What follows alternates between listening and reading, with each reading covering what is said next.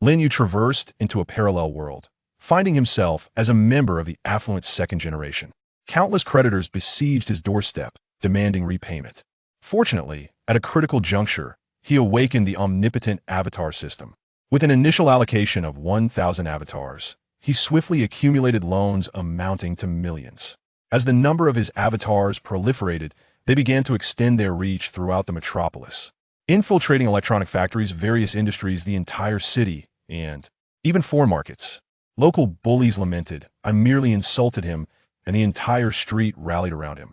The owner of the electronic factory complained, "I only asked him to work overtime, and now there's a collective strike." A rival company muttered, "So, it turns out that besides me, the whole company is comprised of Lin Yu's avatars. What's the point of competing?" Lin Yu retorted, "Even your president is merely an avatar of mine. Do you think you can contend with me?" Chapter 1. The inception of 1,000 avatars, the first step to dominate the city. Bang! That was quick. I didn't even glance, and yet you couldn't get in.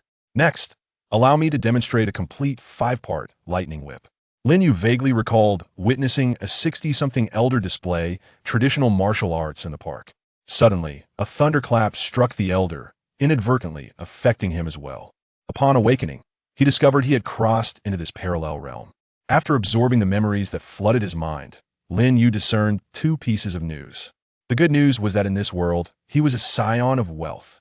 His father, Lin Hai, owned a manufacturing plant dedicated to producing various mechanical components, raking in profits exceeding tens of thousands daily. Thanks to this factory, the Lin family had amassed a fortune in the millions. Lin Yu enjoyed a leisurely lifestyle, indulging in pleasures and living a life of utmost ease. Did a boss dare to impose overtime upon him? Not a chance. At worst, he could simply beat up the boss and resign, returning home to inherit fortune. Such is the audacity of a wealthy heir. However, there was also a piece of unfortunate news. The factory was on the brink of collapse. He had transformed from a wealthy heir into one burdened by debt. This factory was not solely owned by Lin Hai. There was also another partner, his uncle, Lin Xiong. The 2 brothers managed the business together, one handling external affairs while the other oversaw internal operations. Lin Xiong was responsible for acquiring clients and securing orders, while Lin Hai managed production and hiring. Life had been relatively comfortable. But as Lin Xiong's wealth grew, so too did his hubris, leading him to indulge in a hedonistic lifestyle. Not only did he engage in an extramarital affair, but he also fell prey to gambling. As a result, he squandered tens of millions of family assets and accrued countless gambling debts. In desperation, Lin Hai had once bailed him out, settling over 5 million in debts. Yet, a gambler is irredeemable. It was only a matter of time before Lin Xiong racked up another 8 million in debt. This time, no one was left to assist him. Driven to madness by his dire predicament, he covertly sabotaged the factory. He misrepresented the factory's production capacity, accepting numerous large orders. Subsequently, he absconded with nearly 10 million in deposits. The orders, however, far exceeded what their factory could fulfill within the stipulated time frame. Even if they could temporarily hire additional workers, funding remained a pressing issue. Materials, labor, equipment all required substantial capital. Now that the deposits had been embezzled, Lin Hai's remaining few million in savings proved utterly insufficient. The deadline for delivery loomed. Lin Hai toiled day and night, barely completing 3 sizable orders, while the remaining 9 not only required the return of deposits, but also incurred hefty penalties for breach of contract. The total compensation demanded reached a staggering 15 million. Damn, I thought I could enjoy life as a wealthy heir after traversing here. Instead, I become burdened by debt. That scoundrel Lin Xiong. Upon inheriting such a disaster, Lin Yu was thoroughly disheartened. What am I supposed to do? Detection of a transmigrator, the omnipotent avatar system, has been awakened. Just as Lin Yu wallowed in despair, a voice echoed in his ear. Is this a system? As a seasoned reader with over a decade of experience, he was no stranger to systems, a staple for every transmigrator. I almost forgot about this. Eagerly, Lin Yu activated the system interface. Name, Lin Yu.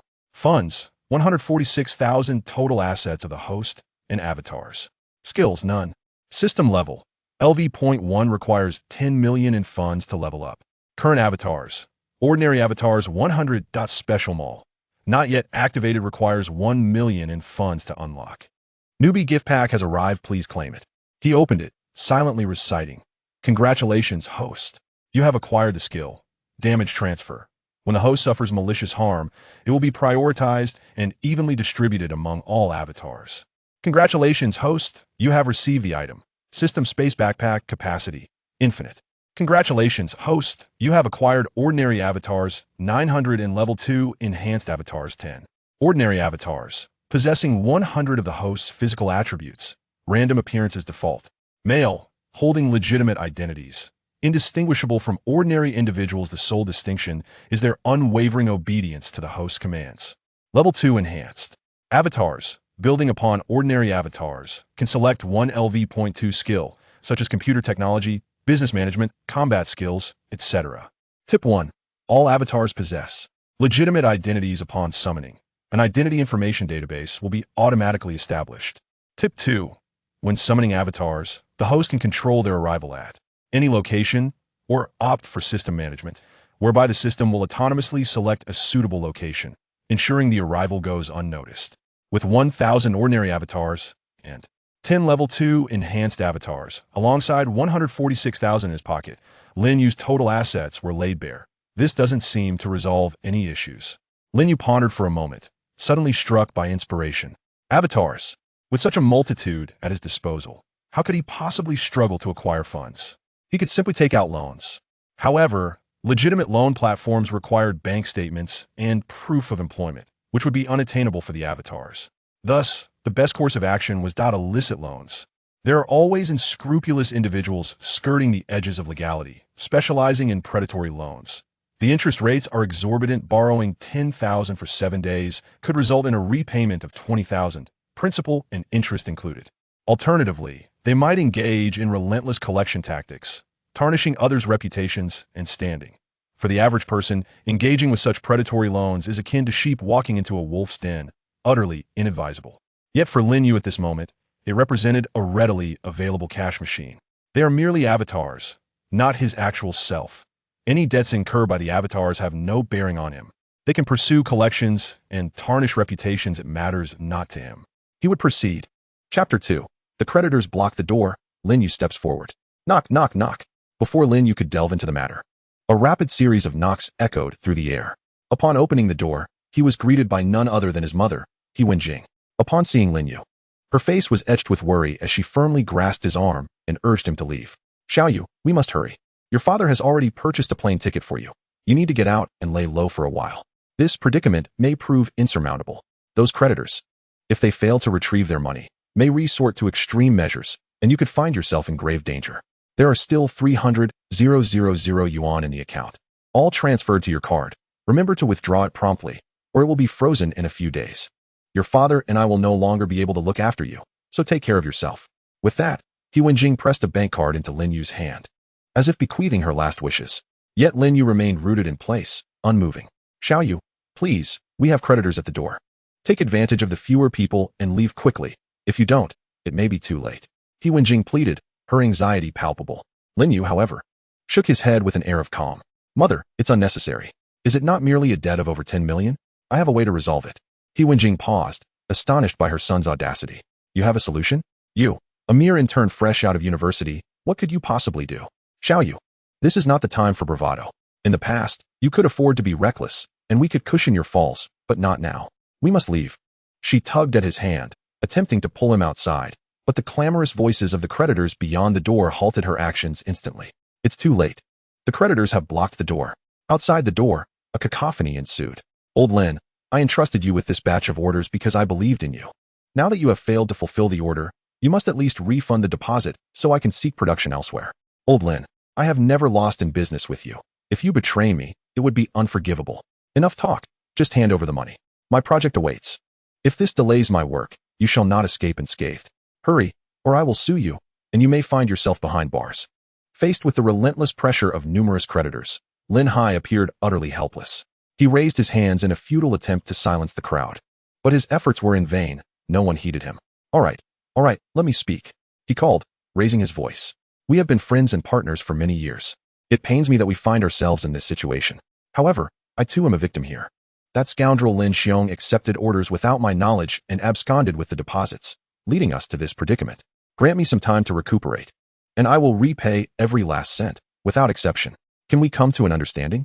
Despite Lin Yu's earnest entreaty, the crowd showed no signs of leniency. Grant you time? Who owes us time?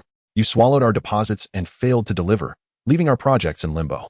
How do you intend to take responsibility for the losses incurred? Lin Xiong's betrayal is your family's affair. We only demand our money back. Mark my words.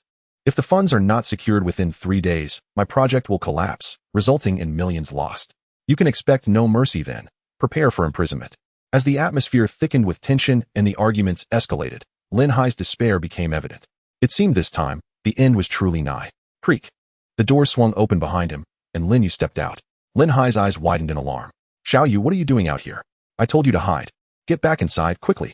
He understood that if these creditors did not receive their money, they would unleash their wrath upon them. He could disregard his own safety, but he could not risk Lin Yu's. The creditors, too, recognized that Lin Yu was Lin Yu's Achilles heel. As long as Lin Yu remained, Lin Yu would not dare to flee. Realizing this, they swiftly blocked the exit, severing Lin Yu's escape route, even contemplating physical restraint. However, just as they prepared to act, several imposing figures emerged, standing protectively in front of Lin Yu, clad in black suits and sunglasses, each towering at nearly 6 feet 3 inches. These 5 enhanced avatars exuded an intimidating aura reminiscent of bodyguards. Step back. One commanded, his voice booming with authority. The crowd fell silent, taken aback. Where did these bodyguards come from? Lin Yu, too, was bewildered. When had his son hired bodyguards? Yet, given his preoccupation with factory operations, he had little awareness of Lin Yu's recent endeavors. Even if Lin Yu had indeed employed protection, he remained oblivious. With the Guardian's presence offering a deterrent, the crowd hesitated. Despite their numerical superiority, they were merely businessmen, many with bulging bellies and health issues, far inferior in physical prowess to the bodyguards. Should a confrontation arise, they would surely be at a disadvantage. Lin Yu stepped forward, positioning himself in front of Lin Yu, subtly assuming control of the situation. He surveyed the creditors with an air of composure. By 6 o'clock this afternoon, you shall all have your money. For now, rest assured and await my arrival. As soon as Lin Yu finished speaking, the crowd erupted once more. What nonsense is this? You're just a kid. Do you have the funds? Clearly. You're just stalling for time, plotting your escape. Behind him, Lin Yu sighed, whispering, Xiao Yu, I know you wish to assist me, but such grandiose claims are ill-advised. We cannot even muster one. 5 million, let alone 15 million. Lin Yu stepped forward, placing himself protectively in front of Lin Yu. This matter rests solely on my shoulders. I will not flee. However, my son has no part in this, so please do not burden him. As he spoke, he gestured for Lin Yu to retreat. Yet Lin Yu remained steadfast, exuding a sense of certainty. Father, there is no need for concern. Just wait and see. I will find a resolution. Lin Yu gazed at Lin Yu, exhaling a long breath. This, oh dear. Our family is doomed. Chapter 3. A dark turn. A reckless pursuit of millions in black loans. In a secluded alley of Yang City, a figure materialized seemingly out of thin air. Nonchalantly, he strolled into the crowd, blending seamlessly without raising suspicion. Not far from the east side of the alley, another figure appeared, also departing without a hint of concern. Similar occurrences unfolded across various locales in Yang City on this day. On certain ordinarily desolate streets, an unexpected surge of foot traffic swells at this very moment. It is a phenomenon that can be deemed both normal and abnormal. For these individuals do not appear to be engaging in leisurely shopping, but rather in a fervent quest for clandestine advertisements, such as personal loan notices affixed to utility poles. Curiously, one might wonder if there is a special event taking place in Yang City today, drawing such a multitude. Could it be that Kuan Kuan is hosting a concert? Kuan Kuan, the basketball player turned singer? I'm not certain. No announcements have surfaced on the Yang City forum. In the eastern suburbs of Yang City, within what seems an unremarkable residence, dozens of figures gather, enveloped in a haze of smoke, the room thick with visible vapor. A closer inspection reveals that each individual bears tattoos to varying degrees, and their countenances suggest they are not of the gentler sort. Brother, the lending business is rather bleak lately. We've only managed to dispense 1 million in 3 days. At this rate, we might soon struggle to afford our meals. One remarks. Indeed, the recent crackdown has been severe. The number of borrowers has dwindled, and the meager interest barely suffices for sustenance. Perhaps we should consider a career change and seek employment in property management, or even as city inspectors. At a finely crafted mahogany 8 immortals table, a bald man reclines in his chair, propping his legs upon the table while holding a cigar. His true name is a mystery, but he is known far and wide by the formidable nickname, Scarface. Scarface, who left school before graduating, has long been entrenched in the underworld, bearing numerous scars from knife wounds, blunt force trauma, and burns, resulting in a visage marred by scars. Upon hearing his subordinate's grievances, Scarface takes a deep draw from his cigar, exhaling slowly with an air of impatience. As the largest private lender in Yang City, he bears the responsibility of supporting over 100 brothers. Calculating the average returns from lending, he knows that for every 10,000 lent out, he can expect a profit of 1,500. This is not an annual figure, but a monthly one. In a span of merely a month, 10,000 transforms into 11,500. In previous years, nearly 100 individuals would flock daily to borrow money, amounting to 2 to 3 million in loans each day, resulting in over 100 million lent monthly with profits soaring into the millions. Yet now, a mere million has been lent over 3 days, translating to less than 10 million in a month, yielding a paltry profit of 150,000, far from sufficient for those accustomed to a lavish lifestyle where extravagant spending is the norm. Currently, his ability to maintain his men is solely reliant on dwindling reserves. Once those reserves are exhausted, his enterprise is likely to collapse, which weighs heavily on his mind. Scarface. There's someone outside wishing to conduct business, but they haven't provided any transaction records. Should we proceed? Just as the group contemplates their predicament, a subordinate rushes in. Scarface waves his hand dismissively. Disperse some cash to him. Every transaction counts these days. If we can lend, we shall, but let us not exceed 30,000.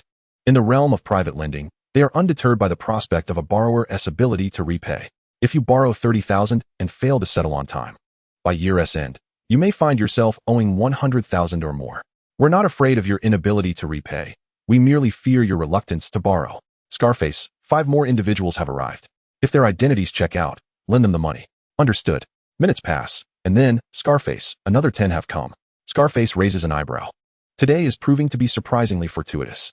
Lend to them all, just ensure proper documentation is recorded. As minutes tick by, Scarface, 30 more individuals have arrived. In a span of 2 hours, they have attended to over 200 people, dispensing nearly 10 million in loans, with more individuals continuously arriving. Scarface, this seems rather peculiar. Could there be an issue? Another subordinate frowns. What issue could there be? I've verified their identification, no anomalies exist. Besides, even if someone defaults, we have ways to reclaim our dues. Who would dare challenge us? Scarface flicks the ash from his cigar. As long as their identification is accurate and they have no criminal record, we need not worry. Such occurrences are not unprecedented. Hearing their leader's reassurances, the group's apprehensions dissipate, recalling similar instances in the past where sudden surges of borrowers were often prompted by a company's owner absconding, leaving workers without pay, or by widespread outbreaks necessitating loans to cover exorbitant medical expenses. Very well, let us proceed. Aside from Scarface's establishment, several other private lending venues in Yang City are experiencing a similar wave of borrowing frenzy. Borrow 30,000, repayment due in 1 month. With a total of 30,500. A mere 500 in interest, quite generous, wouldn't you agree? A stack of money slams onto the table. The man counts it quickly, puzzled. Why is there only 25,000? 25,000 is correct. We charge no handling fees for loans. If you were to abscond midway, would we not bear the risk? The handling fee and insurance total 5,000. Spare me the chatter, return 30,500 in a month. If you fail to do so, do not forget, I still hold on to your ID copy. The man says nothing, accepts the money, and departs. Upon reaching the city, he hails a taxi to Building 3 of Huilong Garden. The taxi driver, perplexed, thinks to himself, how odd, why is everyone heading to Huilong Garden? Just moments ago, a group of drivers had gathered, awaiting business. Typically, this afternoon would be the slowest period, with perhaps only 1 fare an hour.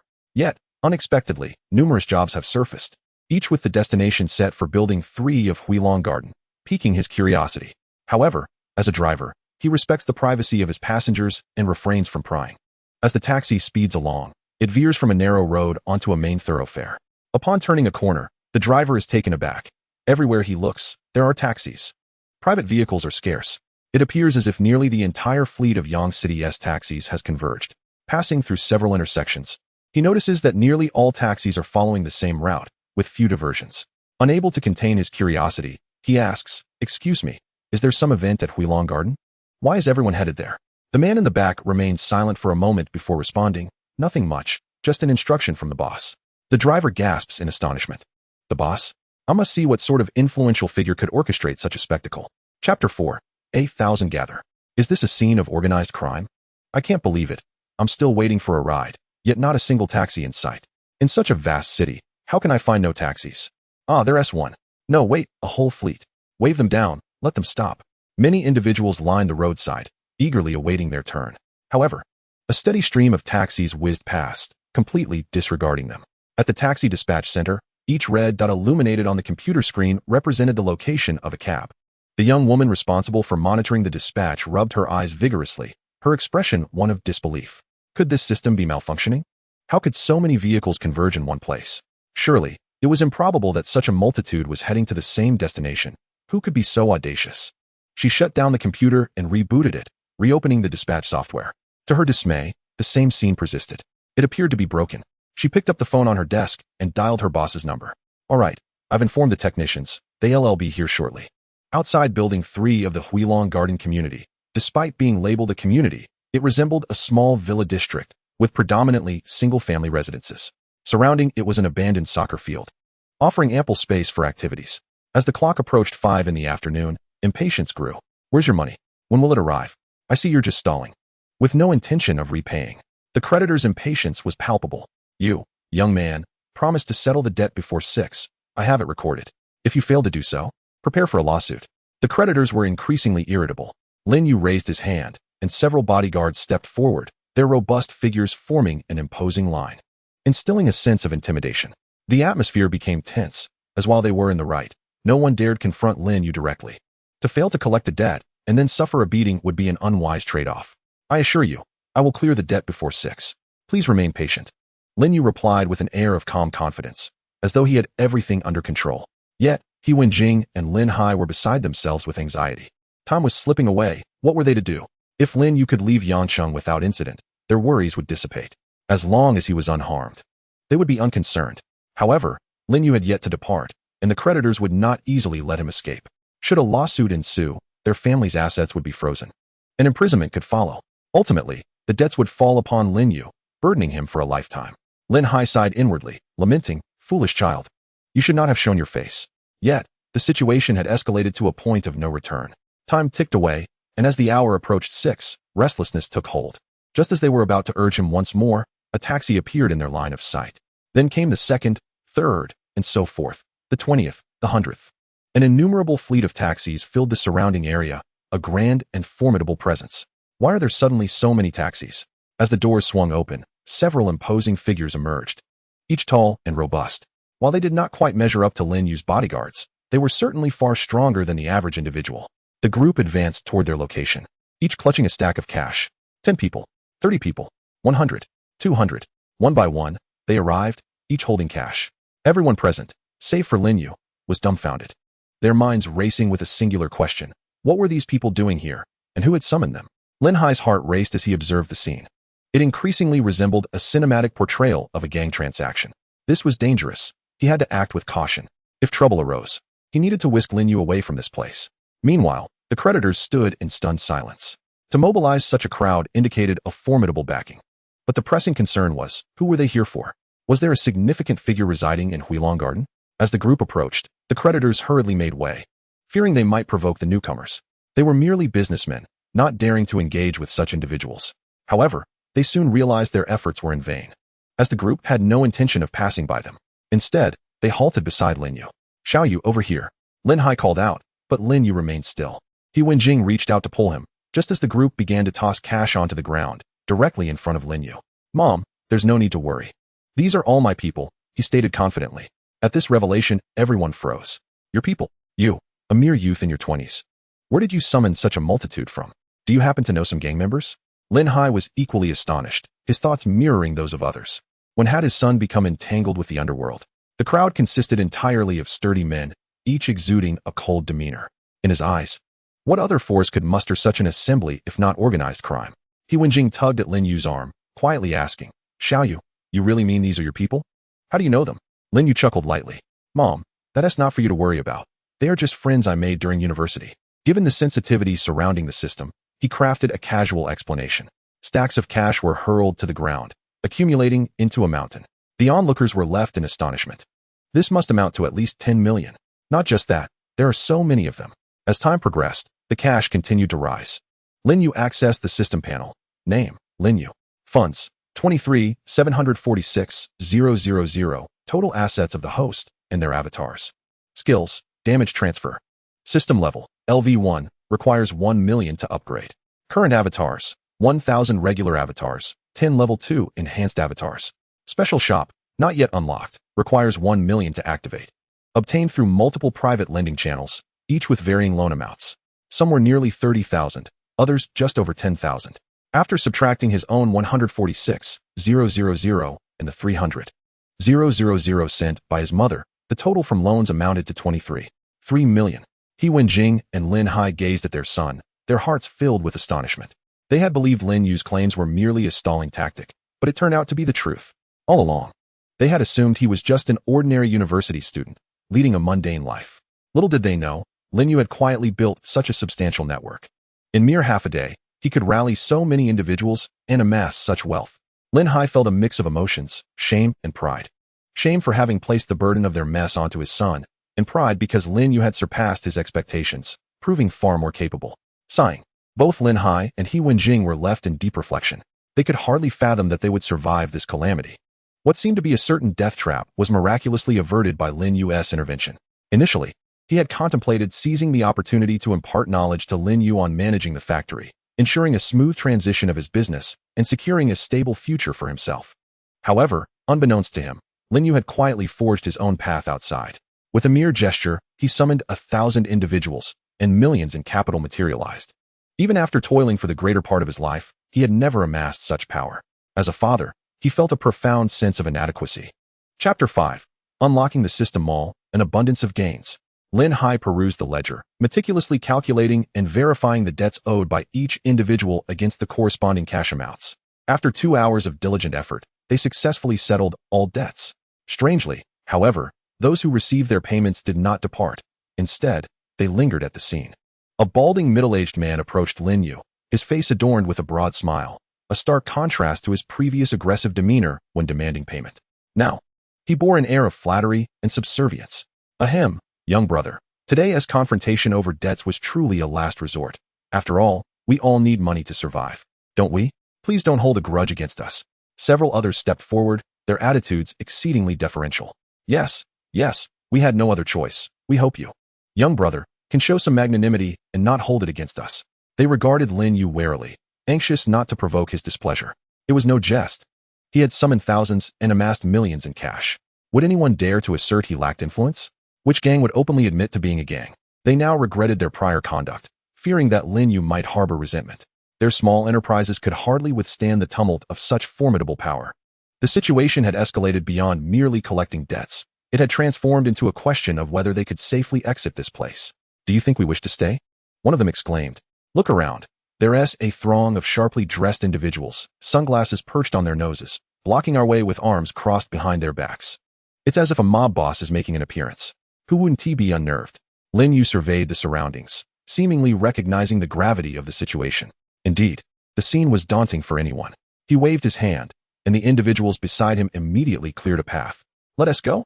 They nodded vigorously and hastened away. Thank you. Thank you. Once all matters were resolved, Lin Yu glanced at the 1,000 avatars before him and suddenly faced a dilemma. While he could send forth these avatars, he could not recall them.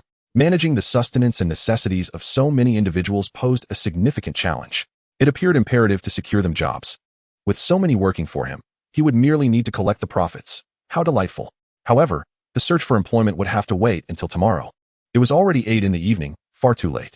For now, they should enjoy a meal together. Within Lin Yu's system interface, he could observe the status of each avatar. Li Jiuzhu, hunger level, 70. Zhang Wei, hunger level, 95. Since summoning the avatars, 7 to 8 hours had elapsed. Lin Yu, too, was nearly famished. The Shihong Garden community was situated near the outskirts, devoid of sizable restaurants or dining streets. To cater to over 1,000 people, they would need to venture into the city. With this in mind, Lin Yu casually retrieved a business card featuring a taxi driver's contact number and dialed. Yes, please send more taxis. I require 336 vehicles as quickly as possible. Once it's done, I'll reward you with 2,000 as a token of appreciation. As soon as Lin Yu finished speaking, the excitement in the taxi driver's voice was palpable on the other end of the line. Just for assisting with the taxi calls, he would earn 2,000. What a lucrative arrangement it was to collaborate with a boss. At the taxi dispatch center, the technician inquired. Is it fixed now? Should be fine. Everything appears normal on the screen, the technician replied, scratching his head. In truth, he hadn't detected any issues with the software. It simply began functioning correctly on its own. Thank you for your hard work. Take a break, the dispatcher said, rushing to the hall to fetch him a glass of water. However, upon her return, a glance at the computer screen rendered her momentarily frozen in place. What on earth? How is it that, in the blink of an eye, so many taxi positions have clustered together? Brother, it seems the system has malfunctioned again, the technician said, barely managing to sip his water before hastening over to investigate. He was baffled.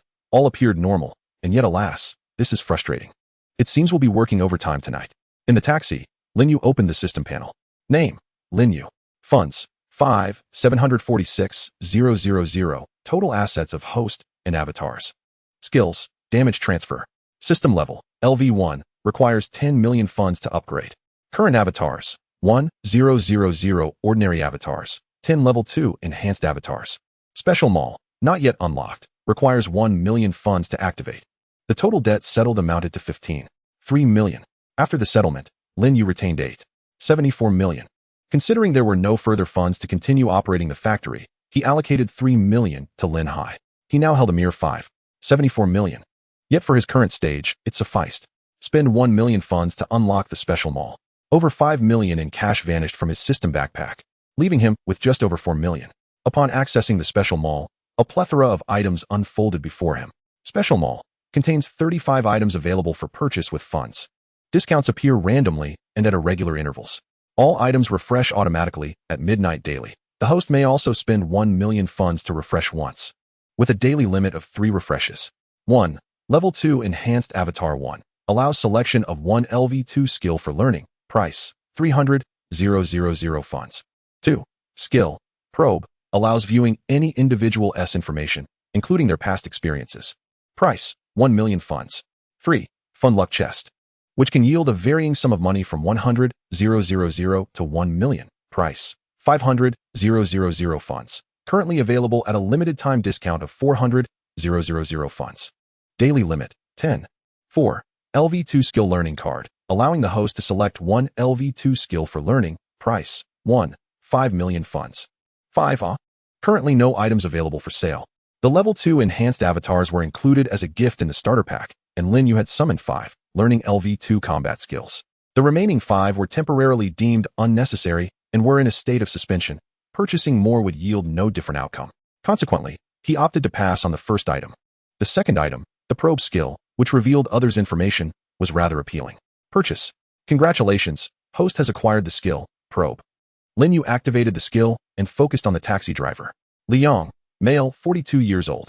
Following this, a series of images flashed before him, akin to a slideshow, revealing Liang's life story in its entirety. Lin Yu gazed at the scene before him, a shiver of unease creeping down his spine. It was a gathering of individuals from the LGBTQ community, a rather striking sight indeed. The third item on display was a fortune box, promising a gamble of luck, an enticing proposition. Lin Yu initially purchased 3, eager to test the waters. Upon opening one fortune box, he received a random sum, 160,000. Notification: the funds have been automatically deposited into your bank account. As expected, ventures of chance often lean towards loss. Upon opening another fortune box, he received a random sum, 430,000. A modest gain this time. Upon opening yet another fortune box, he received a random sum, 1,080,000. Lin Yu exclaimed in surprise. He had spent 1,200,000 on 3 boxes and garnered 1,670,000, resulting in a net profit of 470,000. Quite satisfactory. Having tasted the sweetness of success, Lin Yu swiftly exhausted the remaining 7 purchases. Upon opening a fortune box, he received a random sum, 660,000. Upon opening another, he received 330,000. Upon opening yet another, he received 1,880,000. Upon opening the last one, he received 660,000. With all 7 boxes opened, he ultimately amassed a staggering 12,200,000. His total funds now reached 14,616,000, with all but a portion of cash automatically deposited into his bank account. His bank card, previously utilized by Lin Hai for procurement payments, was a special approval card from the bank, allowing for a substantial maximum balance of 300 million. With over 10 million in funds, he was far from reaching the limit. This fortune box was indeed remarkable, yielding a profit of over 9 million. Alas, the daily purchase limit was capped at 10. Once he had completed the box openings, Lin Yu turned his attention to the third item available. LV2 Skill Learning Card. Allows selection of one LV2 skill for learning. Price, 1,500,000 funds. Without hesitation, Lin Yu purchased a card. Upon activation, a multitude of options appeared before him. LV2 Combat Skills. LV2 Business Management. LV2 Skiing Techniques. LV2 Programming Skills. Notification. Skills are categorized into 5 levels, ascending from LV1 to LV5. Level annotations. LV1, the standard level achievable by an average individual in the industry. LV2, the advanced level attainable by an average individual in the industry. LV3, the elite level achievable by an average individual in the industry. LV4, the pinnacle level attainable in the industry within the next century. LV5, the apex level attainable in the industry within the next millennium. Lin Yu's eyelids fluttered at the descriptions of LV4 and LV5. Did this imply an immediate acquisition of future technologies? Astonishing. However, he realized that high-level skills were beyond his current reach and deemed it unnecessary to dwell on them for now. After considerable contemplation, he opted for the LV2 combat skills. Although he possessed a skill for damage transfer, in times of trouble, a lack of offensive capability would still leave him vulnerable. Merely being a passive target without the ability to retaliate would make him appear cowardly. Furthermore, a bodyguard, while a valuable external asset, could not be present at all times, especially during moments of rest or personal care. Therefore, it was prudent to cultivate his own strength. Congratulations, host, on successfully learning LV2 combat skills. At the instant the system confirmed his success, Lin Yu felt an influx of unfamiliar memories flooding his mind. These pieces of information swiftly coalesced, making him feel as if he were a seasoned fighter with years of experience. Each technique was vividly clear in his mind, truly magnificent. The clamor outside gradually intensified, and the taxi came to a gentle halt. The driver addressed him with utmost respect. "Boss, we've arrived." Chapter 6. A woman picking up a second-hand gem. You are quite lovely. In the bustling food street of the city center, Yang City embraced its culinary landscape, actively promoting it. Thus, as night fell, the night market sparkled with lights, teeming with throngs of people. The arrival of Lin Yu and his companions only heightened the vibrancy of the night market. "Boss, over 100 customers just arrived," exclaimed a staff member at the barbecue stall anxiously. The owner, unable to suppress his excitement, urged, "Quickly, let them in. Inform the kitchen to hasten preparations. No slacking off." In no time, the barbecue shop, along with neighboring hot pot restaurants, seafood establishments, and various stalls, was inundated with customers. Lin Yu settled at a prime spot at the barbecue stand, enjoying the cool, spacious atmosphere. After placing his order, he opened his phone and navigated to a chat window labeled Chu Wei. The last time they had conversed was 3 days prior. "Chu Wei, today is Labor Day, and you didn't even send me a red envelope or buy any flowers. Does that even resemble a holiday?" Lin Yu, transfer, 52,000. Chu Wei, transfer received. "Chu Wei, is that all? Do you think that's enough? A girl can easily spend over 500 on cosmetics these days." "Chu Wei, you think a 520 red envelope is impressive." "Chu Wei, I don't care. If you truly love me, at least send a 200 red envelope." Lin Yu, "Xiao Wei, don't be upset. You know our family business has been struggling lately, and I need to conserve some expenses." "Chu Wei, already making excuses? I just want to see your attitude. I'm not really after your money." "Chu Wei, if you lack this little sincerity, then let us break up." What followed were Lin Yu's desperate pleas, appearing pitiful like a devoted suitor. No, it would be more accurate to say he was indeed a devoted suitor. Lin Yu clicked his tongue in dismay. The original self was truly a fool, ensnared by a woman's whims. Children's Day, Labor Day, Christmas, she had never missed a single holiday. Each celebration required an expenditure of at least 8 to 10,000, or else it would not suffice. Over the course of their 2.5-year relationship, he had undoubtedly spent no less than 300,000 on various holidays. Not to mention the costs of clothing, cosmetics, and bags. The total was likely to exceed several 100,000. The original self was nothing but a naive and generous fool. Aside from having a modest financial background, he was utterly lacking in other attributes. Perusing through the chat history, Lin Yu sighed deeply. Alas, perhaps it was that even fate could no longer bear to witness such folly. "Leading to my transcendence into this life, to rectify your errors." As the skewers were served, a refreshing sip of beer washed over Lin Yu, filling him with a sense of exhilaration, the perfect summer pairing. While savoring the barbecue, his gaze meandered around, appreciating the beauty of the Yang City night market. Suddenly, he spotted a familiar figure amidst the crowd. It was his good friend, Sun Xiaoho. They had been desk mates from middle school through high school and attended the same university, their bond quite formidable. Sun Xiaohou stood a short distance away, scanning the crowd with a gaze that seemed to wander in search of someone. At a certain moment, their eyes met, and he recognized the person, rushing over with palpable excitement. "You go. What brings you here?" Lin Yu chuckled. "Just killing time, grabbing some barbecue. What about you?" Sun Xiaohou naturally pulled up a chair and sat down, a hint of embarrassment crossing his face. "Ahem, I arranged to meet an online friend here." After a moment's contemplation, Lin Yu remarked, "A woman, for a face-to-face meeting, am I right?" Sun Xiaohou chuckled, resting his forehead in acknowledgement, clearly caught by Lin Yu's astuteness. "Oh, don't mention it. I've been waiting for a whole hour without seeing her. I messaged her, but no response. I suppose I've been stood up. Sigh. I'm just not cut out for romance with my looks. Unlike you, Gu, handsome, tall, and wealthy, you've snagged our university's belle."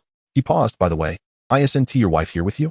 Lin Yu shook his head, taking the menu from the table and handing it to him. "What wife? Don't say such things. Order some skewers. Look over the menu and choose something.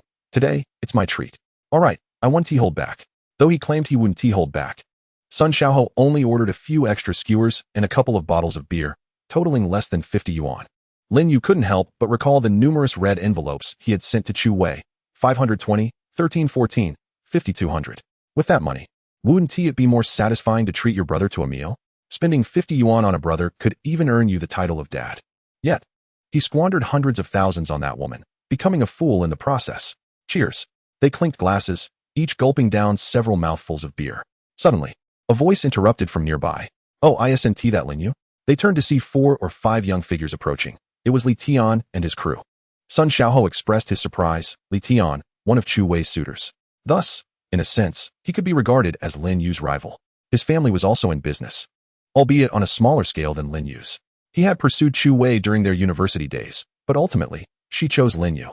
The original Lin Yu had always believed it was because of her affection, but it seemed it was merely due to his greater wealth compared to Li Tian. Your family's factory is on the verge of bankruptcy, yet you still have the leisure to indulge in barbecue. You certainly have a great heart. In the business world, connections run deep. Any significant event could spread throughout Yang City within days. Thus, it was not surprising that Li Tian was aware of this situation. "You go. Your family," Sun Xiaohou remarked, bewildered. Coming from an average background, with parents who were regular workers, he was not privy to matters in the business realm. Bankruptcies are not something one boasts about, and Lin Yu had not made it public, leaving Sun Xiaohou oblivious. Now that he was suddenly aware, he couldn't help but feel concerned for Lin Yu. Li Tian, with his hands in his pockets and head cocked to one side, struck a pose of a brash youth, his expression oozing arrogance. Chu Wei told me you two have already broken up. Now my chance has come. Surprised, aren't you? I am the ultimate victor." Sun Xiaohou fell silent once more.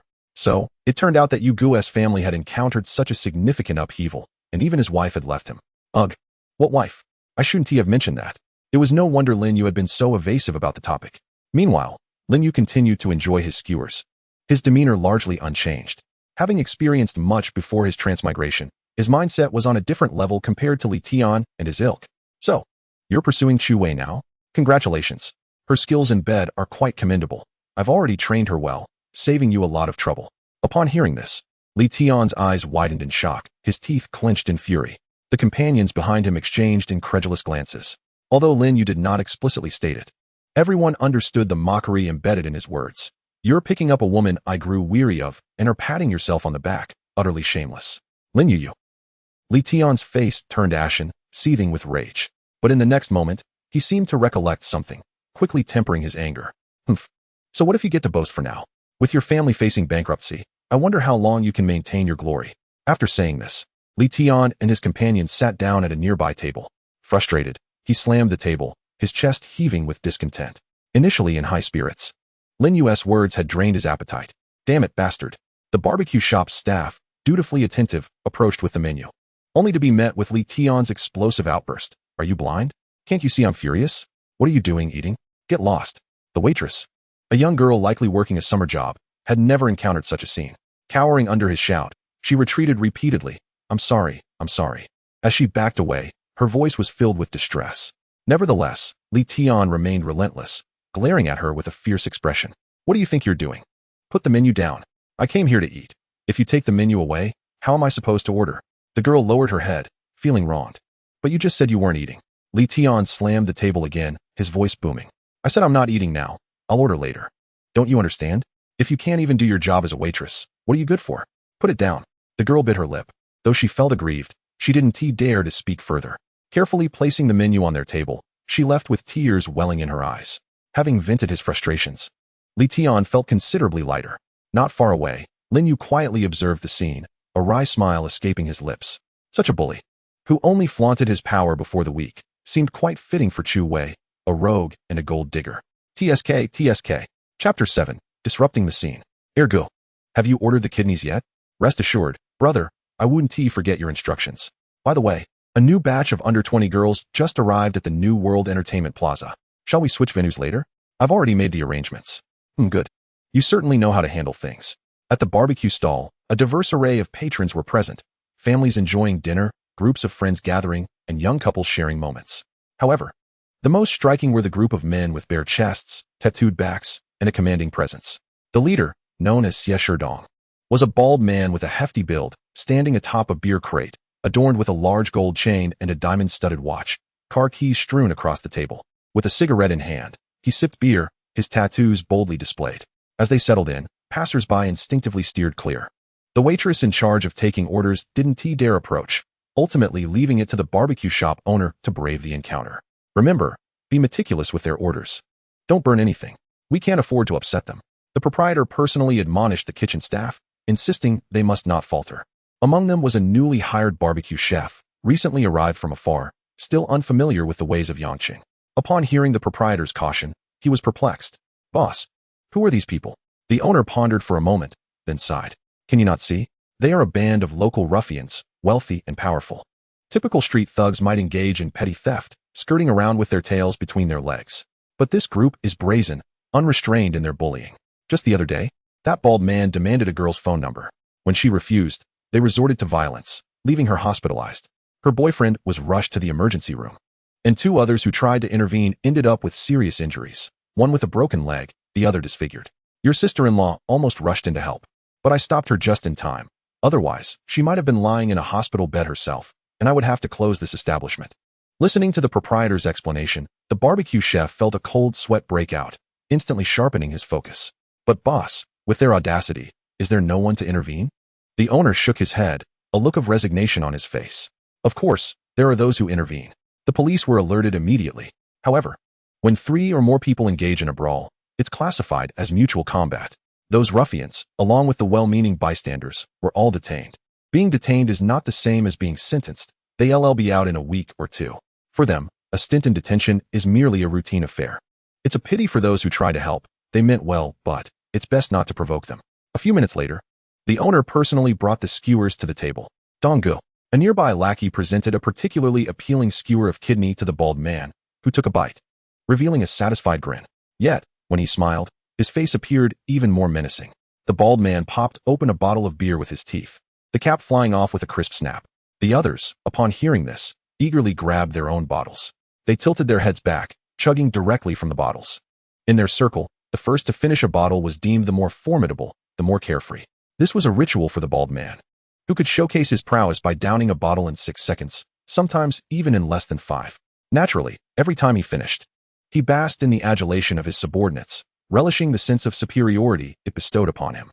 However, today, for reasons unknown, as he swallowed a couple of gulps, he suddenly felt an irritation in his throat. His instincts told him it was the cumin seeds or peppercorns from the skewers. He coughed violently, spraying beer across the table, ruining the freshly grilled skewers.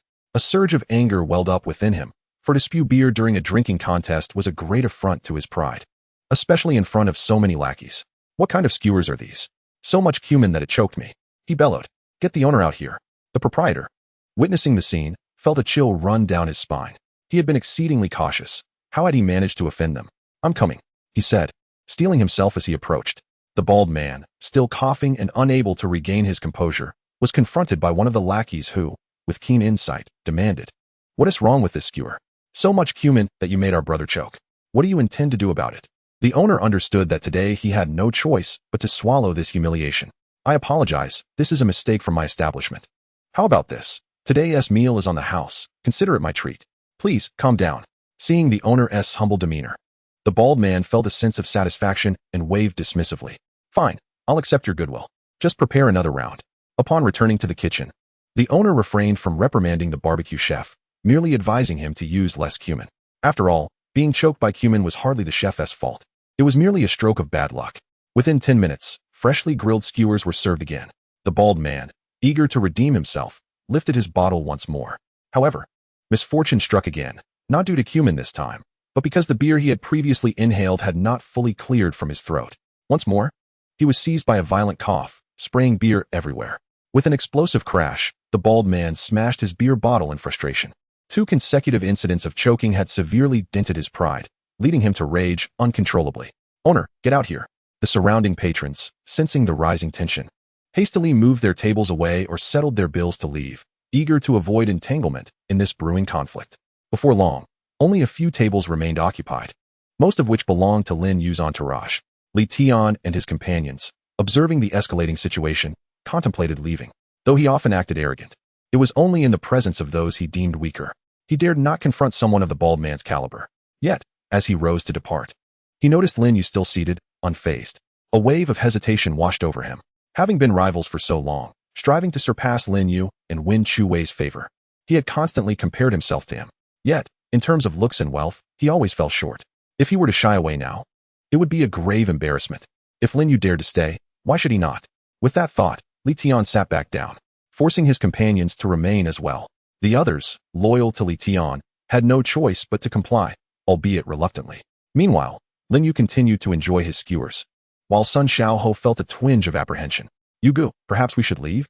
If a fight breaks out, we might be caught in the crossfire." He offered to cover the bill. "Let this one be on me, considering your family's current business struggles." Lin Yu felt a flicker of appreciation. This was the mark of a true friend, not someone who would distance themselves in times of trouble. "There's no need to change venues. This place is perfectly safe. Besides, I've already insisted on treating you, so save your generosity for another time." As they conversed, it appeared that the bald man and the barbecue shop owner had reached an impasse. "Another free meal? Do you think I'm a beggar or something?" With a harsh crash, the bald man flipped a table, sending beer bottles and plates shattering to the ground. "You think you can look down on me? Destroy this place." With that, another table was overturned, though the patrons seated there had long since fled. The group unleashed their fury, wreaking havoc upon the stall. As Li Tian observed their approach, he dared not linger any longer and promptly retreated, yielding the table to them. As he had anticipated, his table was swiftly overturned, heedless of whether anyone was seated upon it.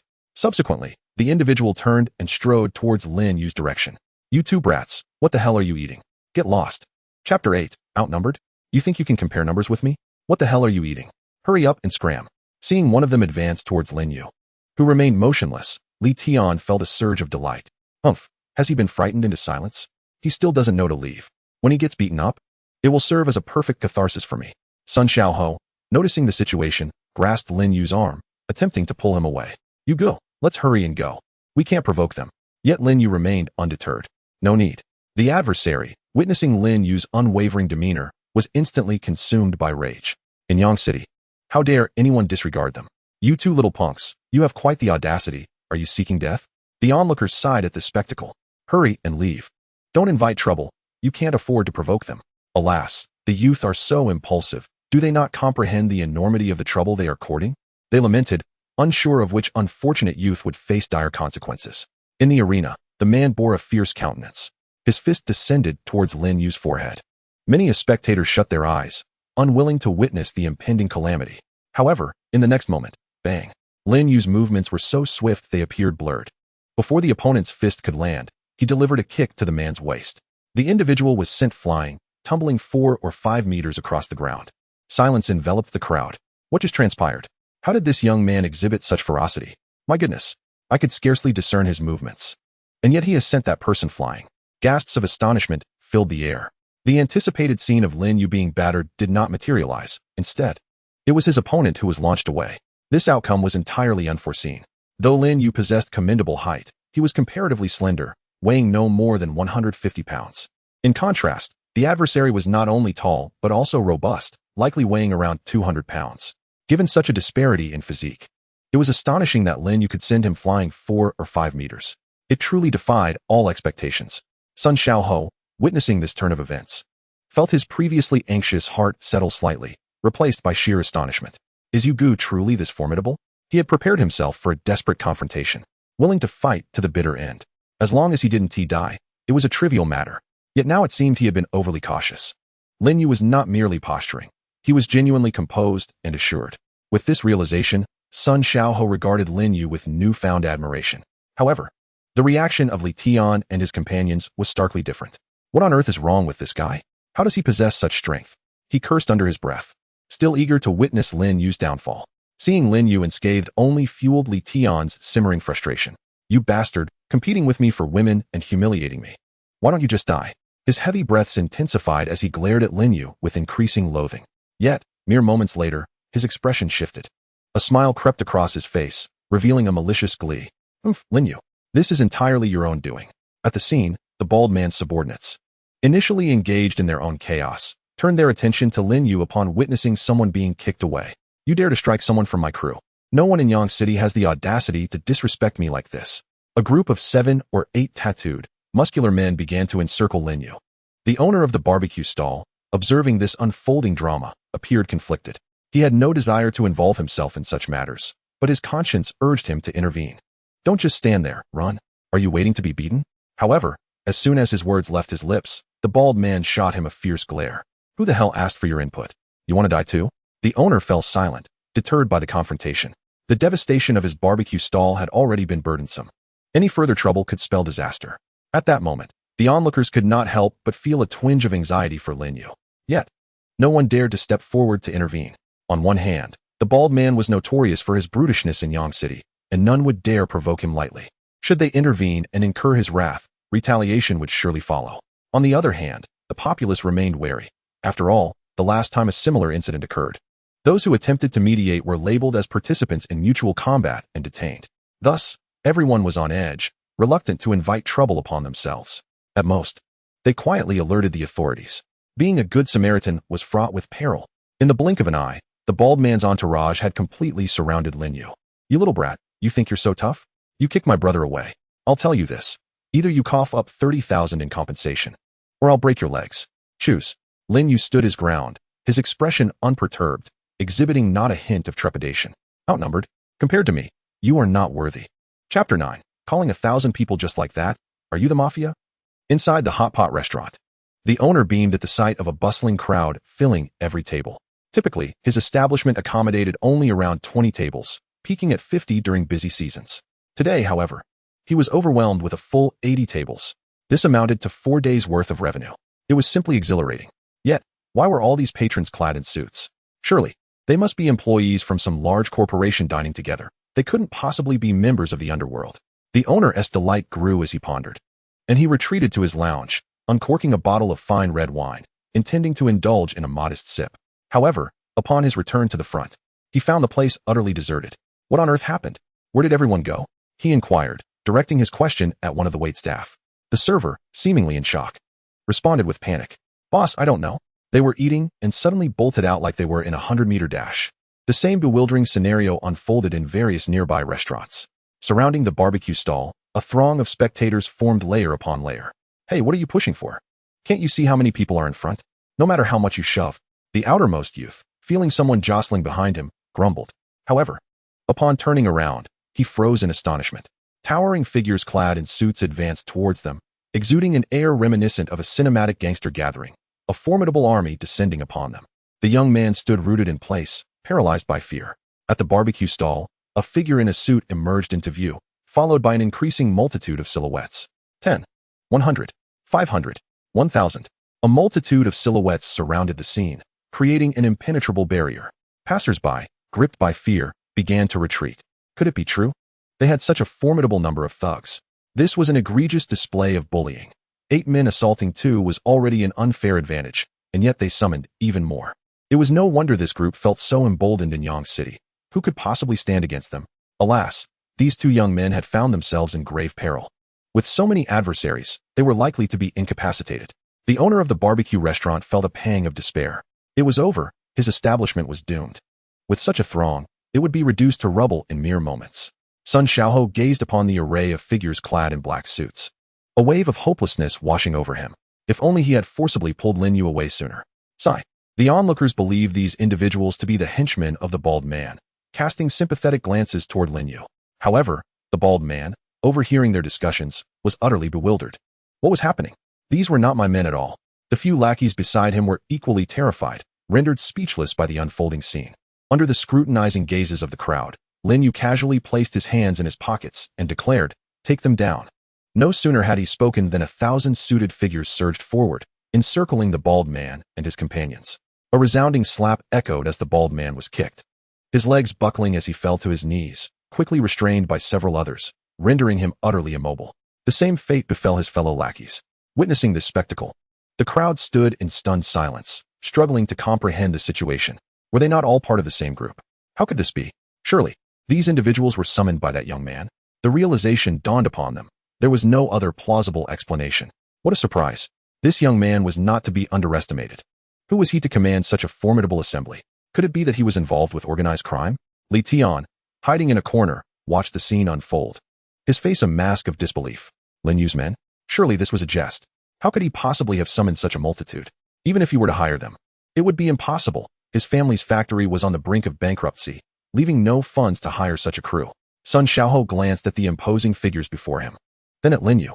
Recalling Lin Yu's earlier composure, a realization began to form in his mind. He softly inquired, "Brother Yu, are these all your men?" Lin Yu nodded affirmatively. Indeed. Upon hearing Lin Yu's confirmation, the crowd collectively inhaled sharply, their suspicions vindicated. Fear gripped the bald man and his companions. It was over. They had provoked someone of significant stature. Though they often acted with impunity, they were, in truth, no more than local bullies, at best, slightly wealthier than others. In the presence of genuine gang leaders, they were nothing. Regret washed over the bald man. Having spent years navigating the underworld, he had heard tales of caution. Wealthy heirs had faced dire consequences for slighting gang leaders, often vanishing under mysterious circumstances. He feared that this might be his fate as well. The mere thought of such an outcome sent shivers down his spine, and his voice trembled as he stammered, "Big brother, I truly did not mean to offend you. Please, have mercy and let me go." His mind was a whirlpool of confusion, and he struggled to articulate his thoughts, instinctively swallowing hard, only to choke on his own saliva. Yet, he swallowed his cough, fearful of inciting Lin Yu's wrath. At that moment, Lin Yu chuckled softly, shaking his head in disappointment. What era are we in? Resorting to sheer numbers and intimidation? This is a society governed by law, you know? Be civilized. Resorting to violence at the slightest provocation is unbecoming. Though the bald man internally scoffed at Lin Yu's words, he dared not voice his dissent. Lin Yu continued, "You were just about to strike me. I must admit, I was quite frightened.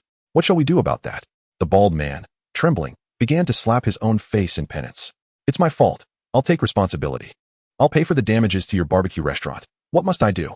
Lin Yu bent down, reaching into his pocket to pat the bald man's head as if commending him. "That's the spirit.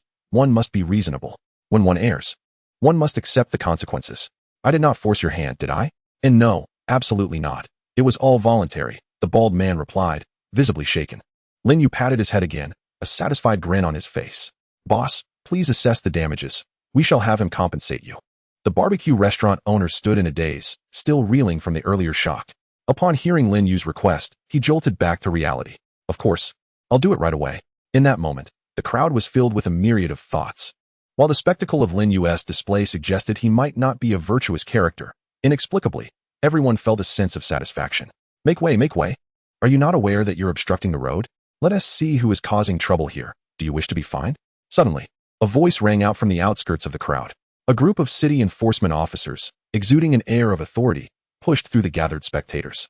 Yet, when they caught sight of the 1,000 suited figures all staring in unison, they felt a chill run down their spines and instinctively swallowed hard. Without uttering a word, they turned and retreated. After roughly 2 minutes, the barbecue restaurant owner had calculated the damages. Tables, chairs, plates, and ingredients were all accounted for, along with the loss of business due to the destruction of tables and the cost of short shelf life ingredients that would spoil as a result. The total amounted to 120,000. "Pay up," Lin Yu commanded. The bald man dared not utter a sound, pulling out his phone to prepare for the payment. Just then, a siren blared from outside. The police had arrived. Upon seeing a dozen officers enter the scene, the bald man seemed to see a ray of hope. He instantly transformed his demeanor. I report. They are the mafia." Chapter 10. The lifetime prison package has been delivered. Please collect it promptly. I report. They are the mafia. The bald man shouted, his eyes glinting with cunning. "Humph, this is a lawful society. No matter how powerful you are, do you dare to confront the police?" As the officers arrived, order gradually returned to the scene. "Now, what has transpired here?" Half an hour later, after interviewing various witnesses, the situation was made clear. The bald man continued to shout, "They are the mafia. Arrest them at once." Yet Lin Yu remained unfazed, shrugging nonchalantly. "This has nothing to do with me. They vandalized the barbecue restaurant and attempted to assault us. My friend merely intervened to prevent a tragedy. How does that make us the mafia?" As Lin Yu's words echoed through the air, a chorus of derisive jeers erupted from the crowd. A dozen police officers exchanged skeptical glances, their minds racing with myriad thoughts. "Friends? You seem to have quite an entourage. It must number in the thousands," scoffed the bald man. "Are you jesting? How could anyone have so many friends? Clearly, you're affiliated with the underworld. Stop pretending. I demand that they be apprehended immediately." The officers shot a sidelong glance at the bald man, but chose to disregard his outburst. Though they too sensed something amiss, law enforcement requires tangible evidence. One cannot simply act on conjecture. "Greetings, please present your identification as we must verify your identity. Additionally, we need to confirm the identities of your companions," the officer instructed. Lin Yu responded with a smile, "Of course. Feel free to investigate." The officer took Lin Yu's ID and placed it under the verification machine. Soon, Lin Yu's profile emerged, enrolled in a certain high school, a graduate of a particular university, employed at a specific company, with no family criminal history or outstanding case records. Everything appeared entirely normal, devoid of any indication of organized crime or unlawful conduct. Next, the officer proceeded to verify the identification of each of Lin Yu's companions. Their backgrounds included origins from an orphanage in Nanxing, children of revolutionary martyrs, and victims of abduction, all with clean records and no family criminal history. The officers diligently checked all identities, yet each individual proved to be entirely innocent, with no trace of any criminal affiliations. "Are you certain these are all your friends?" the officer inquired, still struggling to believe the situation. "You casually summoned such a large gathering for a meal. It seems rather unusual. It blatantly resembles a hired muscle operation." Yet Lin Yu remained resolute in his assertion. "Indeed, they are all my friends, and we share a strong bond. If you doubt me, feel free to ask. I am well acquainted with each person's name and family background." The essence of friendship lies in mutual understanding and familiarity. After a moment of contemplation, the officer pointed to an individual and asked, "What is his name?" "Li Hong, 24 years old, from Baiguan City," Lin Yu replied. The officer retrieved Li Hong's ID for verification, which matched Lin Yu's information perfectly. "And him?" "Lu Qi, 22 years old, from Shancheng. He is my university classmate." Lin Yu accurately identified dozens of individuals, leaving the onlookers astounded. "This man is impressive. He knows so many people and remembers their details so well. I initially thought he was associated with the underworld, but it seems I was mistaken." The saying at home, "One relies on their parents. Outside, one depends on friends," holds true. The officers were equally taken aback. Each individual possessed legitimate identification records. While it was plausible that two people might resemble each other and use one another's IDs to conceal their identities, it was improbable that 1,000 individuals would fit this mold, especially as Lin Yu could name each one, proving their familiarity. All investigations confirmed that Lin Yu and his friends were above reproach, with no ties to organized crime, merely an abundance of friendships. "May I ask, is there any issue with our identities?" Lin Yu inquired. "No, there is no issue," came the reply. "And my friends' identities?" "None at all." The bald man, upon hearing this outcome, was visibly shaken. "No issues? How could that be? This gathering surely resembles that of a gang. All friends. What utter nonsense." "Well, now the situation is clear," the police officer stated, pointing at the bald man. "You and your associates have engaged in malicious provocations, causing significant disruption. Come with us for questioning, if you would." Consequently, Lin Yu dispatched several companions alongside the barbecue stall owner to the police station to provide their statements. Gradually, the scene returned to a semblance of calm. However, Lin Yu had no intention of letting the matter rest. Utilizing his investigative skills, he delved into the bald man's background and discovered a history rife with threats, intimidation, and despicable tactics. Those he had oppressed remained silent out of fear of retaliation, knowing that even if they reported him, the consequences would be minimal, and he would soon return to his malevolent ways. Yet, if someone were to expose all his misdeeds, the accumulation of charges would undoubtedly lead to a lifetime behind bars for the bald man. While others may tremble, Lin Yu felt no fear. "After all, this is merely a casual endeavor. Consider it a lifetime package on me." At the police station, the crowd initially thought they were dealing with a routine public disturbance case and paid it little mind. However, as reports from numerous citizens flooded in, the officers' expressions grew serious. Threats to personal safety, covert extortion, and bullying multiple individuals. What a band of nefarious thugs. They had the audacity to accuse others of being gangsters. They were the true criminals. "Investigate thoroughly. These reports must be treated with the utmost seriousness. Reporting false information is no trivial matter. Those who do so will face legal repercussions. No one is foolish enough to toy with the police. Hence, the officers took these reports seriously, sparing no effort in their investigations. Have the units been dispatched? They have been. Excellent. Outside the police station, Lin Yu, through the perspective of his duplicates, observed the police cars mobilizing, his spirits soaring. Oh, the prison is filled with talent. They certainly know how to articulate themselves. Be sure to express your gratitude to me later. Chapter 11. The Ultimate Personal Assistant Awaits Collection. Cough, cough, Lin Yu. No, you go, about Chu Wei, I was just joking. Please don't take it to heart. At the barbecue stall, Li Tianyi wore an exaggerated grin as he faced Lin Yu, completely devoid of his previous smug demeanor. After all, the notorious local bully from Yangqing had just fallen victim to Lin Yu. What could he possibly challenge him on now? At that moment, anyone with a modicum of sense understood that Lin Yu's background was far from simple. Even if he were not entangled with organized crime, he was certainly not someone to provoke. Surely, no one actually believed that all 1,000 individuals were his friends? While others might not comprehend, he certainly did. Sharing the same university and being rivals for Chu Wei's affections, he had always kept a close watch on Lin Yu. Though not privy to every detail of Lin Yu's movements, he was well aware of the general trends. With Lin Yu frequently spending time with Chu Wei, how could he possibly find the time to make so many friends? Lin Yu's hidden strength far surpassed his imagination. The factory is going bankrupt? Nonsense. I wonder which fool spread that rumor. If bankruptcy were imminent, would Lin Yu still have the leisure to enjoy drinks and barbecue? At this moment, Li Tianyi felt an overwhelming sense of pride in his decisions. He would not be like those foolish, brainless antagonists in novels who, while witnessing their rivals shine, still sought to provoke them. As for Chu Wei, no matter how fond he is, he cannot jeopardize his own future. Given Lin Yu's demeanor, the modest enterprises of his family would hardly withstand the pressure. With just a flick of his hand, Lin Yu could send them to the brink of bankruptcy. It is wise to be meek when necessary. Opposite him, Lin Yu remained impassive upon hearing his words. Li Tian, a scoundrel who preys on the weak while fawning over the strong, adept at navigating the winds of fortune, is best kept at a distance. Otherwise, one might find oneself ensnared when lightning strikes. Lin Yu offered no reply, nor did he cast him a glance, merely savoring his skewers in silence. Observing this, Li Tian felt a wave of awkwardness wash over him, but dared not utter a word. He could only retreat in defeat. In the eastern suburbs of Yang City, Scar brother, that wretch Xie Sherdong has been apprehended again. Upon hearing this, old Scar grinned, his interest piqued. Oh, which young lady has he caused trouble for this time? His subordinate waved his hand dismissively. No, I'm not certain of the details, but it's said to involve a young man in his early 20s. He was about to make a scene at a barbecue stall when someone alerted the authorities, resulting in his detention for causing a disturbance.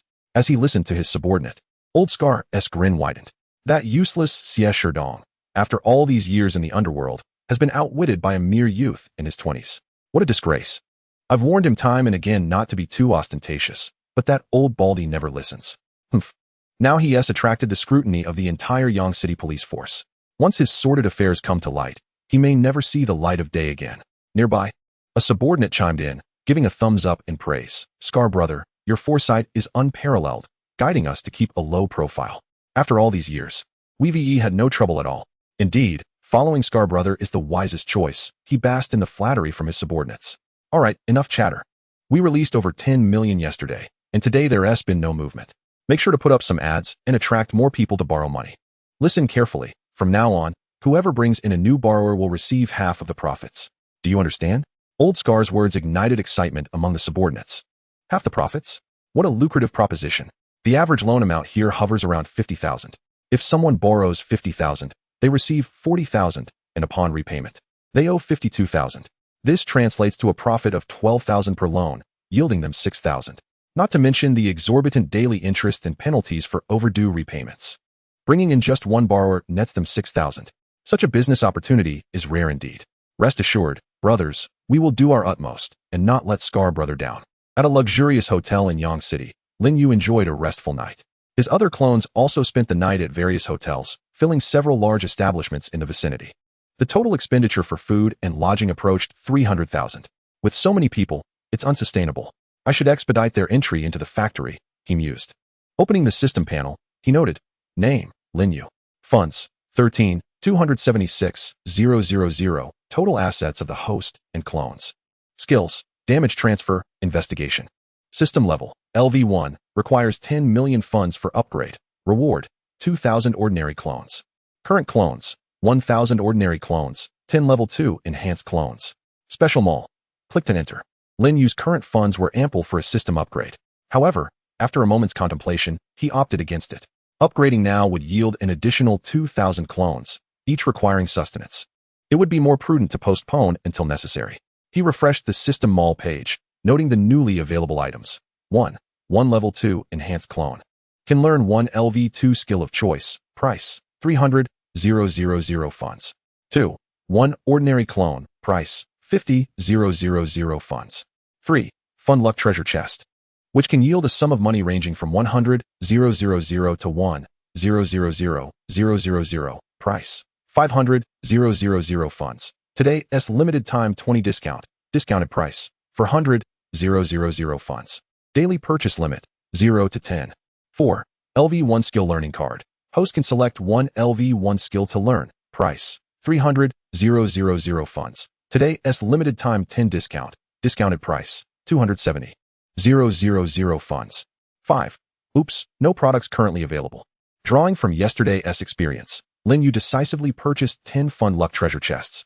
Upon opening them, he amassed 9.8 million funds, netting a profit of 5.8 million. The other items seemed rather lackluster. He decided to refresh again. Ding. Consumed 500,000 funds to refresh the mall once. Remaining refresh attempts for today. 2 1 level 2 enhanced clone. Can learn 1 LV2 skill of choice. Price, 300,000 funds.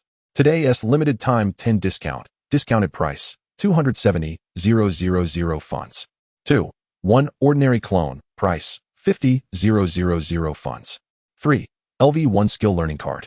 Host can select 1 LV1 skill to learn. Price, 300,000 funds. Today's limited time 10 discount. Discounted price, 270,000 funds. 4 top tier personal assistant. Gender, female, perfect appearance. Flawless figure, exceptional family background. Capable of managing all aspects of the host's life as well as various chores, with extensive business acumen. Price, 30 million funds. Today's limited time 10 discount. Discounted price, 3 million funds. Daily purchase limit, 0 to 1. 5 Oops, no products currently available. The first 3 items were rather ordinary. However, the 4th item was extraordinary, a top-tier personal assistant, especially with the limited time 10 discount. The description piqued Lin Yu's interest. Purchase. Spent 3 million funds. Top-tier personal assistant purchased successfully. Top-tier personal assistant handbook. Please have the host arrive at the Shanghua Grand Hotel by noon today, at which time the assistant will appear at the appropriate moment and occasion. Chapter 12. Chu Wei's confidence. Lin Yu will certainly seek to please me. Shanghua Hotel, the most luxurious establishment in Yang City, where the average expenditure exceeds 1,500. Countless dignitaries and affluent guests opt to host their gatherings here. At this moment, within room 302, a group of youthful figures sat together, the walls adorned with birthday decorations, and a cake set nearby. Happy birthday, Chu Wei. One by one, guests arrived to celebrate Chu Wei's birthday, presenting their gifts, an array of lipsticks worth thousands, designer handbags, and high-end perfumes. Chu Wei surveyed her surroundings, feeling elated. My sisters are truly the best, unlike those selfish men who want to even part with a few thousand in red envelopes. Suddenly, a girl interjected, my boyfriend sent me a red envelope of 1888 for Labor Day, and I had to coax him for it. You're absolutely right. Men are stingy. By the way, sister, where's your boyfriend? He should have given you a grand gift for your birthday. Upon hearing this topic, Chu Wei's smile slightly diminished, replaced by a hint of displeasure. You mean Lin Yu? A few days ago during Labor Day, I asked him to send me a red envelope, and he merely sent me 520. It's as if he considers me a beggar. Thus, I have ignored him for 3 days. I dare say he is regretting it right now. Today is my birthday, and he will certainly seize this opportunity to curry favor and seek my forgiveness. However, I am no child to be easily appeased. Unless he presents me with a red envelope of at least 10,000, he can forget about my forgiveness. Chu Wei exuded confidence, her expression one of arrogance. The women nearby nodded in agreement. Yes, it should be this way. These men are all miserly. If we don't show them some severity, they will think we are begging. Sister, you are still too kind. Merely ignoring him for 3 days is insufficient. When he arrives, let him kneel with chopsticks for an hour. That will truly demonstrate his sincerity. Kneeling with chopsticks is too lenient. He should kneel on broken plates. That will truly teach him a lesson and deter him from being so stingy in the future. As Chu Wei listened to her friends strategizing for her, A smirk involuntarily crept onto her lips. In truth, she did not care much about Lin Yu's sincerity. After all, there were many suitors vying for her attention. If his performance did not meet her expectations, she would simply pursue a relationship with Lin Yu. He could await his regrets. With that thought, Chu Wei opened her chat application, scrolling down the messages until she reached Lin Yu's chat box. Observing the various messages of apology he had sent over the past 3 days, her gaze turned increasingly disdainful. You deserve this for your lack of sincerity. She clicked into the text box and sent a message. Today is my birthday. You haven't forgotten, have you? Room 302, Shenghua Hotel. If you wish for my forgiveness, then show some sincerity. At the entrance of Shenghua Hotel, Lin Yu stepped out of a taxi, accompanied only by a few enhanced clones, leaving the others behind at the hotel. Ding dong. Suddenly, his phone chimed with a notification. Lin Yu furrowed his brow. Chu Wei, birthday? Room 302. Quite a coincidence. Humph. Wanting sincerity sounds nice, but isn't it just about the money? Apologies, but the former sycophant has perished. The current me harbors no interest in a woman like you. With that, Lin Yu swiftly deleted and blocked her. Good day, sir. Which room do you have a reservation for? Upon entering the hotel, a welcoming attendant approached him enthusiastically. Lin Yu shook his head. I have no reservation. The attendant was taken aback. I apologize, sir, but all our private rooms have been booked. If you do not have a reservation, we may not be able to accommodate you. Perhaps you might consider dining at another restaurant? Despite the refusal, the attendant remained cordial. Understanding that those who could casually dine here were either wealthy or influential, and Lin Yu, with his entourage of bodyguards, was clearly not an ordinary individual. That is fine. I'm waiting for someone. Is it all right if I sit in the lobby for a while? The hotel lobby featured sofas for guests to rest briefly. Of course, that is no problem at all. We also offer complimentary beverages. Feel free to let me know if you would like something. Lin Yu took a seat. Glanced at the time, 11:30. There were still 30 minutes until noon. He decided to wait. Inside room 302, while chatting with others, Chu Wei occasionally checked her phone, growing increasingly impatient as several minutes passed without a reply from Lin Yu. What is going on? She felt a surge of annoyance. Typically, when she messaged Lin Yu, he responded almost instantaneously. Even if he was delayed, it would only be by a few seconds. But today, 3 minutes had passed without a word. Just as she was about to open the chat interface, a figure suddenly entered the room. It was another one of her close friends. Sorry, I was caught in traffic and arrived late. Chu Wei, happy birthday. Here as your gift, an imported limited edition lipstick. By the way, when I came in, I saw someone in the lobby who looked familiar. He seemed to be your boyfriend. Upon hearing this, Chu Wei raised an eyebrow, glancing at her companions with a proud expression. See, I just messaged him 3 minutes ago, and he is already here. Chu Wei sat confidently, awaiting Lin Yu's entrance and his display of sincerity. However, 10 full minutes passed without any sign of him. Chu Wei, why hasn't your boyfriend come up yet? Before she could respond, her friends began to fidget. Could it be that he is presenting gifts in the room? Perhaps he bought an entire truckload of flowers. Or maybe he is arranging a heart shape with flowers in the lobby, just waiting for you to go down. Wow, Chu Wei, your boyfriend really shows great sincerity. Shall we head down? Amidst their speculations, Chu Wei felt a surge of joy, relishing the attention and the prestige it brought her among her friends. Yet, she maintained a nonchalant facade. Uffed, what good are flowers? If the red envelope isn't substantial enough, I want to acknowledge him anyway. With that, she rose and headed for the exit, her friends following closely behind.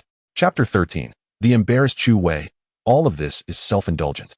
As they descended from the 3rd floor, Chu Wei began scanning the lobby even before reaching the ground. However, the scene she had envisioned did not materialize. There were no flowers, nor any heart-shaped arrangements. Everything appeared rather ordinary.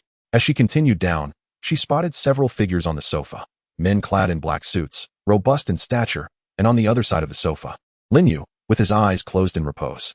Stepping into the lobby, Chu Wei intentionally glanced outside, but there were no lavish displays of flowers awaiting her. At that moment, her expression turned somewhat frosty. Crossing her arms, she approached Lin Yu. Hey! At the sound of her voice, Lin Yu opened his eyes, yet his face bore no warmth. Only a chilling indifference. Chu Wei felt her discomfort intensify. How dare you give me the cold shoulder? Hey, where's my gift? Let me tell you. If you don't show some sincerity today, we're breaking up. With her arms crossed and an arrogant demeanor, she declared. However, Lin Yu remained seated on the sofa, unperturbed, casting her a similarly disdainful glance. Witnessing this, the women behind Chu Wei grew displeased. Humph, I told you ignoring him for 3 days wouldn't work. Chu Wei, you've been too lenient with him. Hey, are you even a man? Can't you see Chu Wei is about to get angry? Hurry up and appease her. If you don't show some sincerity, Chu Wei might really break up with you. Think it over. Quickly bring out any birthday gift you have. What are you waiting for? Just a red envelope of 10,000 will suffice. Their admonishments began to irritate Lin Yu. He rose, leveraging his height to look down at Chu Wei and the others. Haven't we already broken up? You've come to the wrong person asking for gifts. As the last words echoed, silence enveloped the hall. Chu Wei's expression froze in disbelief. She could not fathom that Lin Yu would utter such a statement. In the past, whenever she was upset, Lin Yu would practically kneel before her, begging for forgiveness, allowing her to demand various gifts and red envelopes with ease. However, today, Lin Yu's response was utterly different, as if he had transformed into an entirely different person. In the hall, aside from Lin Yu and Chu Wei, others were curiously observing the unfolding scene. The doorman, waitstaff, the front desk attendant, and even the hotel lobby manager. Though they were unaware of the specific details, they could glean the gist of the conversation. It was merely a dispute between the two. The woman had neglected the man for 3 days. Now, on her birthday, she sought a gift from her boyfriend, hoping to forgive him if he performed well. Yet, the man declared that they had already broken up, questioning what gift he would provide. TSK, this woman was audacious, demanding gifts in such a manner. This was moral coercion. No, it was a kidnapping in the name of love, one of the waitstaff whispered to himself. However, a nearby female server took offense. What coercion? Clearly, the man lacked sincerity and angered his girlfriend. What's wrong with buying a few gifts to placate her? Another female server chimed in. Exactly. It's her birthday. What's wrong with a few gifts? How stingy. The male server, confronted by the two, refused to back down. Stingy? How brazen to beg like that. Utterly shameless. And 3 days of neglect? So, you think using a Cold War and a breakup as threats is acceptable? The trio's quarrel escalated uncontrollably. Meanwhile, Chu Wei found herself at a loss due to Lin Yu's sudden change in demeanor. She glared at him, a tumult of unexpressed emotions swirling within her. The standoff lingered until a figure hurriedly entered the hall. It was Li Tian, whom Lin Yu had encountered at the barbecue stand the previous night. Clutching a bouquet of flowers, Li Tian stepped into the hall, and upon witnessing the scene, he too was momentarily stunned. What was happening? Why was Chu Wei here? Along with Lin Yu? Today was indeed Chu Wei's birthday. What a coincidence that they were at Shanghua Hotel as well. After returning from the barbecue stand last night, he had resolutely abandoned his pursuit of Chu Wei. On one hand, Lin Yu's words had awakened him. A woman who had been toyed with countless times was not worth his fervent pursuit. On the other hand, he had witnessed Lin Yu's prowess firsthand. Even if he had 1,000 times the courage, he would not dare provoke Lin Yu again. Thus, even though he knew it was Chu Wei's birthday today, he had no intention of celebrating, nor did he inquire about the location of her birthday festivities. The flowers he brought were solely for his uncle, who had just been discharged from the hospital, to welcome him at Shanghua Hotel. His father, occupied with business, could not come in person and had specifically instructed him to pay a visit. There was no connection to Chu Wei whatsoever. Thus, upon seeing this spectacle, he felt quite perplexed. Li Tian glanced around before shifting his gaze to Lin Yu, slightly bowing. Lin, no, you go. I actually came today too. Li Tian began to explain. However, before he could finish, Chu Wei stepped forward, wrapping her arm around his, while snatching the flowers from his hand. Li Tian, let us be together, she declared, casting a triumphant glance at Lin Yu. Lin Yu, weren't you going to break up with me? Then I'll grant your wish. I, Chu Wei, have plenty of suitors. I am not dependent on you. Yet, before Chu Wei could bask in her moment of triumph, she felt a sudden force on her arm. Li Tian forcefully broke free from her grasp. I'm sorry, Chu Wei, but I cannot accept your proposal. Chu Wei and her group of friends were left dumbfounded. Li Tian had rejected her. They often gathered together and were well aware of how fervently Li Tian pursued Chu Wei. In their eyes, if Chu Wei confessed to Li Tian, he would undoubtedly agree without hesitation. Yet, the reality was completely unexpected. Li Tian, why are you rejecting me? Chu Wei asked, bewildered. Li Tian cleared his throat and shook his head. I'm sorry, but I'm not interested in pursuing you anymore. I only came to see my uncle. He unceremoniously snatched the flowers back from Chu Wei's hands. These flowers are meant for my uncle, not for you. My apologies. The atmosphere in the hall gradually descended into awkwardness, with faint sounds of snickering and murmurs of amusement wafting through the crowd. Chu Wei felt her pride diminishing. She glanced at her friends behind her, signaling them to step forward and help alleviate the tension. However, the friends who had been offering her advice moments ago now seemed mute, not uttering a word. Some even quietly retreated, wishing to distance themselves from the embarrassment. Desperate, Chu Wei turned back to Lin Yu, scoffing. Lin Yu, let me tell you, I, Chu Wei, have plenty of admirers. I don't need you. But you so stingy. I refuse to believe any woman would still be interested in you. You will surely regret breaking up with me today. Just wait to be single for the rest of your life. Having said that, she attempted to walk away. At that moment, however, a cacophony erupted from outside the hotel. Cars began to pull up at the entrance, the sound of doors opening and closing resonating repeatedly. Without needing to look, one could tell that some distinguished individual had arrived. The crowd in the hall was filled with curiosity. Who could command such an entourage?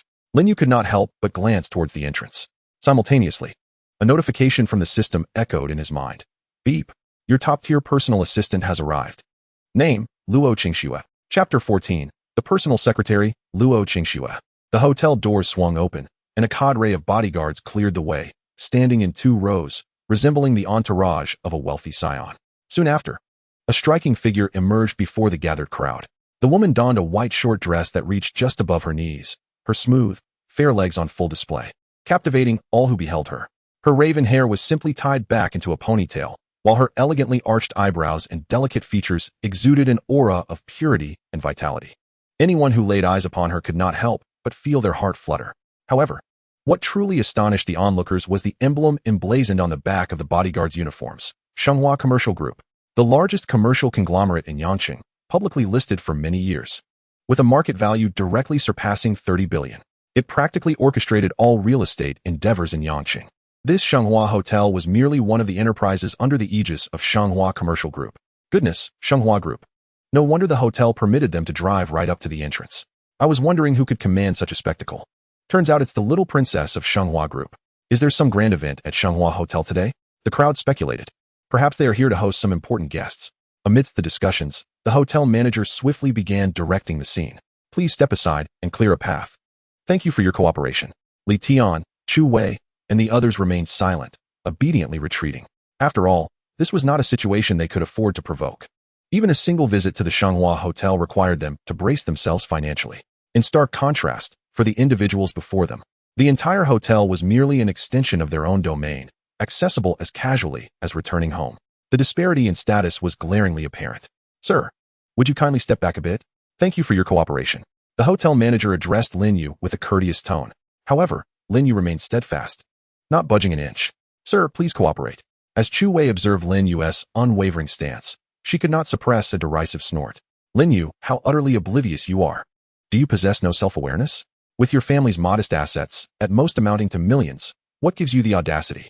Chu Wei, still harboring resentment from their earlier encounter, seized this opportunity for scorn, eager to reclaim the dignity she felt she had lost. In the hall, as a girl entered, merely 5 or 6 meters away from Lin Yu, the hotel manager grew anxious, preparing to forcibly push Lin Yu aside. After all, his position at Shenghua Hotel was precarious. Displeasing his employers could result in immediate dismissal. Yet, just as he was about to act, several imposing figures appeared, blocking his path. Lin Yu's 5 enhanced doppelganger bodyguards. The hotel manager found himself shoved aside instead. What is happening? Aren't those the hotel's security personnel? Why are they aiding Lin Yu? Chu Wei's expression turned to one of shock. Initially, she had assumed the figure lounging on the sofa was merely a hotel guard, only to realize they were affiliated with Lin Yu. Beside her, Li Tian was not surprised at all. 5. I've seen 1,000 before. Lin Yu's background is beyond your imagination. Yet, he pondered, how could he dare confront the heiress of Shenghua Group? Even with 1,000 supporters, it would be futile. Li Tian acknowledged Lin Yu's connections, but doubted they could surpass the might of Shenghua Group. Oh dear, Lin Yu, you're in for a rough time. The hall was abuzz as the girl strode in, drawing the attention of countless onlookers. The hotel manager attempted to maintain his composure. Yet his physical prowess was no match for the enhanced doppelgangers. Just as he was about to speak, the girl called out, Lin Yu Gidge. The hotel manager was taken aback. Lin Yu? Could it be this young man before him? The nearby waitstaff exchanged bewildered glances, equally perplexed. However, the most stunned were Chu Wei and her companions. Do they know each other? No way. When did Lin Yu become acquainted with someone from Shenghua Group? The revelation of Lin Yu's confidence suddenly made sense to Chu Wei, who watched in disbelief as the heiress affectionately referred to him as brother. A wave of profound disappointment washed over her. The words she had earlier spoken echoed in her mind. I refuse to believe any woman would ever look your way. You will surely regret breaking up with me today. Just wait and see. You'll be single forever. These thoughts lingered, stinging her pride and revealing her own delusion. Wait a moment. With Lin Yu's status, how could he gain such recognition from her? Humph. It must be a case of him being a kept man. Merely a pretty face. What is there to be proud of? In the future, he'll be treated like a servant. Just wait and see. Chu Wei consoled herself with these thoughts. Yet, reality dealt her another harsh blow. The girl did not treat Lin Yu as a subordinate. She clung to his arm with utmost affection. Lin Yu Gidge, I finally found you. This time, You can't just abandon me. As the person in question, Lin Yu felt a twinge of confusion at her words. Skill, probe. Activating the probe skill, he glimpsed through Luo Qingshua's life experiences. A sharp intake of breath escaped him. Was this a manipulation of memories orchestrated by the system? Her memories were filled with images of Lin Yu. They had nurtured a deep connection over years of online interaction and had met in person on several occasions. However, after Lin Yu successfully confessed to Chu Wei, they lost contact, until today, when they reunited. Luo Qingshu clung to his arm with a sense of desperation, as if fearing he might slip away. Lin Yu exhaled, pondering the implications of having a personal assistant. The scene left the hotel manager and the onlookers in utter disbelief. You dumped her. Goodness. You truly don't recognize your fortune. How could you let her go? Countless would-be suitors would jump at the chance. Li Tian stood there, agape, realizing he had been foolishly pursuing Chu Wei while Lin Yu had already captured the heart of Shanghua Group's heiress. What a contrast indeed. After absorbing Luo Qingshua's memories, Lin Yu also felt her sense of grievance. He instinctively wrapped his arms around her, eliciting a profound silence in the room. Chu Wei's gaze, filled with rage and humiliation, was fixated on this scene.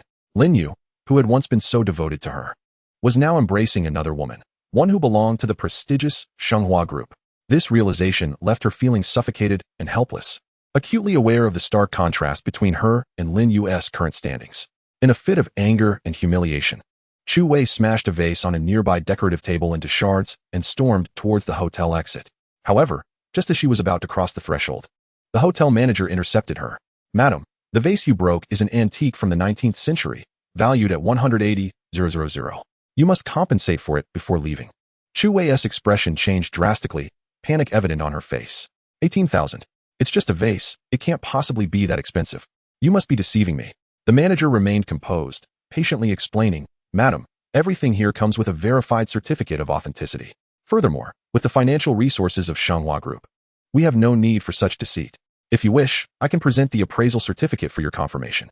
At that moment, realization dawned on Chu Wei. She was indeed in deep trouble.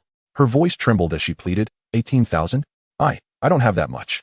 Coming from a modest background, her extravagant lifestyle over the years was largely due to Lin Yu's support. Now, without him, she couldn't even muster 3,000 in savings.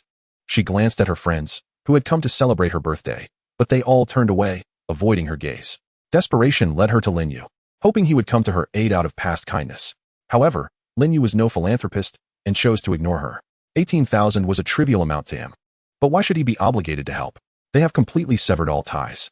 Furthermore, over the course of their 2-year relationship, Chu Wei exploited him for a staggering sum of hundreds of thousands. Now, she dares to expect him to play the role of a sycophant and a fool? How absurd. Who do you think I am? Lin Yu firmly grasped Luo Qingshua's hand and walked past Chu Wei, exiting the hotel. Li Tian quietly ascended the stairs. In the end, only Chu Wei remained. Despite the immense regret swelling within her, she had to bear the consequences of her momentary impulse. Chapter 15, Borrowed by Ability, Why Return? Consumed 10 million in funds. System upgrade successful. Reward, 2,000 ordinary avatars. Name, Lin Yu. Funds, 6,076,000. Total assets of the host and avatars. Skills, damage transfer, exploration. System level, LV2, requires 50 million in funds to upgrade. Rewards 70,000 ordinary avatars. Current avatars, 3,000 ordinary avatars. 10 level 2 enhanced avatars. Special Mall, LV2, level upgrades alongside the system. Higher levels increase the probability of high-quality items refreshing. Inside a smoothly cruising luxury car, Lin Yu sat in the back seat. Luo Qingxue sat quietly beside him, not making a sound, truly resembling a diligent assistant on standby. Lin Yu summoned all 2,000 newly added avatars in one breath. Countless figures quietly emerged in various concealed spots throughout Yang City. Following Lin Yu's guidance, they headed towards the suburbs. Continue borrowing. We must seize every opportunity. Why not take advantage of what is readily available? Ding. System upgrade detected, triggering temporary mission. Host must join any electronics factory and work for 3 days. Mission reward, 100 million in funds. Lin Yu. The system upgrade can also trigger missions. Working 3 days at an electronics factory rewards 100 million. This reward is exceedingly valuable. Coincidentally, he had already planned for his avatars to enter the electronics factory for work. This mission aligns perfectly. Qingxue, brother Lin Yu. What's wrong? Turn around and head to the electronics factory in the southern part of Yang City. Understood. Luo Qingxue swiftly directed the driver to change course, executing the task with remarkable efficiency. Lin Yu was exceedingly pleased with this little assistant. Brother Lin Yu, I'm feeling a bit tired. Suddenly, Luo Qingxue pouted, leaned sideways, and nestled against Lin Yu's embrace. A wave of fragrance, imbued with the unique essence of youth, enveloped him. Simultaneously, the system prompted, personal assistant, dedicated to managing all daily trivialities, including daily living, meals, clothing, and transportation. Assistant's activity level, 45, activity level decreases over time, reducing by 2 every hour. Activity level affects assistant's efficiency, 60 and above, perfect efficiency, 30 to 60, rapid efficiency, 0 to 30, slow efficiency. Current activity level is low. Please supplement promptly. How to enhance activity level? 1. Eating increases by 5. Shared meals with the host increase by 10. Daily limit 3 times. 2. Providing affection and gentle encouragement increases by 1 each time. Daily limit 10 times. 3. Sleep increases by 15. Shared sleep with the host increases by 30. Daily limit 1 time. Upon reviewing the prompt, Lin Yu gained a clearer understanding of the term personal. Sharing meals, affection, and sleep, all were intimate actions. Lin Yu reached out, wrapping his arm around Luo Qingxue's shoulders. With his other hand, he gently caressed her cheek, the touch soft and cool. Completed affection once. Activity level 1, current activity level 46. Completed affection once, activity level 1, current activity level 47. Completed affection once, activity level 1, current activity level 50. Completed affection once, activity level 1, current activity level 55. Affection limit for today has been reached. Affection limit for today has been reached. Affection limit for today has been reached. Lin Yu frowned slightly, feeling somewhat displeased. Why do you keep prompting me? Once the limit is reached, can't I continue? At that moment, Luo Qingxue suddenly turned her head, blushing as she gazed at Lin Yu. Brother Lin Yu, your hands are so cold. Would you like me to warm them for you? She said, unzipping her jacket to reveal a glimpse of alluring beauty. Seizing the moment while Lin Yu was momentarily stunned, she pulled his hand inside. In the suburbs of Yang City, Scarface, I suspect that the economy in Yang City is currently sluggish. The number of borrowers has suddenly surged. Today, there are at least twice as many people as yesterday. It seems our business is about to improve. Scarface sat in a chair, a cigar in hand, feeling quite pleased as he reviewed the day's lending performance. Well done. I currently have over 80 million in hand. In just 2 days, nearly 50 million has been lent out. In a month, this 50 million could yield a minimum profit of 20. That would directly transform into 60 million. It's exhilarating. Brothers, let us go out and celebrate today. Ha. Meanwhile, Lin Yu observed the fluctuations in the system panel's numbers, feeling an immense sense of satisfaction. Funds, 46,007,000. 46 million. This is no small sum.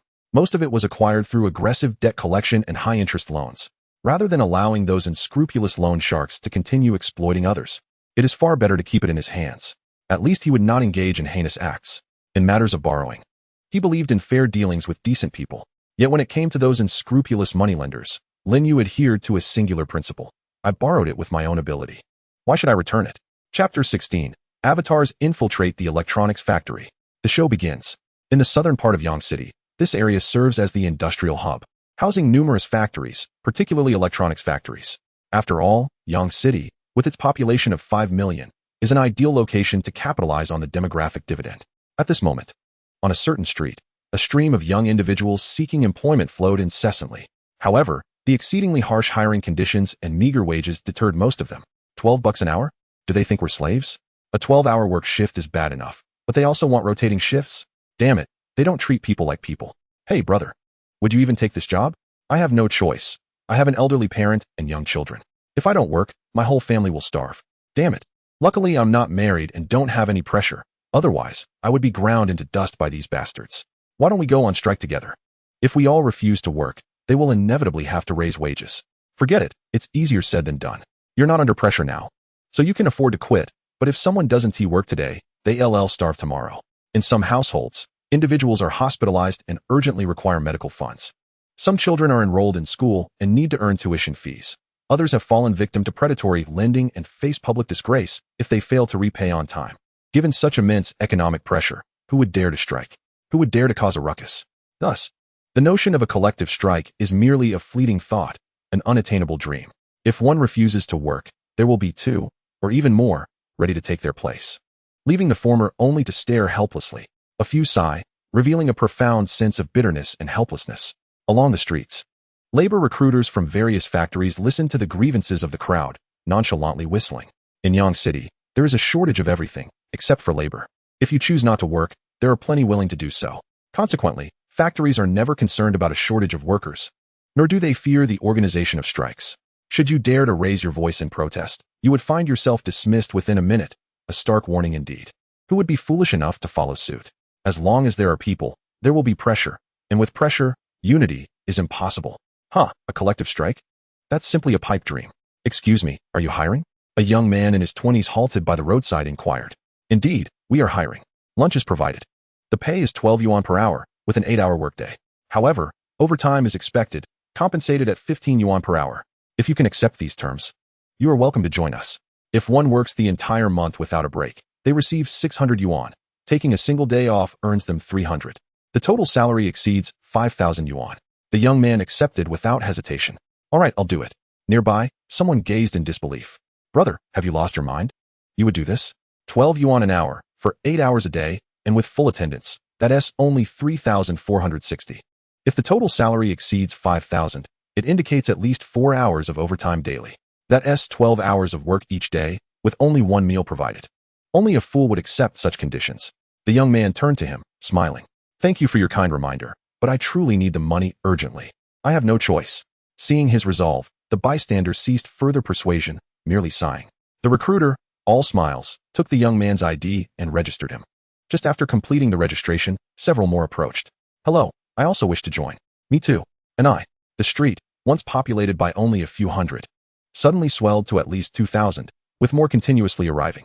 The recruiters from each factory were positively elated. People, an abundance of people. Name, Lin Yu. Phone, 138. Position, general line worker.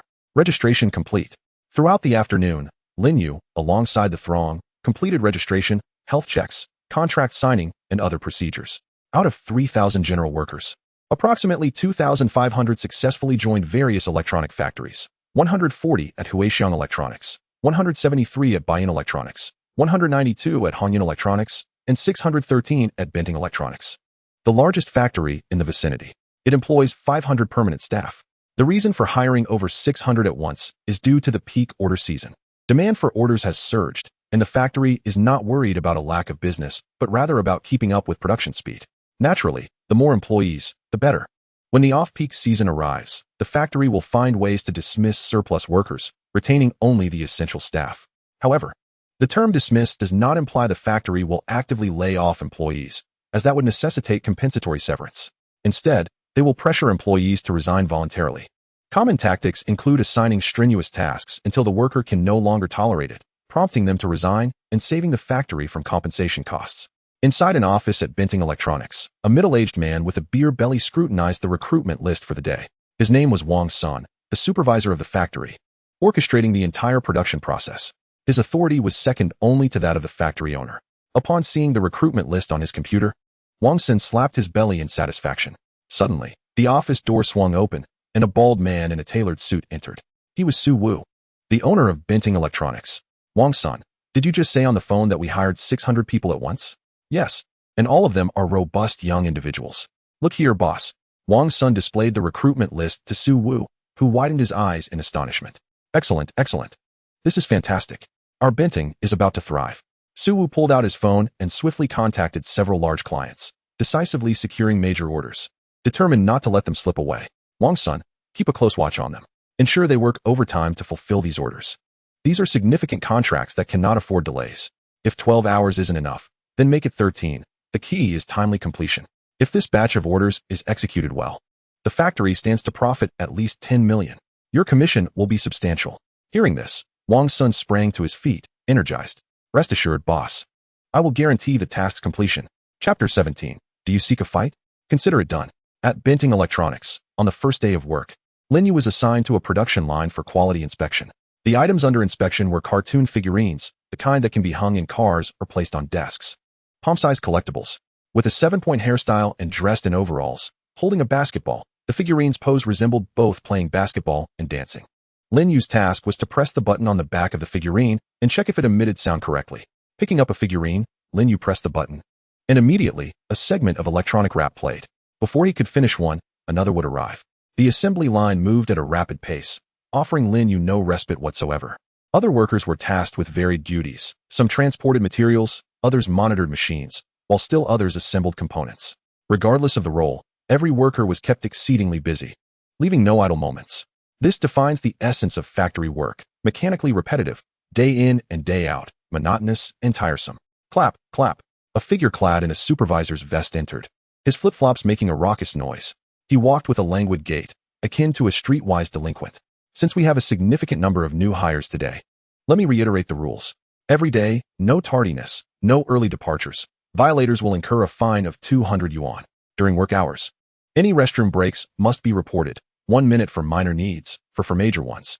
Exceeding these limits incurs a 10 yuan fine for each extra minute. Additionally, no mobile phone usage is permitted. If I catch you, the penalty is 500 yuan. A newcomer, a mere passerby, heard this and felt discontented. Working a full 8 hours only nets 96 yuan. With fines in the hundreds, how is anyone supposed to survive? The supervisor cast a glance at him, unperturbed. Dissatisfied? Then you are free to leave. The young man opened his mouth as if to speak, but hesitated, ultimately swallowing his words. After all, a family member was hospitalized, necessitating medical expenses. In the densely populated Yang city, securing employment was a daunting task. If he were to leave this job, who knew how long it would take to find another? He decided to endure. Noticing the young man's silence, the foreman smirked with a sense of triumph, his demeanor becoming increasingly arrogant, reveling in the minor authority he wielded. Since you've come to work here, follow the rules. Do you understand? He barked. Can't you hear me? I asked if you understand. The young man swallowed hard, nodding resignedly, murmuring, I understand. That's more like it. You, give me a glass of water. The foreman happened to be standing next to Lin Yu, and he patted his shoulder. However, Lin Yu merely shot him a cold glance and replied bluntly, get lost. I'm here to work. Fetching you water is not in my job description. The room fell into a hushed silence, taken aback by Lin Yu's forthright response, decisive, resolute, and utterly unreserved. It had been a long time since anyone had spoken so boldly. Many older employees were internally astonished, thinking, young people are indeed fierce. At their age, the youthful arrogance had long since faded, or more accurately, they no longer dared to harbor such pride. Each of them had families to support, heavy burdens to bear, and none dared to stir trouble. The foreman held the power to impose fines and reprimands. Who would dare to confront him, risking his ire and facing penalties that could wipe out a month's wages? Today's defiance could lead to unemployment tomorrow, and soon after, their families would starve. But fear of repercussions did not equate to a lack of desire for rebellion. Thus, witnessing Lin Yu's attitude allowed the crowd to exhale their pent-up frustrations, their gazes toward him tinged with newfound respect. Nearby, the foreman was equally unprepared for Lin Yu's retort, standing there with his mouth agape, his mind a blank slate. After a moment, he regained composure, anger flashing across his face. You want me to get lost? Damn it. Usually, no one dared to speak to him in such a manner. As the foreman, with the authority to impose fines and reprimands, every employee treated him with deference and respect. Yet Lin Yu's attitude left him feeling humiliated. Kid, do you not want to work anymore? Lin Yu continued his task, seemingly indifferent. Did I say I want you to get lost? Do you use those ears of yours for nothing? The foreman was momentarily speechless, at a loss for words. He now regretted the absence of a rule against verbal abuse in the factory. Fine, very well. I'll remember you. I've changed my mind. You'll stay here and keep working. Just wait. I'll find a chance to fine you. When it comes time to issue your paycheck at the end of the month, I'll take every last penny. Then we'll see how tough you are. The foreman gritted his teeth as he stormed toward the door. However, before he could exit, 3 figures blocked his path, none other than Lin Yu's duplicates. Still fuming, and accustomed to his usual arrogance, the foreman shouted without thinking, What do you want? Leaving your posts without permission? Do you want to be fined? Before he could finish, a fist loomed large in his vision. Bang! A clone's punch landed squarely on his nose, causing blood to gush forth. It's my first day on the job, and I haven't even earned a dime yet, and you're already talking about fines? You must be out of your mind. Who cares about a lousy assembly line job? If I want to quit, I'll gladly take you on. Not having tasted defeat before, the foreman was quickly overwhelmed by the 3 clones, unable to retaliate. Lin Yu and the others watched the scene unfold with great interest, though violence is often deemed irrational. At that moment, no one found it inappropriate. Rather, they felt a surge of satisfaction. He deserved to be struck. These new guys are really fierce, they thought. Well done. Just because you hold a bit of power, you act all high and mighty, thinking you're someone special. I envy these youngsters, free of pressure. If I were 10 years younger and unmarried, I'd take him on too. The foreman was pinned to the ground, hands clasped over his head, curled up in a pitiful state. You'll regret this. I'll call the police. I'll call the police. The commotion drew the attention of other foremen from different workshops. Shortly after, several figures clad in foreman vests entered the scene. One of them, holding a phone, warned the crowd, I'm warning you. I've already called the police. You better stop right now. Yet, the clones paid no heed, continuing their assault. The other foreman dared not intervene, fearing they would attract trouble. Approximately 10 minutes later, the police arrived. The clones ceased their actions. The foreman struggled to his feet, seething with rage. You'll all pay for this. Damn it. Following several hours of investigation, the foreman was deemed to have sustained minor injuries, as all his wounds were on the periphery and did not affect any vital areas. Ultimately, the 3 clones were taken away and detained for 14 days. Lin Yu was unconcerned. Sending a few of his duplicates to the police station was of little consequence. After completing the paperwork, the foreman returned to the workshop, limping and battered, yet still radiating defiance. He pointed at the crowd. To those of you working here, I advise you all to behave yourselves. Damn it. You actually laid hands on me. Do you see this? This is what happens. The foreman, now even more arrogant and emboldened, believed that no one would dare to strike him again, given the recent events, unless you want to be detained. However, the reality unfolded contrary to his expectations. No sooner had he finished speaking than several figures once again surrounded him. Lin Yu's duplicates. Looking for a fight? I'll oblige. Chapter 18. Is there a problem with clocking out on time? Captain, someone has called the police again for fighting. Where? Still at the Pentium Electronics factory. Is it that foreman again? Yes. This makes 4 times now. When will it end? Throughout the day, the police responded to 4 calls regarding the same foreman being assaulted. When the police arrived for the 4th time, the 3 clones were taken away. The spectators witnessed this spectacle and internally cheered. Serves him right. Let him be arrogant.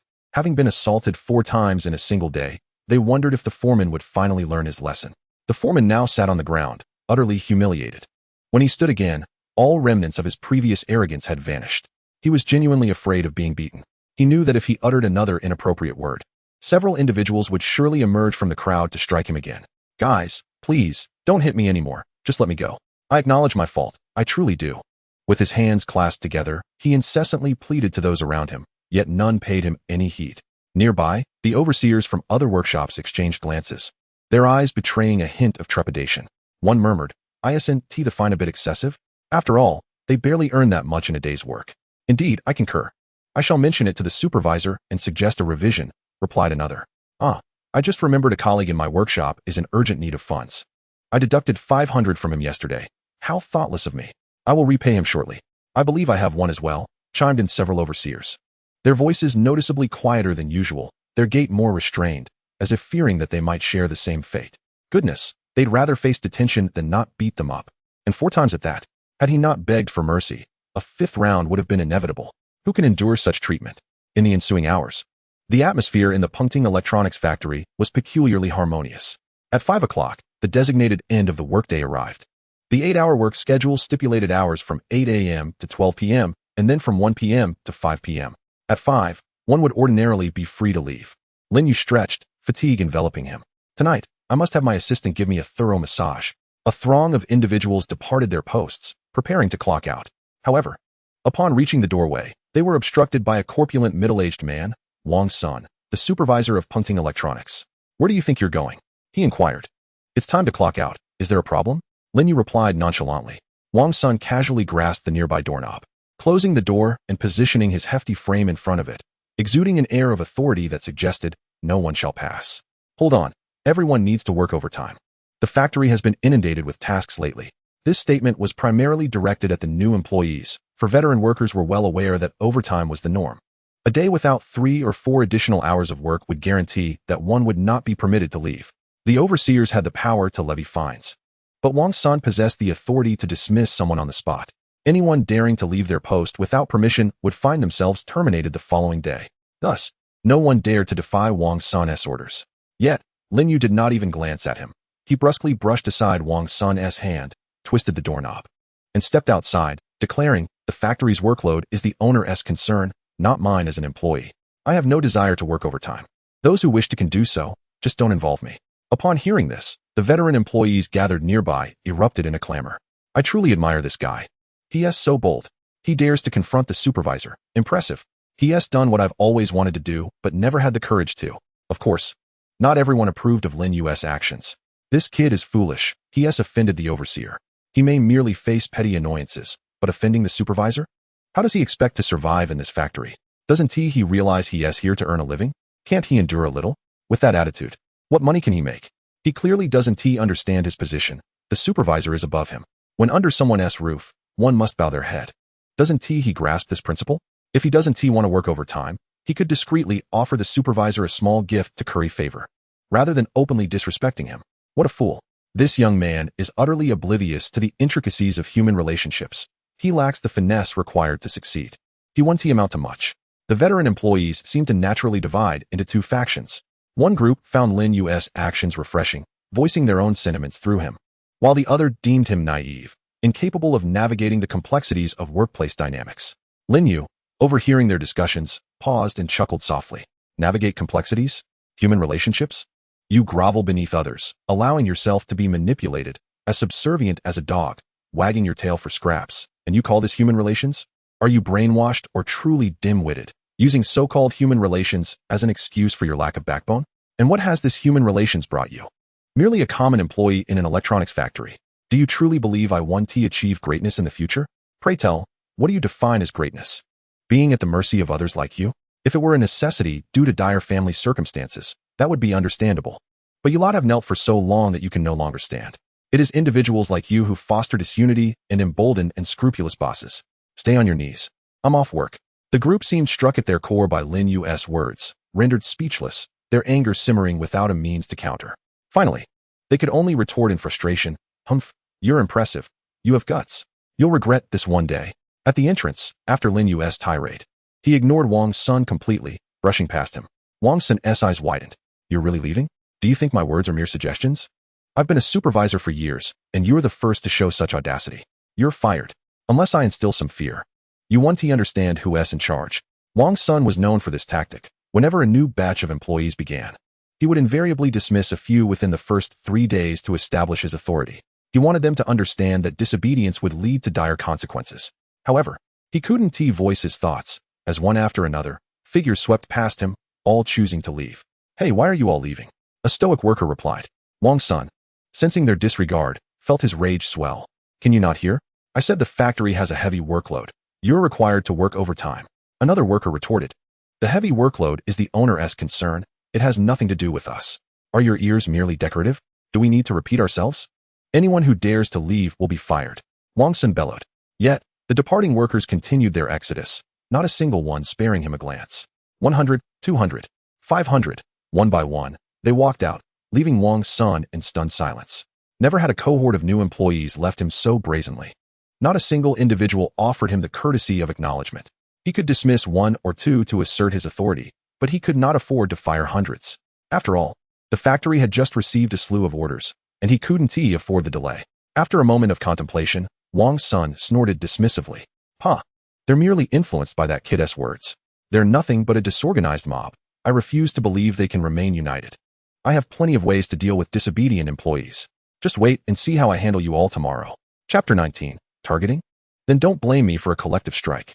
The following day, Lin Yu found himself reassigned to a new role, that of a mover, transporting materials from the warehouse to the corresponding workshops. This task was undoubtedly the most grueling in the factory, far more exhausting than yesterday as quality inspection work. Yet the hourly wage had only increased by $2, now totaling $14 per hour.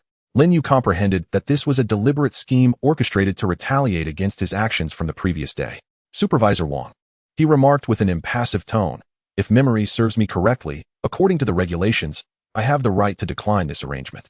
He cast a glance towards Wang's son, who was surveying the workshop from a distance. Positions within the factory were stratified, tasks varied in intensity and complexity, accompanied by corresponding remuneration. Generally, one's chosen position upon entry to the factory dictated their role. For instance, Lin Yu had expressed a preference for a position as a line worker, which was not aligned with manual labor. While it was true that, under exceptional circumstances, supervisors possessed the authority to reassign workers, such changes necessitated the consent of the employee, requiring a voluntary transfer. Meanwhile, Wang's son regarded him with indifference. "There are no other positions available in the factory. If you refuse, then resign." The surrounding employees sighed inwardly, having witnessed such scenarios numerous times before.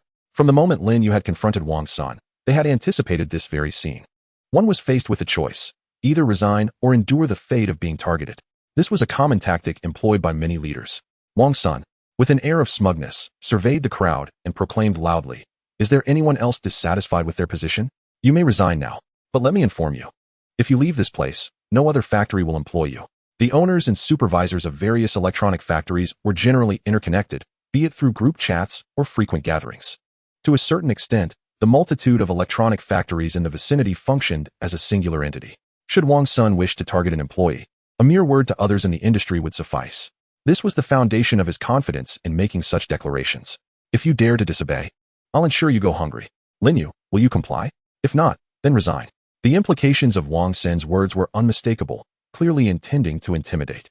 The atmosphere in the room abruptly turned frosty. Several veteran employees, unable to bear the situation any longer, approached Lin Yu and urged him, "I truly admire your courage. But there are times when one must yield.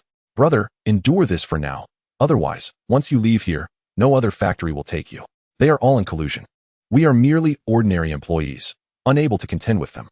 Brother, apologize to Supervisor Wang. Perhaps if his mood improves, he might let you off the hook. Yes. Do not act impulsively. A true gentleman knows when to bend," they advised. Lin Yu listened to their words and slowly shook his head. "I appreciate your good intentions, but I'm sorry. Lin Yu, have never feared anyone." He strode a few steps forward to stand before Wang Sun, his expression calm and a smile gracing his lips. "Supervisor Wang, your lack of virtue leaves me no choice but to act justly. Brothers, let us strike." With a sweeping gesture, Lin Yu turned and headed towards the exit. Wang Sun scoffed. "Humph, do you think you are someone special? You call for a strike, and they will heed your call. You do not earn a wage, they need to make a living. Who would join you in such folly?" Yet, before he could finish, he was abruptly silenced. He suddenly realized that one by one, the employees were vacating their posts in unison. The scene bore a striking resemblance to the exodus at quitting time the previous day. 100, 300, 500. In a mere matter of seconds, nearly 600 employees participated in the strike. This spectacle left him questioning his very existence. If yesterday he had not revealed his true capabilities, it would be understandable for these individuals to join in the commotion. However, today, he had assigned Lin Yu a more arduous task and issued threats.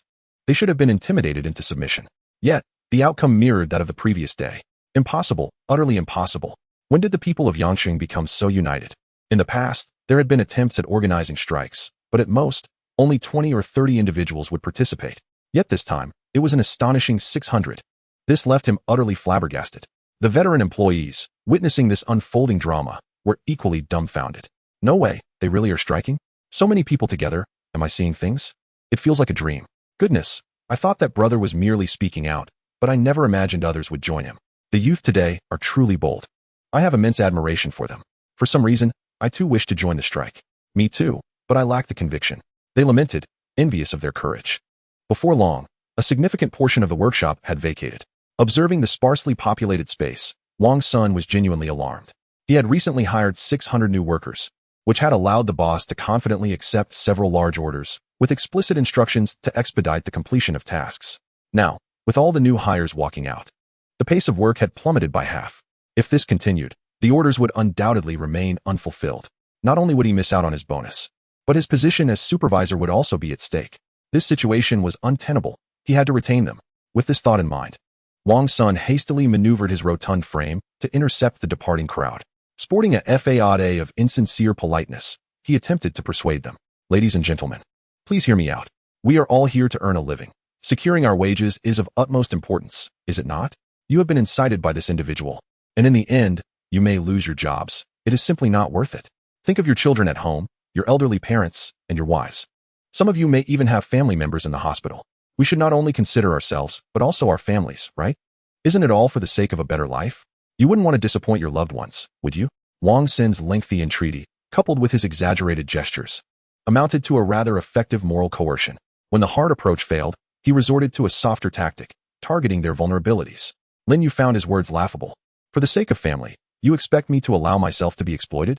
For the sake of survival, you want me to willingly endure your oppression? For the sake of earning money, you wish for me to forsake my dignity?"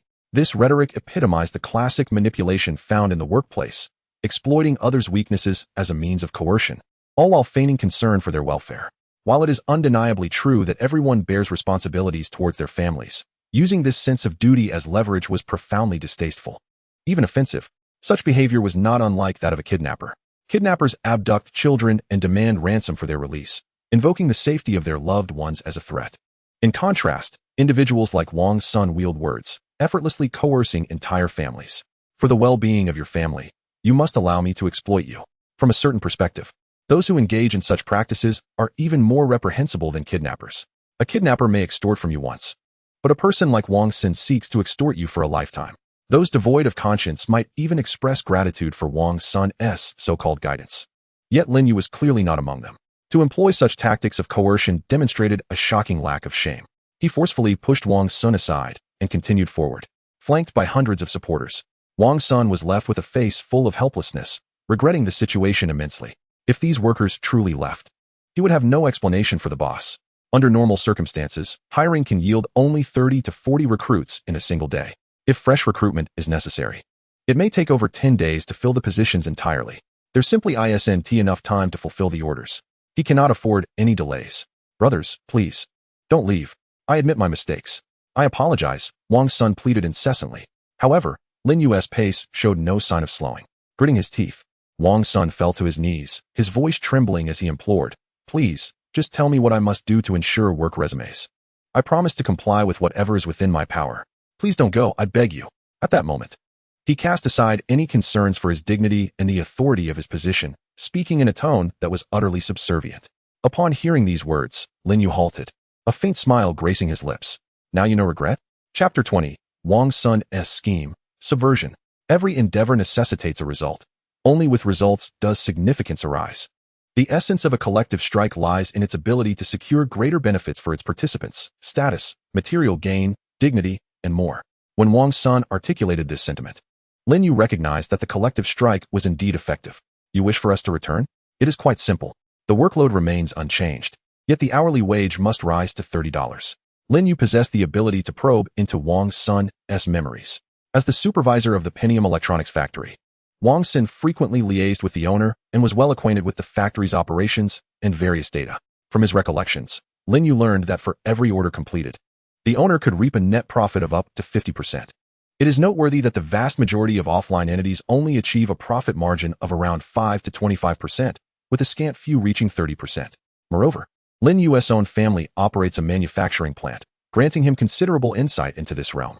His father, Lin Hai, had diligently managed the factory for over a decade, achieving stability with an overall profit margin of less than 15%. The astonishing 50% profit margin of the Pentium Electronics factory indicated that, in a month, with orders totaling $10 million, the owner alone could pocket $5 million in profit. The remaining $5 million would cover employee salaries, production materials, facility maintenance, and various other costs. Achieving such a high profit margin undoubtedly necessitated cost-cutting measures, particularly regarding labor wages. In essence, the majority of the money was not earned from clients, but rather deducted from the employee's share. Thus, Lin Yu was determined to reclaim what rightfully belonged to the workers. An hourly wage of $30, equating to a pre-tax monthly salary of only $7,200 for an 8-hour workday, would yield approximately $6,000 after taxes. This represented the true standard of wages, rather than the paltry $5,000 received after laboring 12 hours a day. Upon hearing Lin Yu's demand, Wang's son's eyes widened in disbelief. $30 an hour. That seemed exceedingly excessive. He had anticipated that Lin Yu would request an apology or some form of reconciliation, merely to save face. Instead, Lin Yu was demanding a wage increase. In that moment, Wang's son understood that this was beyond his capacity to resolve. As a supervisor, he held no authority over wage determinations. Brothers, I am merely a supervisor and lack the power to make such decisions.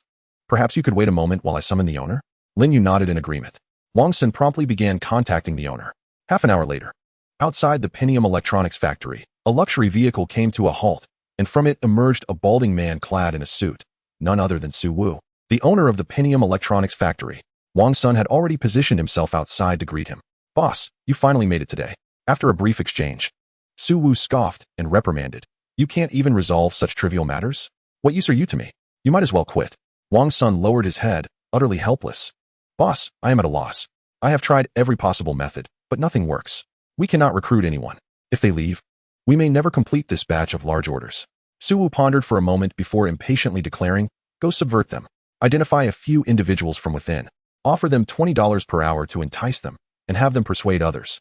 One convinces two persuade four. As long as a portion changes their minds, The others will follow suit, and the strike will naturally dissipate. Suwu brimmed with confidence. Wang Sun, at that moment, raised his thumb in admiration. Boss, you truly are remarkable. This stratagem is executed with such finesse. Throughout history, countless organizations have been undermined from within. Once a single individual is turned traitor, the dissolution of that group is imminent. This is an unchanging truth. While others receive $12 per hour, I offer you 20 discreetly. Would you not be tempted? If you accept my $20 rate, you must assist me. This constitutes a top-down bribery, a shared collusion, across centuries of history, even organized, disciplined. And ideologically driven groups succumb to such tactics, let alone this collection of employees hastily assembled. Boss, I shall proceed. Yes, go forth, execute it well. And remember to keep it confidential. Wang Sun returned to the workshop via a side path, gathering a few veteran employees. These individuals were the very ones he had previously persuaded with a $20 rate. Now, the time had come to employ them once more. Listen carefully, pretend to mediate. Then discreetly inform them about my offer of $20 per hour. Gathering around 7 or 8 individuals will suffice. Have them assist in persuading the others, understood? The veteran employees exchanged cunning glances, nodding in agreement. Brother Wang understood. Off you go. A glimmer of determination shone in Wang Sun's eyes. In the face of undeniable profit, there is no room for camaraderie. I refuse to believe that you can remain united this time. Chapter 21. The electronics factory owner concedes. And the full-scale strike commences. Brothers, enough is enough. Continuing this ruckus benefits none of us. He dares to instigate a strike because he is financially secure. If you follow him in this chaos, you are merely being used as pawns. He may not care about profits, but you must. The supervisor stated, as long as you. A few veteran employees emerged from the workshop, weaving into the crowd while whispering clandestinely. Their strategy was one of sowing discord. Little did they know that all these individuals were mere avatars of Lin Yu. He listened intently to their conversation. The plan to buy off a portion of the group with high wages and incite unrest from within was unfolding. Indeed, it seemed they would not relent until they faced dire consequences. While professing compromise, they secretly plotted mischief. Brothers, truly, all you need to do is persuade a few others. And you can secure an hourly wage of $20, $8 more than others. It's an irresistible deal. One of the avatars smiled and replied, so, you too were bought off with the $20 wage? The elderly employee, noticing his interest, quickly nodded. Indeed. The clone smiled once more, but in the next moment, his expression shifted dramatically. You traitorous dog, get lost. The old employee was taken aback. Just moments ago, everything seemed fine. How could the situation change so abruptly? Others are content with 12. Why are you dissatisfied with 20? He attempted to continue his persuasion, but several clones seized him, forcefully escorting him towards the workshop. Not only him, but several other old employees who had gone to incite rebellion were also dragged out. Inside the workshop, everyone else was diligently engaged in their tasks. Upon hearing the clones unveil the collusion among them to secretly secure higher wages, chaos erupted throughout the workshop. Damn it, you traitors, you scoundrels. I always wondered why every time I criticized the supervisor in the dormitory, I was fined the next day for various reasons. It turns out you were the ones snitching.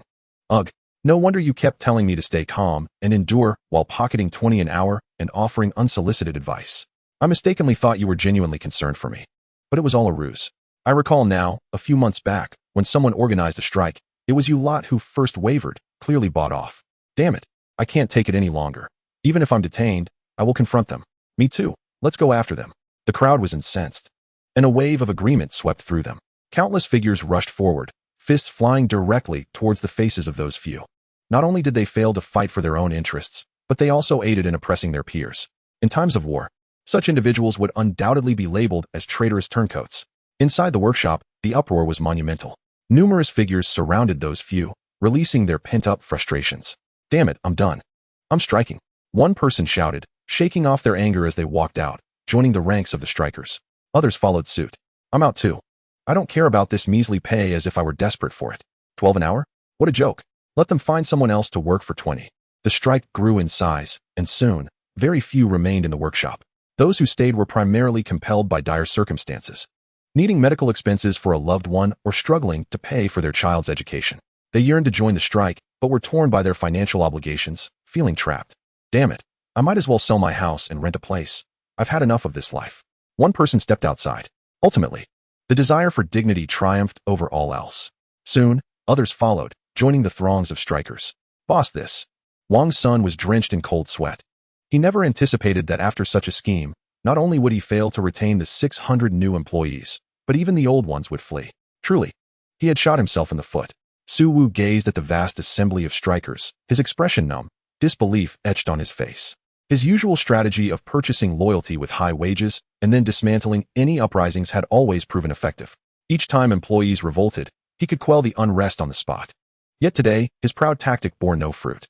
He could not fathom how, despite human nature being inherently selfish, such unity could emerge. This time, he had truly miscalculated. The more he pondered, the more overwhelmed he felt. I just secured several large orders. What will I do if they all leave?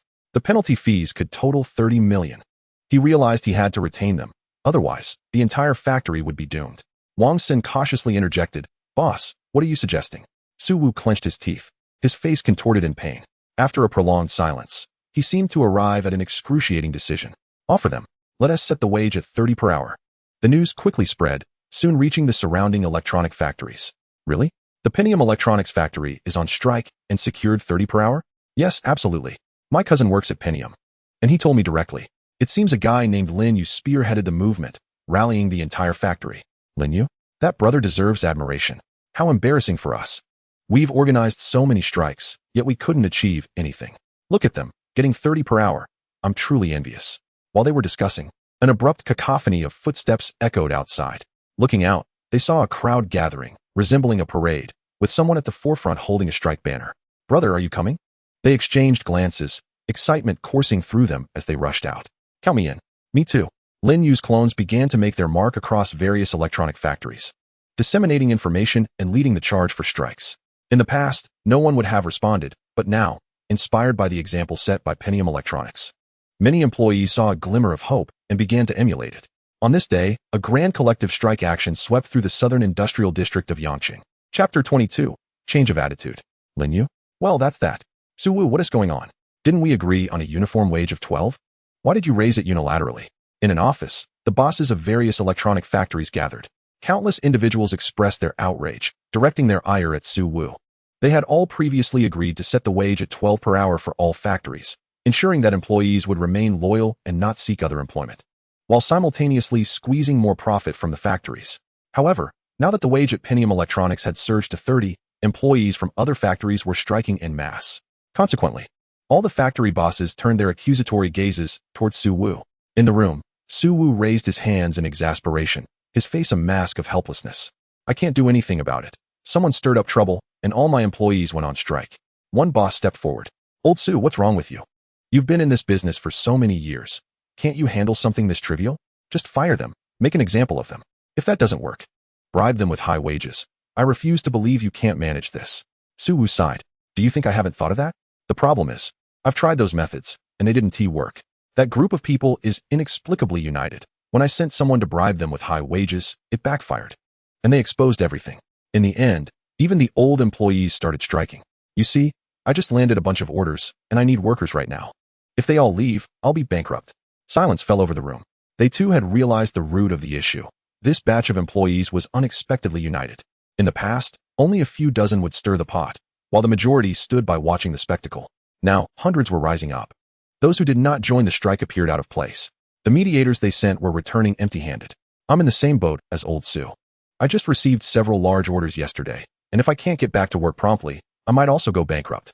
I apologize, everyone, but I must prioritize retaining my workers."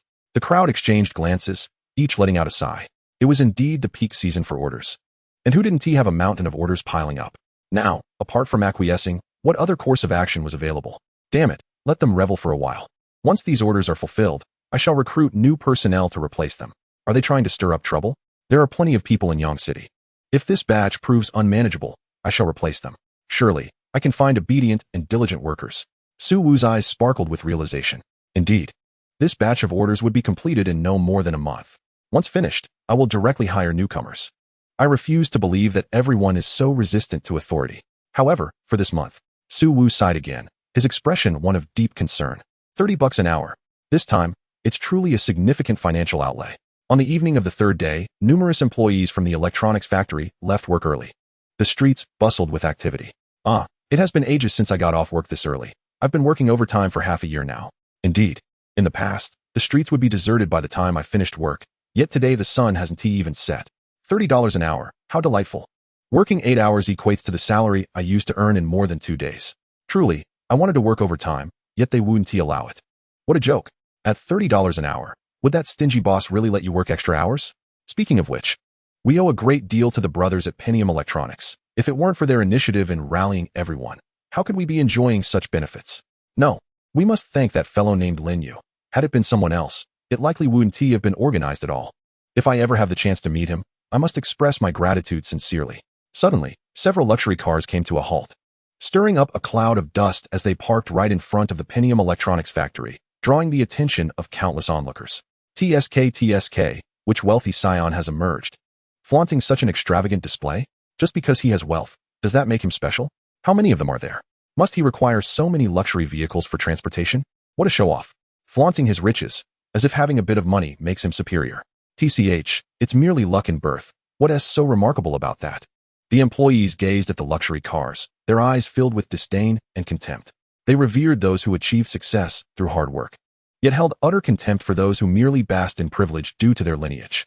Look, a young man raised his hand, and the others followed his gaze. A fresh, charming girl, exuding both innocence and allure, stepped out of the car. Her poise, appearance, and every movement were utterly captivating. Wow, she is of celestial beauty.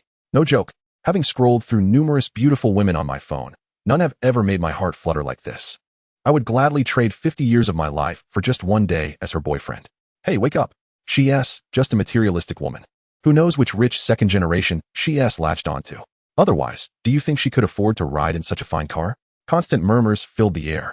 At the entrance of Pentium Electronics, Luo Qingxue stood patiently, her gaze eagerly scanning for familiar figures emerging from the factory. The moment she spotted Lin Yu, her eyes sparkled with excitement. Here, she waved her delicate arm, drawing the attention of countless onlookers. Lin Yu also noticed Luo Qingxue and made his way toward her. For the past 3 days, she had been there to pick him up after work. Usually, when he finished, most employees from the electronics factory were still working overtime, leaving no chance for a proper greeting. But today, the streets were unusually lively. Brother Lin Yu, I've missed you so much, Luo Qingxue exclaimed, eagerly wrapping her arms around his.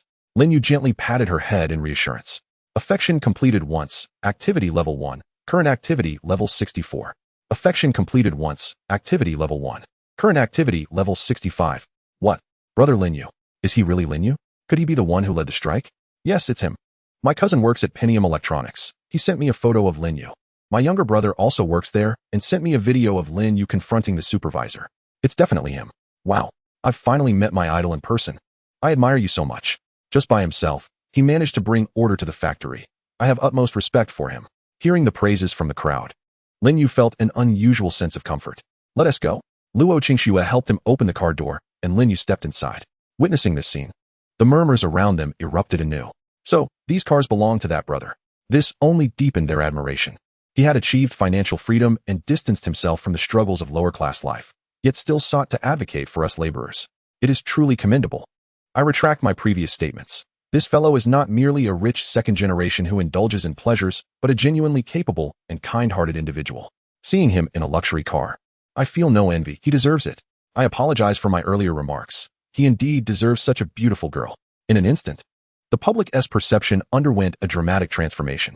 Initially, they thought he was just another arrogant rich kid showing off, but upon realizing it was Lin Yu, respect began to blossom in their hearts. Inside the car, Lin Yu reclined against the back seat. Luo Qingxue tenderly massaged his slightly sore arm, not forgetting to offer him a bottle of water. Lin Yu took a sip, finding it rather bland. He then turned to Luo Qingxue. This water doesn't taste good. I prefer imported brands. Luo Qingxue paused for a moment. Imported? I didn't prepare any. Brother Lin Yu, how about I send someone to buy some first thing tomorrow? Lin Yu shook his head, gently tracing her soft lips with a finger. Not that kind of import. But Luo Qingxue took a deep breath, pursing her lips, a flush of crimson quickly appearing on her cheeks. Imported moments later, Lin Yu savored that softness, swallowing a mouthful of the sweet, smooth nectar. All his fatigue seemed to dissipate in an instant. So engrossed and enchanted was he that he didn't even hear the system's notification. Temporary mission of working at the electronics factory for 3 days has been completed. Please collect your reward. Chapter 23. Future Business Opportunities. The winds of change have arrived. Collect. Congratulations, host has received 100 million in funds. Due to the successful task, an additional reward of 30 level 2 enhanced clones and 3,000 ordinary clones has been granted. Name, Lin Yu. Funds, 118,876,000. Total assets of the host and clones. Skills, damage transfer, exploration. System level, LV2, requires 50 million in funds to upgrade. Rewards 70 ordinary clones. Current clones, 6,000 ordinary clones, 40 level 2 enhanced clones. Special Mall, LV2, level increases with system upgrades. Higher levels yield a greater probability of refreshing high-end items. 3 days ago, Lin Yu had only 87 million in funds, but during this time, he had been purchasing 10 luck treasure chests daily, ultimately rolling his funds up to 87 million. With the addition of the system's reward of 100 million funds, his total capital has now reached 118,870,000. Directly upgrade.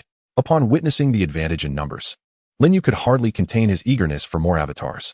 Consuming 50 million funds, system level upgraded to LV3. Reward, 7,000 ordinary avatars.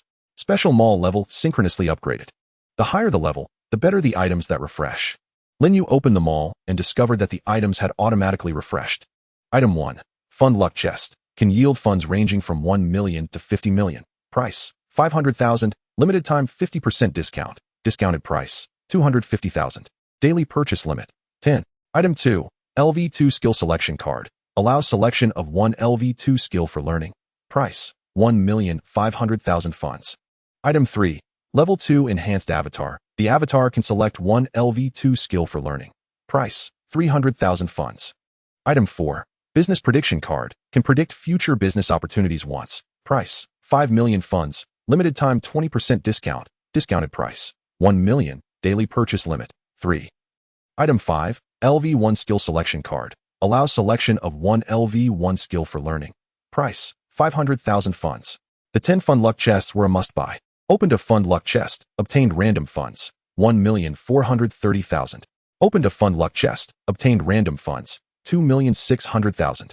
Opened a Fund Luck Chest. Obtained random funds, 2,800,000. In total, a net profit of 16 million. After a moment of contemplation, Lin Yu purchased 10 LV2 skill selection cards. After all, having more skills is never a burden. Used an LV2 skill selection card. Successfully learned LV2 bed techniques. Used an LV2 skill selection card. Successfully learned LV2 stamina. Used an LV2 skill selection card. Successfully learned LV2 tongue muscle dexterity. Each skill selection card contained a staggering 108 skill options. With 10 skill cards, it was simply insufficient to master all the skills. However, Lin Yu refrained from further purchases.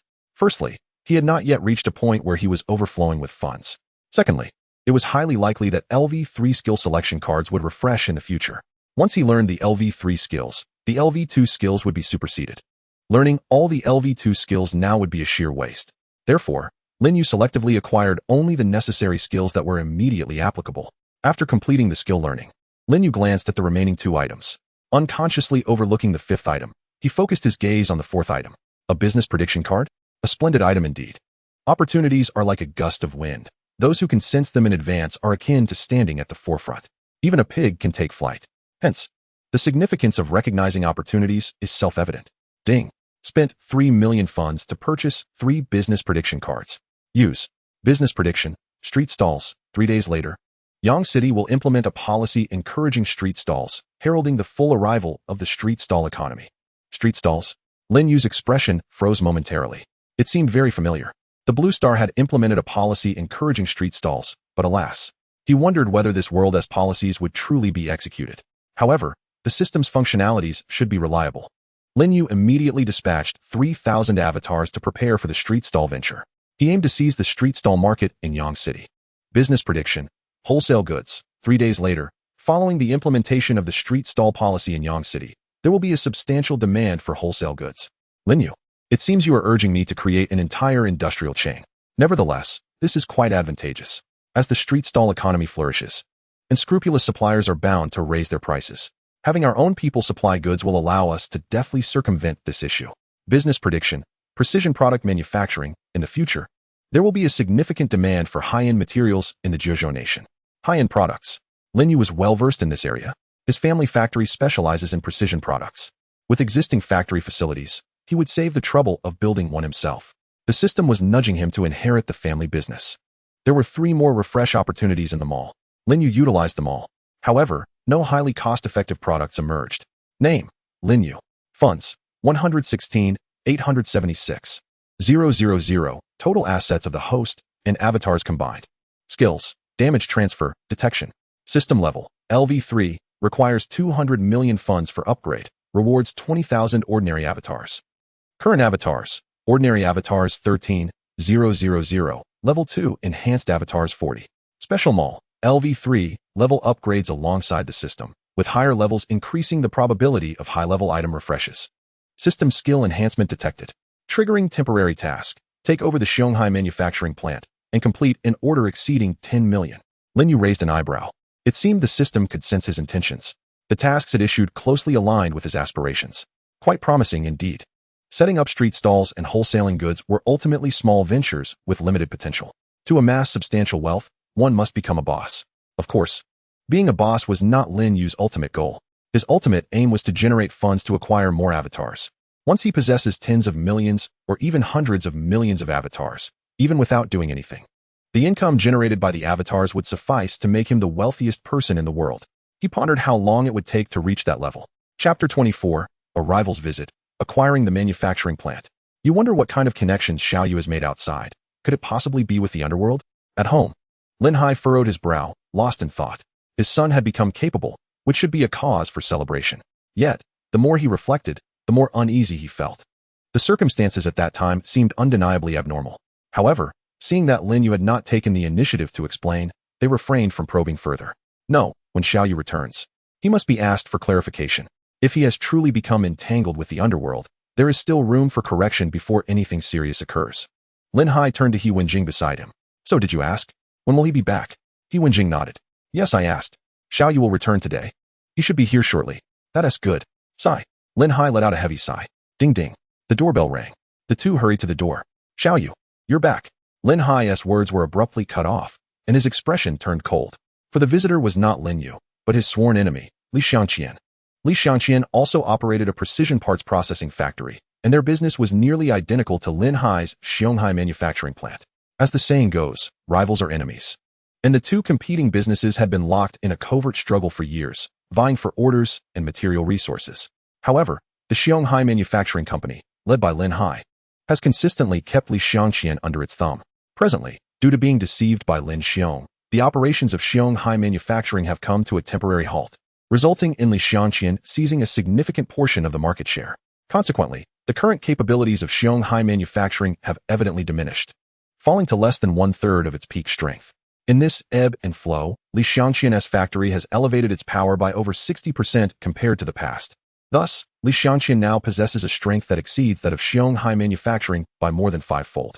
Today, the former rival arrives at the door, undoubtedly with a schadenfreude attitude. Lin Hai, naturally, does not extend a warm welcome. What? I come to visit and you leave me standing outside. You don't even offer to let me in. Li Xiangqian, with his slicked back hair and a frail frame that gives off an air of malnourishment, appears ill at ease in his oversized suit. His gaze wanders as he speaks, his tone dripping with sarcasm. Please, do come in. He Wenjing, keen on preserving her man's dignity in front of the competitor, interjects nonchalantly. Li Xiangqian makes no effort to be polite, plopping himself onto the sofa and slapping a stack of documents from his briefcase onto the table. Let us cut the small talk. I'm here to acquire your Shanghai manufacturing. The contract is already drafted, just waiting for your signature.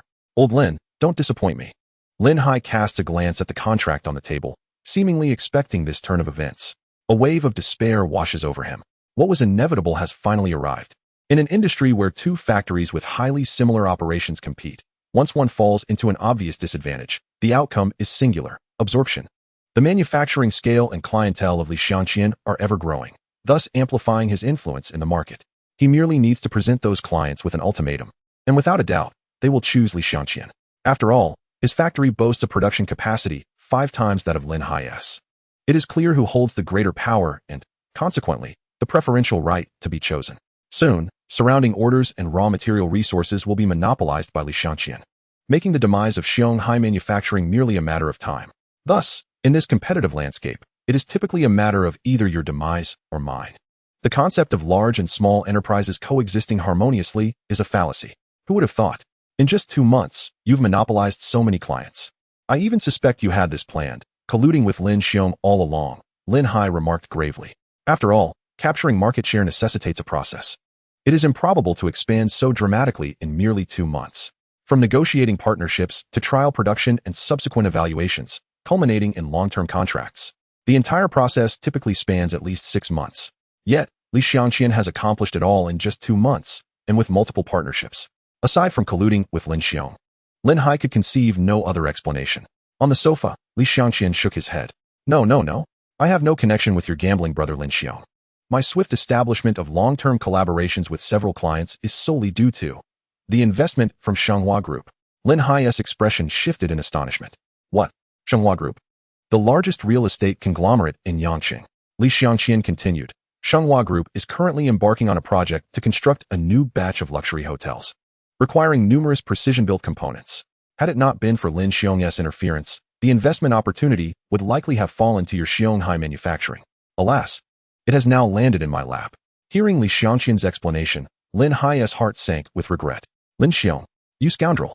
Because of you, Xianghai Manufacturing has missed out on such an excellent opportunity. Without Shanghua Group's involvement, Lin Hai could have salvaged the situation. Even if Li Xiangqian had gained the upper hand, it wouldn't have culminated in a complete takeover. But now he has no chance at all. Shanghua Group, with a market value exceeding 30 billion, provides Li Xiangqian with unparalleled financial and situational advantages. How can he possibly compete? This factory is beyond saving. Lin Hai sighed deeply within.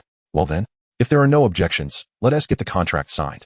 I urgently need to expand production, and your dilapidated factory still holds some utility. Otherwise, in the future, when I no longer need it, you'll find no one willing to buy it. Li Xiangqian leaned back, placing his legs on the coffee table, a smug expression plastered on his face. Lin Hai and He Wenjing exchanged a glance, their eyes reflecting profound despair.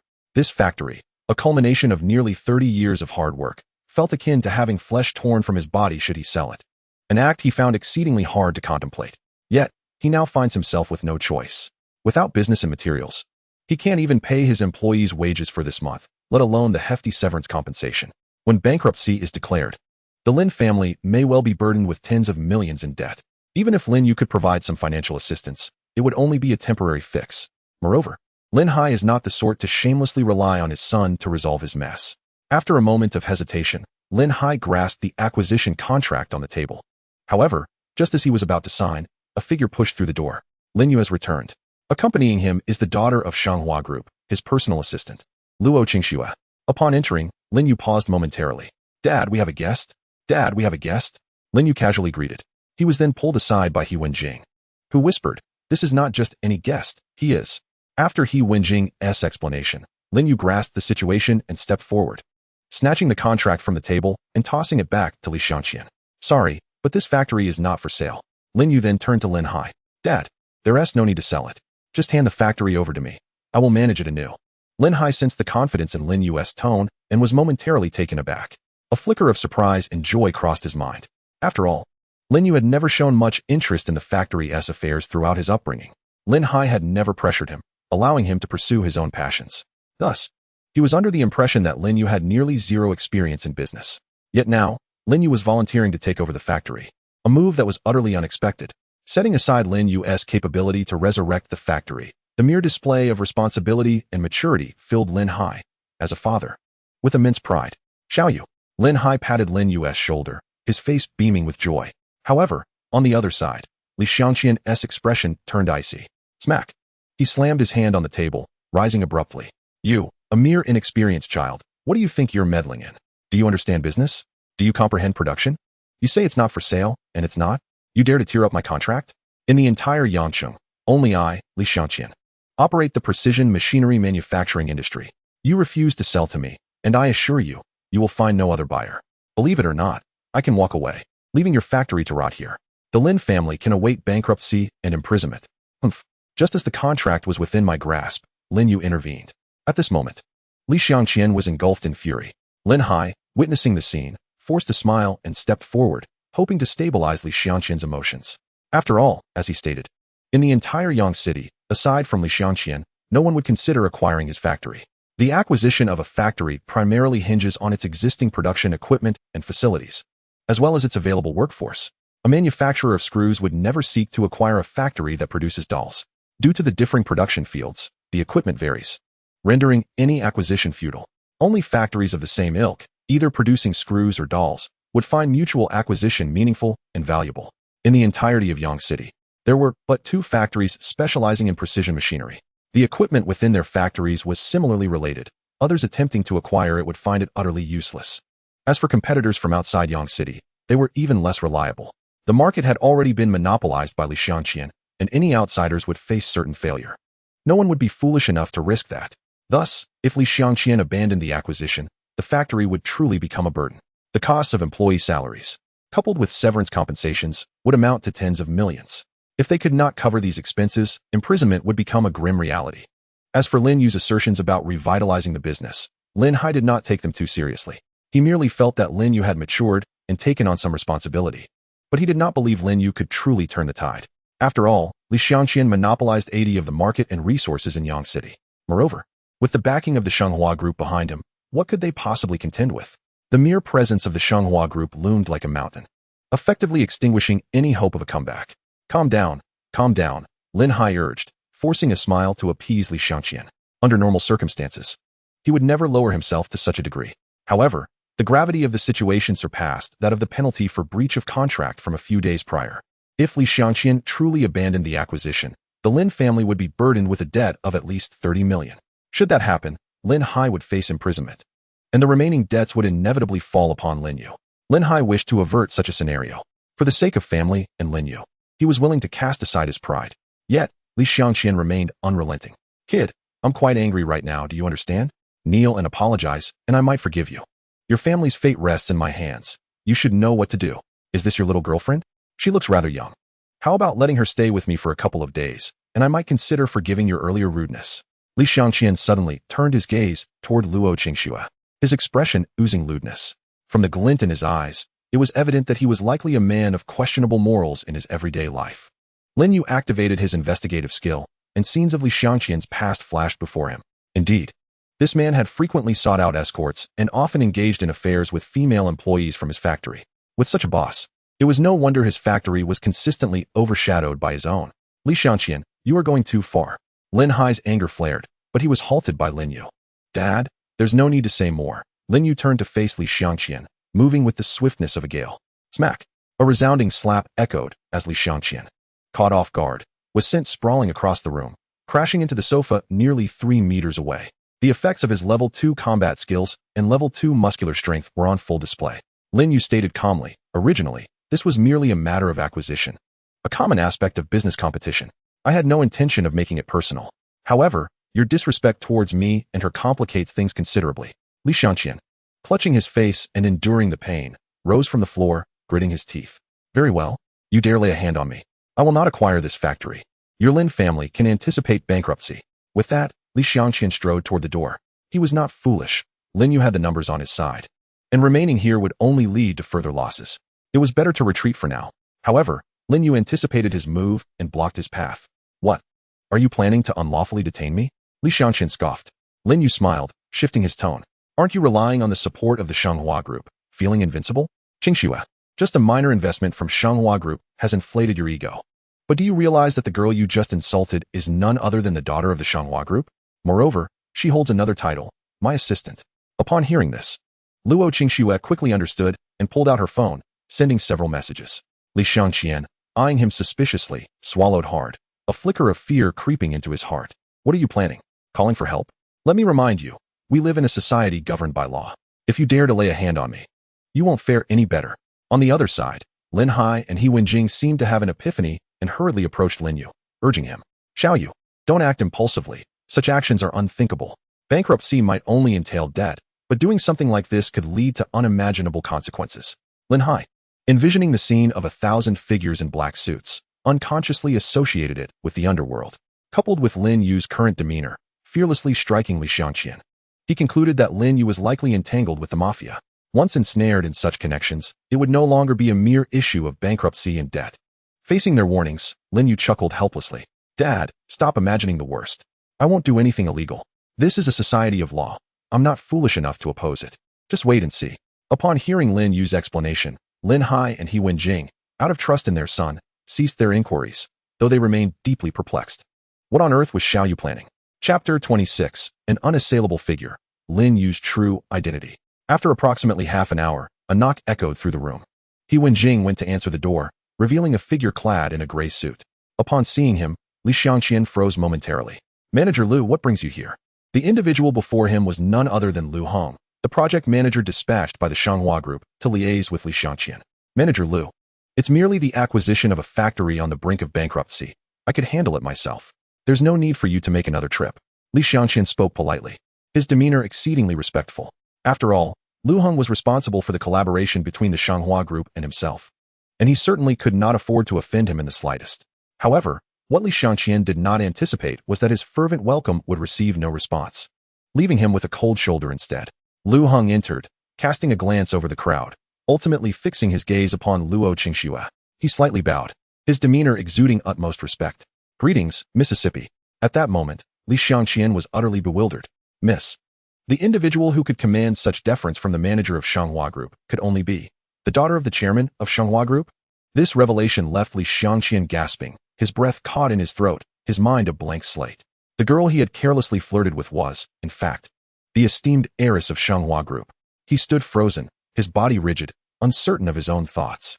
Meanwhile, Lin Hai, though unfamiliar with Lu Hong, had noted the details on his badge, Shanghua Group, Project Department General Manager, Lu Hong. The presence of such a high-ranking individual was astonishing. Although a manager's salary might not surpass what he earned running his factory, it did little to diminish the shock that Lu Heng's status brought to the others. For he wielded power that others did not possess. A single decision could dictate the fate of their enterprises. Lin Hai exchanged a glance with Lin Yu and then with Luo Qingxue, his eyes deep with contemplation. What could the relationship be between the heiress of Shanghua Group and Xiaoyu? On the other side, Luo Qingxue, upon Lu Heng's arrival, turned her gaze toward Lin Yu. Seemingly awaiting his cue, Lin Yu sat silently on the sofa, merely shutting his eyes. Luo Qingxue promptly understood and commanded Lu Hong, terminate the cooperation. As the scion of the group, she could not interfere with major strategic decisions, yet she could certainly take charge of minor matters like this, which involved a factory whose output had just surpassed 10 million. Lu Hong nodded, producing the contract he had brought and handing it to Li Xiangqian, directly announcing the termination. Li Xiangqian was left utterly dumbfounded. Just like that, the agreement was dissolved. Moments ago, he had reveled in the fact that he had secured a powerful ally in Shanghua Group, and now, it was as if that foundation had crumbled before his eyes. All because of that girl, all due to Lin Yu's single utterance. He could discern that while it was Luo Qingxue who had spoken, she had been acting according to Lin Yu's demeanor, obeying his command. Li Xiangqian's incredulity towards Lin Yu deepened. How had this young man managed to garner such obedience from the heiress of Shanghua Group? Lin Hai's astonishment was no less than Li Xiangqian's. He looked at Lin Yu in disbelief, feeling as though he were in a dream. The daughter of Shanghua Group and Xiaoyu, no wonder Xiaoyu could summon 1,000 people and boast over 20 million in cash. It turned out he had connections with Shanghua Group. But what exactly was their relationship? A marriage of convenience? No, that was implausible. If it were a marriage, wouldn't he be treated like a servant? Yet now, Lin Yu did not resemble a servant in the slightest. Rather, the heiress seemed more like Lin Yu's attendant. How could this be? The more Lin Hai pondered, the more muddled he felt. This situation had entirely surpassed his comprehension. Manager Lu, wait. Hadn't we already negotiated the cooperation? Why the sudden termination? Li Xiangqian, regaining his composure, began to attempt to salvage. However, Lu Hong disregarded him, positioning himself behind Luo Qingxue. The implication was clear. If he sought to plead, it would be futile. He must appeal to their Mississippi. Li Xiangqian's gaze shifted to Luo Qingxue, his expression grim. Damn it, it was all his own fault for speaking so carelessly. To offend the heiress of Shanghua Group was tantamount to digging his own grave. Miss, please don't hold it against me. I spoke thoughtlessly, he stammered. With that, he struck himself several times across the face in a display of contrition. Yet Luo Qingxue remained unfazed, stepping aside to stand behind Lin Yu. This echoed Lu Heng's earlier sentiment. Pleading with her was pointless. He must appeal to Lin Yu. Li Xiangqian once more realized that Lin Yu was the one who could determine everything. He turned to Lin Yu, desperation flooding him. At this moment, Li Xiangqian was filled with regret. He could never have anticipated that the seemingly ordinary Lin Yu held the greatest power among those present. But it was too late for remorse now. Lin Yu showed no intention of sparing him. Leaning back on the sofa, he regarded Li Xiangqian with an indifferent expression. Enough. You may leave. Your presence is a nuisance. Despair washed over Li Xiangqian. Shanghua Group was the largest conglomerate in Yangcheng, and indeed the most formidable in the surrounding cities. He had thought that once the cooperation was established, he would soar to new heights. Yet, due to his careless words, he had lost everything. No, please. I will kneel and apologize. Will you spare me? Without hesitation, Li Xiangqian sank to his knees. Lin Yu, however, smiled. Kneeling in apology? You seem quite adept at this little charade. I have gleaned from my abilities that every time you seek assistance, you resort to this same tactic. For others, a man's knee is sacred, and kneeling signifies a loss of dignity. But for you, it is merely a ploy to elicit sympathy, an empty act devoid of genuine emotion. While others might be deceived, I am not. Begone. Chapter 27. Taking over the factory, building a career. Li Xiangqian slinked away in disgrace. Uncle Lu, you should return as well. Do not let your business be delayed, Luo Qingxue remarked. Of course, miss.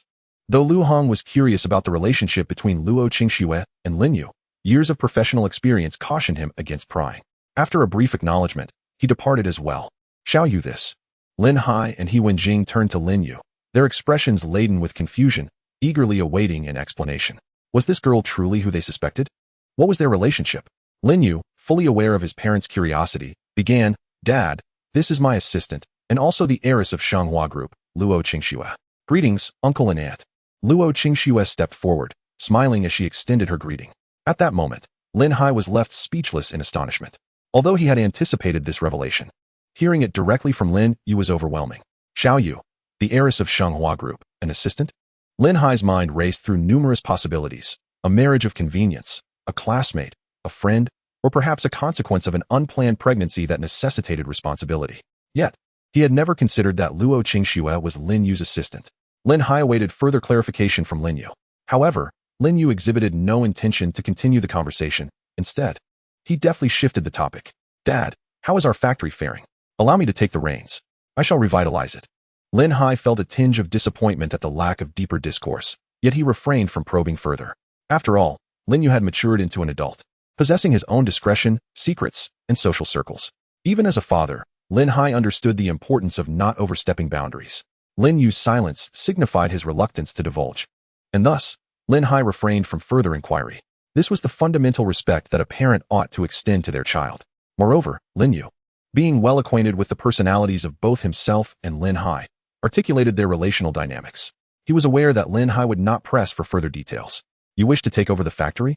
That is certainly agreeable. Although our orders have dwindled by more than half and our material supply channels have significantly diminished, the factory remains operational. However, I must advise you on one crucial matter. Lin Hai's expression turned slightly more serious, and Lin Yu too adopted a more earnest demeanor. Many of the veteran employees have been with me for a decade, or even two, some since the factory's inception. Over time, we have developed a camaraderie that has evolved into friendship. Initially, I believed that a stronger rapport would enhance their productivity. Yet I have since discovered the contrary. The better the relationship, the more complacent they become. Numerous seasoned employees, relying on their familiarity with me, have begun to slack off. While others adhere to a minimum of 8 hours of work, they frequently arrive late and leave early, barely clocking in 5 hours a day. At times, they merely show up to linger for a few hours without accomplishing anything substantial. During busier periods, I find myself compelled to bring them fruits and snacks to incentivize their diligence. Alas, therefore, once you assume control, ensure to regularly bring some fruits as offerings. Otherwise, these individuals may become irritable, and that would adversely affect production. Listening intently, Lin Yu's brow furrowed. Dad, I recall the payroll you printed, wherein their salaries are no less than 8,000 yuan, some even reaching 20,000. With such high wages and their lackadaisical attitude, why do you retain them? Why not simply dismiss them? Although Lin Yu opposed overtime and even instigated a collective strike at the electronics factory, he certainly did not condone lethargy in the workplace. Aside from occasional overtime, the factory generally adhered to an 8-hour workday. This lenient standard, yet still unmet by the employees, was indeed unacceptable. Sighing, Lin Hai replied, Dismissal is not a viable option. Xiao Yu, you do not grasp the necessity of specialized skills in precision machinery production. In the entirety of Yangqing, only a scant few possess such expertise. Should we dismiss them, it would be nearly impossible to recruit a second batch. We could source from other cities, but those individuals would undoubtedly demand higher wages. After calculating the costs, I realized that hiring from outside would leave us with minimal profit, if not losses, quite the unfavorable trade-off. Additionally, my factory is in fierce competition with Li Xiangqian's. If I were to let these workers go, they would be snatched up by him the very next day. Should that occur, I would be left with no workforce, and the factory would be doomed. Upon hearing Lin Hai's explanation, Lin Yu comprehended the predicament. It was merely a matter of a shortage of specialized talent, compounded by the competitive presence of Li Xiangqian, forcing Lin Hai to placate these employees and tolerate their laziness. As for penalties, if he dared impose fines, they would resign the following day and head straight to the rival's company. Such an outcome would inevitably spell disaster for the factory. The complacency of these seasoned employees stemmed from a combination of their talents and the external threat they posed. From another perspective, it could be said that these employees monopolized the precision manufacturing sector in Yangqing. If you do not cater to my needs, you shall find yourself with no one to employ. However, these issues posed no concern for Lin Yu. Specialized talents? I have plenty at my disposal. With a level 2 enhanced avatar, I can choose any LV2 skill to learn, and the caliber of LV2 skills is already at a high level within the industry. Second only to a select few top researchers. Implementing such skills in the factory would be more than sufficient. Dad, you need not worry about this. I will handle it. Lin Yu stated calmly, taking a sip of water. In terms of personnel, he lacked nothing. Should anyone fail to fulfill their responsibilities while occupying their positions, do not blame me for their dismissal. Chapter 28. Do you dare to fire me? The name of the factory, Xiong Manufacturing, was derived from the names of Lin Hai and Lin Xiong. Initially intended to be named Hai Xiong Manufacturing, as Lin Hai was the eldest. The name was altered to Xiong Hai due to its lack of phonetic appeal. At this moment, however, Lin Yu gazed upon the name with a profound sense of aversion. We must take the time to replace this sign and rename it Yu Manufacturing, Lin Yu commanded. The factory administrators accompanying Lin Yu exchanged glances, their expressions languid. Certainly. However, the factory is quite busy at the moment. If we are to change it, it would have to wait until next month, one administrator replied apathetically, his tone and demeanor betraying a hint of disdain and scorn. Lin Hai speaks to us with utmost caution, yet you, a lad in your 20s, issue commands without the slightest regard. Youth today lacks decorum. Lin Yu sensed their tone of indolence and lethargy, gaining a clearer understanding of Lin Hai's admonitions. The mere act of changing a sign had already prompted them to seek excuses for delay. It was evident that the factory personnel had indeed succumbed to a significant level of complacency. Busy? What busyness is there? The factory has just settled a breach of contract penalty, and with most orders monopolized by Li Xiangqian, our current business volume is less than 1/5 of its peak. Lin Hai intended to downsize, but had yet to act, thus maintaining the workforce at its previous scale despite the diminished business. 1/5 of the workload. And you claim to be busy? Clearly, that is merely a pretext. Lin Yu's tone grew colder. Upon arriving at the processing workshop, he surveyed the surroundings. His immediate impression was chaos, utter disorder. 5 or 6 individuals were gathered around a welding machine, laboring on a simple component. A task that could be completed by one person in 3 minutes took this group 10. Several employees, clad in high-standard work attire, lounged together playing cards, accompanied by snacks and beer, occasionally indulging in a drink. The overseer was even more outrageous, having fashioned a hammock for himself, soundly asleep within it. Has the factory always operated in such a manner? Lin Yu inquired quietly. The administrator waved dismissively. Certainly not. It is merely that the orders have been scarce in recent days, leaving most individuals idle. Lin Yu discreetly activated his investigative skills, casting his gaze over the various figures to scrutinize their past experiences. Scarcity of orders leading to idleness? Yet, even amidst an abundance of orders, the scenes he witnessed depicted a persistent state of languor. It is not merely the 8-hour workday that is at stake. Even a mere 4 hours seems uncertain. Tasks that should normally be completed in 3 days are stretched to 7 or 8. It is no wonder that the factory's profit margins have consistently stagnated. Too many idle hands have been nurtured. Clapping his hands together, Lin Yu drew the attention of everyone present. After the administrator introduced his identity, the crowd exhibited little reaction, save for a few snickers of derision. What was old Lin thinking? Appointing a recent graduate to oversee the factory?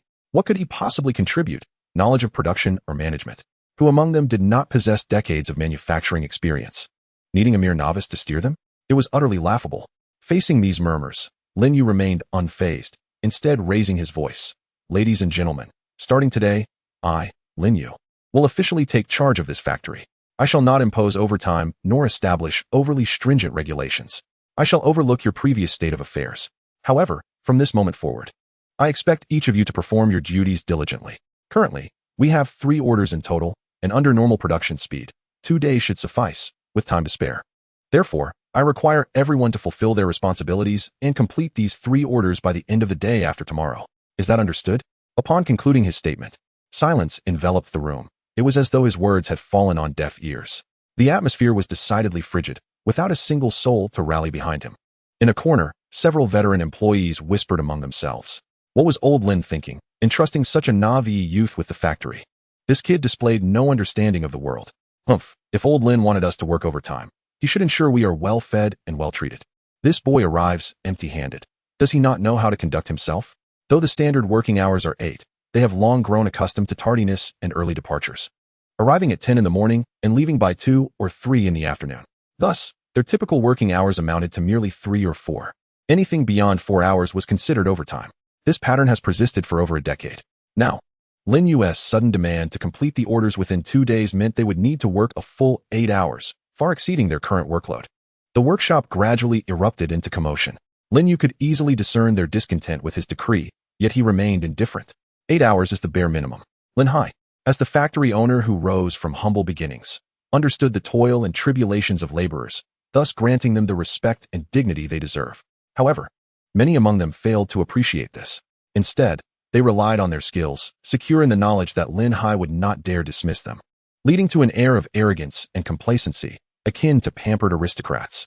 This trajectory is detrimental to the factory's future, and his purpose here is to rectify this issue. 3 minor orders do not constitute a heavy workload. Before the end of the day after tomorrow, I shall return to assess the production status. I hope everyone can meet the deadline. With that, Lin Yu departed. As they watched his figure fade, the workshop erupted once more into a cacophony of voices. How long have I been here? At most, I work 4 hours a day, and this kid thinks he can make me work 8? Indeed, old Lin never dared to speak to us this way, yet his son has become rather presumptuous. What of it if I only work 4 hours? Let him try to fire us. In the entirety of Yangcheng, there are but a few who possess expertise in precision machining. If he were to dismiss us, I wonder where he would find skilled workers. Old Lin ought to properly educate his son. He lacks self-awareness. Damn, I lost track of time while he was speaking. It's already 4 in the afternoon. Who is treating today? Groups of figures began to exit, and soon the factory lay empty. No one took Lin Yu's words to heart. Chapter 29, What of dismissal? Let us see who regrets it. In the blink of an eye, 2 days had elapsed. At 3:30 in the afternoon, a few figures clad in advanced technician uniforms made their way out together. The factory employed a total of 300 workers, divided into 3 categories. The first category consists of senior technicians, who possess highly refined manufacturing skills, handling critical steps in component fabrication. There are only 12 such senior technicians, yet they represent the culmination of years of Lin Hai's efforts, receiving salaries exceeding 20,000. They are the core personnel of the factory, possessing essential expertise. Without them, no order could be successfully completed. The second category comprises ordinary technicians, nearly 100 in number, earning over 10,000. Their skills may not match those of the first category, yet they remain indispensable, tasked with foundational manufacturing duties. Once their work is done, the products are 90 complete, with the final precision processing conducted by the 12 senior technicians. The remaining individuals are ordinary employees, numbering over 100, responsible for simple tasks such as handling raw materials, packaging, and transportation. Among all employees, the ordinary workers generally pose little issue, as anyone can perform these tasks, should anyone choose to shirk their duties. Lin Hai could dismiss them at any moment. Hence, the ordinary employees typically fulfill their responsibilities diligently. However, the technicians exhibit a different attitude. Relying on their mastery of critical skills, they feel secure in Lin Hai's reluctance to dismiss them, leading to increasing audacity. Even Lin Hai, as the factory owner, must tread carefully around their whims, and Lin Yu's authority is regarded with similar disdain. Cousin, isn't it a bit inappropriate to leave work early? A young technician with a buzz cut gently urged. Didn't the boss say we were to complete the orders in 2 days? We've only finished half. It seems rather unprofessional to leave like this. After all, we are employees. We should at least fulfill our 8-hour obligation. Besides, the boss has made a request. If we abandon our responsibilities, what if he becomes upset? The older technician shot him a glance, muttering, You lack ambition. I'm leaving early. Let us see if the boss dares to confront me. I'll tell you this. In this factory, the boss is not the most powerful. This is. Do you understand? He gestured to the word senior technician emblazoned on his uniform. Skill is paramount. In the entirety of Yang City, there are but a handful of individuals possessing my level of expertise. What of the boss? Would he dare to dismiss me? If he were to do so, the factory would inevitably perish alongside him. He is more than eager to accommodate me. Do you understand? The young man with a crew cut evidently did not fully endorse this perspective. After all, to him, it appeared to be a form of coercion or even abduction. A factory cannot thrive without technology, nor can it flourish without the investment and operational oversight of its owner. Both parties are intrinsically interdependent. Leveraging one's own value as a means of intimidation is a most undesirable practice. The young man felt an urge to offer counsel, yet upon reflection, he refrained from voicing his thoughts, for he recognized the futility of his words given his subordinate status. As the situation unfolded, over 100 skilled workers vacated their posts, bringing production to a halt. 2 hours later, Lin Yu and Lin Hai arrived on the scene. Lin Hai gazed at the silent workshop, unable to suppress a sigh. Alas, Xiao Yu, do you see the state of the factory now? Even if I wished to implement reforms, it would be futile. Yang City is utterly incapable of attracting new skilled workers. We can only allow them to run rampant. If you aspire to take full control of the factory and earn their respect, you must adopt a more humble demeanor. Tomorrow, procure some fine liquor and present it to them. Engage them in conversation as a junior, and it should foster a closer rapport. Above all, remember not to repeat the mistakes of the day before yesterday, as that would only alienate them. Should they, in a fit of anger, seek refuge with Li Xiangqian, our factory would be in dire straits. Lin Hai's eyes were dim, his expression one of resignation. In that moment, he bore no semblance of a commanding figure. Rather, he resembled a wronged widow confiding in Lin Yu. Meanwhile, Lin Yu displayed no trace of disappointment. Instead, a hint of irony graced his countenance. If they refuse to heed my advice, they must not blame me for their eventual replacement. Father, you should return home. I shall handle this. Lin Yu refrained from elucidating his intentions, and Lin Hai, assuming he would follow his counsel, reiterated, remember the key point. Adopt a humble stance. As long as your attitude remains agreeable, they will not trouble you. Once Lin Hai departed, Lin Yu was left alone. He activated the system panel. Name, Lin Yu. Funds, 116,876,000. The total assets of the host and his avatars. Skills, damage transfer, inquiry. System level, LV3, requires 200 million funds for upgrade, rewards 20,000. Ordinary avatars. Current avatars, ordinary avatars 13,000. Level 2, enhanced avatars 40. Special Mall, LV3, level increases with system upgrades. Higher levels yield a greater probability of advanced items. Level 2 enhanced avatars can select one LV2 skill for learning. LV2, a standard within the industry that can be attained by ordinary individuals. Special Mall consumes 3 million funds to purchase 100 level 2 enhanced avatars. Summon one level 2 enhanced avatar, learn LV2 skill, precision machining technology. One by one, figures materialized out of thin air. Each avatar possessed advanced processing techniques within the industry. Apart from the 5 bodyguards previously summoned, Lin Yu summoned all 135 level 2 enhanced avatars in one breath. Why settle for mere entry-level technicians when he could employ the elite? After all, they were all his avatars. Having one more person simply meant one more mouth to feed. A meal would suffice, incurring minimal cost. As for the previous workers, he scoffed at the notion that they believed he could not dismiss them. Chapter 30, Stunned. They were truly dismissed. The following day, at 7:30 a.m., while ordinary employees had yet to arrive, the workshop was already in operation. Due to the current limitations of equipment scale, although Lin Yu had 135 highly skilled technicians, only a handful were engaged in advanced tasks, while the remainder attended to basic duties. At 7:50 a.m., a laborer responsible for logistics entered the workshop and was instantly taken aback. What in the world? Did the sun rise from the west today? How is it that work has commenced so early? He was a seasoned employee, having worked there for 5 to 6 years. And in his experience, the processing workshop typically began operations around 9, nearing 10 o'clock. Even on rare occasions when work commenced before 9, it was a cause for celebration. Yet today, operations had begun at the remarkably early hour of 8, leaving him bewildered. The young man scanned the crowd, searching for a familiar face to inquire about the situation. However, after searching high and low, he found no one he recognized. How peculiar. Are there so many new faces in the factory? As he pondered this, Lin Yu's figure appeared. The young man immediately perked up. Boss. Lin Yu nodded. Activating his inquiry skill, he confirmed that the individual was merely an ordinary laborer, diligent in his duties without any negligence. We've simply hired a new batch of technicians. No need for surprise. You may continue with your regular work. Lin Yu retained these ordinary employees precisely because they had shown themselves to be reliable and conscientious in their roles, while employing his own avatars would yield greater profits. He did not wish to jeopardize the livelihoods of others due to the issues arising from those skilled workers. Every dedicated and earnest employee deserved his respect. Moreover, for someone with assets exceeding 100 million, the loss of a slight profit was inconsequential. Yes, boss. The laborer replied promptly immersing himself in his work. As more ordinary employees engaged in production, the factory's efficiency surged, returning to its peak operational speed, even surpassing it. A few logistics workers seized a moment to wipe their brows and discreetly observe their surroundings. 10, 30, 100. There were indeed over 100 newcomers. Our new boss is truly impressive, He managed to recruit over 100 technicians overnight. Indeed. Moreover, they appear to possess skills superior to those of the previous workers. Yesterday, someone took 8 minutes for a precise machining task, while these new hires completed in just 3 minutes, more than doubling efficiency. What do you think? Is the boss merely expanding production, or is he planning to downsize? Who knows? We shall wait and see. 2 hours later, nearing 10 o'clock in the morning, several figures entered the factory together. Oldly, I discovered a newly opened massage parlor with exceptional techniques. I'll treat you to it after work. Sounds good. My back has been aching lately. A massage would be perfect for relaxation. By the way, I believe their essay raffle today, so let us head over early. Before 4 o'clock. No problem. The group chattered among themselves, disregarding the keep quiet sign on the wall, as though they were in their own home. Is there some commotion in the workshop? Who arrived early? As they stepped inside, ready to greet their colleagues, they were all taken aback at the sight of so many unfamiliar faces. Who are these people? I've never seen them before.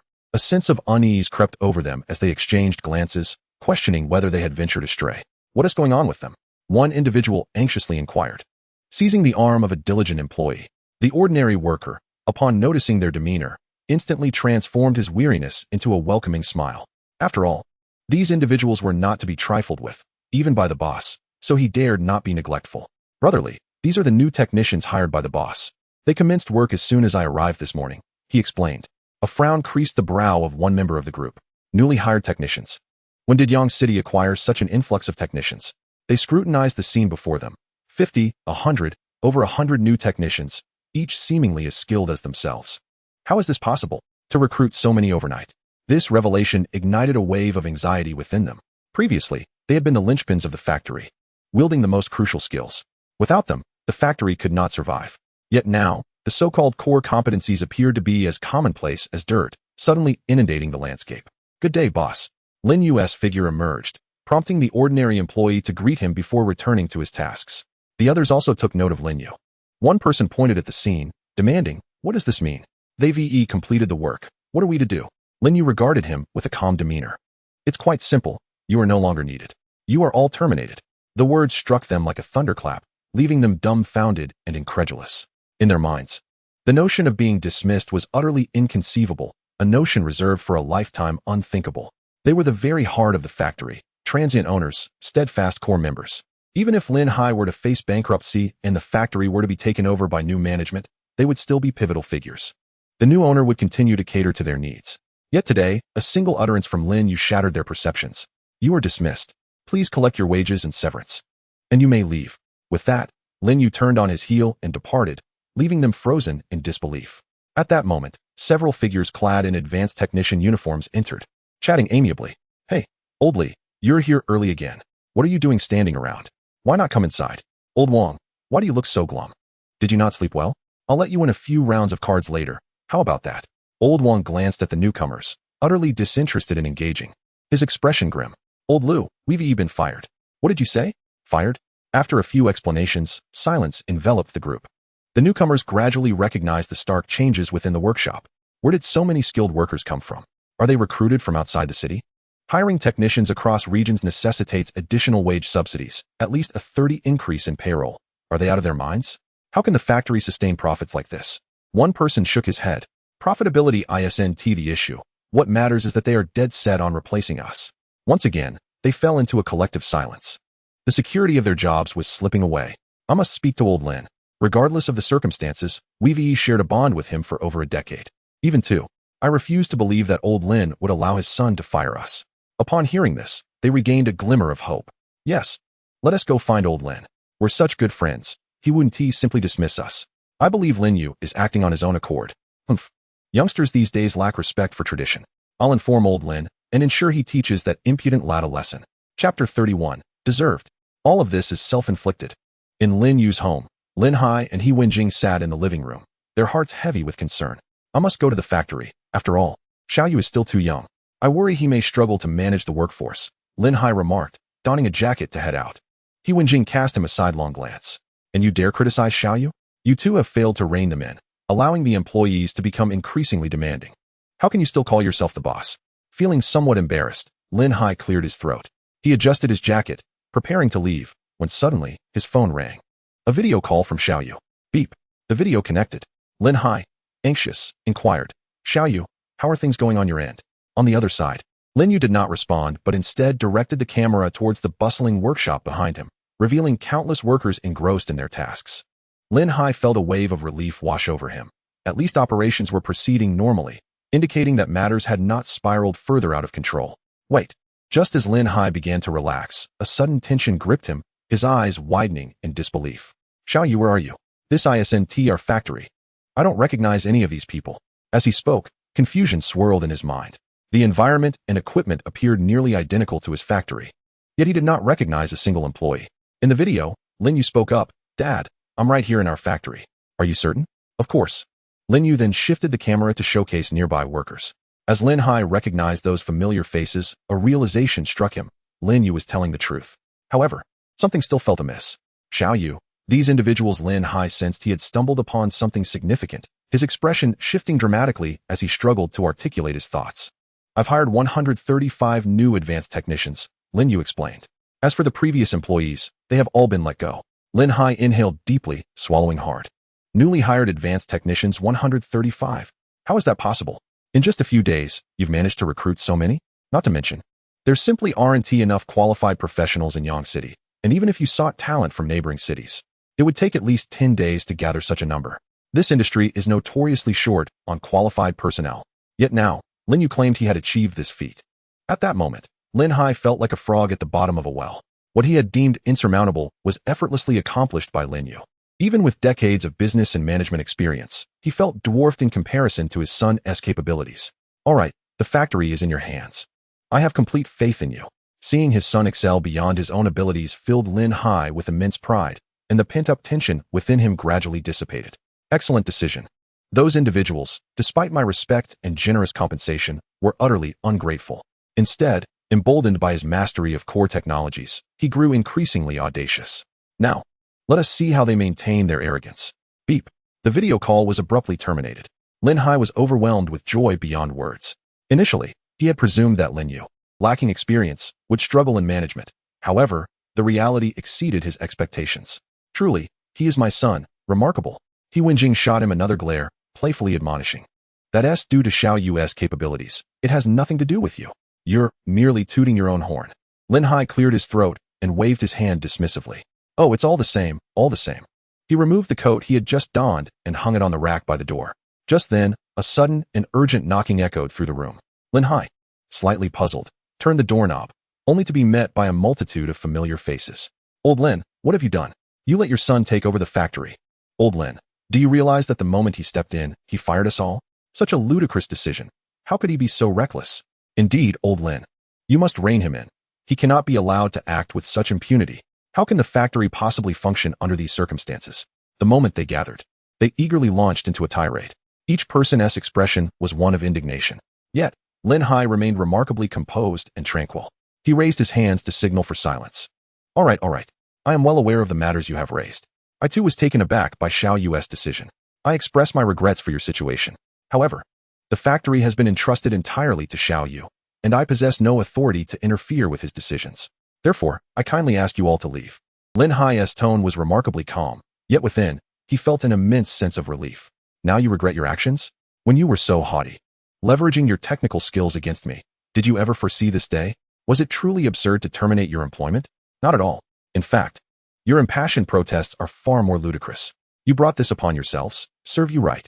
Outside the door, the crowd, upon hearing Lin Hai's words, displayed expressions of surprise. They could not fail to comprehend the implications of his statement. Clearly, Lin Hai sided with the decision to dismiss them, though he refrained from voicing it directly. Their last glimmer of hope had been extinguished. The group exchanged glances, feeling somewhat lost. Some truths are only appreciated in their absence. Dismissed. The security of their jobs had vanished. A stable position that required only 4 hours of work daily for a salary of 20,000 had simply evaporated. They were not foolish. Once they regained their composure, they understood the reasons behind their dismissal. With the situation irretrievable, a sense of regret began to settle in for some. The factory's workload was manageable, the hours reasonable, and the pay generous. Why would they sabotage such a good job? Now that it was gone, they truly regretted their choices. Old Lin, grant me another chance. I promise to work diligently and never slack off again. One person tentatively pleaded. Yet, Lin Hai gently declined. Old Wang, I am powerless in this matter. The factory is now under Xiao Yu's command. You must approach him. It is futile to seek me. Upon leaving Lin Yu's residence, the crowd's spirits were exceptionally low. Alas, it seems we cannot return. Suddenly, someone in the crowd exclaimed, enough of this. We possess skills. Why should we despair over the lack of a factory? Let us head straight to Xiangqian Manufacturing. Xiangqian Manufacturing was the name of the factory run by Li Xiangqian. Upon hearing this, the crowd instantly perked up. Yes, with our skills. How can we worry about not being wanted? Since Lin Hai is determined to dismiss us, let us seek opportunities elsewhere. I have researched. Xiangqian Manufacturing has secured investment from Shanghua Group, and their business has surged, now surpassing Shanghai Manufacturing by more than fivefold. With an increase in business, the demand for skilled laborers will undoubtedly rise. If we apply for jobs there, we will surely succeed. With our expertise, Xiangqian Manufacturing will undoubtedly continue to thrive. At that time, Shanghai Manufacturing may face closure. I wonder if Lin Hai and his son will regret their decision. Chapter 32. This entire area belongs to him. At Xiangqian Manufacturing, Li Xiangqian sat in his office, his brow furrowed and his countenance weary. Having just received investment from Shanghua Group, he had scarcely had time to celebrate before his momentary indiscretion led to unforeseen consequences. Alas, the daughter of Shanghua Group has taken a liking to that young man. With the support of Shanghua Group, Lin Hai will likely make a swift comeback. At that point, I shall be of no consequence. Li Xiangqian rested his forehead in his hand, sighing repeatedly. Boss, a young female assistant entered, her appearance not as striking as Luo Qingshua's, yet still possessing a modicum of charm. What is it? The assistant, brimming with excitement, exclaimed, Boss, I bring good news.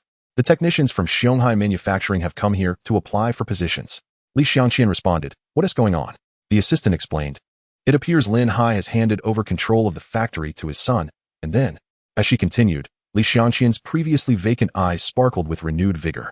Ah, Lin Hai, you squandered such a promising opportunity. You allowed Lin Yu to take over the factory. Does he understand management? Does he grasp the nuances of operations? This is sheer folly. How many have come? The assistant, her face aglow with excitement, gestured to indicate a number. Li Xiangqian's expression turned serious. 12 senior technicians and 104 junior technicians. This is a windfall. To put it in perspective, my factory has only 10 senior technicians and 80 junior technicians. With the backing of Shanghua Group, I had hoped to expand my workforce significantly, but before I could do so, this debacle unfolded, and they severed ties with me. Yet now, the technicians from Shanghai Manufacturing are flocking here. If I hire them all, my factory's production capacity will more than double. Previously, we could generate a maximum output of 800,000. Now, we could reach 2 million. Therefore, there remains hope for my factory's revival. Go. Assess their skills. There should be no issue in hiring them. Additionally, expedite the construction of several new workshops. I must swiftly augment our production capabilities. For over 20 years, I have been overshadowed by Lin Hai. Now that he has retired and transferred the factory to Lin Yu, I cannot allow Lin Yu to eclipse me as well. This time, I must prevail. The assistant hesitated slightly. Boss, have you overlooked something? Lin Yu has the backing of Shanghua Group. His ability to dismiss a group of technicians so decisively indicates that he has likely secured new ones, possibly in equal numbers to ours. Even if we accept these new hires, we may not outpace them. Upon hearing his assistant's words, Li Xiangqian scoffed. No, you are only seeing the surface. What if he has the support of Shanghua Group? Taking advantage of the short cooperation period with Shanghua Group, I used Shanghua Group's reputation to directly consolidate and monopolize over 80 of Yangqing's order resources. All the companies that cooperated with me signed long-term contracts of at least 5 years. Even if Lin Yu had manpower and strong production capacity, without orders, it was useless. But now, I had both manpower and orders. The future development potential would definitely not be worse than his. As long as I held this lifeline of order resources, Lin Yu would absolutely not succeed. Li Xiangqian felt a surge of pride in his own cleverness as he said this. He believed that the wisest thing he had done was, during those few days of cooperation with Shanghua Group, to frantically attract clients and sign contracts. He had consolidated countless order resources, directly choking one of Lin Yu's lifelines. Lin Yu, let us wait and see. Yangqing Night Market. Tonight. The night market was almost 3 times busier than usual, because Yangqing had just introduced a new policy, encouraging street stalls and vigorously developing the street vending economy. Lin Yu's clones had long prepared for this. As soon as the policy was announced, they occupied countless stall spots that very night. One by one, stalls sprang up, directly expanding the night market's range to 5 or 6 adjacent streets. The system really didn't lie. There was indeed such a policy. Lin Yu strolled down the night market streets. The numbers on the system panel kept increasing. Funds, 113, 885,000. Funds, 113,911,032. Funds, 114,042, 230. Funds, 114,258, 746. Almost every minute, the amount increased by several thousand, sometimes over 10,000. At the busiest time around 8 or 9 in the evening. It even increased by 50 to 60,000 at once. Lin Yu roughly estimated that with just the snack stalls, in one night of less than 5 hours, income could reach 5 million. Add in daytime clothing and general merchandise stalls, and the daily net profit could reach nearly 7 million, spread across nearly 10,000 clones. Each person contributed about 700 in pure profit per day. Street vending really makes money. One person vending for a day, earning 700. Of course, a large part of this was because the street vending policy had just been announced, riding the wave. There were not many competitors yet. Later, when more people joined, the profit would definitely decrease. But Lin Yu had plenty of people. He could make all the competitors his own people, all his clones. Whether they competed or not didn't matter. Lin Yu passed by a snack stall, casually took 2 sausages, and walked away without looking back. Kind-hearted onlookers saw this and warned the stall owner. Hey, he took your stuff and didn't pay, just walked away. Humph, this kind of person freeloads all the time. What a scumbag. Call the police. Yes, call the police, he must be punished. Look, he also took a bottle of cola and a skewer, still didn't pay? More and more curious onlookers gathered, their discussions growing louder. However, the stall owner waved his hand, stopping them. Cough, cough, everyone calm down. That is my boss. Even this little stall is given by him. Eating some food, why pay? A beverage stall owner nearby also spoke up. Yes, that is my boss too. Taking a bottle of cola without paying, perfectly normal. Someone patted the barbecue stall owner. Brother, could that person also be your boss? The stall owner decisively nodded. Yes. Passers-by swallowed in disbelief, staring at Lin Yu's retreating figure. Could it be that he was the boss of all the vendors on this street? The barbecue stall owner shook his head. No, he is not. The passerby exhaled. Phew, scared me. I thought it was the whole street. However, before he could truly relax, one sentence from the stall owner made him gasp. You're wrong, not just this street. The bosses of the stalls on the 5 or 6 adjacent streets are all him. Passerby. Chapter 33. If you don't dare, I dare. Yangcheng. Municipal Bidding Hall. Inside, people came and went, extremely lively. The bidding hall, in simpler terms, was a centralized place for task information trading. You could come here to post tasks, or take tasks here. And tasks included many types: construction tasks, production tasks, transportation tasks, etc. The task publishers were mostly companies. Finished product manufacturers. Those taking the tasks were manufacturing factories, logistics companies, and the like. At the entrance, Lin Yu stepped in, Luo Qingxue and several bodyguards silently following behind. Following the signs, they entered the task bidding hall for precision manufacturing. Orders here differed from those outside, mostly one-off. A large enterprise might temporarily need a batch of precision equipment or instruments, then post a task. Basically done once, belonging to short-term, temporary demand. No need to establish long-term cooperation with any factory. Previously, factories accepted both long-term and short-term tasks, going wherever there were orders. But now, the long-term cooperation market was monopolized over 80 by Li Xianqian. No matter how hard Lin Yu tried, he could only get the remaining 20. So, he had to focus on the short-term task market. As long as he made a name in this market, the effect would be no less than the long-term market. Maybe even better, because the short-term market included not only Yangcheng's orders, but orders from enterprises nationwide. The business scope was extremely wide. In short, the long-term order market offered long-term cooperation, stability, but small scope and low profit. The short-term order market lacked long-term cooperation. Orders were unstable, but profits were high and potential large.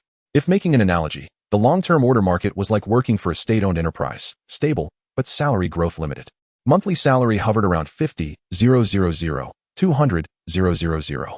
The short-term order market was more like working for a private enterprise, unstable, but huge upward potential. This month, monthly income might be only 3,000. Next month could reach 100,000, even a million. 3 years of earnings in one go. Entering the task bidding hall, there weren't many people inside. In a room that could hold 200, less than half the seats were occupied. They came from surrounding cities, peers of Lin Yu, each representing a precision machinery manufacturing factory. The reason they came to Yangcheng to compete for orders was mainly because their cities had no established bidding agencies. Bidding centers were nationwide institutions controlling information exchange across the country. To establish a branch, the city had to be at least a third-tier city. Yangcheng, nationwide, though not outstanding, absolutely qualified as third tier.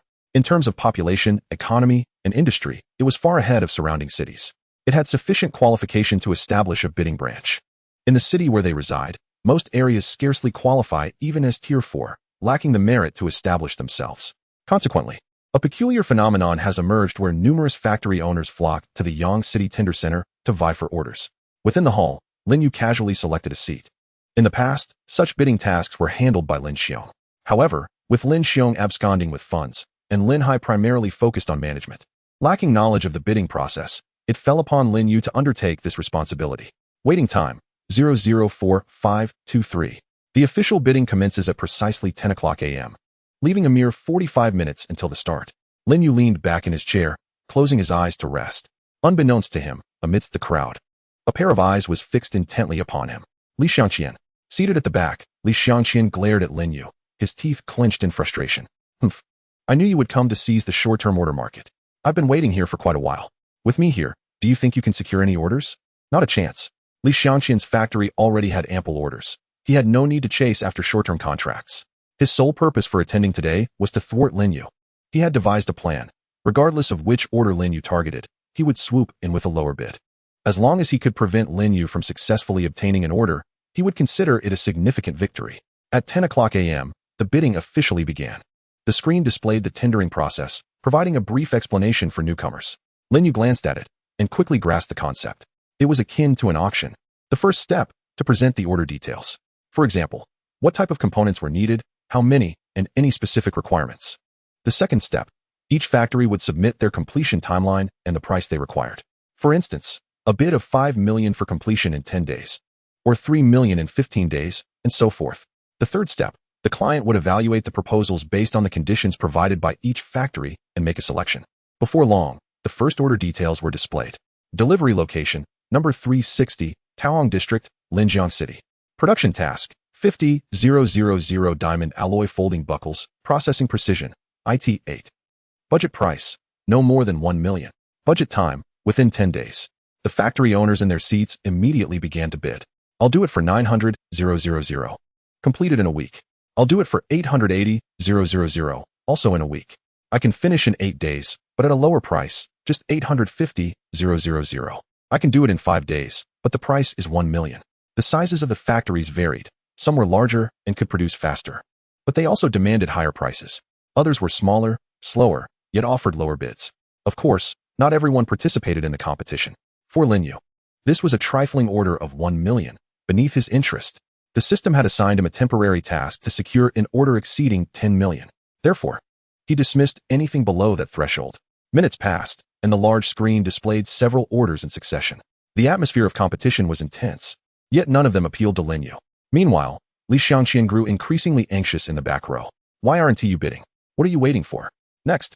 Delivery location, 188, Chaosui District, Modu. Production task, 35,000 gears with an outer diameter of 180 millimeters and 34 teeth. Processing precision, IT 3. Budget price, 15 million. Budget time, no more than 30 days.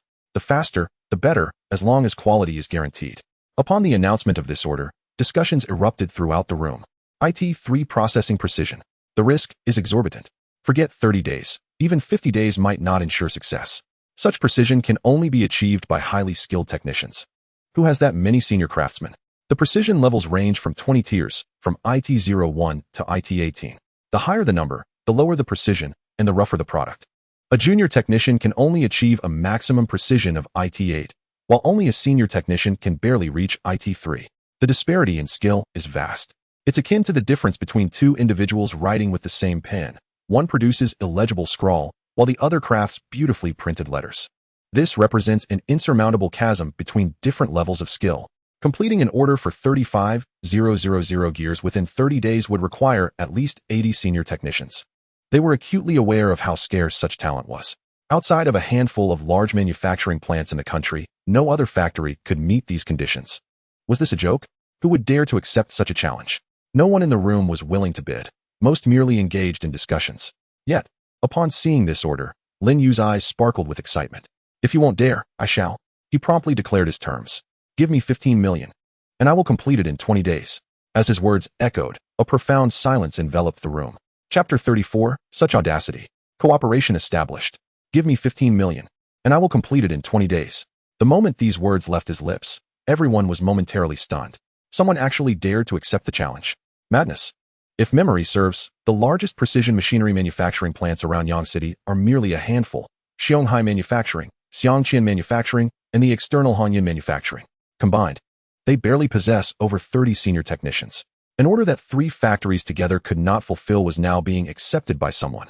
Countless gazes converged on Lin Yu. This young man appeared audacious. Was he here to bid or to cause chaos? Such bravery to make such a claim. While one shouldn't judge by appearances, I genuinely questioned whether this fellow was of sound mind. Amidst the discussions, Li Xiangqian pondered the order details thoughtfully. IT3 precision machining entails substantial material wastage. A senior technician, even if capable of achieving IT3 precision, would find it exceedingly challenging. A slight miscalculation could render the entire component useless. Human performance and skill levels fluctuate. The higher the precision required, the greater the likelihood of error and material loss. For example, if one were to machine 100 components at IT5 precision, on average, 10 would be erroneous and thus scrapped. Machining 100 components at IT4 precision would yield an average of 20 errors, leading to waste. Machining 100 components at IT3 precision could result in an average of 40 errors and scrap. This scenario is akin to shooting a basketball. No matter how skilled or practiced one is, errors will inevitably occur. Moreover, most senior technicians may not possess the requisite skill level. They might claim they can produce IT3 precision components, but the time required would be significantly greater. Such tasks are often merely a test of endurance, unless one possesses exceptionally flawless and practiced skills. Otherwise, in the realm of reality, the production of such precision typically incurs a material wastage rate approaching 40. Under these circumstances, it is inconceivable that even a price tag of 15 million would suffice. A sum of 20 million would likely still result in a loss. Orders of this magnitude are generally entrusted to large enterprises boasting top-tier craftsmen, as only with their expertise can the wastage be minimized. However, such elite artisans are exceedingly rare, and to date, Yangsheng has yet to unearth even a single one. Li Xiangqian turned to Lin Yu, shaking his head with a light chuckle. TSK, Lin Yu? I must have overestimated you. Indeed, you are still too young, impetuous, arrogant, and lacking self-awareness. Setting aside whether you can fulfill it, even if you could, it would still be a losing proposition. What a fool.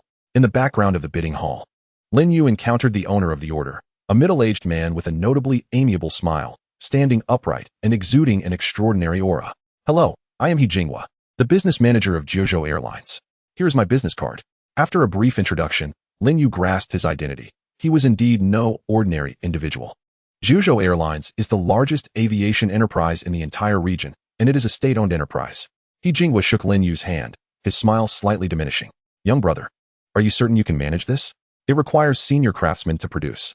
Without at least 100 or so skilled artisans, it cannot be accomplished. Moreover, the material wastage must be controlled below 30 to avoid losses. It was evident that He Jinghua harbored certain doubts regarding Lin Yu's capabilities, for he appeared far too youthful.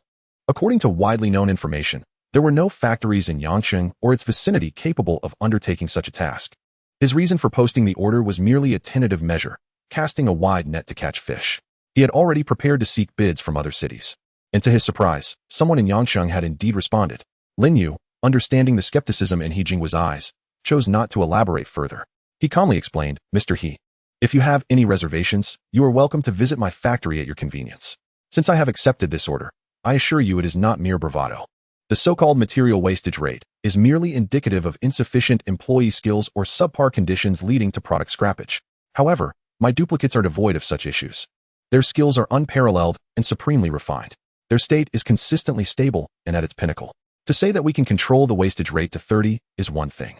Achieving 0 is not beyond the realm of possibility. Lin Yu's confident explanation somewhat reassured He Jinghua. Very well, I shall entrust this order to you. They swiftly completed the necessary paperwork, and their collaboration was promptly established. By the way, Mr. He, I have a question, Lin Yu suddenly inquired. What brings you here instead of seeking those large manufacturing plants in Jiuzhou, given that such precision parts are typically only within their capabilities? Upon hearing this, He Jinghua smiled lightly. This matter is quite simple. We require more than just these parts. We need a multitude. Most of our orders have already been assigned to those larger factories. However, the volume we need is simply too great for them to manage.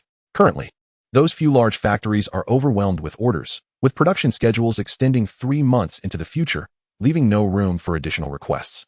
Hence, I ventured to other cities in search of opportunities. To my astonishment, I stumbled upon you. Moreover, I did not expect such a young brother to possess such audacity, truly a youthful talent. After exchanging a few more pleasantries and sharing contact information, they shook hands and parted ways. The collaboration was successful. Exiting the background area, Lin Yu felt satisfied as he traversed the bidding hall towards the exit. While Li Xiangqian silently watched him depart, a sense of smugness swelling within. Lin Yu, you truly are a naive young bull, unaware of the vastness of the world. Completing this in 20 days? You speak grandly without fear of your own hubris. You dare to take on a deal that is nearly guaranteed to incur losses? This factory will inevitably face ruin if you continue down this path. What a farce. Chapter 35. You are overthinking it. Li Xiangqian, why are you calling me? Hasn't Xiao Yu made it abundantly clear? The factory is not for sale. Are you intent on being persistently annoying? Lin Hai answered Li Xiangqian's call with a furrowed brow. On the other end, Li Xiangqian's tone was somewhat melancholic. Lin Hai, I called not to discuss acquiring your factory. I bear good news. Lin Yu has taken on an order. Do you wish to know what it is? Lin Hai replied coldly. Li Xiangqian, I have no interest in knowing. Since the factory is now under Xiao Yu's management, I shall refrain from further inquiries. Furthermore, after competing for so many years, I am well aware of your character. You certainly harbor ulterior motives. With that, Lin Hai hung up. Li Xiangqian grew anxious. Wait, don't hang up. To be frank, Lin Yu has accepted an order for manufacturing precision parts with an IT3 accuracy. Lin Hai listened intently as Li Xiangqian continued. Ha ha ha, Lin Hai, do you see now? You are incredibly naive. You casually entrusted the factory to a lad in his 20s. With this first order, you will incur losses in the millions. You still wish to compete with me? So foolish. You beep. Lin Hai ended the call. After a moment of contemplation, he donned his coat and hurried outside. While he was reluctant to interfere in Lin Yu's decisions, the news gnawed at his composure. He ultimately decided to visit the factory. If this were indeed the case, it would be prudent to cancel the order and pay a portion of the breach of contract penalty. Half an hour later, inside the factory, Lin Yu was conducting inspections. From his observations, the overall material wastage rate was approximately 2. This was not due to any inadequacy in the skills of his duplicates, but rather because of certain uncontrollable external factors. For instance, the voltage supplied by the power plant was occasionally unstable, causing fluctuations that led to equipment malfunctions. Thus, for every 100 parts produced, around 1 or 2 might fall short of standards. However, even with a 2 material wastage rate, it was still infinitely lower than the universally acknowledged 40 wastage rate. It was more than sufficient. Exiting one workshop, Lin Yu prepared to inspect another when he fortuitously encountered Lin Hai rushing in. Xiao Yu, have you truly taken on an order for manufacturing IT3 precision parts? Lin Hai inquired anxiously. Lin Yu nodded. Yes, why? What is the matter? Lin Hai's brow furrowed deeply as he let out a sigh. Alas, this cannot be done. Although IT3 precision parts can indeed be produced by senior craftsmen, the material wastage rate is exceedingly high. When calculated, it not only fails to yield profit, but incurs losses. Such orders, in theory, should only be undertaken by factories boasting top-tier craftsmen. Yet here you are. Alas, Lin Hai sighed repeatedly, recalling Li Xiangqian's words, and at this moment, he found himself regretting having entrusted the factory's management entirely to Lin Yu. Indeed, young Yu is still quite inexperienced. Opposite him, Lin Yu regarded his father's expression with a calm smile. Dad, your concerns are somewhat unwarranted. The individuals I have recruited possess exceptional skills. Among senior craftsmen, they are undoubtedly the elite. Their waste rate in producing components is merely 2. It's impossible to incur a loss. Lin Hai was taken aback by these words. What? A waste rate of 2? How can that be? He suspected that Lin Yu might be embarrassed about taking the wrong order and was therefore fabricating a story. You, don't jest. I have been in this business for over 20 years and am quite familiar with material waste rates. If you've made a mistake, you've made a mistake. Just be more cautious next time. Deluding yourself is pointless. Lin Hai began to impart his wisdom to Lin Yu. However, Lin Yu wore an expression of helplessness. It seemed that mere explanation would not suffice. Dad, if you don't believe me, you can go to the workshop and see for yourself. After a moment of silence, Lin Hai nodded. Well, since work has already commenced, let it be. If there is a loss, so be it. Experience is gained through adversity. I'll head to the workshop to see if I can devise a way to reduce some waste and minimize the losses. Upon entering the workshop, Lin Hai wore a troubled expression. However, as time passed and he observed dozens of components, his eyes widened in disbelief.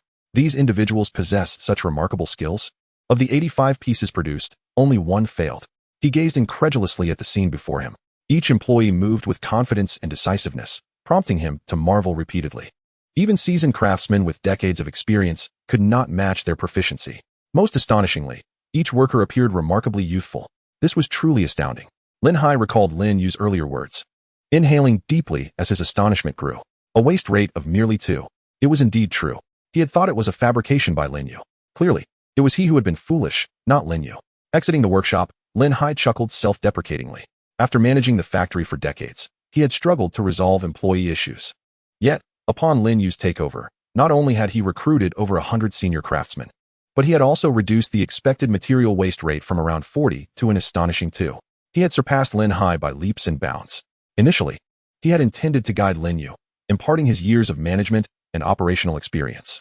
Yet, it appeared he had overestimated his own value, as Hadley Xiangqian. Chapter 36. Opportunities Arise. 20 days slipped by in the blink of an eye. Lin Yu glanced at the system panel. Name: Lin Yu. Funds: 338, 683. 300. Total assets of the host and avatars. Skills: damage transfer, investigation. System level: LV3, requires 200 million in funds for upgrade, rewards 20,000 ordinary avatars. Current avatars: 13,000 ordinary avatars, 140 level, 2 enhanced avatars. Special Mall: LV3, level increases with system upgrades. Higher levels enhance the probability of high-quality items appearing. During these 20 days, Lin Yu purchased 10 fortune chests daily, frequently yielding returns of 10 million at times, and no less than 5 million at others. It was essentially a guaranteed profit, with the only variable being the amount earned. Coupled with the revenue generated from 1,000 avatars operating stalls, his funds surged from 110 million to over 300 million, averaging 10 million in daily earnings. Indeed, as the old saying goes, there is strength in numbers. Upgrade: consuming 200 million funds, system level increased to LV4. Reward: 20,000 ordinary avatars. System Mall level upgraded to LV4, increasing the probability of rare items appearing. Name: Lin Yu. Funds: 138, 683, 300. Total assets of the host and avatars. Skills: damage transfer, investigation.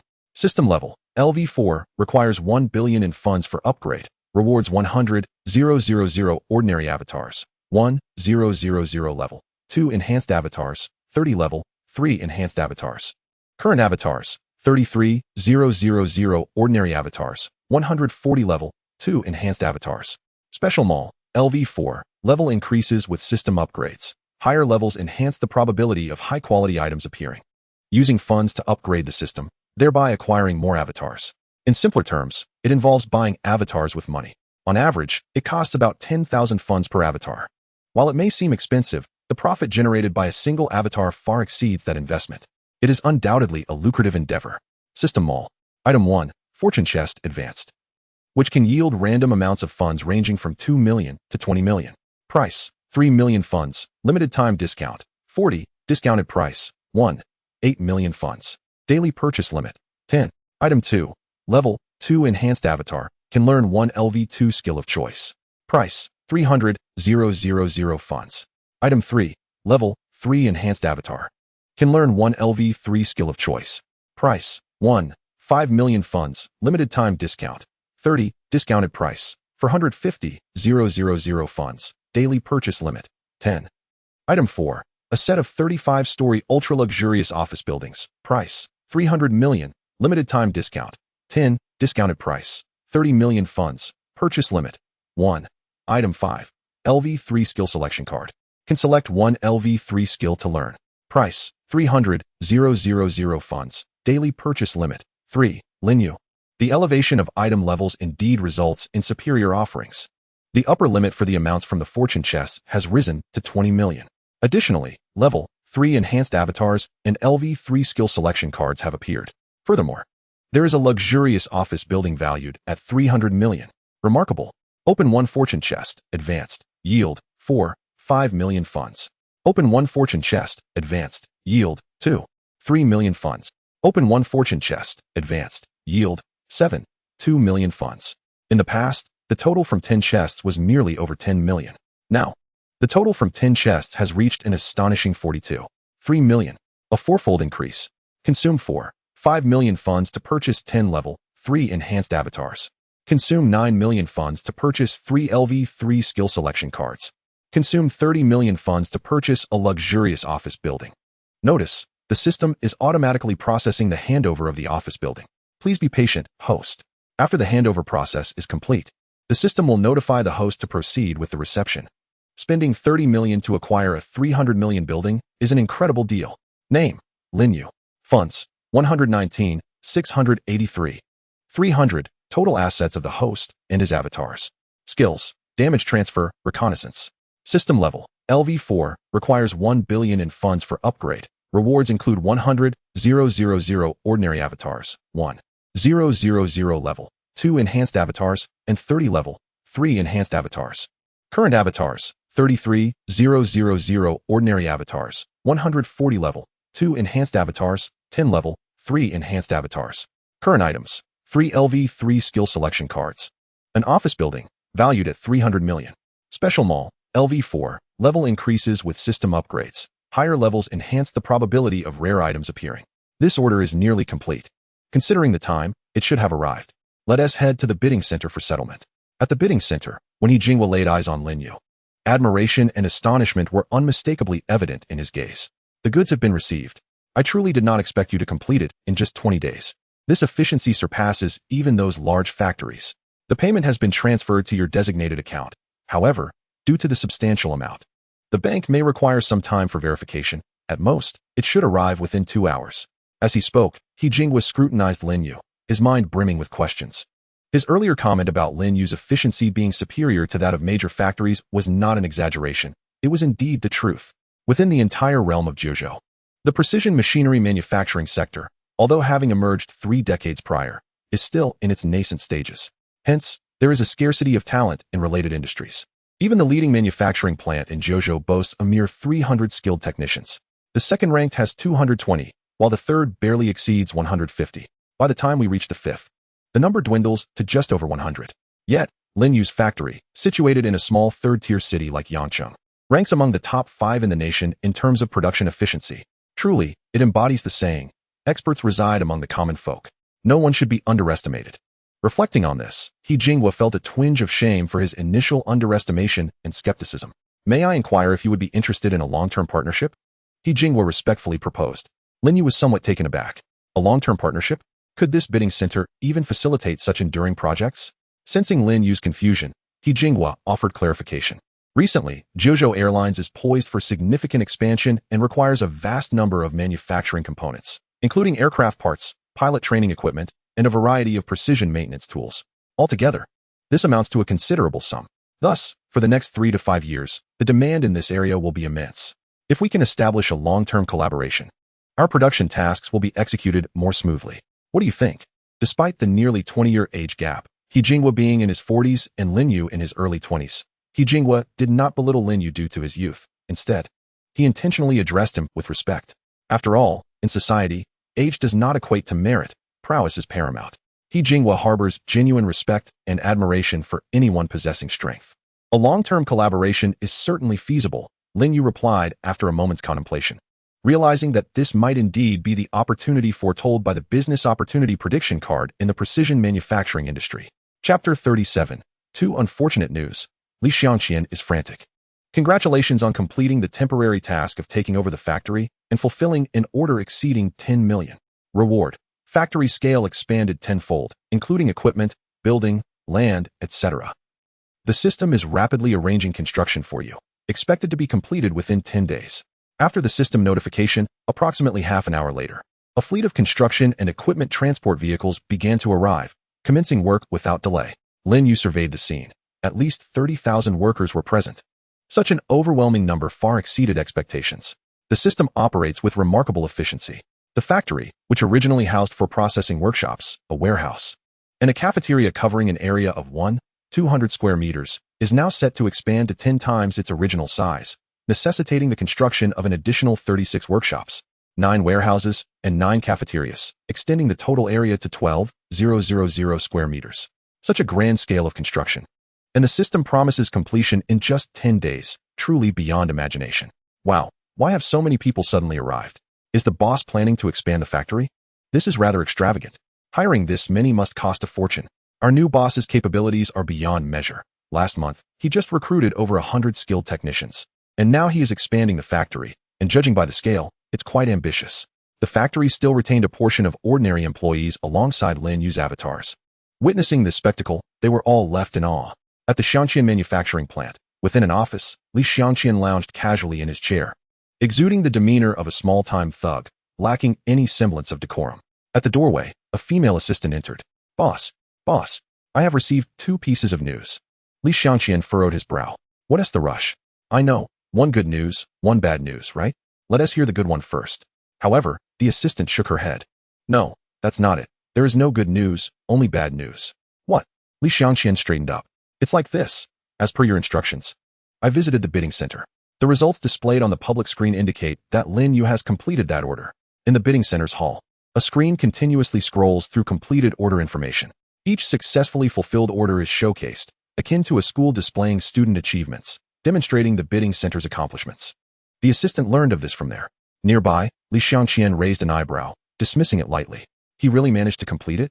That order required at least 80 skilled technicians to accomplish. Indeed, having Shanghua Group as support is a luxury. I wonder where he recruited so many from. But I anticipated this outcome. It's not bad news. Rather, it's good news. That kid doesn't understand business. He is likely to suffer significant losses on this order. The assistant took a sip of water and shook her head. No, boss, I haven't finished yet. My cousin works at the bidding center, and he informed me that Lin Yu has secured a long-term partnership with Zhuzhou Airlines. Bang! Li Xianqian's body jolted, and he slammed his hand on the table. What did you say? Zhuzhou Airlines. A long-term partnership. His face was one of disbelief, struggling to comprehend what he had just heard. Are you certain it's Zhuzhou Airlines? The assistant nodded confidently. Boss, it's absolutely true. My cousin would never deceive me. In that moment, Li Xianqian fell silent, grappling with an existential crisis. Damn it, what extraordinary luck has Lin Yu stumbled upon? First, he managed to win over the daughter of the Shanghua Group. And now he has ingratiated himself with the Zhuzhou Airlines. Why can't I ever catch a break? The female assistant, witnessing his frustration, felt a twinge of sympathy, but nonetheless divulged the truth to him. Boss, actually, the individual who partnered with Lin Yu is the same person who issued the order he secured 20 days ago. Upon hearing this, Li Xianqian's agitation deepened. He couldn't possibly be oblivious to the causal relationship at play. It was merely due to Lin Yu securing that order that he had the opportunity to forge a collaboration with Zhuzhou Airlines. In an instant, Li Xianqian felt like a fool. A golden opportunity lay before him, and he squandered it. Had he known, he would have taken the order too, regardless of its outcome. It would have at least granted him a chance to engage. Alas, sighing, Li Xianqian settled into his chair, attempting to steady his emotions. At this point, regret was futile. And the second matter? The female assistant cleared her throat. You mentioned wanting me to find someone to expand the production line, correct? I initially found a construction team, but they suddenly informed me that they have an urgent task and will not be able to come for 10 days. Li Xianqian's eyes narrowed with skepticism. An urgent task? What kind of urgent task could a construction team possibly have? Are they undercover police or something? The assistant continued. Well, not exactly. They said they need to work on site number 8 in Huilong District.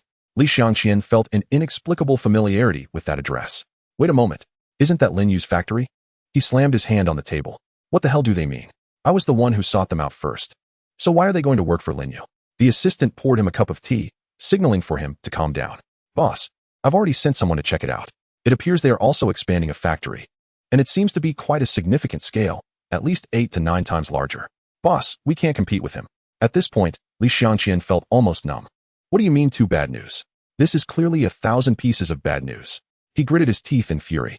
Initially, he held a wealth of long-term order resources in Yangqing, hoping to leverage that advantage to overshadow Lin Yu. Now, however, the latter had established a long-term partnership with Zhuzhou Airlines. He had personnel at his disposal and orders aplenty. And now, with plans to expand his factory nearly tenfold, how could Li Xianqian possibly compete? The more he pondered, the angrier he became, unable to restrain a growl. At a certain moment, a glimmer of cunning flashed in his eyes. You crafty Lin Yu, I underestimated you. But don't think for a moment that I am powerless against you. After all, I have spent decades in this industry. I might have conceded to Lin Hai, but I refuse to be bested by some 20-something upstart. If I can't compete in strength, then I'll resort to cunning. Boss, what do you have in mind? Li Xianqian's gaze turned fierce. Go, no matter the cost, secure someone from his factory. I want to poach his talent directly. I intend to steal all his personnel. At the construction site, shadows flitted to and fro. A few figures infiltrated the work crew. As quitting time approached, numerous employees emerged from the workshop. The group seized the moment and approached them. Bro, how much are you making here? My boss is offering double. Meanwhile, Lin Yu reclined on a lounge chair, basking in the setting sun, while Luo Qingxue prepared fruit for him. After savoring a slice of watermelon, Lin Yu felt a wave of refreshment wash over him. However, the next moment, his expression shifted to one of surprise. Poaching my people? The insights and experiences of his avatars were shared with him, and he was fully aware of everything they encountered. How interesting. They are offering double the salary to entice my workers. They are truly investing heavily. Li Xiangqian. Initially, Lin Yu had paid little heed to this man, merely viewing him as a business rival. He had already reprimanded him for his disrespectful remarks towards himself and Luo Qingxue. Lin Yu assumed their paths would not cross again. Yet now, Li Xiangqian had the audacity to neglect his own factory's operations in favor of secretly bribing his workers. Such underhanded tactics were utterly despicable, akin to a mistress seducing a faithful partner. With such a tremendous temptation, how many could withstand it? If those technicians were not his avatars, they might truly be swayed. Li Xiangqian, if he wishes to play, then I shall not hold back. Lin Yu's eyes narrowed, and a plan swiftly formed in his mind to turn the tables. If he desires to poach my personnel, why go through such elaborate means? I shall deliver them to you on a silver platter. I'll arrange for all my workers to be sent to your factory. In due course, the entire facility will be staffed by my people, save for you. At Xiangqian's factory, Li Xiangqian gazed with mild surprise at a young applicant before him. You possess advanced technician skills. Yet you are asking for a salary of only 10,000? Given your expertise, you should be starting at 15,000 at the very least. The young man sat up straight, his tone passionate and righteous. Boss, I believe one should strive to contribute to society to the best of their abilities. Speaking of money is too mundane. 10,000 is quite sufficient for my living. One should not be overly greedy. Contentment is key. I am that kind of person who finds joy in being satisfied. The young man seemed to be delivering a speech, fervently moved by his own words. Clap, clap. Li Xiangqian applauded twice. Well said. People should contribute to society without seeking rewards. Young man, work diligently. I have high hopes for you.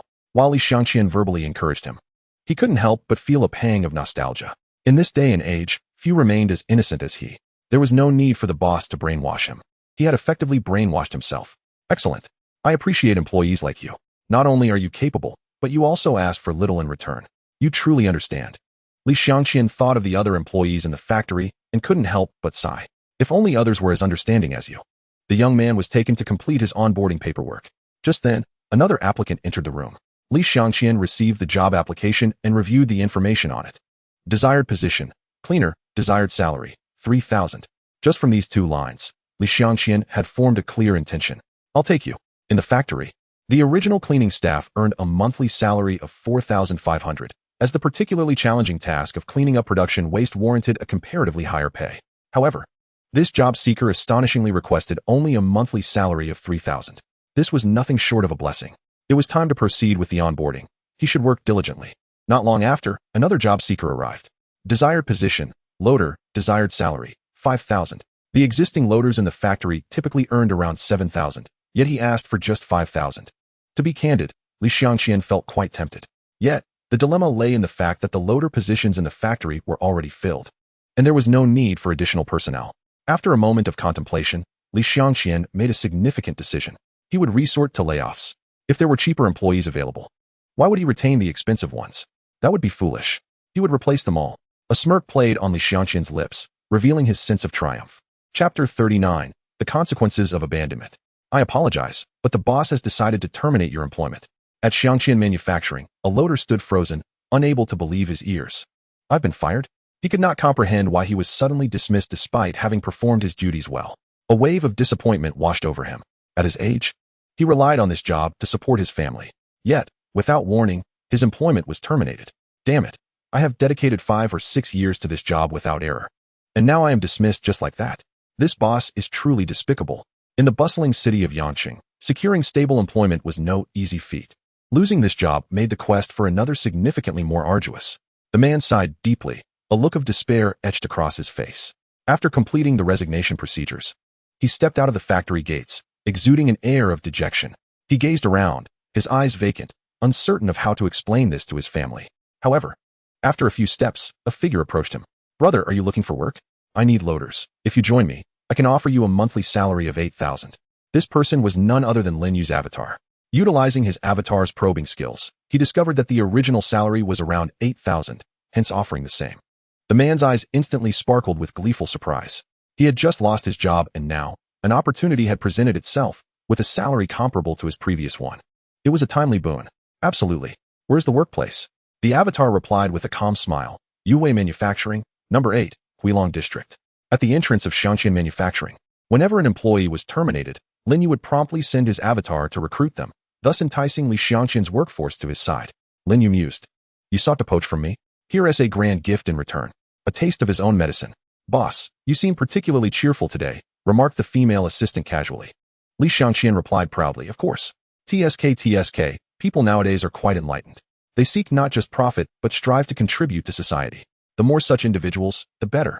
By the way, how is the task of recruiting from Lin Yu progressing? The assistant nodded. Boss, it's going exceedingly well. We received word that over 30 individuals have already been recruited. They will come in for onboarding tomorrow. The remaining personnel will likely be finalized soon. Upon hearing this news, Li Xiangqian beamed with delight. So many skilled workers have joined us. This has exceeded my expectations. Indeed, people are driven by profit. As long as we provide sufficient incentives, nothing is unattainable. The assistant expressed a hint of concern. But boss, with you offering double salaries to recruit them, how can the factory sustain that? It would cost us over $1 million for their monthly wages. Li Xiangqian shook his head knowingly. No, you are thinking too simplistically. By recruiting all of his workers, Lin Yu will find his factory devoid of staff, and, inevitably, it will collapse. At that time, I will monopolize all precision manufacturing in Yangqing. If they do not work for you, they will have no other options. When the time comes, if I propose a pay cut, who would dare refuse? The assistant gave him a thumbs up. Boss, you are brilliant. In the following week, a stream of job applicants flooded the factory, cleaners, loaders, movers, and more. Almost every position underwent a complete turnover. In the office, Li Xiangqian hung up the phone, feeling invigorated. He had just secured several substantial orders, totaling a staggering 30 million. After all, the factory now boasted nearly 100 skilled workers. Not leveraging this would be a grave error. He reminded them not to slack off and to complete the current batch of orders diligently. The assistant promptly left to carry out his instructions. However, mere minutes later, the assistant rushed back, panic-stricken. Boss, something terrible has happened. Everyone in the factory has left. Li Xiangqian was taken aback. What did you say? Left? What is going on? The assistant was flustered, her words stumbling. It's just that all the new recruits you hired these past few days have resigned. Besides the original 22 skilled workers, everyone else has left. At that moment, Li Xiangqian was rendered speechless. How could this happen? He was utterly perplexed. It seemed he had done nothing to provoke them. Why had they all chosen to leave? Damn it, I just secured orders worth millions. With them gone, how can I fulfill these? He urged, quick, call back the employees we terminated. Otherwise, the factory will suffer a catastrophic loss. Despite his bewilderment, Li Xiangqian could not afford to ponder the reasons behind their departure. He had to address the immediate orders first. The assistant retrieved the former employee's information and began dialing the numbers listed. The call was quickly answered. Li Xiangqian took a deep breath to steady himself and spoke solemnly. Xiao Lu, I've reconsidered. Terminating your employment was a grave mistake. Please return to work. The factory cannot do without you. He deliberately adopted a humble tone, conveying that the individual was an indispensable asset to the factory, hoping to instill a sense of pride and recognition in them, thereby encouraging their return. However, the voice on the other end was laced with disdain. Li Xiangqian, you wretched creature, you burned the bridge after crossing it. You dismissed me without a second thought. Now, you expect me to return? Not a chance.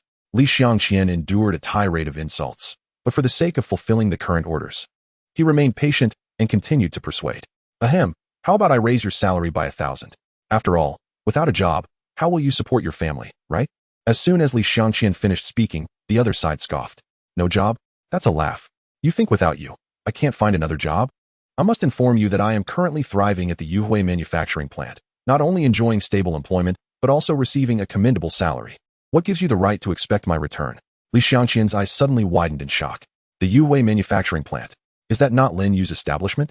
In that moment, a realization dawned upon him. After making several frantic phone calls, Li Xiangqian's expression darkened. So it was you, Lin Yu. I see your cunning.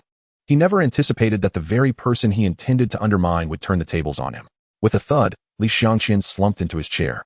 Despair etched across his face as his body languidly slid downwards. His mind became a void. The factory workers had all fled, rendering his orders impossible to fulfill in a timely manner. Even if he were to recruit anew, it would require considerable time, as it was not merely a handful of individuals. In summary, there was no way to complete this batch of orders. The accumulated penalties amounted to an astronomical 30 million. For a modest factory like his, 30 million could spell bankruptcy, coupled with additional debts amounting to several million. At this moment, Li Xiangqian's complexion was ashen, and regret gnawed at his heart. He should never have provoked Lin Yu, nor should he have attempted to poach staff clandestinely, leading to his current predicament. It was over. Utterly finished.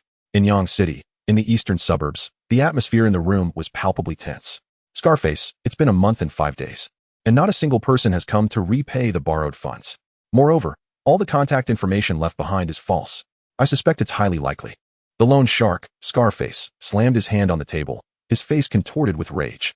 Damn it, has greed come knocking at my door? For years, I've lent money, and I've never encountered anyone so brazen. If it were just one or two individuals failing to repay, that would be somewhat normal. But thousands borrowing and not a single repayment? That is highly suspicious. Without a doubt, this is an organized effort, an attempt at blackmail. After all, ordinary folks without backing would hardly dare to provoke them. However, I am no easy target either. In this world, one must possess some cunning to survive. Go find them. Their identifying information is still here. I refuse to believe we cannot track them down. Scarface squinted, a hint of malice gleaming in his eyes. In Yang City, no one has ever dared to challenge me, Scarface. This time, I shall uncover who possesses the audacity to abscond with my money. Chapter 40, United We Stand. Turning black loans into an ATM. 10 days later, the factory expansion was completed and ready for operation. Lin Yu accessed the system panel. Name, Lin Yu. Funds, 193, 668. 300, skills, damage transfer, exploration. System level, LV4, 10 billion funds required for upgrade. Rewards include 100,000 ordinary avatars, 1,000 level 2 enhanced avatars, and 30 level 3 enhanced avatars. Current avatars, 33,000 ordinary avatars, 403 level 2 enhanced avatars, 10 level 3 enhanced avatars. Current items, LV3 skill selection card, X3. 1 office building, valued at 300 million. Special mall, LV4, level increases with system upgrades. Higher levels enhance the probability of high-tier items appearing. In the span of 10 days, Lin Yu had accomplished nothing yet saw an increase of 80 million in funds, beyond the income from his street vending.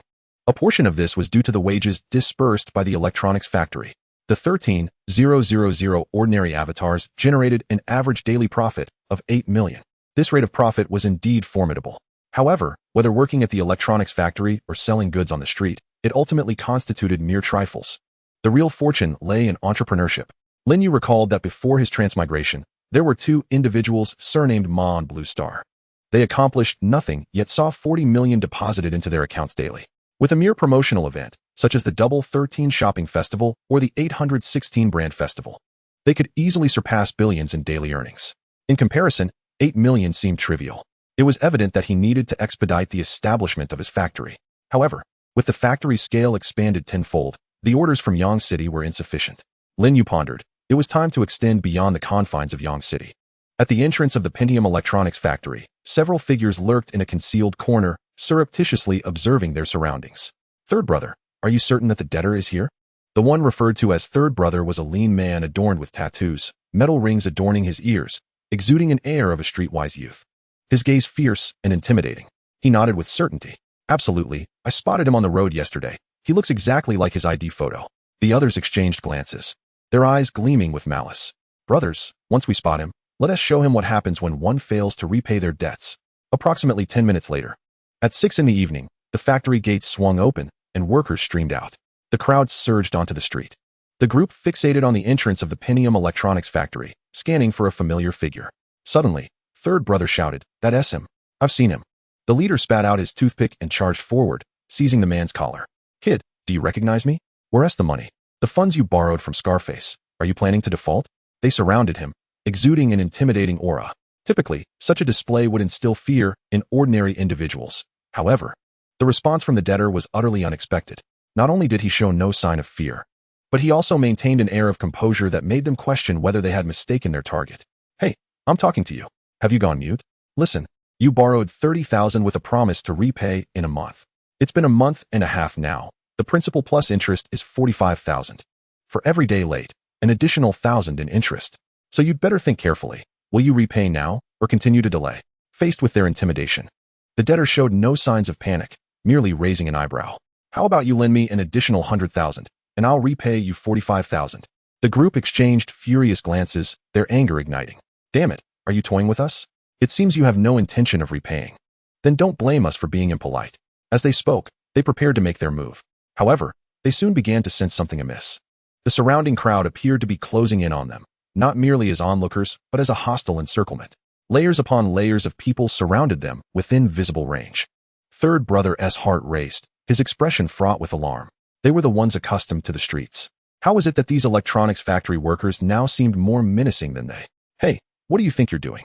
I warn you. This has nothing to do with you. Don't go looking for trouble. The leader bellowed, attempting to intimidate them, but it had no effect. At that moment, third brother suddenly recognized something and swallowed hard. Old man, boss, it appears that these individuals have all borrowed money from us. With this reminder from the third brother, the others began to realize the gravity of the situation. They were indeed a coordinated group. The few were taken aback, as they finally confirmed that this collective loan evasion was not a mere coincidence, but rather a meticulously planned and organized scheme. Big brother, what shall we do now?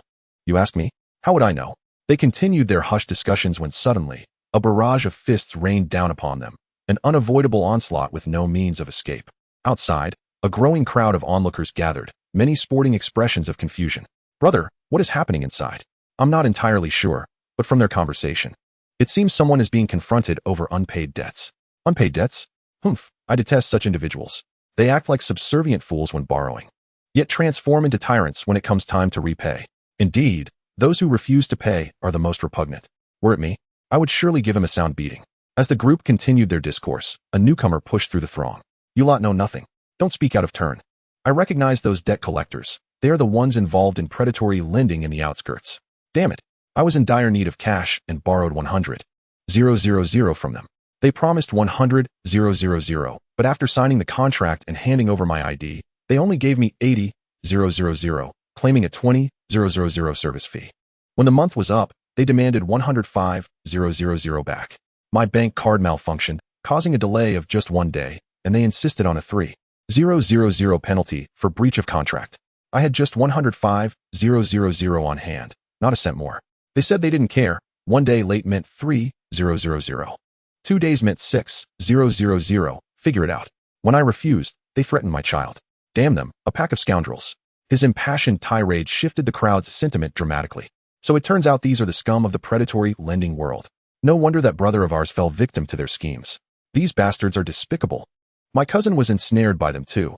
He borrowed 50,000 for a family member's medical treatment, which he could have repaid.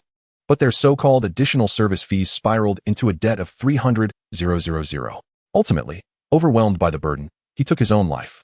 It's these wretched bastards who drove him to it. Step aside. I'm going after them. Yes, don't block my way.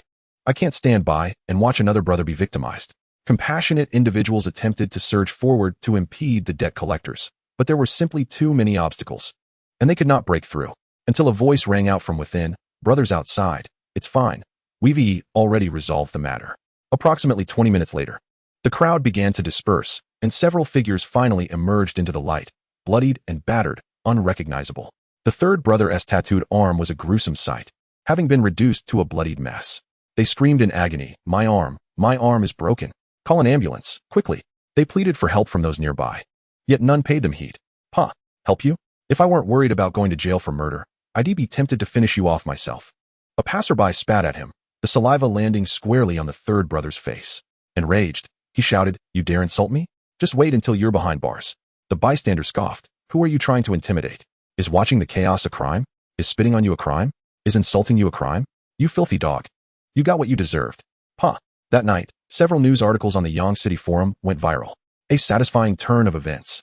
The predatory lending gang was overwhelmed by a 1,000-strong mob. United we stand. 1,000 employees joined forces to subdue a small-time predatory lending chief. A role model for Yang City. Resist evil forces, starting with our unity. A new business opportunity. With unity and cooperation, predatory lending turns into an ATM. Chapter 41. Wealth is God, and the feeling of being God is blissful. In the southern suburbs of Yang City, Old Scar slammed his fist onto the table. Useless. All of you are worthless, unable to handle such a simple task. His subordinate sat in silence, too intimidated to speak. An older associate, somewhat awkwardly, ventured, Scar brother. They've all been detained and are under investigation. To prevent them from implicating us, we should consider relocating. Being caught in the predatory lending business guarantees a prison sentence. Hence, their immediate concern was self-preservation rather than accountability. Old Scar grunted in annoyance, his eyes blazing with fury. Damn it. Thousands of people banded together against us. It's clear they are organized. Who is the bastard behind this black-on-black scheme? In his mind, ordinary individuals would not dare to act in such a manner. No one would risk provoking them, and it couldn't possibly be the police organizing this. If it were the police, they would have simply arrested them all without the need for theatrics.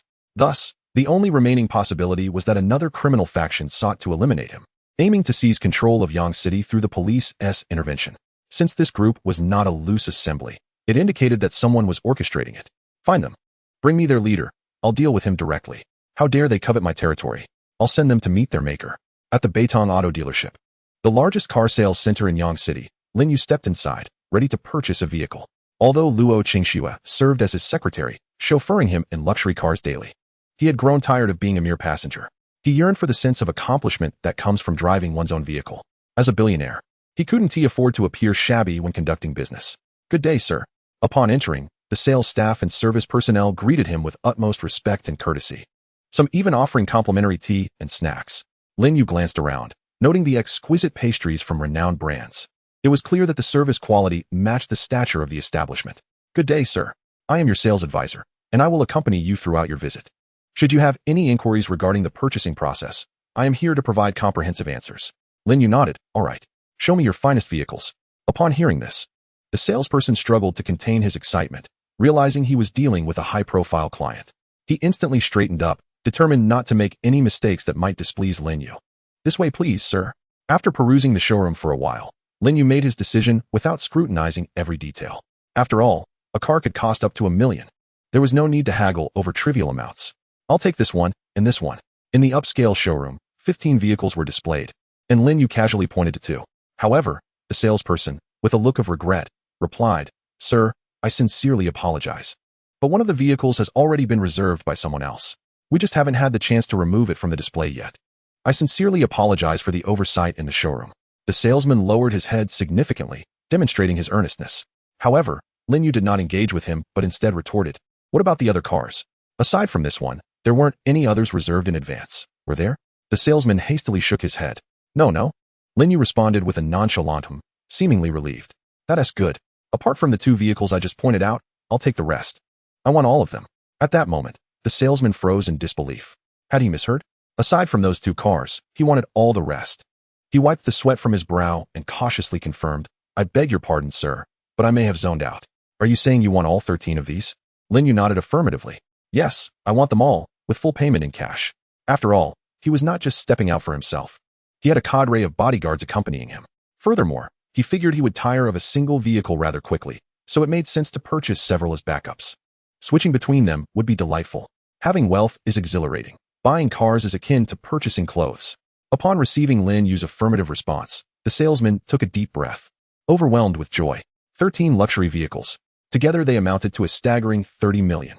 With a 25 commission, he stood to earn $750,000. What a windfall. Typically, he would only finalize 6 or 7 deals in a year, earning around $200,000 annually. Yet today, he had earned nearly 4 years' worth of salary in one fell swoop. How could he not be ecstatic? Nonetheless, the sudden sale of so many cars left him somewhat astonished. This money seemed to come too easily. The salesman composed himself, his gaze toward Lin Yu growing ever more respectful and admiring. What a big shot. A true mogul. Perhaps I should call you father instead, otherwise, this money feels too easy to earn. How long will it take to complete all the paperwork? Lin Yu inquired. The standard procedures take about 3 days, but I can expedite the process for you. 1 day, at most 1 day, you can come to pick up the car by noon tomorrow, and I assure you that all paperwork will be ready. Lin Yu displayed a satisfied expression. This efficiency was commendable. Exiting the showroom, Lin Yu settled onto a sofa in the lobby and savored a sip of complimentary tea. Having spent extended periods in the factory, surrounded by the cacophony of machinery, the spacious and serene atmosphere of the car dealership offered him a refreshing sense of tranquility. Thus, he found himself reluctant to leave.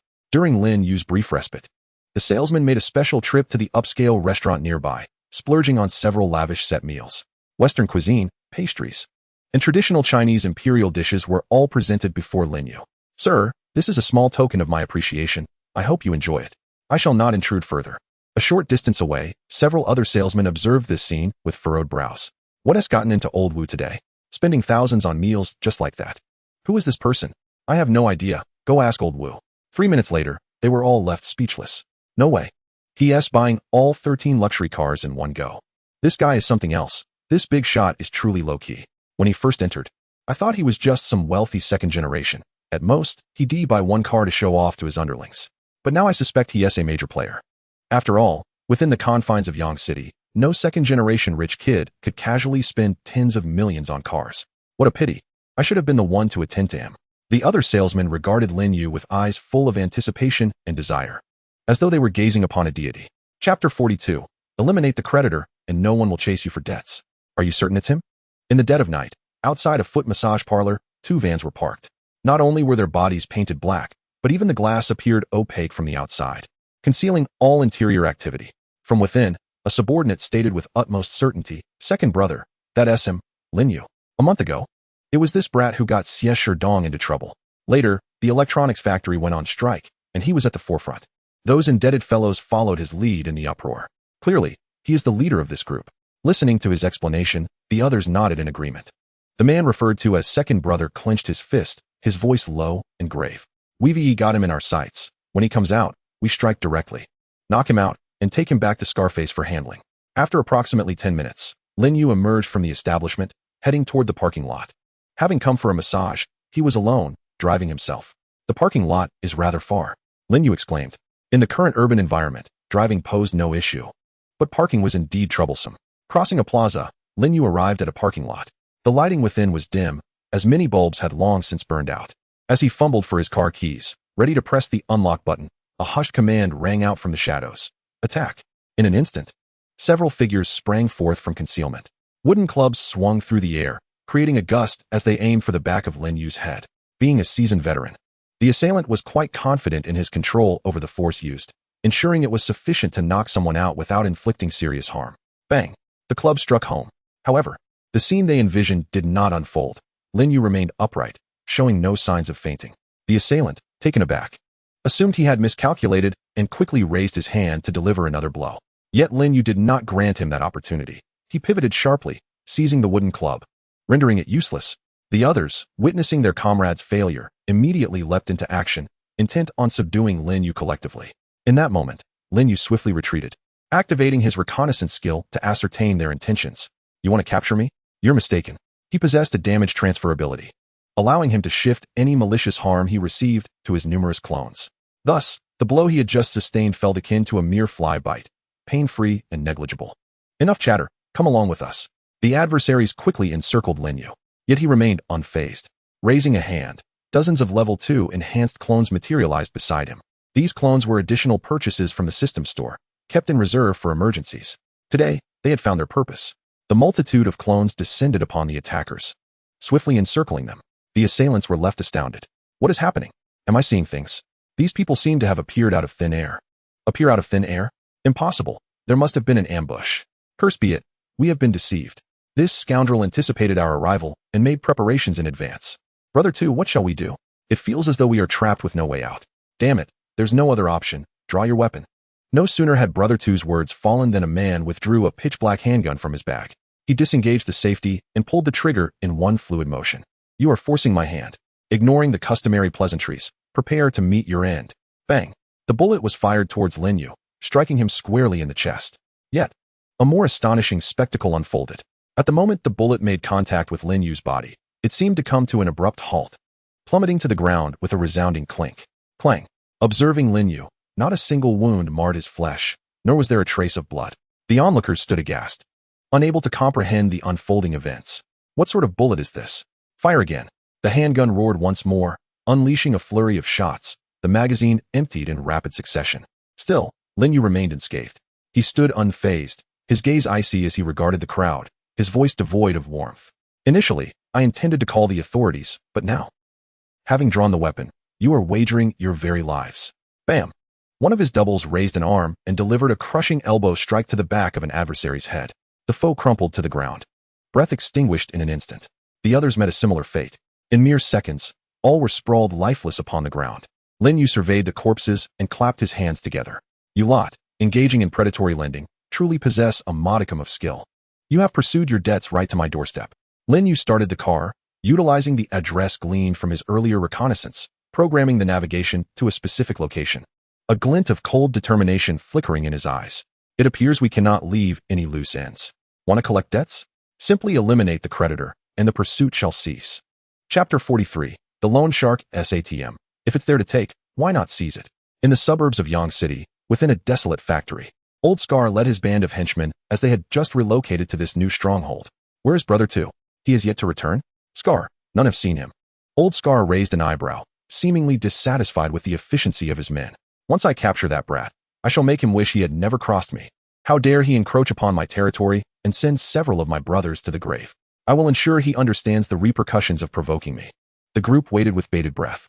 Soon, a subordinate burst in. Scar, I have seen Brother 2's vehicle returning. Old Scar's voice lowered to a growl. Excellent. He led the throng of henchmen outside to greet the arrival. 2 black vans came to a slow halt. Old Scar, unable to contain his anticipation, rushed to fling open the doors. Ha ha, Brother 2, I knew you would come. Thud. The moment the doors swung open, a lifeless body tumbled out. Old Scar collided with it, and upon recognizing the face, he froze, shock coursing through him. Brother 2 is dead.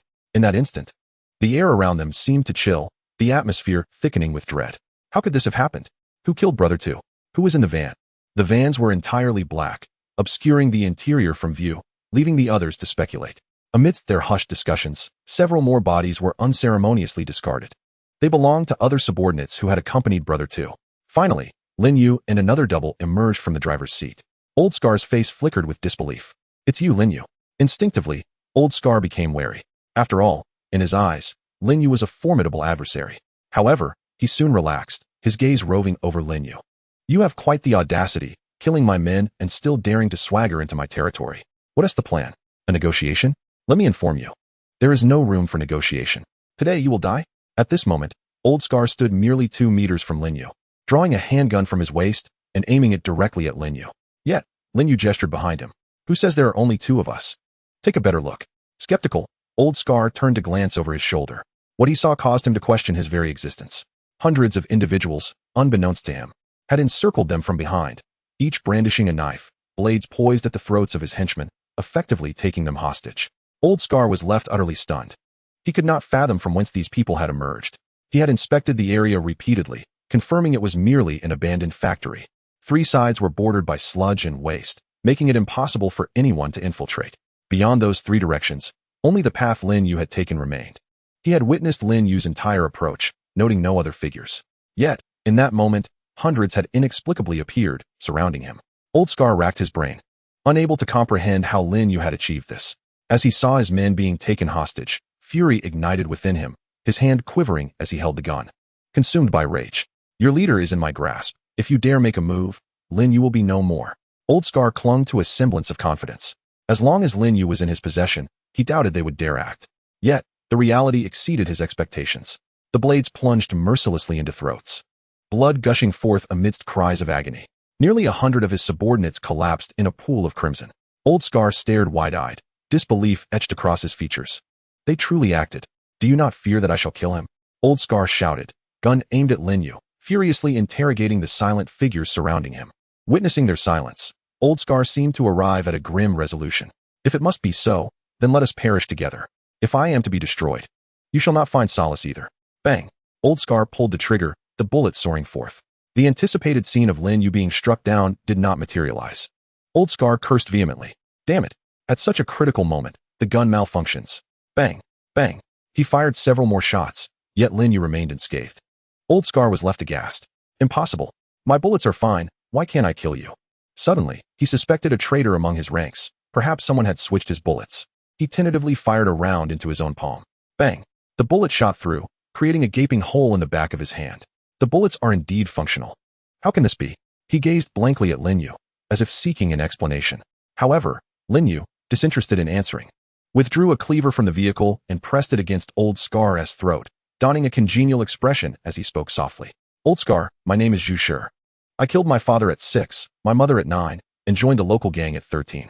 At the tender age of 16, adorned with a multitude of scars, he established his authority and gathered a legion of subordinates. I have a certain admiration for you. Would you care to join me? Lin Yu's words left the old scarred man momentarily at a loss for words. There were very few who knew his true identity, and most of them had long since perished. If anyone still possessed that knowledge, it could only be a few elder brothers from the time he spent in prison. Since Lin Yu was aware of this, it implied a likely connection with his former elder brother. By this reasoning, could it be that he was one of their own? After a brief pause, Lin Yu signaled towards a doppelganger. The doppelganger stepped forward and tossed him a bank card. Here is your chance. Transfer all the money you have onto this card. Then, from now on, you will work under my command. Lin Yu spoke with a calm demeanor, as if conversing with a brother about mundane matters. The old scarred man hesitated slightly, although he suspected Lin Yu was sent by his former elder brother. Years of experience cautioned him against blind trust. Humph, you only want my money. Once you have it, you'll surely kill me. I'm not that foolish. Lin Yu shook his head and replied earnestly, no.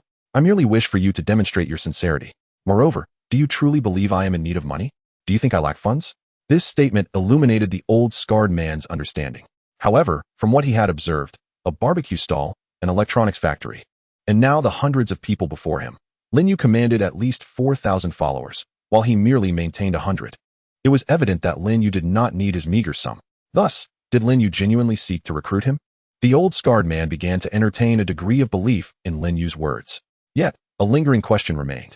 If you wish to recruit me, why did you eliminate all my subordinates? Lin Yu scoffed with disdain. It's quite simple. They were all worthless. I do not associate with the inept. The old scarred man laughed heartily, seemingly having anticipated this response. It was indeed in line with their modus operandi, arrogant and ruthless. At that moment, he genuinely believed that Lin Yu was here to bring him into his fold.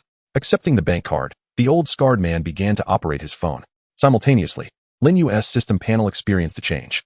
Funds, 367, 844, 320. An additional 140 million had been added. Lin Yu smiled, clearly pleased. That is quite a sum. The old scarred man set his phone down and gazed at Lin Yu. Brother Lin, henceforth, I shall follow you. However, before he could finish his sentence, a dagger suddenly pierced through his back, impaling his body. Blood gushed forth from his chest, a gruesome sight. The old scarred man struggled to open his mouth. Why? Lin Yu waved his hand dismissively and lamented. I'm afraid I deceived you earlier. I truly do need money. You guessed correctly. I merely sought the funds you possessed. Now that the money has been transferred, you have outlived your usefulness. The old scarred man's body crumpled to the side, his eyes filled with a tumult of emotions. Anger, regret, resentment, and despair. Shortly after Lin Yu departed, a construction crew arrived at the scene. They had been assigned the task of demolishing the abandoned factory and rebuilding it. But before they could commence, they were all rendered speechless by the sight before them. How could so many have died? Call the police, quickly. Chapter 44. It was the doppelganger's doing. What does it have to do with me? Construction crew discovers 106 corpses in the outskirts. The truth remains elusive. 106 corpses identified by citizens as the largest loan shark gang in the area. Eradicating evil.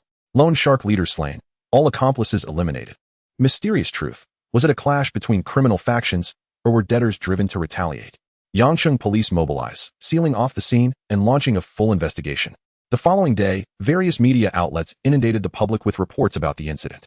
Lin Yu observed the barrage of notifications on his phone, his expression betraying not a hint of disturbance, as if the event bore no relation to him whatsoever. In truth, it had nothing to do with him. It was all the work of his doppelganger. What concern was it of his? There wasn't a single fingerprint of his on any of the individuals. Even the steering wheel and the knife handle had long since been wiped clean.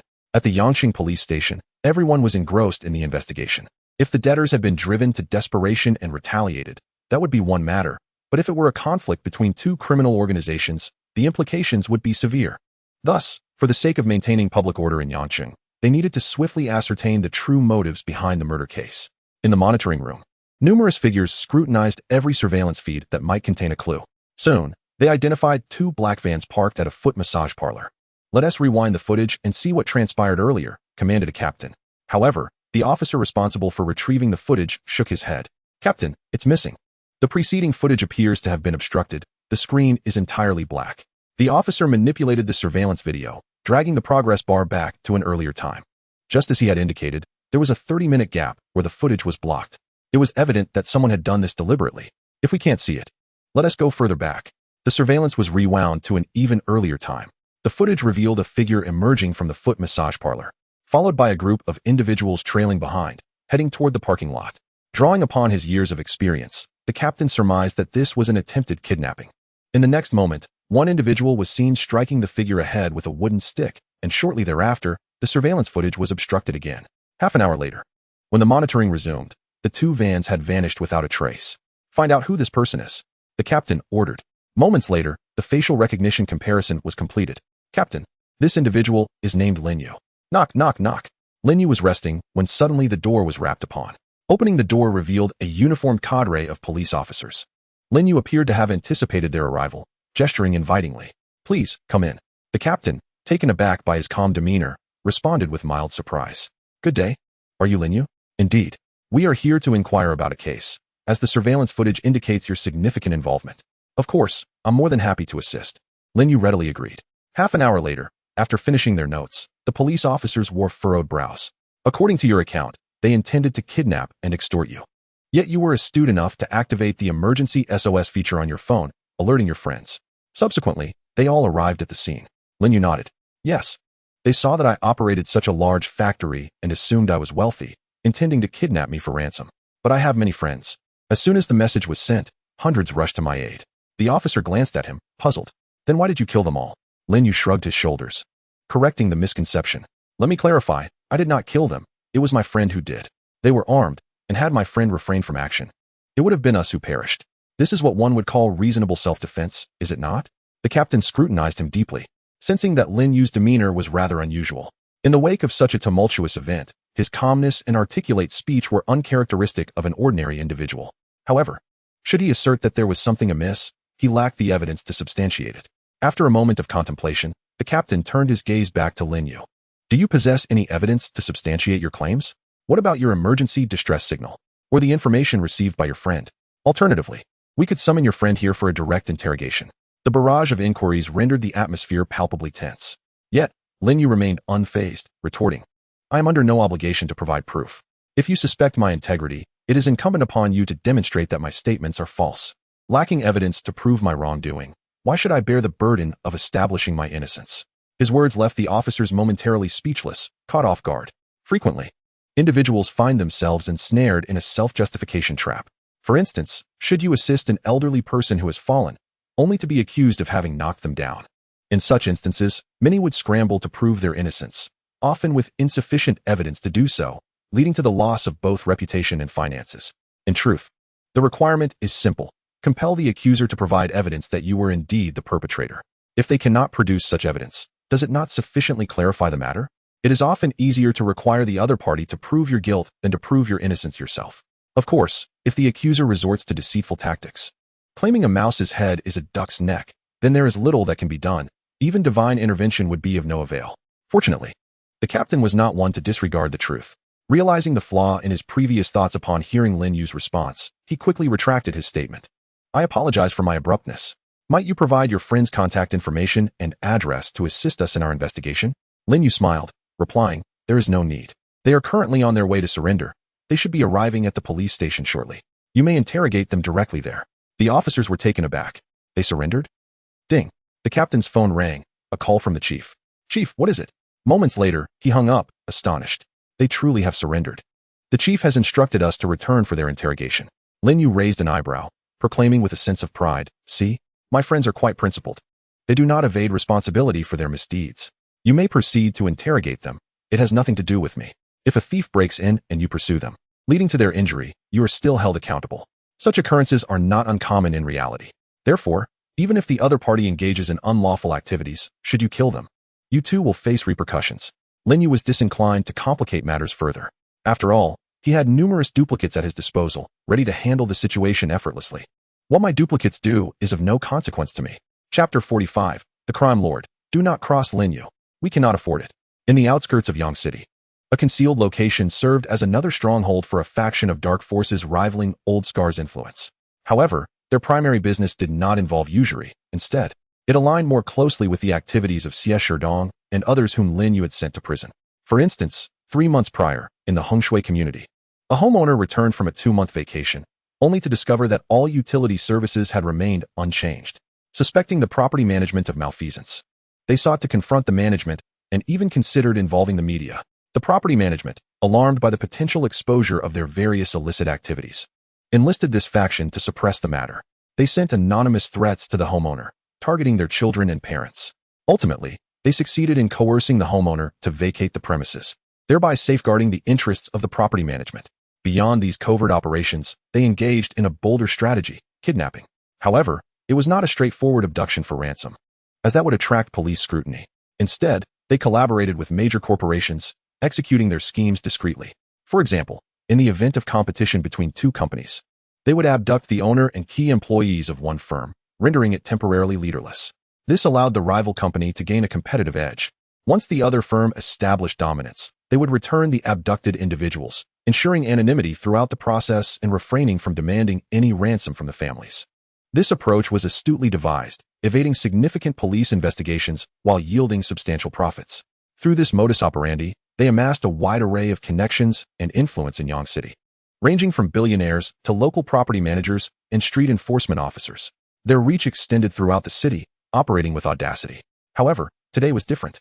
A somber expression was etched on everyone's faces, particularly their leader, Senator in his late 30s, standing at a modest height of 1.7 meters.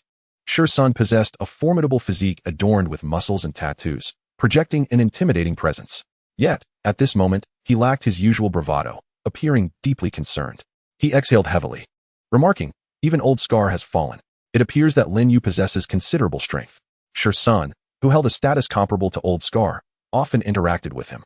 Since Old Scar had acquired 2 handguns from an unknown source, even Sun had refrained from provoking him. Thus, upon learning of Old Scar's demise, he was taken aback, and a faint thread of fear began to creep into his mind. "What have you discovered regarding Lin Yu?" His underlings promptly produced their findings. As Sun reviewed the information, his expression grew increasingly grave, even pale. A barbecue stall had summoned 1,000 men in black suits, single-handedly disrupting the entire electronic manufacturing market in Yang City. A competitor, Qian Manufacturing, went bankrupt within a mere week. Now, they had also eliminated Old Scar and his entire crew. Subsequently, some individuals even voluntarily surrendered at the police station, while Lin Yu remained unscathed. It was evident that someone was shielding him from blame. These events, seemingly coincidental or unintentional, were, upon closer inspection, deeply unsettling. To manipulate such a multitude, even 10 of him would pale in comparison. The more Sun contemplated, the more apprehensive he became. Despite having traversed the underbelly of society for many years, enduring countless trials, and priding himself on his ruthlessness and arrogance, the mere thought of Lin Yu rendered him devoid of any inclination to confront him. In fact, a shiver of fear coursed through him. Sun took a deep breath, exhaling slowly, as if he had reached a momentous decision. "Listen carefully, everyone. From this day forth, keep your eyes peeled. When encountering Lin Yu, do not provoke him. This individual is beyond our reach. Otherwise, the fate that befell Old Scar will be ours as well. Do you understand?" Upon witnessing their leader's cautious demeanor, the subordinates felt a tightening in their chests and replied in unison, "Understood.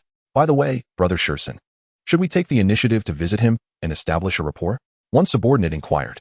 Sun shook his head, a look of despondency crossing his face. "What nonsense! Would you entertain a mere ant-seeking friendship? In his eyes, we are no more than insignificant insects. Can't you grasp that?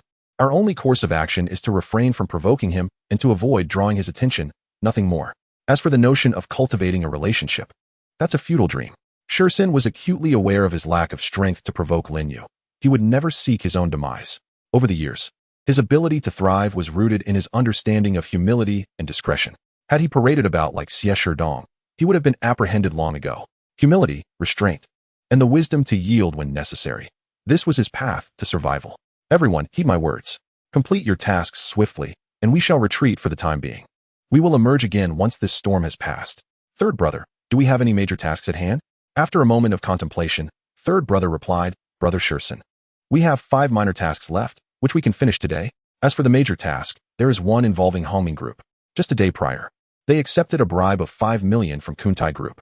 The objective is to kidnap and detain the chairman of Hongming Group for 5 days. As the 2 groups are vying for a significant order, if we can stall them for 5 days, they will secure the deal, gaining a decisive advantage in this competition. Under normal circumstances, we would only have a 30% chance of success, far inferior to Hongming Group. Therefore, to ensure success, they approached Sun and others, planning to employ some covert tactics. "All right, let us expedite this task. Do not accept any additional missions thereafter." "Understood, Brother Sun." While they prepared for a temporary withdrawal, a notification chimed on Lin Yu's system panel. Notification: the luxurious office building purchased by the host has completed its handover. Building name: Hongming Tower. Host has acquired the position, Chairman of Hongming Group. Please sign in at the top floor office of Hongming Tower within 3 days. Chapter 46, Signing for the Tower. "Sister, how much red envelope did your boyfriend send you yesterday on Chishi?" In the plaza beside Homing Tower, two tall, elegant young women walked together.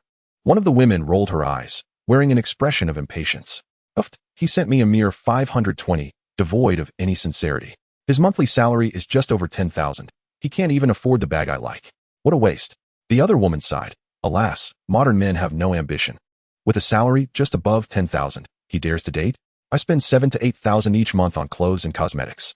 What can I even do with just over 10,000? She slightly tilted her head towards the sky. If only I could find a wealthy boyfriend. The other woman chimed in. Yes, preferably one who is handsome and caring. As they continued their discussion, a luxurious sports car zoomed past them, instantly capturing their attention. Wow, what a stunning car. They gazed at it with longing. Subsequently, a second and third car followed, making a total of 8 luxury vehicles that paraded to the entrance of Homing Tower. The security guards, noticing the spectacle, furrowed their brows. I recall that parking is prohibited at the entrance, isn't it? They approached the convoy, intending to advise them to leave. However, just a few steps forward, the car doors swung open simultaneously, revealing dozens of bodyguards clad in black suits. The guards were taken aback by the sight, too intimidated to advance any further. In the plaza, the two women watched intently. At the center of the bodyguards, a figure emerged from one of the cars, none other than Lin Yu. Upon seeing Lin Yu, both women were transfixed. Wow, he is so handsome. Not only is he handsome, but he is also wealthy. If only I could. They exchanged knowing glances and instinctively made their way toward the entrance of the tower, tidying their hair and adjusting their collars to reveal a glimpse of their fair skin. Their gait became deliberately alluring, as if they were merchandise in a shop window, yearning to be noticed. The distance from the plaza to Homing Tower was brief, and in mere seconds, they found themselves within Lin Yu's line of sight. Yet, Lin Yu paid them no mind, not even casting a glance in their direction. The two women felt a pang of confusion. They were both attractive and fit. Why were they unable to capture Lin Yu's attention? Let us try again. They turned around, pretending to be passersby, strolling past Lin Yu. But halfway through their act, a pure and radiant figure emerged from the front passenger seat. Lin Yu's personal secretary, Luo Qingxue. Luo Qingxue, clad in a simple yet elegant dress, with her black hair tied back in a loose ponytail that cascaded down her back, exuded a blend of opulence and modesty. She embodied the essence of a privileged young lady and a fresh-faced girl. With a few swift steps, she caught up to Lin Yu, her every movement exuding confidence and grace, radiating a unique charm. Furthermore, her every smile and frown possessed an allure that could overshadow all other women present. The pride the two women took in their appearance paled in comparison to Luo Qingxue's presence. At that moment, they seemingly grasped the meaning of there is always someone better and the folly of their own arrogance. Within the grand hall of the tower, countless figures congregated, observing the unfolding scene with rising murmurs. What is this person's identity to command such grandeur? I'm not sure. Do we have such a significant client at Homing Group? Homing Group primarily engaged in cargo transportation, usually interacting with factory owners and mine proprietors. This was the first time they had witnessed a convoy of luxury vehicles arriving. In a corner of the hall, 3 inconspicuous figures sat on a sofa, each wearing a black hat pulled low, obscuring nearly half their faces. Several individuals remained silent, dismissing the surrounding clamor with indifference. One of them muttered under his breath, "Damn it, when will the chairman of Homing Group finally show up? We've been lurking here for 3 days." Another, somewhat impatient yet serving as the leader among the 3, exhibited a modicum of patience. All right, enough with the complaints. According to the information from Kuntai Group, the negotiations for the order they snatched will commence tomorrow. Therefore, our target will undoubtedly return to the company today. Keep your eyes peeled. Brother Sun has stated that once we complete this job, we will retreat for 2 years. Let us make this last job impeccable, no mistakes allowed. The trio quickly fell silent. Meanwhile, on the other side, Lin Yu stepped into the grand hall. Chapter 47. Better to smash the signboard than to deliver death. The moment Lin Yu entered the hall, all eyes instinctively turned towards him. After all, such a grand entrance was hard to overlook. The hall manager approached with a welcoming smile, inquiring, "Are you here for business? Do you have an appointment?" Lin Yu raised an eyebrow, remaining silent. It appeared that they were still unaware of the change in leadership at Homing Group.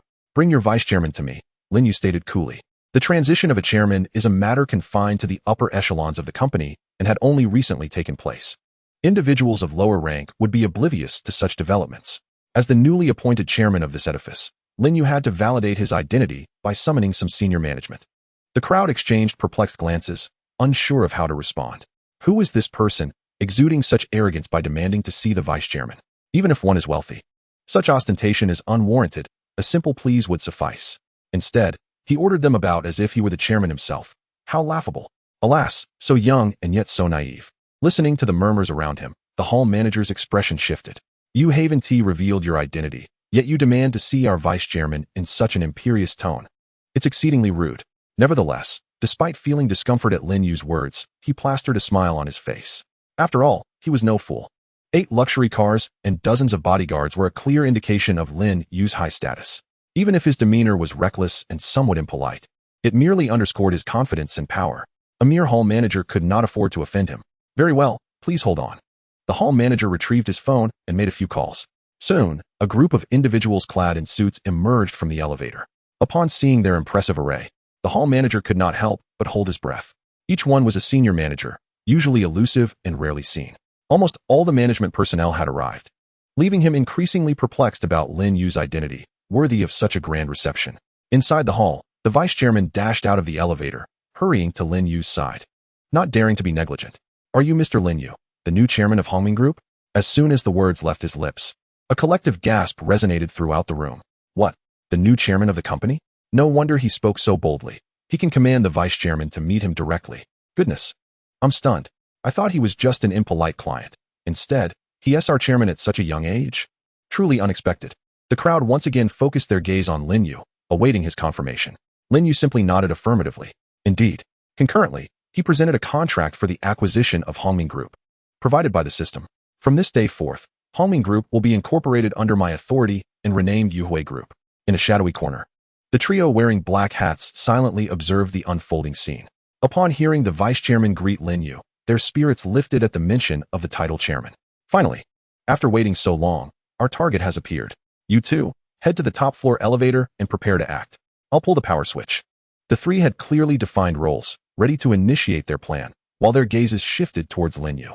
However, when the vice chairman uttered Lin Yu's name, their intended actions abruptly halted. Their bodies froze, as if encased in ice, unable to move. Did you hear that? He said the person's name is Lin Yu. It seems so. What a coincidence. Could he be the Lin Yu that brother Sun warned us about? Fourth brother, haven't you seen Lin Yu's photograph? Is this truly him? The individual referred to as fourth brother remained silent, subtly shifting to the side. Once he positioned himself appropriately, he finally caught a clear glimpse of Lin Yu's face. At that moment, he maintained an outward calm, but internally, he was in a state of panic. Goodness, it really is him. The chairman of Hongming Group we are supposed to capture is actually Lin Yu. His mind raced back to Shursen's warnings. Never provoke Lin Yu, otherwise Old Scar will be our fate. He had never anticipated that the very person Shursen had emphatically cautioned them against would stand before him now. The target they intended to abduct. Damn it, how can we proceed now? Fourth brother, what should we do? Fourth brother sighed, his expression darkening. What should we do? Have you forgotten what happened to Old Scar? We need to retreat immediately. I have no desire to meet my demise. The two subordinates appeared hesitant. But we've already accepted a 5 million benefit fee from Kuntai Group. If we fail to complete this transaction, our reputation will be ruined. They had managed to establish themselves in Yangqing for so long due to their outstanding business acumen. Whether resolving owner disputes or kidnapping corporate leaders, they had always achieved a 100% success rate. It was this reliability that had earned them the trust of major corporations like Kuntai Group. Failing this job would equate to shattering the reputation they had built over the years. Yet, in the face of their concerns, fourth brother hissed in frustration. Are you two out of your minds? Ruining our reputation is preferable to losing our lives. If you want to go, then go. I refuse to be part of this. Return the 5 million to them. The other two exchanged glances and reluctantly accepted this course of action. Though their hearts were heavy with the thought of their hard-earned credibility being tarnished today, all because of Lin Yu. Chapter 48. Withdraw. This deal cannot be done. Brother Sun, where do you plan to retreat to? I wish to follow you. A loyal subordinate who had been with Shursen for many years expressed his allegiance. Shursen patted him on the shoulder. All right, I'll take you along when the time comes. Thank you, Brother Sun. The other subordinates cast envious glances at him. Shursen smiled. His voice raspy as he asked, how is that job coming along? Hurry it up. One subordinate quickly replied, Brother Sun, it's almost done. It should be possible to capture the person today and keep him locked up for a few days. That would conclude this transaction. Calculating the time. Fourth brother should be returning soon. The room gradually regained its tranquility, with the group exchanging idle chatter. Approximately half an hour later, several figures entered.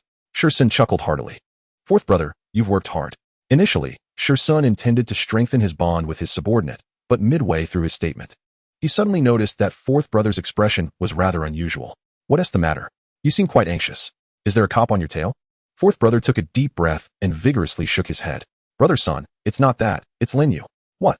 Shursen's eyes widened, resembling a predator ready to pounce, engulfed in instant fury.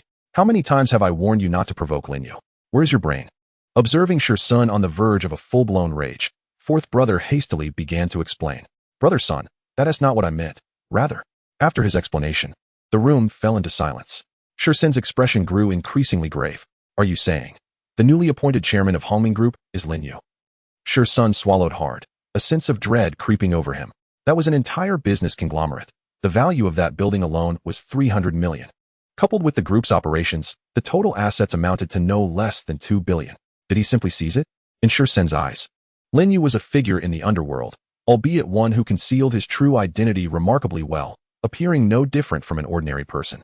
One must ask, how could a gang leader suddenly become the chairman of Hongming Tower? Did he acquire it with 20 billion? With such a vast criminal background, was there a need for that? It must have been taken by force. Just from this fact alone, Shursen felt immense admiration. Even he, one of the top gangsters in Yang City, had to tread lightly. He would never dare to brazenly occupy territory in the city center. Yet Lin Yu, a fellow underworld figure, could walk openly in the city, unimpeded, effortlessly claiming a property valued at 20 billion. To him, that was the true epitome of power. In that moment, Shursen realized once again the vast chasm between himself and Lin Yu. In terms of strength, background, and methods, he was vastly inferior. After a moment of contemplation, he commanded, Fourth brother, return the 5 million to Kuntai Group and inform them that we are no longer proceeding with this deal. If our reputation suffers, so be it. Preserving our lives is paramount. Such a formidable figure, we cannot afford to provoke. At Kuntai Group, in the chairman's office, fourth brother placed a suitcase containing 5 million on the table, pushing it forward. Mr. Zhao Kuan, I apologize, but we cannot proceed with this deal. Zhao Kuan, a middle-aged man with a corpulent physique, sporting a prominent beer belly that seemed ready to burst through his shirt, furrowed his brow. Cannot proceed? Is there anything you cannot handle? Come on, you've been in Yang City for over a decade. What can't you do? Did Hongming Group buy you off? Tell me how much they offered, and I'll double it. Fourth brother shook his head. Even if you offered me 100 million, we still cannot proceed. It's not about the money. All right then, that is final. As fourth brother turned to leave, he added a parting remark. Mr. Zhao Kuan, considering our long-standing cooperation, I advise you not to oppose Hongming Group. You will not prevail. If you insist on fighting, you might end up losing your life. He refrained from mentioning Lin Yu's name, fearing reprisal if it were known that he had leaked information about Lin Yu. Bang! The office door slammed shut, leaving Zhao Kuan alone in the room. Clenching his fists, he struck the table fiercely. Humph! To say you can't do it, and then offer a plethora of excuses to intimidate me. If you want to do it, I'll find someone else. It's not like you're the only option. Zhao Kuan's eyes radiated a fierce determination. Moments later, he rummaged beneath the table to retrieve a handwritten business card. Hongshihao Jiangxing. Jiangxing was a neighboring city to the north of Yang City, considerably more prosperous, qualifying as a second-tier city. Laoba and Shursen led the underworld in Yang City, while Hongshihao commanded the criminal forces in Jiangxing. This individual had a notable characteristic. He only recognized money. As long as sufficient funds were provided, he would undertake any task. In Zhao Kuan's early days in business, he had once sought Hongshihao's assistance to have a competitor kidnapped, but the attempt resulted in the competitor's death, with Hongshihao displaying an astonishing nonchalance. As if it were merely routine. Being a businessman, Zhao Kuan was wary of becoming embroiled in murder. Should Hongshihao be apprehended, he too would face repercussions. Thus, he refrained from seeking Hongshihao's services and instead collaborated with Shursen and others. However, with Shursen declining his request, he had no choice but to partner with Hongshihao. I refuse to believe that kidnapping a single individual is that difficult. Chapter 49. Good words fail to persuade a determined ghost. The contract is to be signed tomorrow afternoon, and it must be completed before then. All right, no problem, 30 million. What? Take it or leave it. Then I accept. Zhao Kuan gritted his teeth. This order was crucial. If he could secure it, his business for the next decade would be assured. What was 30 million in the grand scheme of things? It was settled. That night, a black Range Rover drove into Yang City from Jiangxing. Brother Hao, where shall we settle down? Hongshihao, clad in a black leather jacket and sunglasses, bore a prominent scar across his forehead, stretching from the corner of one eye to behind his ear. He twisted his neck slightly, revealing tattoos on his neck, exuding an air of sharpness with every movement. Brother Hao, where are we going to stay? One of the underlings casually inquired. His eyes, hidden behind the sunglasses, blinked open, seemingly waking from a stupor. To the outskirts of Yang City, number 6 Qinghua Road. Number 6 Qinghua Road was the location of Sun and his associates. According to underworld rules, each faction occupies its own territory, with mutual non-interference. If one intends to act in another's domain, it is best to pay a visit and extend a greeting beforehand. The area where Lin Yu was located belonged to the northern half of Yang City, which was Sun's territory. If Hong Shihao intended to operate here, he needed to inform Sun in advance. Acting without prior notice would be regarded as a provocation, potentially igniting hostilities between the two factions. Therefore, upon arriving in Yang City, Hong Shihao's first order of business was to meet with Senator half an hour later. At number 6 Qinghua Road. Brother Hao, what brings you to my place? Sun greeted him warmly, with a friendly demeanor. After all, Hong Shihao's influence far surpassed his own, and he could not afford to show any semblance of disrespect. Hong Shihao commanded the entire underworld of Jiangqing, with a following of over 1,000 underlings.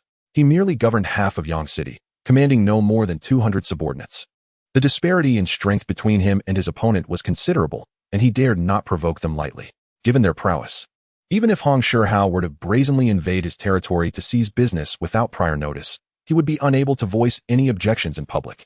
Nevertheless, the fact that they had come indicated a measure of respect towards Sun. Naturally, he could not afford to be negligent. It's nothing much, just a task to abduct someone.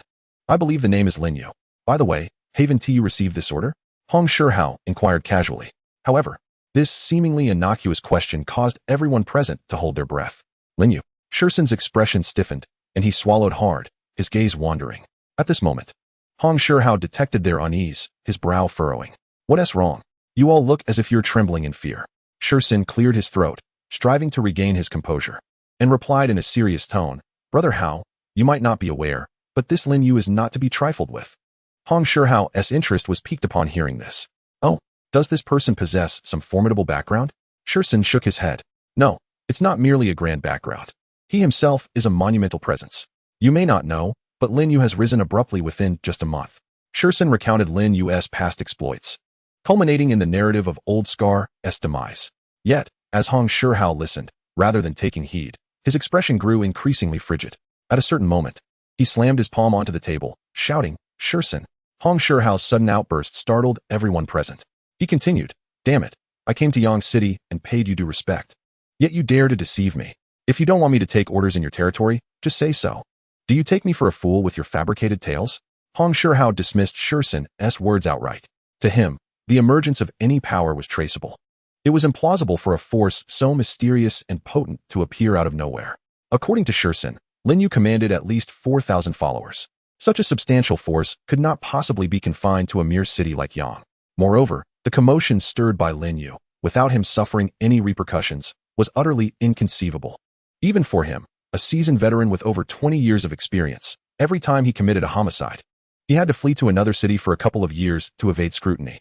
In modern urban environments, surveillance was omnipresent, and homicide was no trifling matter. The police would invariably delve deeply into every suspect location. No one could escape their investigation. Yet Lin Yu managed to orchestrate the killings of over 100 individuals and emerged unscathed. Such an occurrence was utterly fantastical. Human nature is inherently selfish. He could not fathom that over 100 subordinates would willingly confess and take the fall for him. To entertain a hypothetical scenario where they did, their testimonies could never be perfectly aligned. After all, the police's interrogation techniques were exceedingly sophisticated, nearly on par with those of a national-level psychologist. It would be plausible for 1 or 2 individuals to evade the traps of interrogation, but for over 100 to do so? Impossible.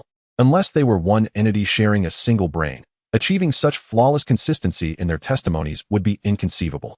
Thus, he was resolute in his belief that Sun was fabricating a story to deceive him. Beside him, Sun, witnessing Hong Shihao's fury, wore an expression of helplessness. Had he not witnessed the events with his own eyes, he too would find it hard to believe that anyone could execute such a flawless scheme. Brother Hao, I assure you, I am not deceiving you.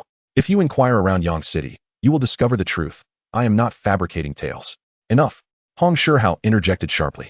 I must complete this order before tomorrow. Tonight is the final opportunity for action, and I have no time for your ramblings. With that, Hong Shihao and his 3 subordinates hurriedly departed. Once their figures faded from sight, Sun let out a deep sigh. He truly understood Hong Shihao's mindset. After all, Lin Yu's emergence was so sudden and perplexing. Many aspects, upon deeper reflection, simply did not add up. Old Scar had dispatched men to capture Lin Yu, only to be killed in retaliation that very night. The dilapidated factory was surrounded by water on 3 sides, with only a single route leading to it. How could Lin Yu have stealthily brought so many individuals there? Old Scar, being an experienced figure in the underworld, would never have sat idly by if he had known he could not prevail. He would have fled. Yet he met his demise. Moreover, over 100 individuals were killed in a remarkably orderly fashion, leaving little room for resistance, which was hardly indicative of 2 factions clashing. Furthermore, all those present later turned themselves in, and they did so in groups. This entire affair seemed exceedingly suspicious. Shursen had pondered this matter on multiple occasions, yet each time he arrived at inconclusive results. Logically, it made no sense. It was as if Lin Yu could conjure people out of thin air. However, pondering the inconceivable was irrelevant. Shursen understood the paramount importance of survival. He maintained a mental list of what actions could be taken, what should be avoided, who could be provoked, and who could not. In his mind, Lin Yu was undoubtedly at the top of that list. Alas, it is often futile to advise the damned. If one seeks their own destruction, then there is little that can be done. Chapter 50. Self-inflicted hardship. Hongming Building, now renamed Yuhui Building. In the top-floor office, Luo Qingxue was bustling in and out, compiling and summarizing the entire company's internal and external affairs, which she subsequently handed over to Lin Yu. At this moment, Luo Qingxue's capabilities as a secretary were fully manifested. She was exceedingly adept at summarizing data and processing information. Lin Yu glanced through the materials and quickly grasped the situation. The company primarily engaged in transportation, akin to a courier service. Its main clientele consisted of large factories and raw material suppliers, aligning perfectly with the operations of Lin Yu's subordinates. Previously, Lin Yu had hired vehicles for the procurement of raw materials and transportation of finished products. Now that he owned a transportation company, there was no longer a need for external hires. He could directly manage the entire process, procurement, production, and transportation as an integrated service. Brother Lin, there is a contract bidding tomorrow for Jojo Airlines. Upon hearing this name, Lin Yu's heart stirred. It's them again. However, it was not surprising. Jojo Airlines was vigorously expanding its production operations, and naturally, transportation would be indispensable. Collaborating with a transportation company was entirely reasonable. If I'm not mistaken, the one issuing the bidding information is He Jinghua, correct? Yes, Luo Qingxue nodded. Lin Yu chuckled softly. What a coincidence. All right. It's getting late. You should head home and rest. Upon receiving the command, Luo Qingxue promptly departed. Lin Yu then tidied up the materials on his desk before preparing to head downstairs. Upon arriving at the elevator area, Lin Yu pressed the elevator button, patiently awaiting its arrival. Meanwhile, in the shadows of the fire escape, a few figures lay in wait, none other than Hong Shihao and his cohorts. As he scrutinized Lin Yu from head to toe, a sneer of disdain crept across his face. Where was the demeanor of a leader? Did he truly claim to command 4,000 followers? How laughable. Hong Shihao was exceedingly confident. He prided himself on his ability to read people. Lin Yu's eyes betrayed no hint of coldness. Anyone who had taken a life or traversed the underworld, even in the slightest, would exhibit a trace of detachment, an undeniable air of indifference. Yet Lin Yu's gaze possessed none of that. In truth, Lin Yu was far from being a crime lord. Nor did he harbor the coldness that Hong Shihao imagined. Move. With a sharp command, several figures burst forth, sprinting towards Lin Yu with astonishing speed and seamless coordination. It was evident that these individuals were seasoned veterans.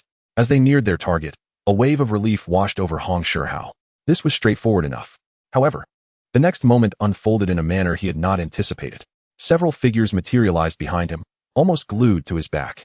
Before he could comprehend the situation, a multitude of arms seized him, forcefully pinning him to the ground. "Help me," he shouted, but his companions were similarly restrained before they could respond. When he looked up, he found Lin Yu gazing at them with an expression of utter indifference, his eyes now brimming with cold intensity.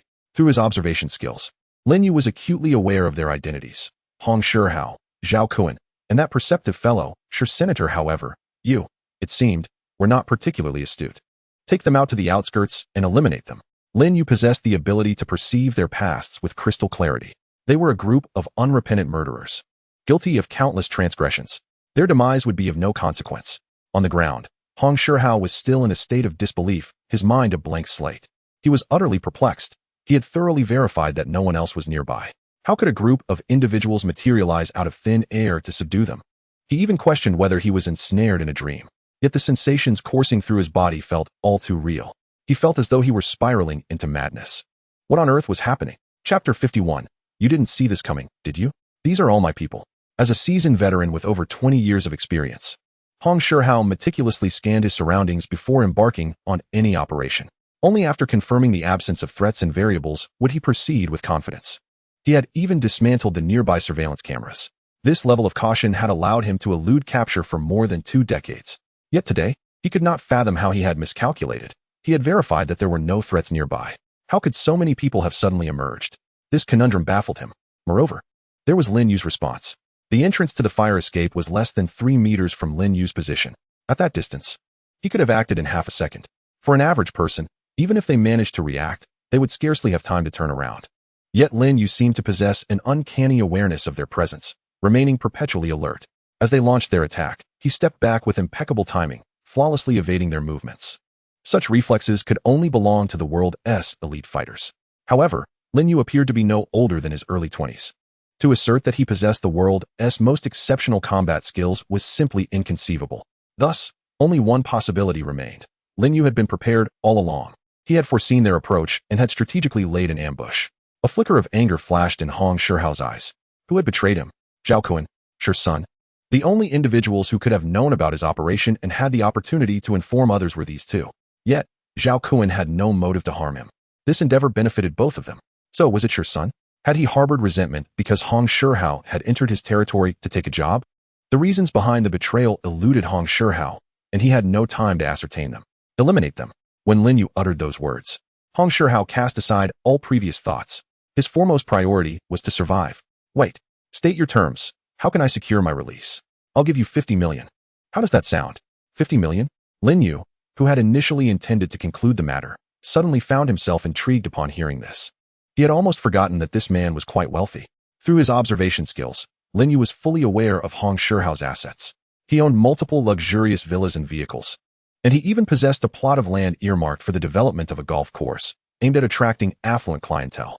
Furthermore, his bank account boasted a staggering 400 million in savings. More than I possess. Engaging in the underworld truly reaps financial rewards. All right, 400 million, transfer it to me, and I'll spare your life. 400 million. Hong Shihao was taken aback. How did he know about my 400 million? No. He had never disclosed his savings to anyone, so Lin Yu must have merely stumbled upon that figure by chance. 400 million. Yes, he had it. But he could not simply hand it over. That would render his entire life's work meaningless.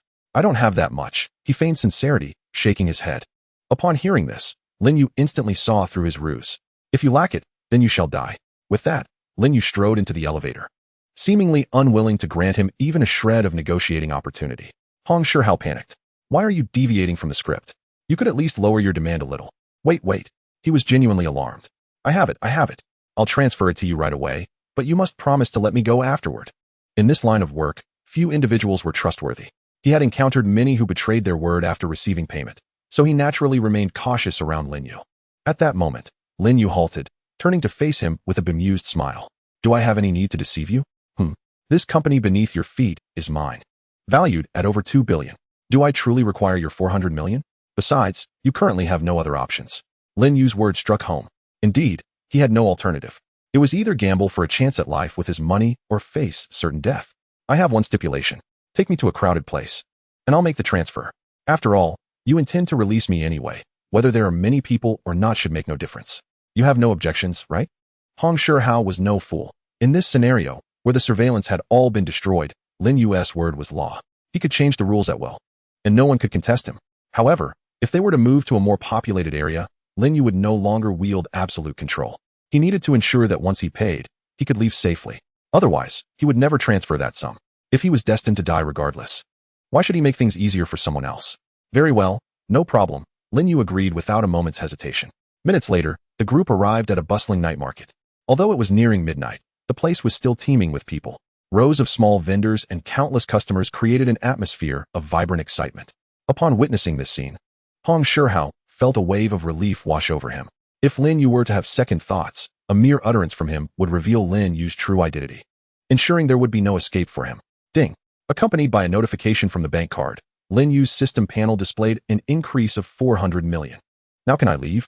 Hong Shihao squinted his eyes, committing Lin Yu's appearance to memory, preparing for future retribution. Humph, my money won't be so easily obtained. For now, I'll allow you to hold on to it temporarily. When I return, I shall reclaim it myself. With his hands stuffed in his pockets, he resumed his previous nonchalance. Across from him, Lin Yu met his gaze and suddenly let out a cold chuckle. I'm sorry, but I've changed my mind. Kill them all.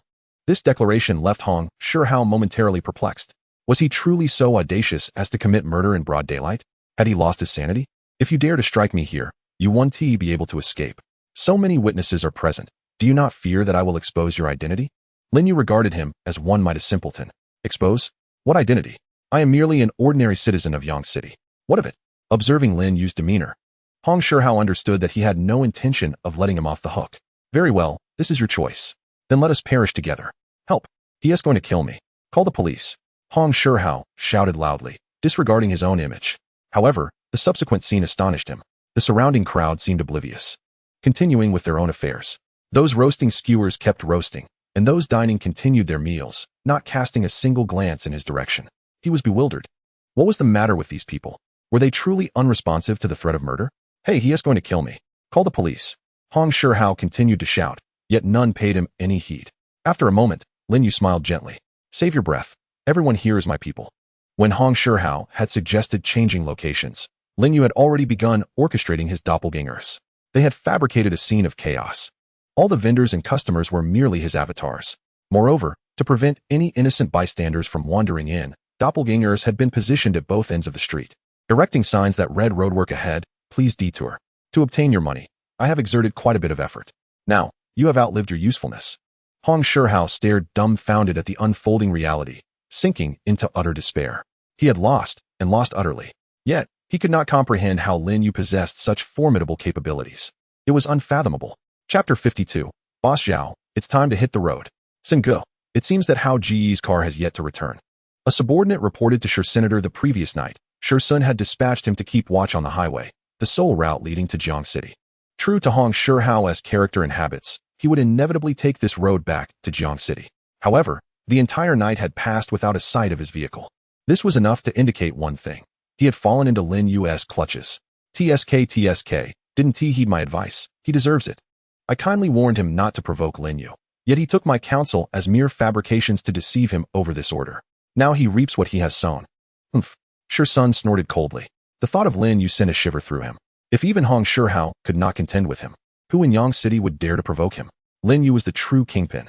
At this moment, Shi Sun even entertained thoughts of permanent withdrawal from the scene.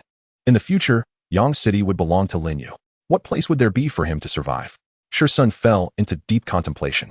Yang City Bidding Center. A bidding event was once again underway, hosted by He Jinghua, who had previously collaborated with Lin Yu. Bidding task: long-term cooperation with Zhejiu Airlines. Business project: transportation of raw materials and finished products between Yuhui Manufacturing Plant and Zhejiu Airlines. Cooperation duration: minimum of 10 years. Cooperation requirements: transportation company. The room was filled with a multitude of transportation company owners vying to bid. Although their chances of success were slim, no one wished to miss this opportunity, each hoping to test their luck. After all, even if they failed, there was little to lose. However, if they succeeded, it could mean soaring to new heights. Seated at the table, Zhao Kun wore a grave expression. He had dialed Hong Shihao's number repeatedly, but it was perpetually unanswered. Damn it, useless. Could he have failed to accomplish it? One after another, they were all so unreliable. I've invested 30 million. Zhao Kun exhaled deeply, his face filled with frustration. This order must be secured by any means necessary. The opportunity to partner with Zhejiu Airlines is incredibly valuable. I refuse to let it slip away. Though the covert operation had failed, it did not preclude him from seeking another chance. 10 minutes later, backstage at the bidding center, Zhao Kun bribed a staff member with 30,000 to gain entry. Mr. He Jinghua was halted by his call, momentarily taken aback, as he appeared not to recognize him. Who are you? Zhao Kun waved his hand dismissively. No need for formality. I am Zhao Kun, chairman of Kuntai Group. I also submitted a bid for this collaboration. He Jinghua pondered, recalling Kuntai Group with some familiarity. What can I do for you? Zhao Kun glanced around to ensure no outsiders were present, then retrieved an exquisite small box from his bag. It's nothing much. I merely wish to make a friend with Mr. He. With the Mid-Autumn Festival approaching next month, consider this box of mooncakes as a token of our meeting. He Jinghua did not respond immediately, his brow furrowing in contemplation. Seeing this, Zhao Kun's heart leaped with joy. The fact that the other party did not reject him indicated there was hope. He promptly opened the small box before He Jinghua, presenting its contents. Nearby, He Jinghua's eyelids twitched in surprise as he gazed at the items within.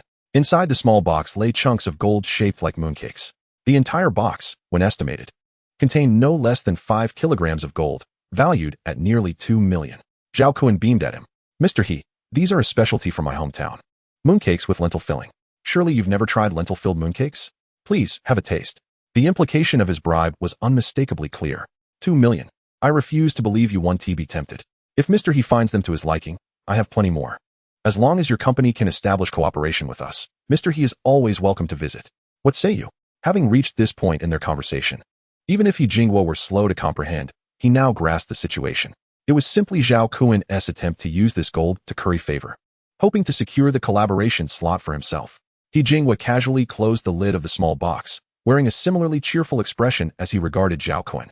You know, I really haven't tasted lentil-filled mooncakes. Zhao Kun's heart swelled with joy. As a businessman, he was acutely aware of the subtleties of such veiled expressions. This signified that He Jingwo had accepted his goodwill. Success. Had he known it would be so effortless, he would not have exerted himself so greatly. Zhao Kun extended his hand, offering the small box to He Jingwo. However, the anticipated scene did not unfold. He Jingwo did not reach out to accept it. Instead, he pushed it aside, his smile evaporating in an instant, replaced by an icy indifference. I'm sorry, I have indeed never tasted a mooncake filled with lentils. Nor do I intend to. With that, He Jingwo turned and departed, leaving Zhao Kun in a state of bewilderment. Was this a rejection? 2 million was within reach. And yet he dismissed it so readily? No, surely the sum was insufficient. I shall prepare a larger amount. Zhao Kun pulled out his phone, frantically making calls, ready to attempt once more. Yet at that moment, He Jingwo was engaged in conversation with another figure. Zhao Kun cast a fleeting glance, his expression darkening. Lin Yu. How unexpected that his acquaintance Lin possessed such a substantial transportation company. Indeed, a prodigy, discreet yet formidable. Initially, seeking a transportation company was merely to establish a connection with Lin's factory. Now, since Lin had his own logistics firm, the collaboration would be straightforward, offering a seamless service. Lin Yu smiled. No need for further investigations? None required. I trust in collaborating with you, Lin. Their brief exchange aligned perfectly. This scene was not lost on Zhao Kun, who seethed with resentment. This opportunity for partnership had ultimately slipped through his fingers into Lin Yu's grasp. Damn it. Exiting the bidding center, Zhao Kun's chest heaved, his mind spiraling into madness. If I cannot have it, neither shall you. A bolder scheme began to take shape within him.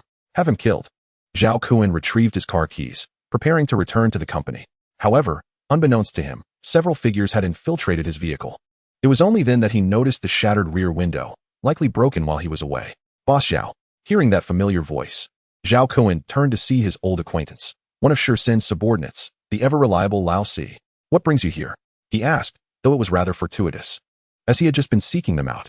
Help me take care of Lin Yu from Homing Group. Name your price.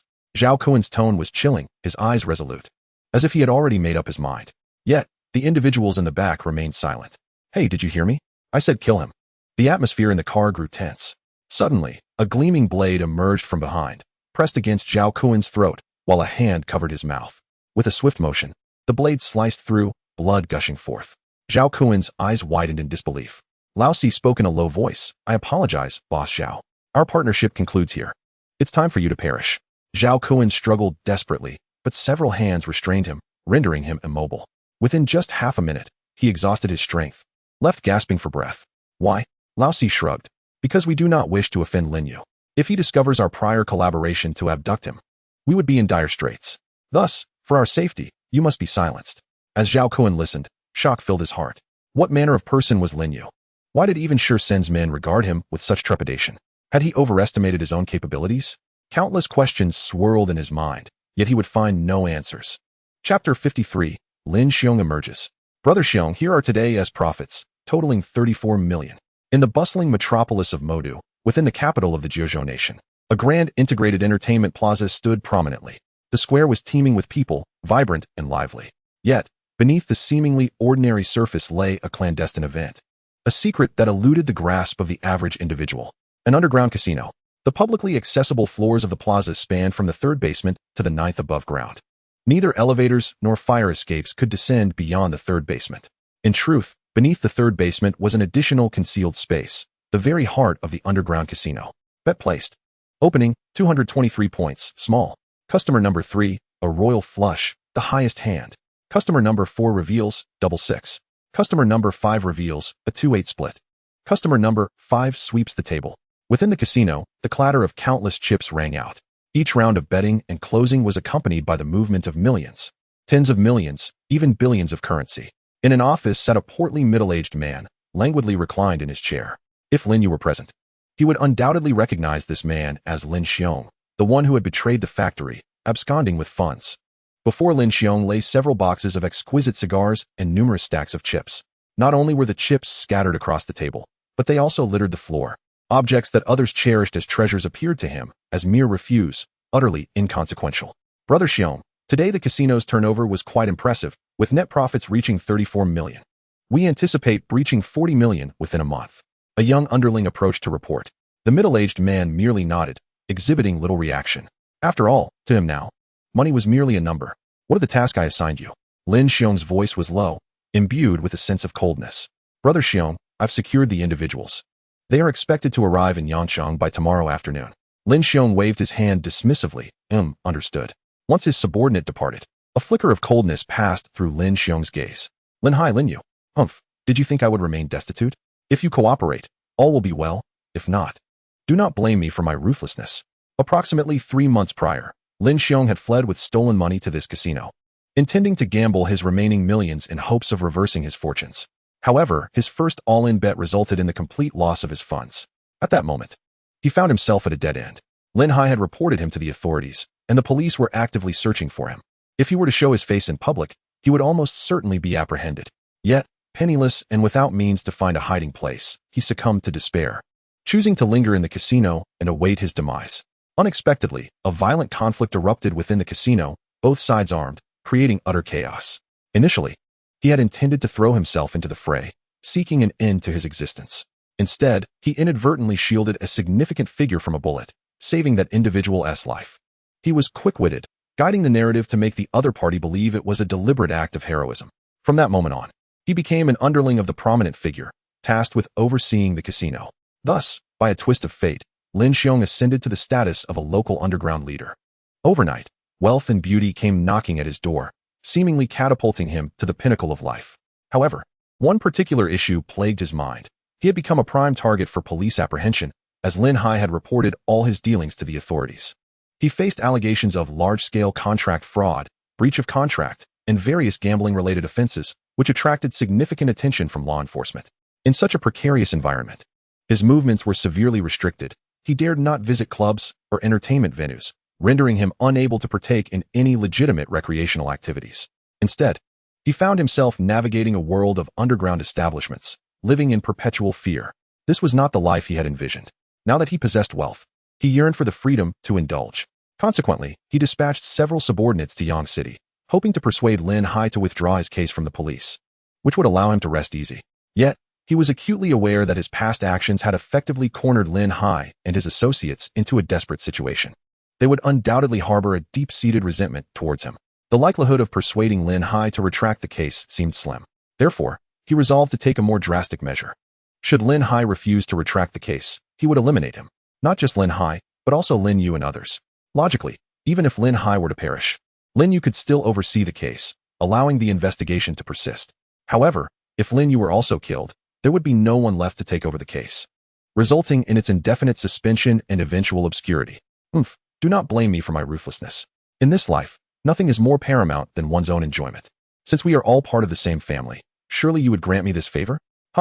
Yang City. Inside the factory, Lin Yu meticulously planned for future development. Product 3. Level 3 Enhanced Clone. Allows selection of 1 LV3 skill for learning. Price. 1. 5 million funds. Limited time discount. 20. Discounted price. 300,000 funds. Daily purchase limit. 10. Spend 3 million funds to purchase 10 level 3 enhanced clones. Summon 1 level 3 enhanced clone to learn skill. LV3 company management. Summon 1 level 3 enhanced clone to learn skill. LV3 financial operations. Summon 1 level 3 enhanced clone to learn skill. LV3 production planning. Lin Yu purchased 10 level 3 enhanced clones, bringing his total to 20, all strategically deployed throughout the factory and Yuhui building in key positions. The LV3 skills represented the pinnacle of industry standards. With this arrangement, the factory and building could be operated autonomously by the clones, alleviating him of further concerns. Name: Lin Yu. Funds: 993, 699, 600. Skills: damage transfer, reconnaissance. System level: LV4 requires 1 billion funds for upgrade. Rewards include 100,000 ordinary clones, 1,000 level 2 enhanced clones, and 30 level 3 enhanced clones. Current clones, 33,000 ordinary clones, 103 level 2 enhanced clones, 20 level 3 enhanced clones. Current items, LV3 skill selection card X3, an office building, valued at 300 million. Special mall, LV4, upgrades with system level. Higher levels increase the probability of high-tier items appearing. Since collaborating with Jojo Airlines, orders have been pouring in. Coupled with a tenfold expansion of factory operations, production capacity has surged. Consequently, Lin Yu's funds have been accumulating rapidly, surpassing 990 million within a week. Of course, a significant portion of this was contributed by Lao Ba and Hong Shihou. Gazing at the funds displayed on the panel, alongside the tantalizing system upgrade rewards, Lin Yu felt a surge of anticipation. Tomorrow, he would be able to increase his clone count by 100,000. How exhilarating. Chapter 54. A Prudent Decision. In the northern suburbs of Yang City, Sun paced back and forth, indecisive. He was torn between temporarily retreating for 2 years before returning or seeking alternative paths. Given Lin Yu's rapid expansion of power, it seemed unlikely that there would be any place for him in Yang City 2 years hence. However, exploring other avenues was no simple task. Other cities had their own local tyrants, and inserting himself into their domains would undoubtedly lead to conflict. The question then became whether he could survive the ensuing chaos. Sighing deeply, Sun lamented his predicament. If it were merely his own fate at stake, it would be manageable. After all, he had savings exceeding 100 million, enough to sustain him for the remainder of his life. Yet, he had numerous brothers relying on him. If he abandoned them, they would likely feel betrayed. Had he not promised to lead them to a life of wealth and prosperity? If he fled, resentment would surely follow, and he might even face rebellion or worse from those he once called allies. In the underworld, there existed an unspoken code of conduct. One could harbor ulterior motives and be selfish, yet one must never violate the established rules. A subordinate must not usurp authority, and a leader must not abandon their followers. These were unwritten laws, ironclad and inviolable. Any who defied them ultimately met a grim fate. What to do? As Sun pondered, a subordinate rushed in. "Brother Sin, there's someone outside who wishes to see you." Irritated, Sun waved his hand dismissively. "I won't see anyone. Tell them I'm not accepting business right now." "Understood, Brother Sun," the subordinate replied, preparing to relay the message. However, in the next moment, several figures burst in. The subordinate panicked. "Hey, didn't I say you couldn't come in?" He halted mid-sentence, staring wide-eyed as several dark gun barrels were aimed at him, leaving him breathless with fear. Upon seeing their weapons, Sun instantly recognized that these individuals were not to be trifled with. After all, firearms were not easily accessible to the average person. In Yang City, aside from the police, only Lao Ba possessed firearms, and that was through connections with his former boss. Otherwise, local thugs like them would never come into contact with such weaponry. Faced with these individuals, Sun knew he had to yield. "Gentlemen, let us speak amicably. What is it you desire? I assure you, I shall cooperate." Having seen the world, Sun understood that had their intent been lethal, they would have acted long before now. Since they had not attacked, it was clear they had requests. As anticipated, upon hearing his words, the group lowered their weapons and presented 2 photographs. "You have some influence in Yang City. Assist us in locating these 2 individuals. One is named Lin Yu, the other Lin Hai. They are father and son." The trio were agents dispatched by Lin Xiong. However, according to the information provided by Lin Xiong, they had yet to locate their targets. Due to Lin Yu having purchased a new villa for his family a month prior, the original house has been temporarily abandoned and remains uninhabited. Consequently, they were unable to locate anyone. In the face of an invalid address, seeking 2 individuals in a city is no small feat. A seasoned group arrived here, hoping to enlist the assistance of a local underground organization in Yang City to aid in their search. On the opposite side, Sun received the photograph and, upon hearing the name Lin Yu, felt an involuntary shudder run through him. How extraordinarily coincidental. Why must I search for him of all people?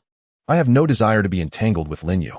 Deep in contemplation, Sun was intensely curious about their intentions. Was it revenge or assassination? However, such matters were of little consequence. What mattered was that 3 individuals, armed with firearms, believed they could eliminate Lin Yu. Such delusions were laughable. Another group of fools seeking their demise. If they wished to meet their end, that was their affair. Just do not involve me in it. Originally, they had thought that by eliminating Zhao Kuan, they could sever ties with Lin Yu. Yet, unexpectedly, calamity struck anew. What a headache.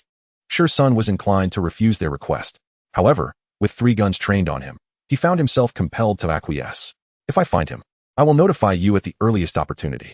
Rest assured, I shall locate him within 3 days. With Shursen's assurance, the trio departed, satisfied. Shursen slumped into a chair, his expression grave. His subordinate, equally shaken, inquired, Brother Sun, what shall we do? We cannot afford to offend either side. One side is the unfathomably powerful Lin Yu, and the other, armed assassins. The presence of firearms signifies formidable forces backing them.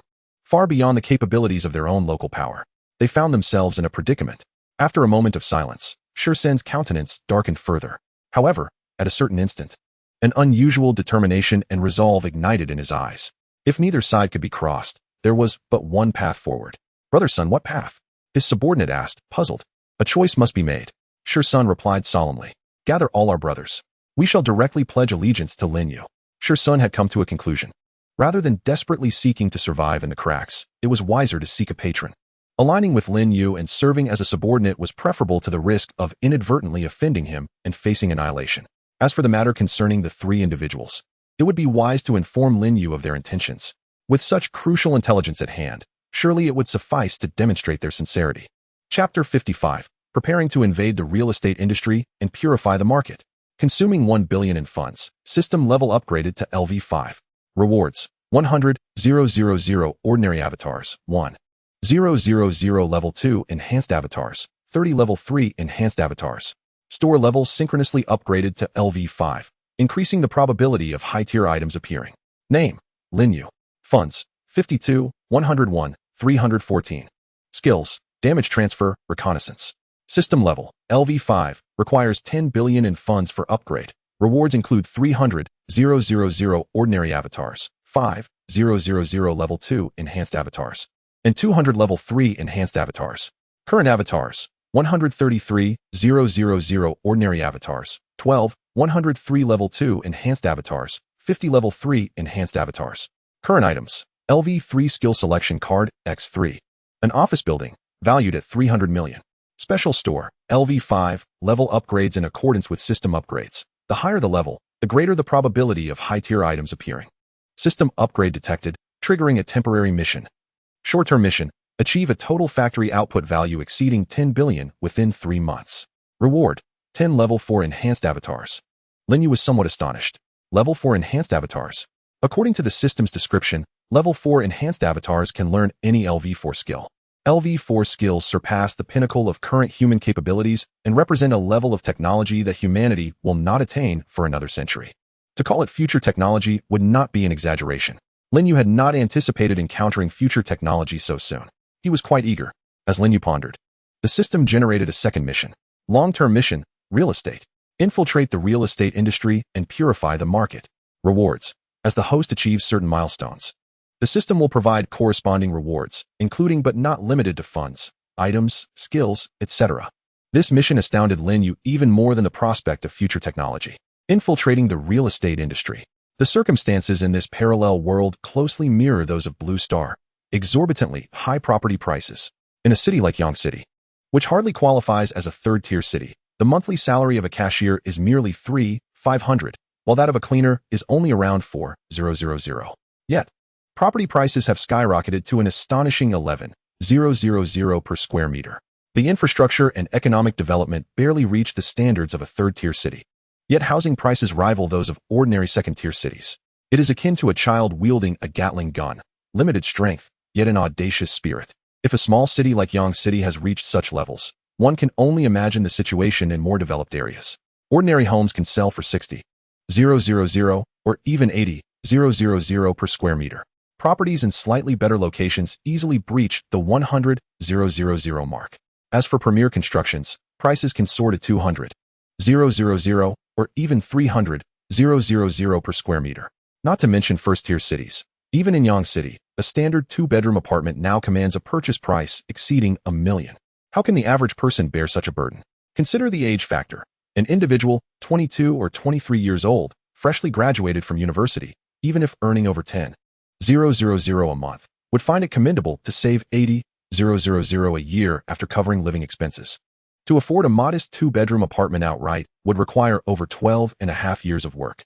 This does not account for expenses like purchasing a car, medical emergencies, hobbies, or dating. For a man wishing to marry and buy a home, Reliance on loans has become the norm. What? Can one not marry without a home? On the wedding day, when you take the bride from her family, where will you take her? To a hotel? That seems inappropriate. To a rented apartment? How many can endure such hardships together? Living with parents in the family home? Setting aside the issue of space, the generational gap in perspectives can be quite troublesome. Mortgage terms extend over 20 or 30 years. One carries the burden of debt well into their 50s or 60s. Should a family member fall ill or encounter an accident requiring funds, a loan default could result in the loss of their home. You would possess nothing. The mere cost of a house could ensnare a person's entire life. Some may argue that one simply needs to work harder. Earning $1 million annually should suffice. This is merely shifting the blame. It is akin to a child being bullied, with some parents suggesting, if you were more clever and avoided him, he wouldn't bully you. Those who utter such sentiments are either foolish or malicious. The crux of the issue lies not in the inadequacy of people's efforts, but rather in the excessively harsh realities they face. Individuals earning over $10,000 a month are already regarded as part of the elite class, surpassing 90% of the population. Yet, even those in this elite tier must wait until after the age of 35 to afford a home and marry through their own endeavors. Is this truly reasonable? In his previous life, Lin Yu harbored a deep disdain for this phenomenon. Now, faced with a system task, the anger within him erupted instantaneously. The real estate sector undeniably requires a cleansing. Lin Yu narrowed his eyes, a glimmer of cunning evident within them. A plan capable of causing a sensation throughout the entire 9 provinces was quietly brewing in his mind. Chapter 56. Lin Yu's counterattack, luring you into the trap. Is there something you need? I wish to request an audience with your leader. Leader? Oh no, I mean your chairman, Lin Yu, brother Lin. Outside the Yuhui building, at the factory entrance, Shursin stood face to face with a burly security guard. Upon hearing the guard's inquiry, he promptly corrected himself. Damn, I almost slipped. Since Lin Yu was openly constructing factories and establishing companies in the city, it signified that he did not wish to reveal his true identity and capabilities. Addressing him as brother would inadvertently expose his identity. It was more appropriate to refer to him as chairman. Shursin, having seen much of the world, understood this well. Many gang leaders prefer to run a legitimate business or establish a company to create a fade of legitimacy, facilitating their operations within the city. For instance, the heads of security companies, insurance firms, or sales enterprises. He recalled years ago, when he was a mere subordinate. His former boss had mingled in the city while holding the title of city management captain, even pulling them into the ranks of city management. Quite the comfortable arrangement. Now, Lin Yu's approach mirrored that of his former boss. Speak your mind. What is it you wish to discuss? The security guard assessed him briefly before responding with an impassive demeanor. At this moment, the guard was, in fact, under Lin Yu's control. Shursin hesitated for a moment, then glanced at the guard's imposing physique, instantly comprehending that this was no ordinary security personnel, but rather one of Lin Yu's enforcers, merely masquerading as a guard. This guise not only concealed their identity, but also ensured vigilance in their surroundings. Astounding. Actually, I have come to report an important piece of intelligence to Brother Lin. There are 3 individuals.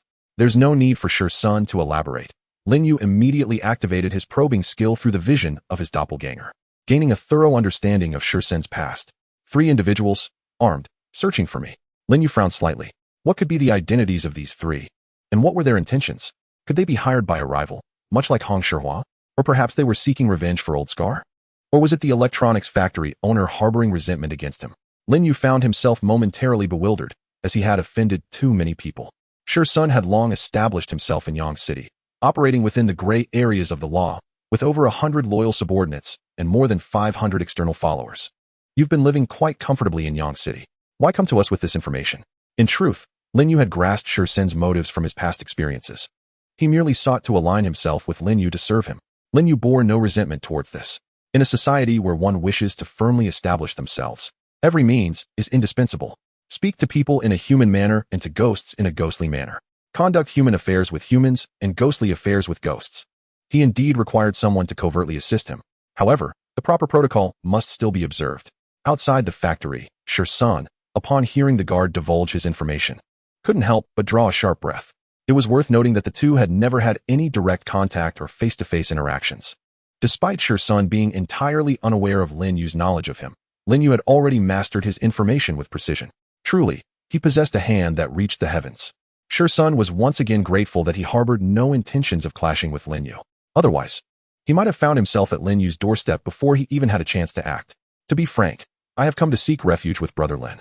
This piece of intelligence serves as my token of allegiance. Shursun boldly expressed his intentions. The guard nodded in acknowledgement. Understood. I will report this promptly. Please leave your contact information, and you may depart for now. Seeing this, Shursun thought, this could be promising. All right, no problem. After leaving his contact information, Shursun and his men departed. A few minutes into their journey, an unfamiliar number called. Shursun felt a surge of anxiety. It must be the big shot. Beep. Pressing the answer button, Shursun dared not breathe, stammering, Lin brother. The voice on the other end remained silent for a moment before speaking in a deep tone. At 8 tonight, lure those 3 to your location. I will send someone to handle it. Shursun quickly replied, understood, I will ensure it's taken care of. Beep. The call ended abruptly. Lin Yu's words were concise and devoid of pleasantries, even carrying a hint of coldness. Yet, Shursun felt an immense joy within. Lin Yu's directive signified his acknowledgement of their alliance. This time, his attempt to ally had succeeded. Let us hurry back and follow the boss's orders. We must be diligent. If anyone makes a mistake, I let it slide. Behind him, Lin Yu hung up the phone, a glint of cold light flashing in his eyes. I shall see who dares to take my life. Chapter 57. What a magnificent Lin Xiong. Uninvited yet welcomed. Son brother. It's already 7, and Lin Yu's people have yet to arrive. Could it be that he intends for us to take the fall? Indeed, after all, those individuals are armed. Perhaps Lin Yu wishes to avoid a direct confrontation and wants us to face them first. Son brother. I believe we should prepare for both sides and coordinate with both, ensuring we do not suffer any losses. When people interact, differences in opinion are inevitable. A few subordinates approached Shursun, voicing their concerns. However, they were met with Shursun's slightly irate gaze. Enough. If you want to survive in this society, your stance must be clear. A fence-sitter will meet a poor fate wherever they go. Shursun continued to berate them. Do you think you're the only one with a clever mind? Those who achieve success are all astute individuals. Your way of thinking is perilous. If you wish to follow me, do not question my decisions. The reprimanded subordinates exchanged glances, their faces showing no sign of repentance, as if they could no longer contain themselves. Son brother, I do not wish to take risks. If we truly end up as scapegoats, we will be the ones caught in the crossfire. We will be the ones facing the bullets. You are the boss, of course. You will stay behind while we bear the brunt of it. Hence, we wish to withdraw. Upon hearing this, Shursun's expression shifted, understanding their underlying concerns. He then cast his gaze towards the more than 100 loyal subordinates on the other side and spoke softly, if anyone wishes to leave, now is the time to step forward. I shall grant each of you a severance pay of 3 million. The atmosphere in the room instantly grew tense. After a prolonged silence, not a single person dared to stand up. Brother son, we have followed you for so many years. We naturally have faith in your decisions. If it weren't for your astute leadership and unique vision over the years, we would have long since faltered. At no point is it our place to make decisions on your behalf. A longtime follower stepped forward, expressing his unwavering loyalty. Soon, others began to echo his sentiments. Shursun glanced at the crowd, feeling a deep sense of satisfaction. He then turned his back to them and, with an impassive expression, stated, "The money lies in that stack of boxes. Go and count your 3 million. Depart now." A few subordinates promptly made their way to the adjacent room. However, at that moment, a longtime follower obstructed their path. "Brother son, we cannot allow them to leave. The information they possess about our brothers is far too sensitive. If they were to leave and inadvertently leak it, we would be in grave danger." Upon hearing this, the others were momentarily taken aback. "Indeed, brother son, we cannot let them go.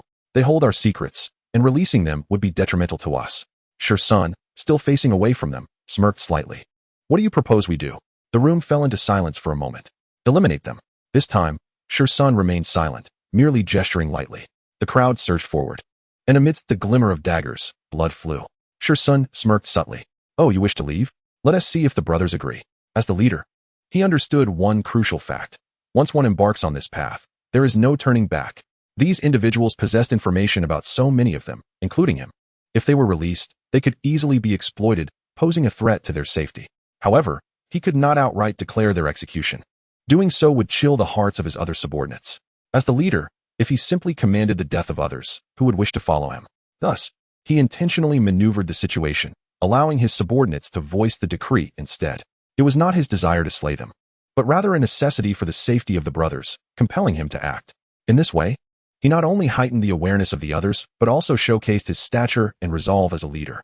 This is an essential skill for any chief in maintaining authority.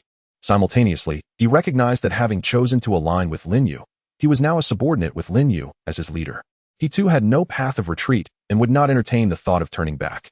Having made his choice, he would walk this road devotedly. serving Lin Yu with diligence. To waver now would be sheer folly.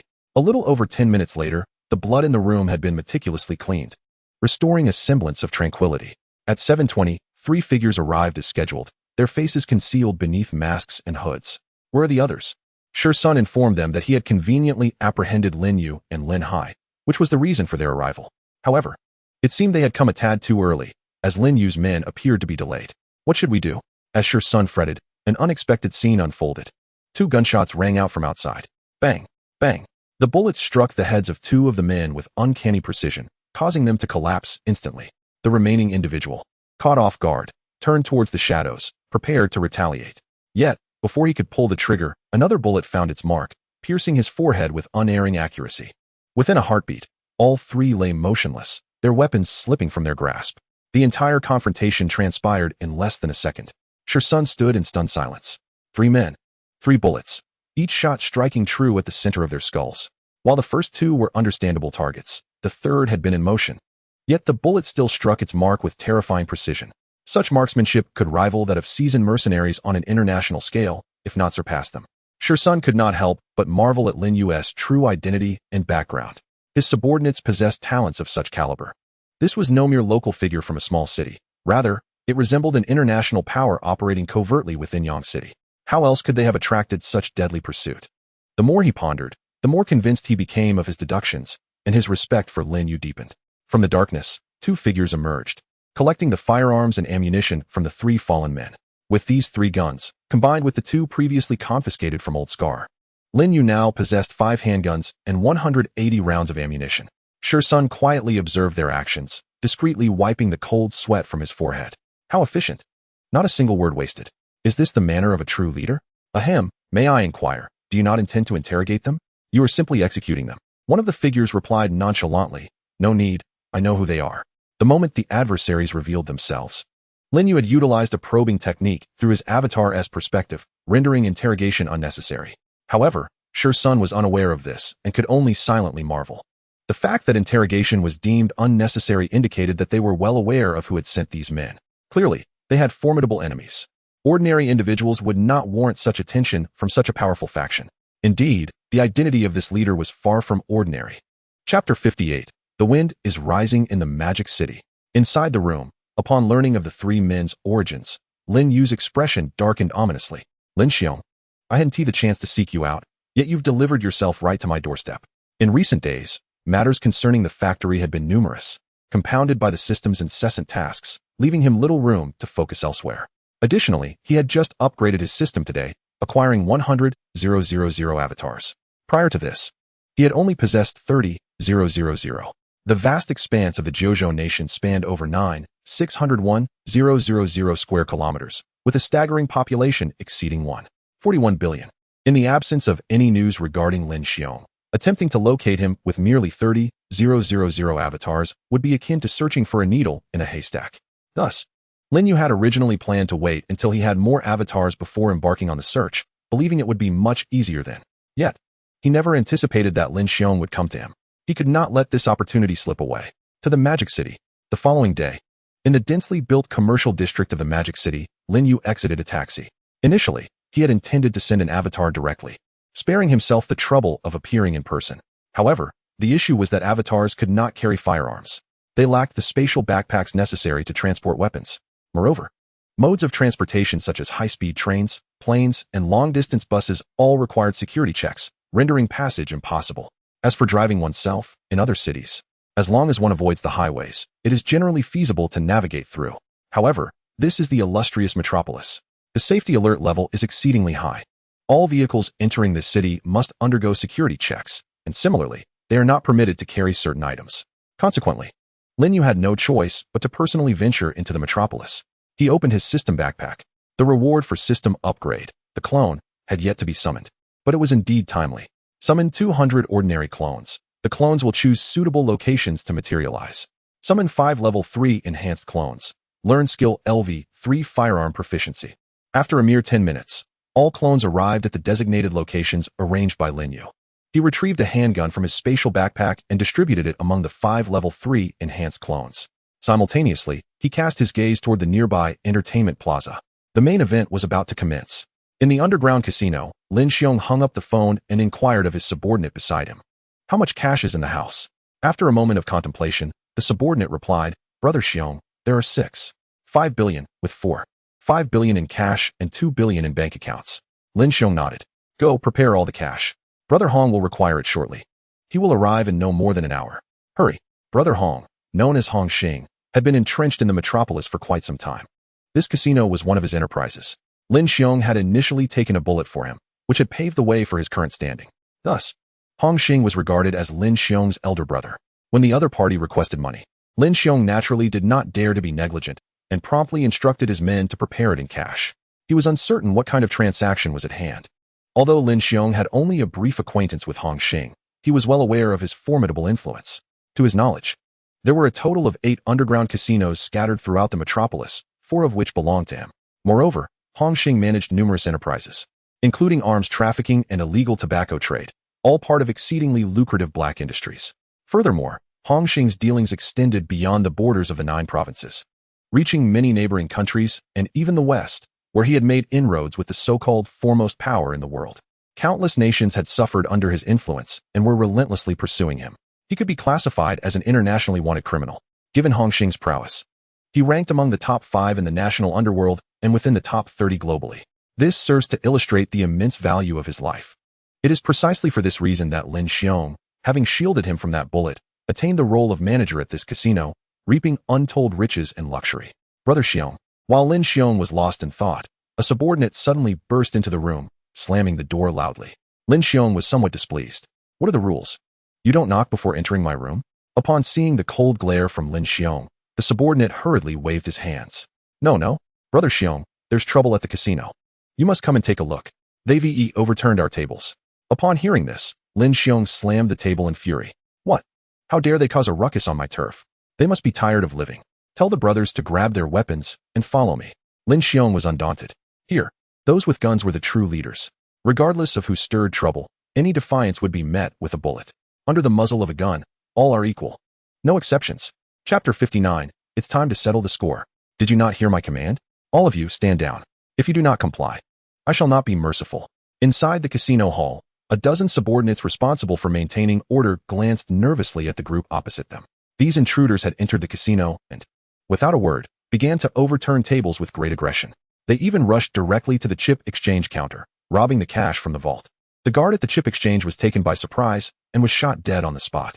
They were more ruthless than bandits. At least the casino operators were playing a game to earn money. These intruders were outright robbing. By time, wait for Brother Xiong to arrive. Both sides faced off, armed with guns. On one side stood a dozen thugs, while on the other, there were hundreds of clones. Although most of the clones were unarmed, they did not believe the opposing side was without weapons. It was simply unnecessary for them to reveal them. Of course, even if the adversary possessed only 5 guns, they dared not engage in a firefight. Under the muzzle of a gun, all are equal. Oftentimes, a single bullet could be fatal, regardless of how many guns they had. 5 handguns could still take down several individuals. Who could guarantee they would not be the unlucky one to be shot? Hence, unless absolutely necessary, no one dared to pull the trigger. They had come as subordinates, to mingle in society, to earn and enjoy wealth, not to gamble with their lives. Reality was not a film. Recklessly charging forward was the act of a fool. What on earth is going on with these people? They came in swinging. Who knows? Perhaps they are enemies of Brother Xing, damn it. Judging by their demeanor, it seems they are not bluffing. Due to Hong Xing's considerable reputation in the underworld, typically, no one dared to provoke them. When conflicts arose, they merely brandished their guns, and the matter would settle instantly. After all, they had the numbers and the firepower, holding absolute leverage. However, this time, it was entirely unexpected. The opposition appeared to possess only 5 handguns yet exuded an aura of hundreds of guns. They regarded their adversaries with utter disdain. The clones quickly advanced, cornering them against the wall with no avenue for escape. A few individuals looked anxious. However, just then, a flurry of hurried and chaotic footsteps echoed. Their eyes suddenly lit up. Brother Xiong has arrived. Lin Xiong stepped into the hall. Following closely behind were nearly 30 subordinates, each armed with a gun. Lin Xiong surveyed the scene, and then glanced at the corpse sprawled at the chip exchange, his gaze cold. My friend, what does this signify? He placed his hands in his pockets, tilted his head, and furrowed his brow, adopting a rogue's demeanor. Especially evident in his eyes was a glimmer of confidence and arrogance. They had over 40 men, with 40 guns. The opposition, despite their numbers, wielded only 5 guns. The disparity in strength was unmistakable. Under such circumstances, any reasonable person would surely hesitate to act. Hey, I'm asking you a question. Are you mute? Lin Xiong raised his voice, attempting to assert his authority as the casino's leader. Yet, in the next moment, an unforeseen turn of events unfolded. The clones, without uttering a word, raised their guns. Bang! Bang! 2 bullets suddenly erupted, striking Lin Xiong in both knees. He let out a scream and fell to the ground. This scene left all the subordinates in shock. They were truly firing. Are you kidding me?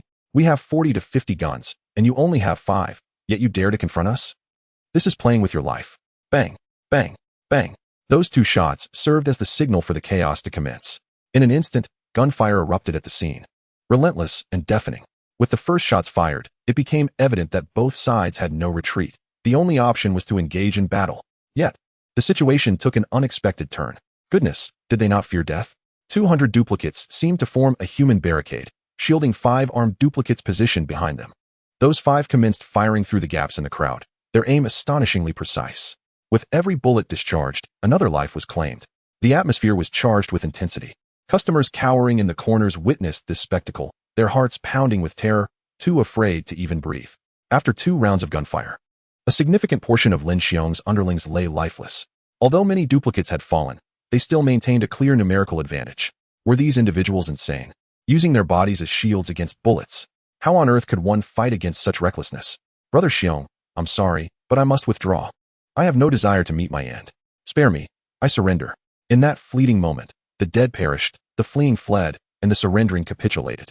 Yet, regardless of their choices, the duplicates showed no mercy, executing them all. As the saying goes, the reckless fear the resolute, and the resolute fear those who are unafraid of death. The duplicates' fearless approach left them utterly astonished, swiftly robbing them of the will to fight. The consequence was death. Soon, over 40 of the underlings were slain, leaving fewer than 100 duplicates standing. However, Lin Yu remained unfazed, with hundreds of thousands of duplicates at his disposal. Losing 100 was trivial. On one side of the hall, Lin Xiong knelt upon the ground, his knees bleeding profusely from bullet wounds, the sight of his injuries harrowing. Gazing at the carnage surrounding him, his mind went blank. My people, they are all dead. Though he had held the title of casino boss for merely 2 months, he had scarcely been exposed to such brutality and had never witnessed true carnage until now. This was his first encounter with such death, and he was nearly paralyzed with fear. Please, don't kill me, I beg you. Lin Xiong knelt, fervently pleading. He had just tasted success and had not yet had the chance to enjoy it. He did not wish to die. At that moment, a duplicate approached. Speaking coldly, do you know why we sought you? Lin Xiong's expression froze. Why seek me? With so many of them, they were specifically looking for him?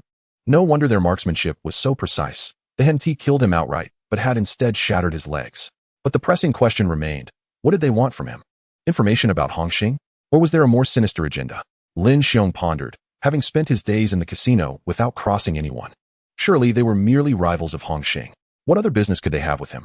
I will cooperate, I will comply. Whatever you wish to know about Hongxing, I will divulge.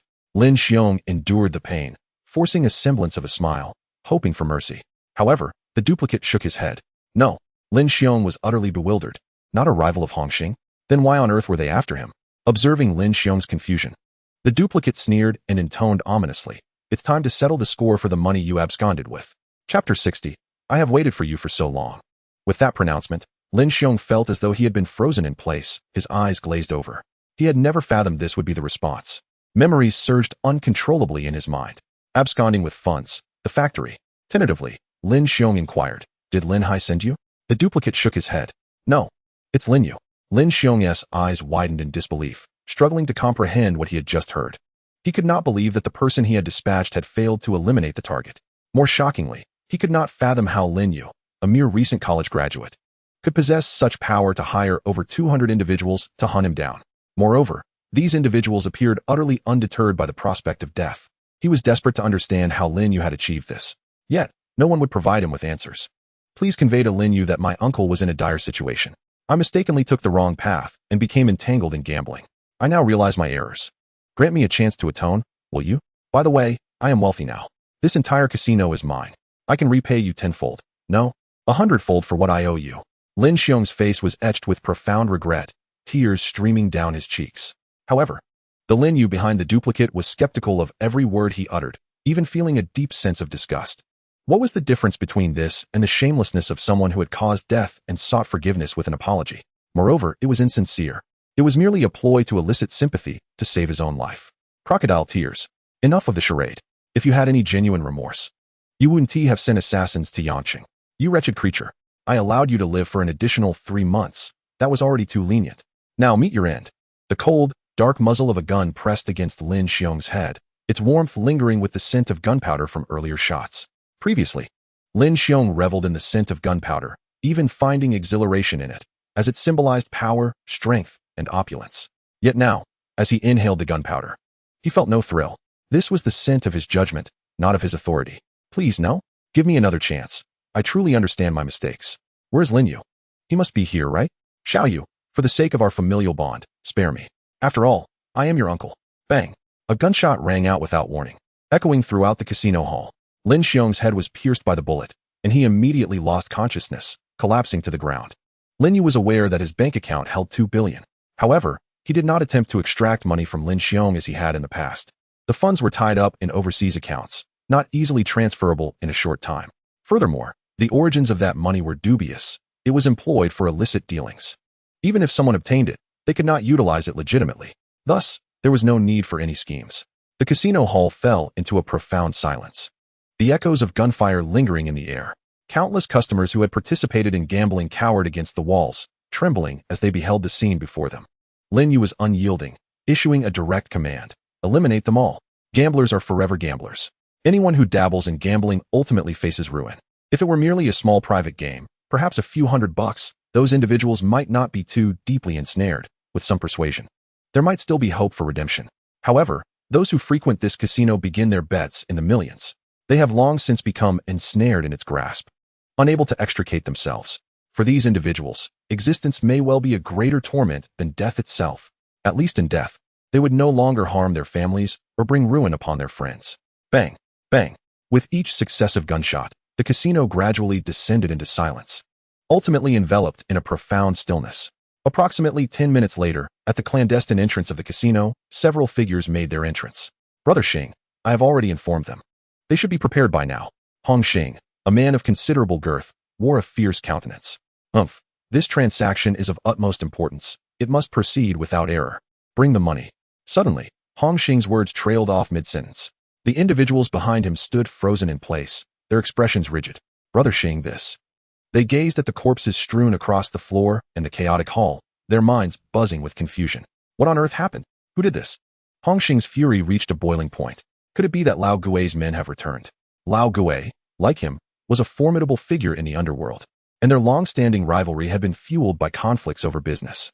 2 months prior, Lao Gui had taken umbrage at Hong Xing's appropriation of a lucrative deal and had sent his men to the casino, intending to create chaos. Fortunately, Lin Xiong had intervened, allowing Hong Xing to escape unscathed. Lao Gui, however, had sustained 3 gunshot wounds during the melee and had barely managed to flee. Hong Xing had believed that Lao Gui would not seek further trouble for some time. Yet, here they were, confronted with such an incident today. This scene ignited a clenched fury within Hong Xing, causing his cheeks to twitch in rage. Yet, one of his subordinates shook his head. No, Brother Xing. It may not be Lao Gui's doing. Look at them. He gestured towards the fallen bodies. They bear no tattoos indicative of Lao Gui's gang, suggesting they are not his men. Upon hearing this, Hong Xing's brow furrowed. Not them. Having dealt with Lao Gui for many years, he understood that the rival placed great importance on ritual. Each member was adorned with distinctive tattoos representing their faction. Yet, these individuals bore not a single mark. How strange. If not Lao Gui's, then who could it be? The group fell silent, gradually sinking into contemplation. However, just as they were deep in thought, a voice suddenly resonated from nearby. No need to search. It was I who did the killing. I've been waiting for you. Chapter 61, A Materialistic World. Disbelieving in the supernatural. I've been waiting for you for quite some time. This voice struck like a bolt of lightning, instantly rousing the group. They had never anticipated that their adversary remained close at hand. Hong Xing turned, following the sound. Dozens of figures suddenly materialized before him, with countless gun barrels aimed directly at them. The air was thick with the mingled scents of blood and gunpowder, a constant reminder that death loomed perilously close. In that moment, even Hong Xing, a man accustomed to the tumult of life, could not suppress the cold sweat that broke forth. Who are you? Hong Xing demanded coldly. Yet, the figures remained silent. Or rather, it was Lin Yu. He was investigating their pasts, searching for valuable information. After waiting in vain for half an eternity, he had discovered no cash.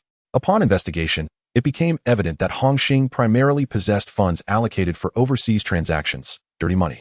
These funds could not be readily accessed or utilized. They required a complicated laundering process to be withdrawn. Lin Yu realized that he could neither acquire nor employ this money. Time wasted. Bang bang. The figures showed no hesitation. Decisively pulling the triggers, Lin Yu had killed Lin Xiong, and Hongxing would undoubtedly seek retribution, rather than await his adversary's approach. It was more prudent to resolve the matter immediately. Ugh! Hongxing felt a bullet pierce his chest. His face contorted in disbelief as he gazed at the torrent of blood surging forth. He could scarcely fathom, nor accept, the reality before him. A renowned arms smuggler on the international stage, he had lived a life of frivolity and ease, surrounded by wealth and beauty, commanding an army of thousands. Many regarded him with deference, addressing him as Brother Xing. Given his dealings in weaponry, even those whose enterprises dwarfed his own dared not provoke him lightly.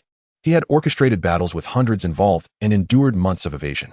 No matter how dire the circumstances, he had always persevered.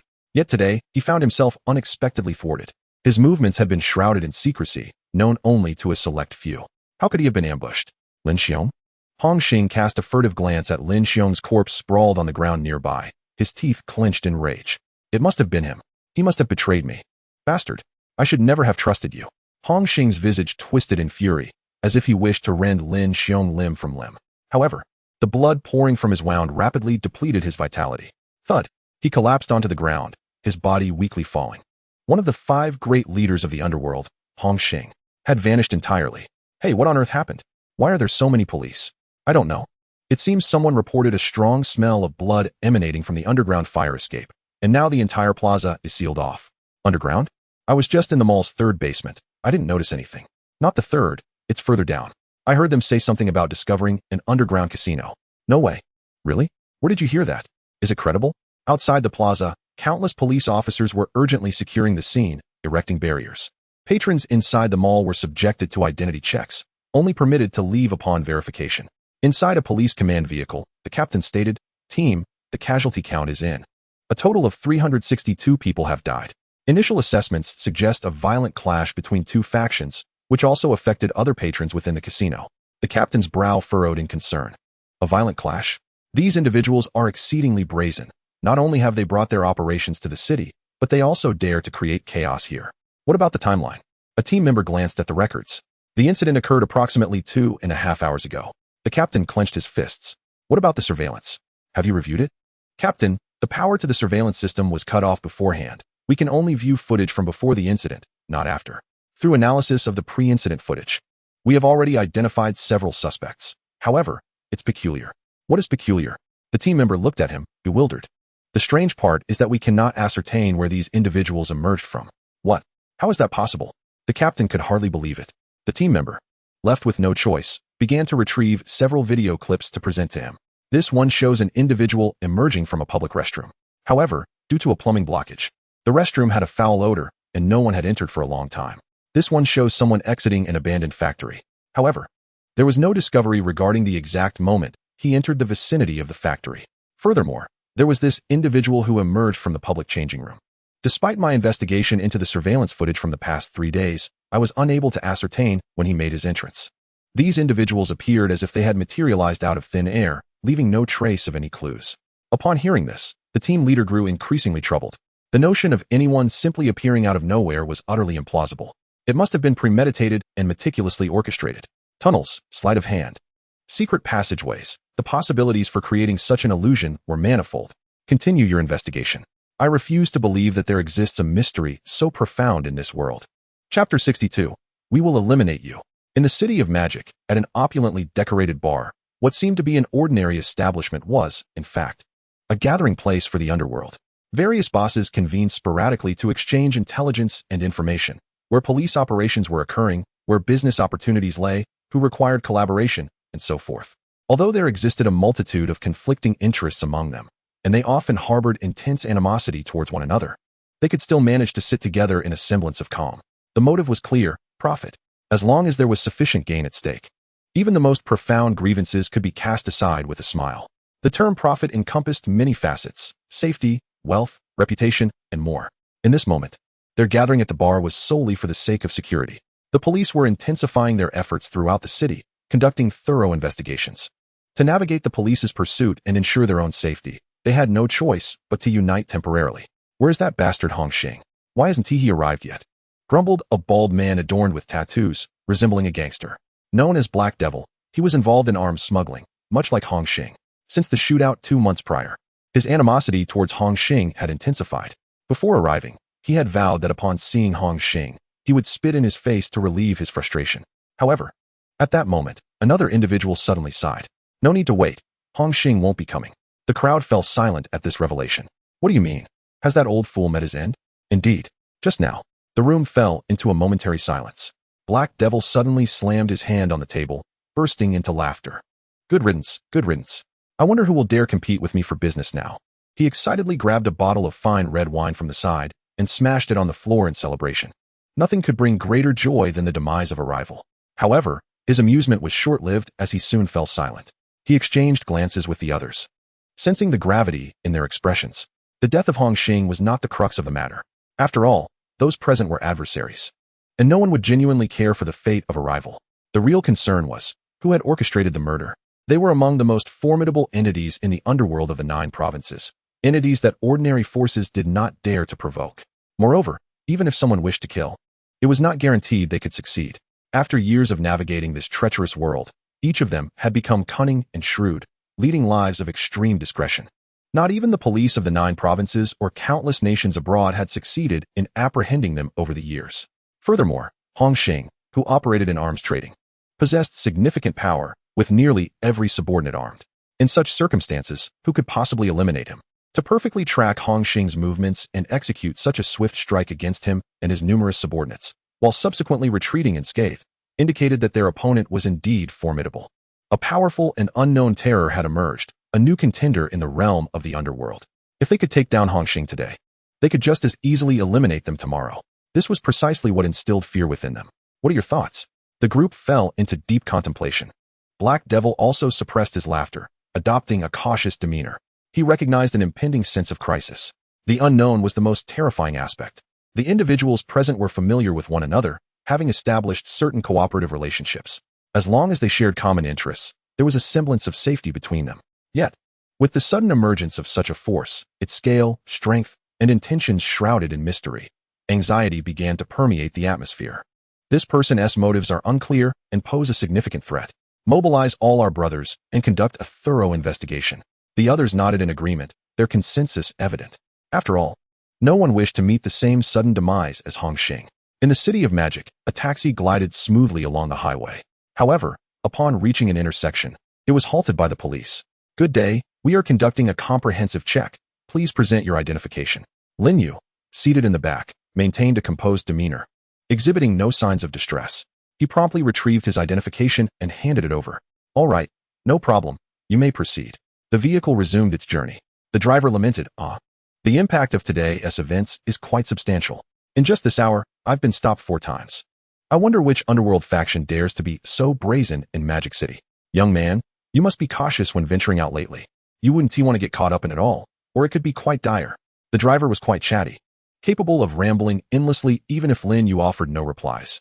After engaging with him briefly, Lin Yu chose to remain silent, focusing instead on examining the system.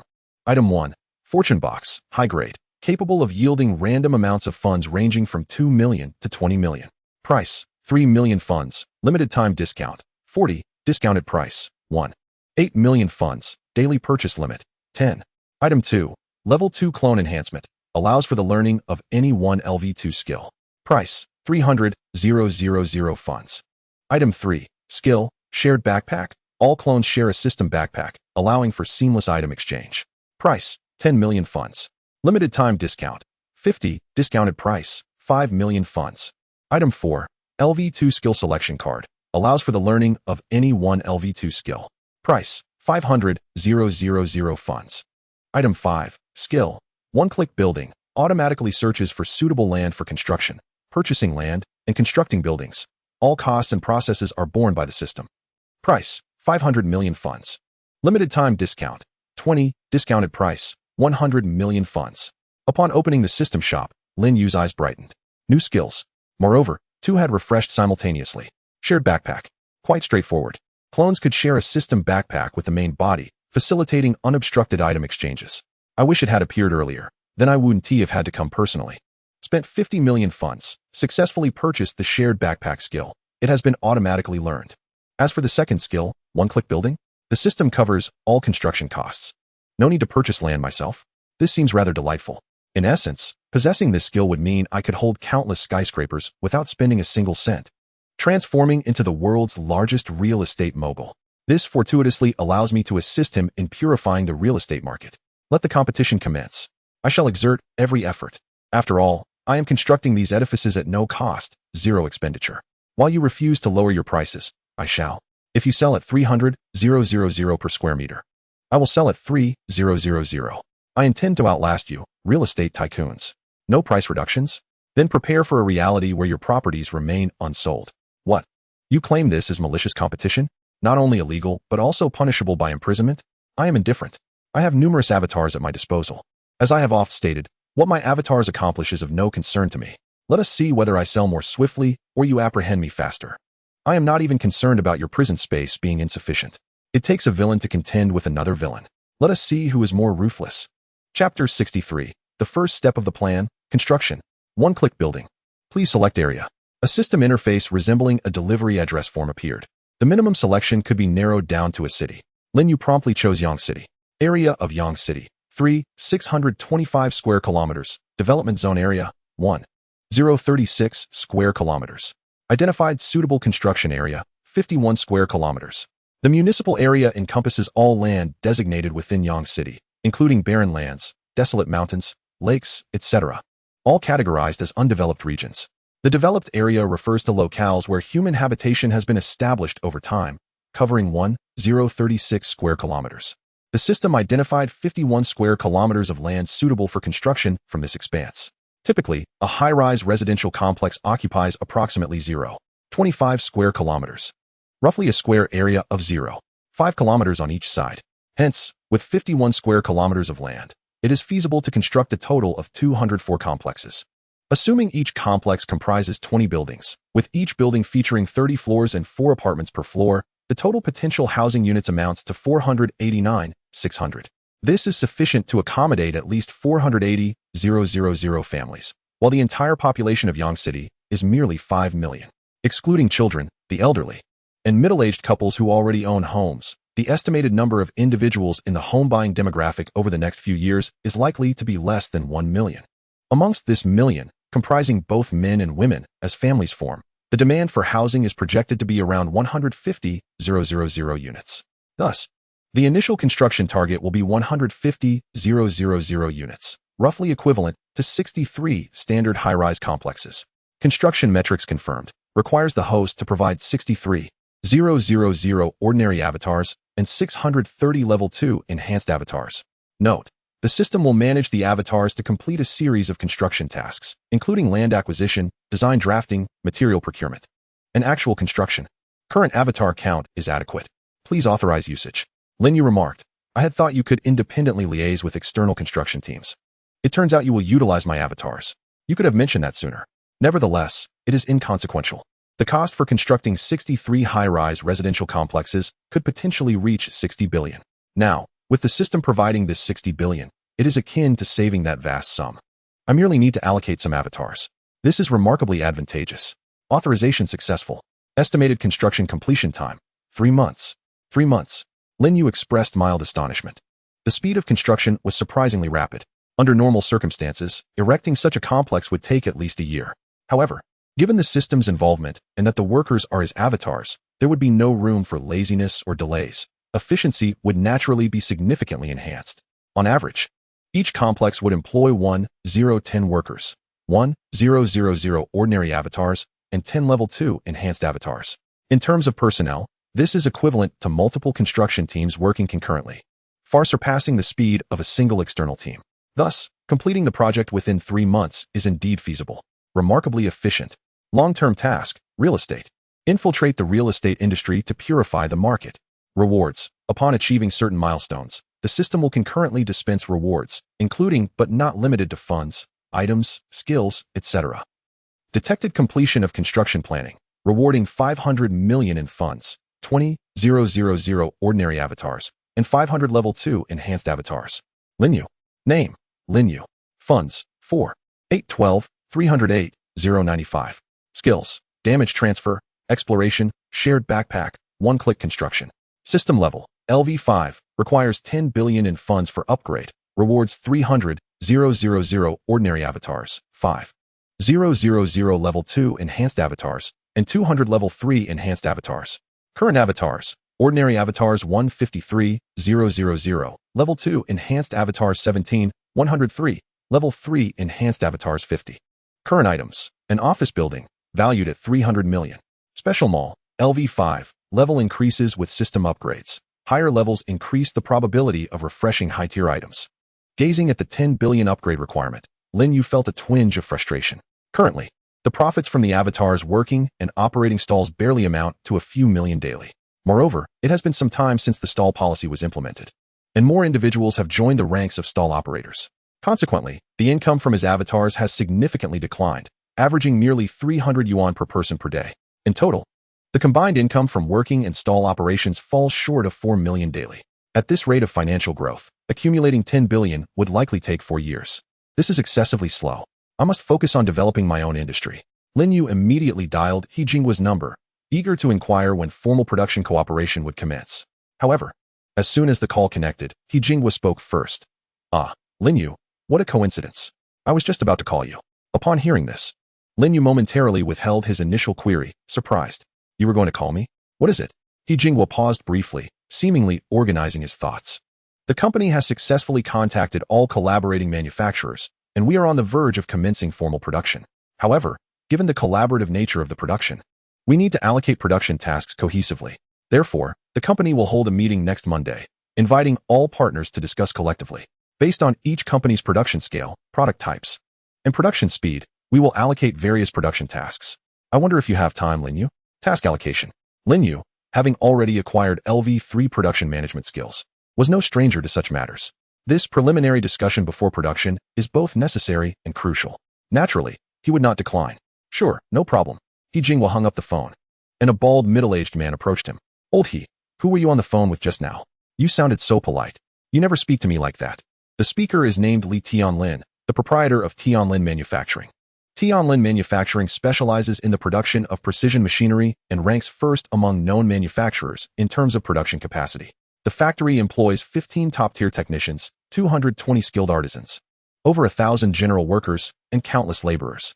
It has maintained a long-standing partnership with Jiuzhou Airlines and enjoys a commendable relationship with He Jinghua, serving as both business associates and personal friends.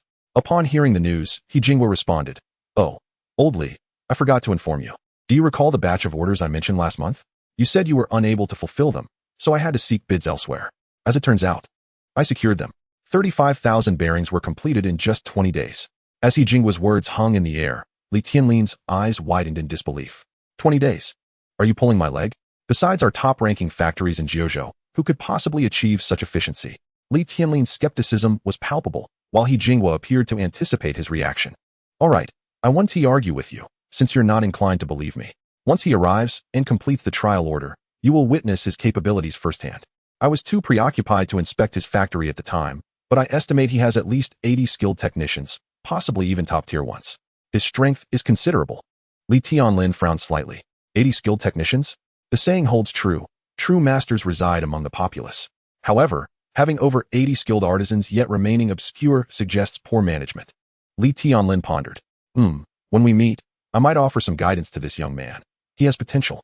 If he possesses the right acumen, I may even consider taking him under my wing. Chapter 64, Blocking My Business. In Yangcheng, evening had fallen, and the night market began to bustle with activity. Street vendors hurried to set up their stalls, and the cacophony of haggling filled the air, reminiscent of the vibrant scenes from the late 80s and early 90s. Secret recipe hamburgers, Dad's special hamburgers, 9-turn intestines, an unforgettable experience. Stewed turtle, eat the head to nourish the head, eat the tail to nourish the tail. Ancestral miracle medicine, secret formula, give me $1, and I'll return you a night of passion. On one street, several uniformed individuals disembarked from a vehicle. The team leader cast a cursory glance and led his group into a convenience store. The store owner, engrossed in his phone, assumed the footsteps belonged to customers, and promptly rose to greet them. However, upon noticing the uniforms, a chill ran down his spine. He realized trouble had arrived. As expected, the first words spoken by the visitors left him dumbfounded. The sign for your establishment is non-compliant. You have 24 hours to replace it. It must adhere to the regulations of black background with white lettering, specified dimensions, and approved materials. We will temporarily close your store today. It will remain sealed until it meets the standards. With that, they produced seals, preparing to enact their directive. The owner was bewildered. When did this regulation come into effect? I was completely unaware. One of the officials shot him a disinterested glance and replied in an exceedingly languid tone, just issued. It's not just you. All non-compliant signs must be replaced. What's the matter? Do you have objections? The owner exhaled, his expression tinged with helplessness. I'd like to inquire. What significance does the uniform black and white policy hold? Without a moment's hesitation, the official responded, for the sake of aesthetics. The owner fell silent, utterly exasperated. For the sake of aesthetics was indeed a catch-all response. Hey, the uniformed officers are here. We should leave quickly. A well-meaning citizen warned the street vendors. A young newcomer to the street vending scene looked puzzled. Aren't they encouraging street vending? They even designated specific areas for it. We are operating within the designated zones and times, not violating any rules. Why should we be concerned about their arrival? Beside him, a seasoned vendor, packing up his goods, jested. You may not be violating any rules, but your looks are a blight on the aesthetics. Laughter erupted among the experienced vendors. Today's uniformed officers boast impressive educational backgrounds. Even the CRME de la CRME from elite universities pale in comparison. The phrase for the sake of aesthetics has spawned countless interpretations. Being unattractive, dressing poorly, or having unkempt hair, all could be deemed factors affecting aesthetics. Any one of those might just hit the mark. Not running away? Then brace yourselves. The young man remained confused, scratching his head in bewilderment. Approximately a minute later, nearly a third of the street vendors had vanished. Among the remaining, most were Lin Yu's avatars. You selling snacks. Why aren't you wearing an apron? Your clothes are stained with grease, showing a complete disregard for hygiene. This affects the aesthetics. Fine, 200 yuan. The young man glanced between them and himself, opening his mouth to speak, but ultimately uttering nothing. And you? The team leader pointed to a nearby stall. But before he could continue, the vendor brandished a cleaver and struck down fiercely. Clang. The cleaver struck a pig's leg bone, emitting a resounding thud that nearly shattered the cutting board. The vendor then fixed them with a fiercely piercing gaze. What's the matter? Do you have an issue? The other officers quickly encircled the vendor's stall, 7 or 8 of them, exuding an intimidating presence. Meanwhile, vendors from nearby stalls began to gather. Some wielded knives. Others brandished sticks, and a few carried bottles of liquor. They stood in silence, their presence palpable. The team leader found himself at a loss, his expression betraying panic as he began to retreat, shouting, "What do you want? I'll remind you, attacking public officials is a serious crime." Relying on his authority, he felt emboldened. However, one vendor spoke up. We don't have any ill intentions. Am I breaking the law by standing here? Am I violating any laws by holding a bottle of liquor? The group fell silent, momentarily struck dumb. Team leader, this. As more vendors gathered, the team leader's confidence wavered. The central vendor, speaking coldly, demanded, I'm asking you a question. What's your issue? The team leader glanced around, his voice lacking conviction. Nothing. Clang.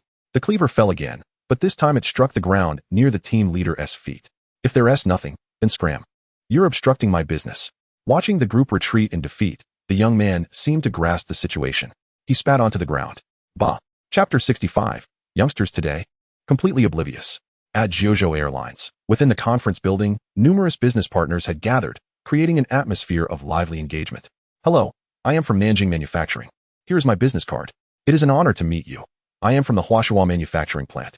2 proprietors exchanged business cards, along with their contact information. After all, for them, this represents a rare opportunity to connect with more elite professionals in their field, thereby broadening their horizons and expanding their business reach.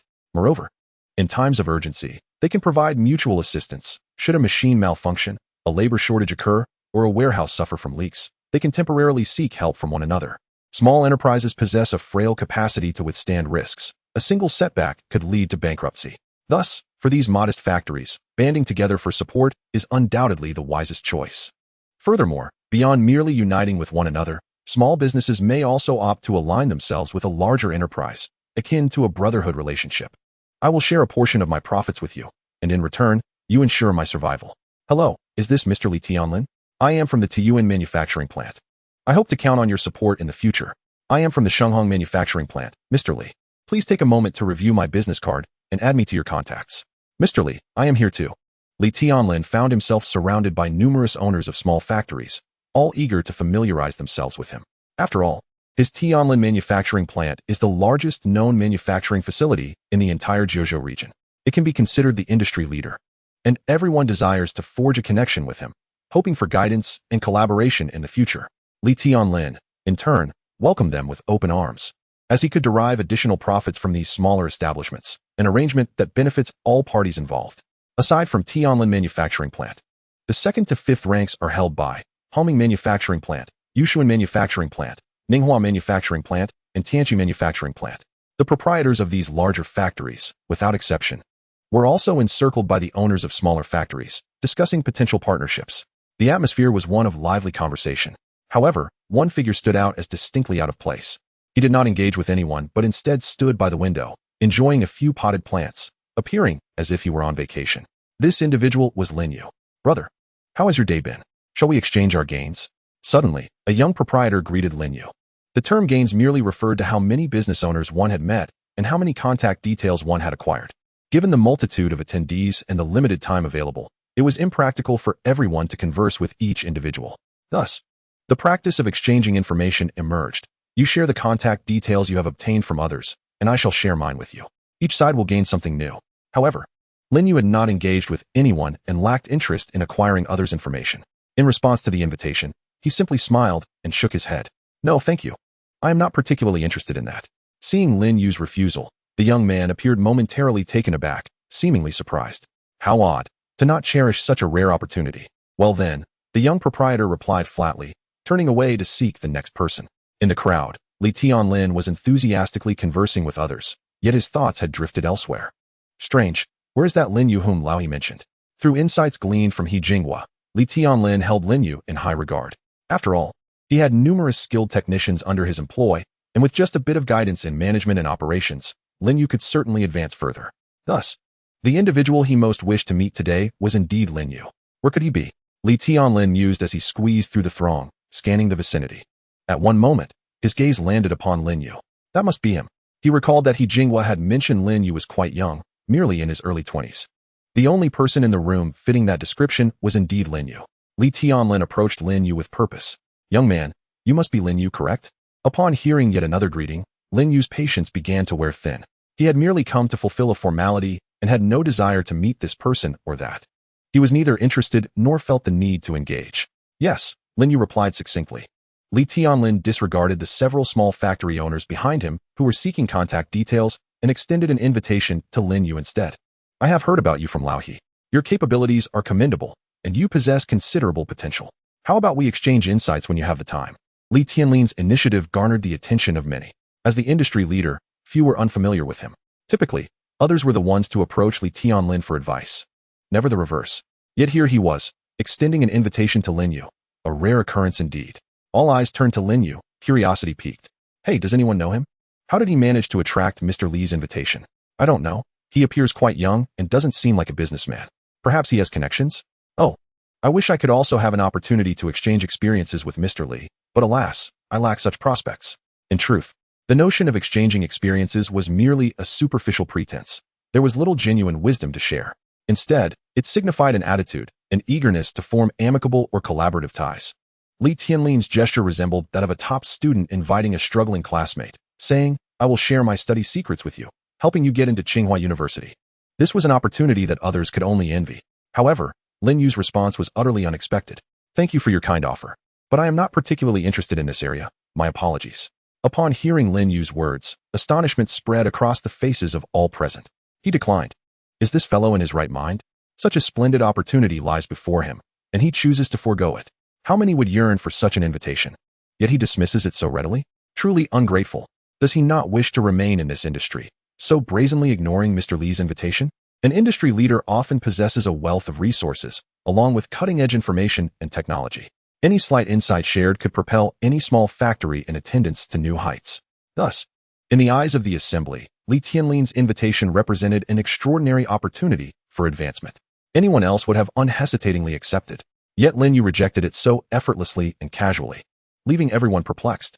Li Tianlin himself stood momentarily stupefied, his thoughts momentarily dulled. He had never anticipated that Lin Yu would refuse, given his status and position, who would not be eager to collaborate or exchange ideas. Yet Lin Yu's response was entirely unexpected. An inexplicable surge of anger welled up within Li Tianlin. Although there was no regulation preventing Lin Yu from declining, it nonetheless left him feeling unsettled. As he regarded Lin Yu once more, his admiration transformed into disdain. With a disgruntled huff, Li Tianlin felt a wave of displeasure wash over him. I extend an invitation to you as a mark of esteem. Yet you have the audacity to decline. Do you believe yourself to be exceptional and proud? It is no wonder that with over 80 skilled technicians under your command, your factory remains obscure. With your demeanor, it is indeed a marvel if you ever achieve success. The youth of today exhibit a profound lack of understanding. Li Tianlin inadvertently recalled his own rebellious son, barely 18, and filled with defiance. He had painstakingly endeavored to impart societal norms and share his years of business acumen with him. Guidelines for toasting at banquets, conventions for conversing with acquaintances, and protocols for soliciting assistance. Yet, his son absorbed none of it. Sighing deeply, Li Tianlin reflected on his own entry into the workforce, where it was his charm and diplomatic skills that propelled him to success. Observing today's youth, particularly those born in the 90s and aughts, he found them woefully inept, utterly ignorant of social intricacies.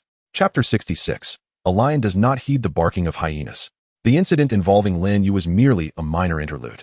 Following that event, the atmosphere returned to its lively state, albeit with a hint of speculation regarding Lin Yu. Minutes later, everyone had arrived, and the meeting commenced in earnest. He Jinghua, the principal figure of the project department, elucidated the entire endeavor.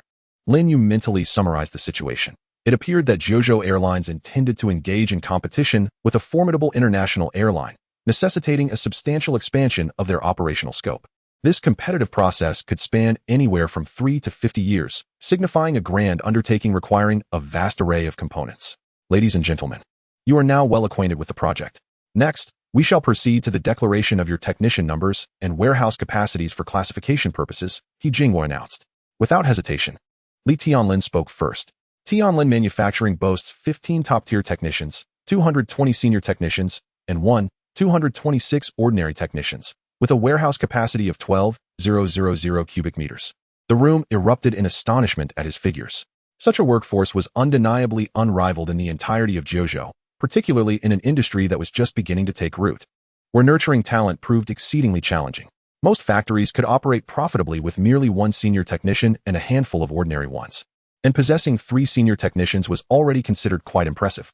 The capacity of a warehouse, essential for storing both raw materials and finished products, was a significant constraint on production capabilities. A capacity of 12,000 cubic meters was commendable for this sector. The assembly gazed at Li Tianlin with admiration. After his declaration, another individual presented their figures, an owner from Hongming Manufacturing, recognized as the second-ranking establishment, along with those from Yushuan Manufacturing and Ninghua Manufacturing. They reported having 18 top-tier technicians, 160 senior technicians, 994 ordinary technicians, and a warehouse capacity of 600 cubic meters. Hongming Manufacturing was also an established firm, boasting 3 more top-tier technicians than Tianlin Manufacturing. However, the overall technician count was insufficient to secure a higher rank. As others began to announce their respective data, it soon became Lin Yu's turn. The crowd, reminded of the earlier incident, looked at him with curiosity. This individual had just rebuffed Li Tianlin's overture. They were eager to witness the extent of his capabilities that allowed for such arrogance. Whispers circulated that he had been personally contacted by He Jinghua, suggesting he must possess at least 30 senior technicians. Yet, some held a poor impression of him, deeming him a brash youth lacking social awareness. Managing a factory at such a young age likely indicated he had taken over mid-course and was utterly inexperienced. Now that he was aware of Li Tianlin's status in the industry, he must surely regret his earlier refusal. Alas, regret would be futile, having embarrassed Li Tianlin. Collaboration would be impossible. Such impetuousness and hubris would surely hinder his future endeavors. Before Lin Yu could utter a word, the murmurs intensified. He Jinghua, sensing the discord in the atmosphere, swiftly motioned for silence. Keen to uphold Lin Yu's dignity as he was the one he had personally recruited and he was the one managing the event. Yet, Lin Yu seemed unaffected by the scrutiny. Yuwei Manufacturing presents 180 top-tier technicians, 4,000 senior technicians, and no ordinary technicians, with a warehouse capacity of 40,000 cubic meters. The moment Lin Yu made this proclamation, the previously subdued meeting room erupted into chaos. Are you here to boast? 180 top-tier technicians, and 4,000 senior technicians? Do you not fear the embarrassment of such grandiose claims? The youth of today not only lack an understanding of their limits, but have also mastered the art of deceit. Exaggeration ought to have its bounds. Li Tianlin shot Lin Yu a disdainful glance, a smirk creeping across his face. Fortuitously, he had declined to collaborate earlier, otherwise, he would have faced humiliation. Such boastfulness revealed a complete lack of earnestness, and it was no wonder his factory was struggling. The atmosphere in the meeting room grew increasingly tense. He Jinghua furrowed his brow, perplexed. What was Lin Yu attempting to achieve?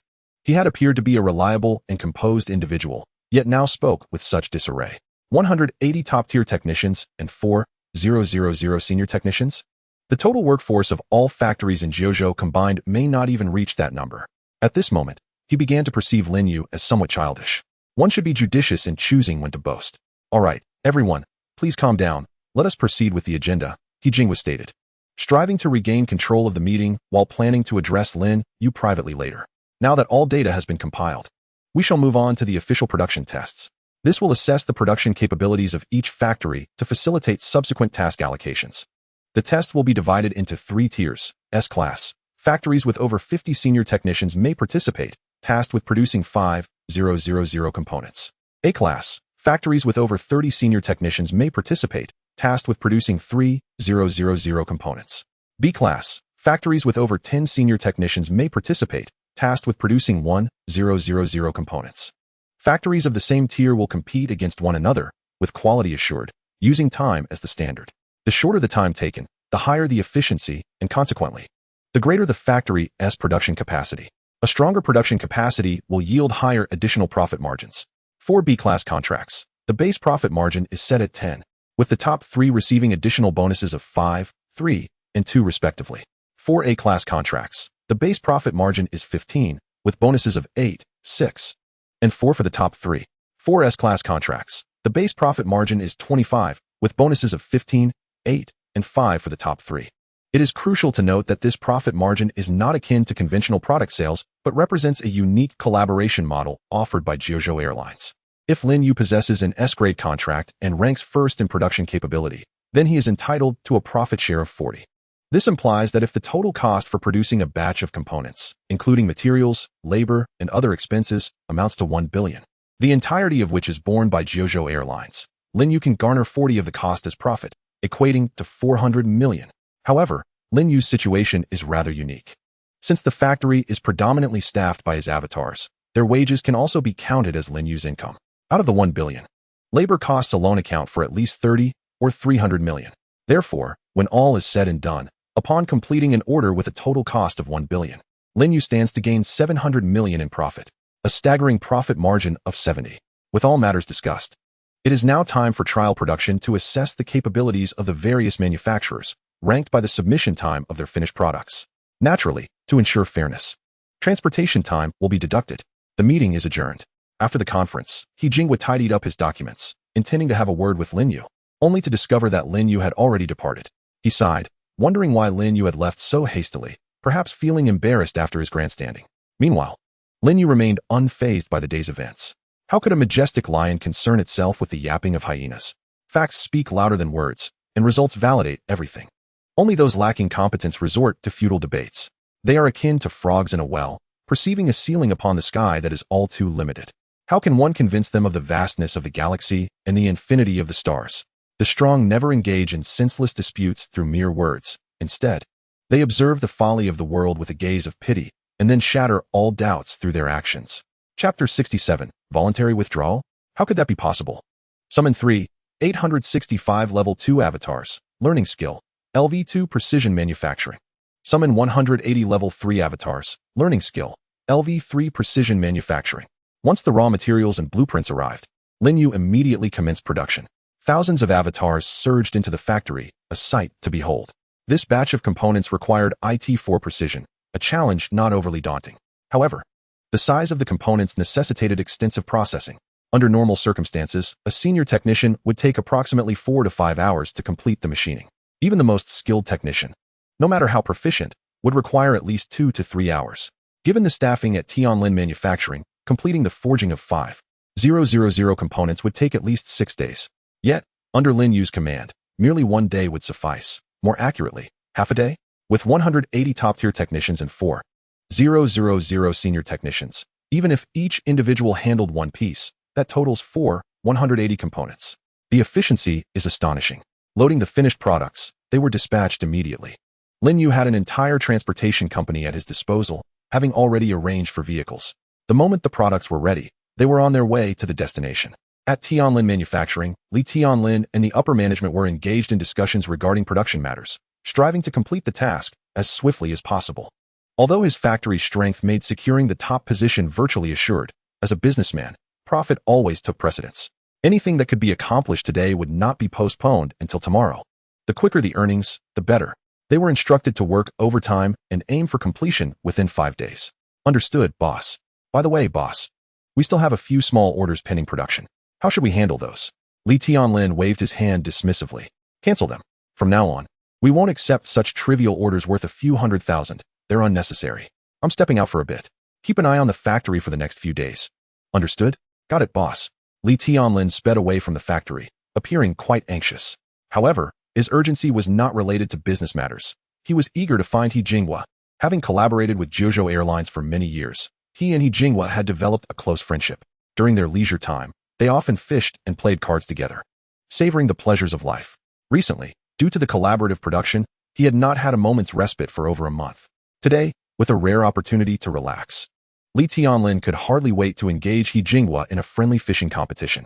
Hello, external vehicles are not permitted to park here. Please move along. Thank you. Outside the Zhuzhou Aviation Company warehouse, the security guard waved his arms, attempting to direct several large trucks parked at the entrance. Lin Yu pushed open the car door and leapt out, presenting his S-grade contractor identification.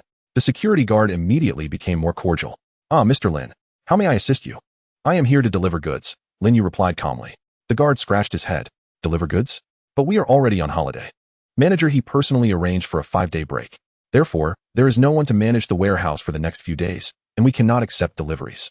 Would you mind waiting a few days to return? Lin Yu chose not to engage further, recognizing that the guard was merely performing his duty. It would be futile to explain. Then please contact manager He and have him come for the inspection. All right, please hold on while I reach out to the supervisor. The guard, noting Lin Yu's assured tone and considering Lin Yu's status, complied without protest. Hey, supervisor, it's me. Old He, let us go fishing. Li Tianlin urged. He Jinghua emerged from the inner room, fishing gear in hand, filled with anticipation. I just learned a new casting technique. Watch me hook a fish in 10 minutes. With company affairs keeping him busy, he seldom found time for leisure. However, due to the testing production arrangements, he had fortuitously received a 5-day holiday. After all, even the renowned Tianlin Manufacturing would require at least 5 days to complete the task. During this period, he was free from additional responsibilities. I'm ready, let us go? The two men exited with their gear. Yet, before they could open the door, He Jinghua's phone rang. This is my work number. How odd.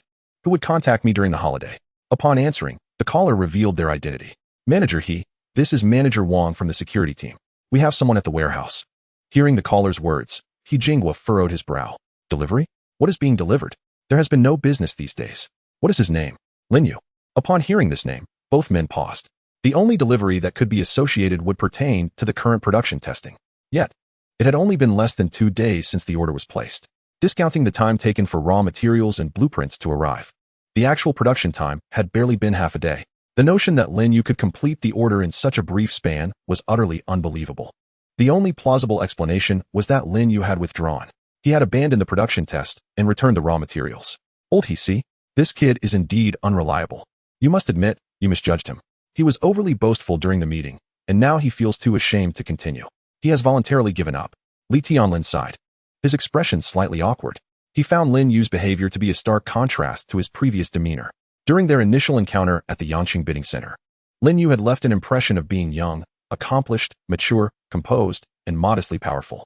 However, after these 2 days of interaction, his perception of Lin Yu had begun to crumble. While it was understandable for Lin Yu to decline Li Tianlin's proactive offer of collaboration, as everyone has their own style and choices, his subsequent claims during the meeting, boasting of possessing 180 top-tier technicians and 4,000 skilled workers, seemed to him somewhat exaggerated. Now, Lin Yu was also choosing to forego the production testing. This series of actions left He Jinghua perplexed. Could it be that he had misjudged Lin Yu? Old Lin, I won't go fishing today. I need to return to the company and handle some matters. One must see things through to the end. He Jinghua felt that since he had brought Lin Yu on board, he should take responsibility until the very end, even if the other party chose to withdraw. "I'll accompany you," Li Tianlin said, his heart swelling with resentment at the memory of Lin Yu's earlier rejection of his invitation. Now, seeing Lin Yu voluntarily withdraw, he felt a sense of dark satisfaction, eagerly anticipating Lin Yu's predicament. "Very well, let's go together." Chapter 68. I suspect there's a hidden agenda. Lin Yu. One must always remain grounded in their endeavors. The habit of making unfounded claims is simply unacceptable. Since we have yet to commence formal production, let us terminate this partnership as a special exception. I shall waive any breach of contract penalties. As soon as they alighted from the vehicle, He Jinghua spoke earnestly to Lin Yu. "Breach of contract penalties?" Lin Yu inquired, somewhat confused. "Don't play coy, young man. Aren't you planning to abandon the collaboration?" Li Tianlin interjected. "You've even returned the raw materials. What more is there to discuss?" At that moment, as Lin Yu listened to their words, he began to grasp their intent. Abandon? That was out of the question. "Mr. Li, I kindly ask you to take a closer look. What's on this truck is not raw materials, but finished products." The transportation truck had been deliberately covered with dust-free cloths to prevent contamination. Without inspecting it, one could not see what lay within. "Open it," Lin Yu commanded, and several drivers promptly removed the dust-free covers, revealing the contents inside. He Jinghua and Li Tianlin's pupils contracted in shock, rendering them speechless. This is indeed finished product. How could this be? Li Tianlin personally inspected each truckload, and while he did not count them meticulously, there appeared to be approximately 5,000 pieces. Both men struggled to believe their own eyes. How could Lin Yu have completed this in such a short time frame? It was utterly unforeseen. No, wait. Precision machining is meticulous work. How could you possibly achieve this so quickly? Can you genuinely meet the IT4 level of dimensional accuracy? This must be subpar work masquerading as quality. Li Tianlin expressed his skepticism. Precision machining is known for its slow and careful approach. Whether in setting processing programs or subsequent operations, haste is unwelcome. However, if it were rough machining, one could simply set the processing program and let the assembly line do the work, requiring significantly less time. Half a day would suffice. With this reasoning, Li Tianlin firmly concluded that Lin Yu's products were hastily crafted and substandard. TSK. Using rough products to pass off as quality is not only foolish, but at least requires better design. Even if you returned after a week, perhaps with old He's trust and appreciation, you might have gotten away with it. But coming now, you're only revealing your own shortcomings. You truly lack wisdom. Li Tianlin lamented. Lin Yu glanced at him, his gaze icy. "Mr. Li, you should be cautious with your words. How can you assert that my products are rough and substandard? How will you prove it?" Li Tianlin was not willing to back down. "Proof? Very well. Today I shall lay your doubts to rest." He promptly dialed the factory. "Master Lu, please come over with the precision measurement testing device.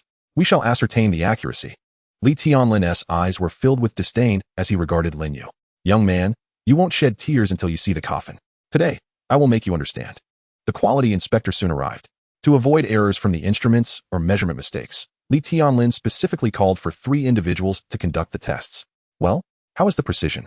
Master Lu, after using the testing device, nodded affirmatively. It's quite standard, IT4 level. Some pieces even vaguely reach the IT3 standard." Upon hearing this result, Li Tianlin found it hard to believe. This is merely to appease the inspection. A few precision products must have been mixed in. Let's test the others. The 3 inspection technicians proceeded to test the remaining parts, and without exception, all results were qualified products.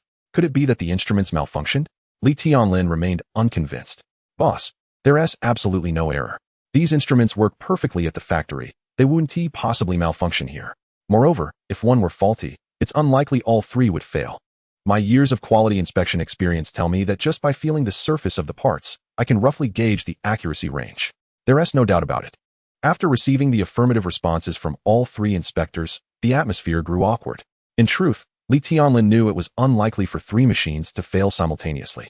He simply refused to believe that Lin Yu had truly achieved this feat, excluding the time taken for material transportation. Producing 5,000 components in less than half a day was terrifyingly efficient. At that moment, not only Li Tianlin, but even He Jinghua was profoundly shaken. Initially, he had thought Lin Yu would willingly forfeit this opportunity, only to discover that he had completed the task and was here to deliver. After all their speculations, they realized they had underestimated Lin Yu, revealing their own narrow-mindedness. He Jinghua, at that moment, was entirely convinced by Lin Yu's capabilities. The claims of having 180 top-tier technicians and 4,000 skilled workers seemed entirely plausible, for how else could such efficiency be achieved? Reflecting on Lin Yu's earlier demeanor in the meeting, facing countless doubts without engaging in futile arguments, and instead responding with calmness and actions that shattered all skepticism. He truly embodied the essence of a strong character. Comparing himself to Lin Yu, He Jinghua felt a sense of shame wash over him. One must never underestimate anyone or hastily draw conclusions. Deep within, He Jinghua gave himself a stern admonition. Lin Yu, I feel genuinely ashamed. I had indeed harbored doubts during the meeting. He Jinghua was a man of introspection and directly apologized to Lin Yu, his attitude exceedingly sincere. Meanwhile, Li Tianlin observed the exchange between the two with a heavy air of suspicion. As the leading figure in the industry, he could hardly fathom that Lin Yu truly possessed such a multitude of talents. He was acutely aware of the scarcity of skilled personnel within this sector. The notion of 180 elite craftsmen and 4,000 highly skilled workers was utterly implausible to him. I say, old He, could it be that you two are in cahoots? Surely you must have leaked information to this young lad beforehand. He must have fabricated these figures in advance. Li Tianlin suddenly directed his accusations towards He Jinghua. He Jinghua bristled at the insinuation. Known for his integrity, he could not tolerate such doubt cast upon him. Old Lin, after all these years, you still cannot shed your suspicious nature. You know full well what sort of person I am. Li Tianlin waved his hand dismissively. Spare me your words. If you have the courage, let us drive to Lin Yu's factory right now. We shall verify on site whether his claims of having so many employees hold any merit. If not, then you two are undoubtedly colluding. Do you dare? He Jinghua wished to reason with him further, but Lin Yu unexpectedly interjected, of course, feel free to verify. Let us go? Wait. Just as Lin Yu was about to depart, Li Tianlin called out to him once more. If I go alone, you two could easily deny everything later, leaving me powerless. Thus, I shall bring along a few more witnesses. No objections, I trust? His tone was sharp, as if he had already concluded that the two were in collusion. Lin Yu chuckled at this. As it happened, he too desired to enhance the reputation of his factory. Having more witnesses would only serve to bolster his standing. Li Tianlin's proposal inadvertently alleviated his concerns. Feel free to invite as many as you wish. Very well. Do bring more. Chapter 69, Baseless Defamation, Reaping What One Sows. After all, they were all businessmen, and profit reigned supreme. In the face of potential gain, friendship held little weight. Li Tianlin was resolute, convinced that there was indeed a hidden agenda at play. Without regard for his long-standing friendship with He Jinghua, he tore off the mask of civility and made a series of calls to summon the owners of several major factories from surrounding cities. These owners, engrossed in their production tasks, abandoned their work at the mere mention of a conspiracy, rushing to the scene. Old Lin, what is going on? Is there really a conspiracy as you claimed?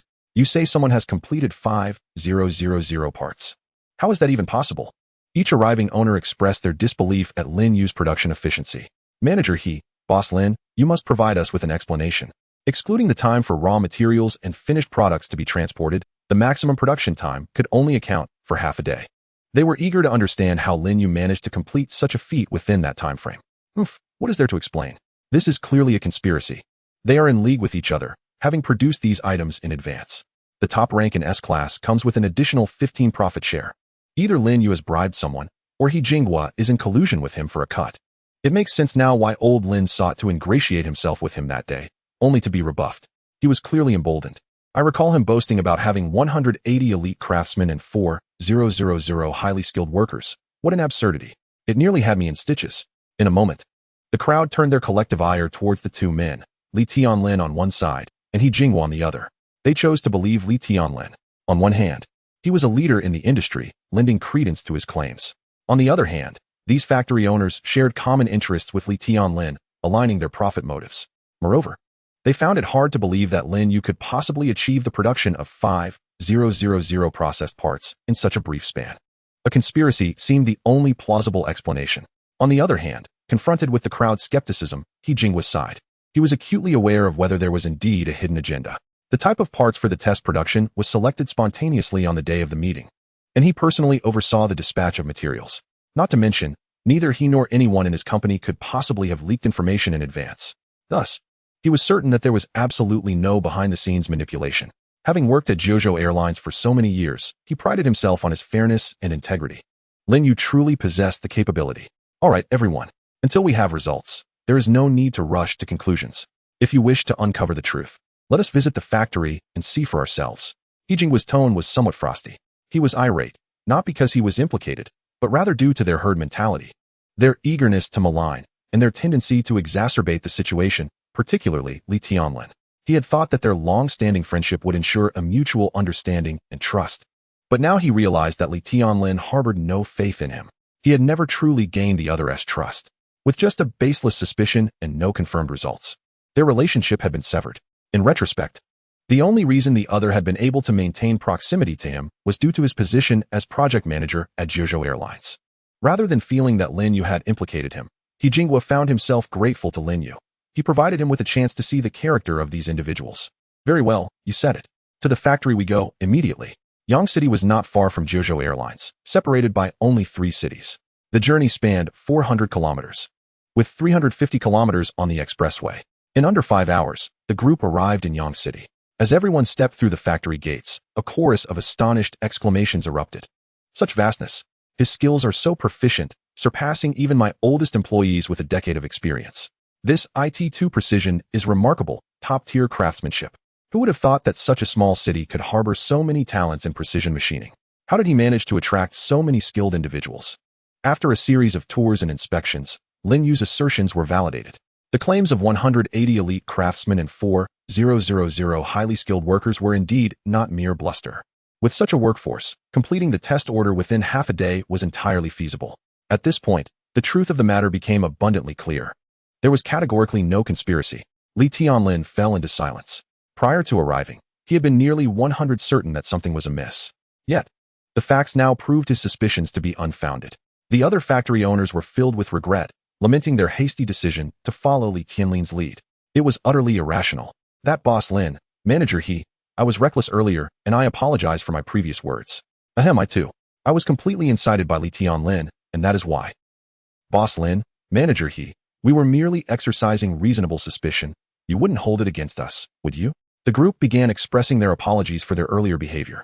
However, He Jingwa had no intention of forgiving them.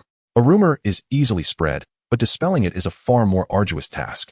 How many individuals have been ruined by baseless slander? If there are doubts, inquiries can be made, and investigations can be conducted. However, without any evidence, one cannot hastily conclude that there is a conspiracy at play. This constitutes defamation.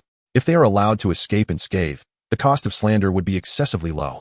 It is akin to a girl falsely accusing me of assault, resulting in a torrent of online harassment. I scoured tirelessly for evidence, investing over 6 months of time, effort, and resources, only to finally vindicate myself. Should a mere apology suffice? If so, the repercussions for slander and defamation would be far too minimal. As adults, we must take responsibility for our words. Uncertain matters should not be carelessly spoken of. I apologize, but according to the terms of the contract, if either party inflicts severe reputational damage upon the other, the aggrieved party may unilaterally terminate the agreement. Our collaboration has come to an end. The contract is reciprocal. It is not solely He Jingwa who possesses this right. If Zhejiu Airlines tarnishes their factory's reputation, they too can unilaterally dissolve the partnership. No, manager he. It is our fault. We should not have jumped to conclusions. Please, grant us another chance. One might argue, look, Zhejiu Airlines is in dire need of personnel right now. Your actions are hindering the company's growth. Yet, He Jingwa remained unperturbed. His decision was not a momentary impulse, nor merely a means to vent his frustrations. It was made to provide Lin Yu with an explanation.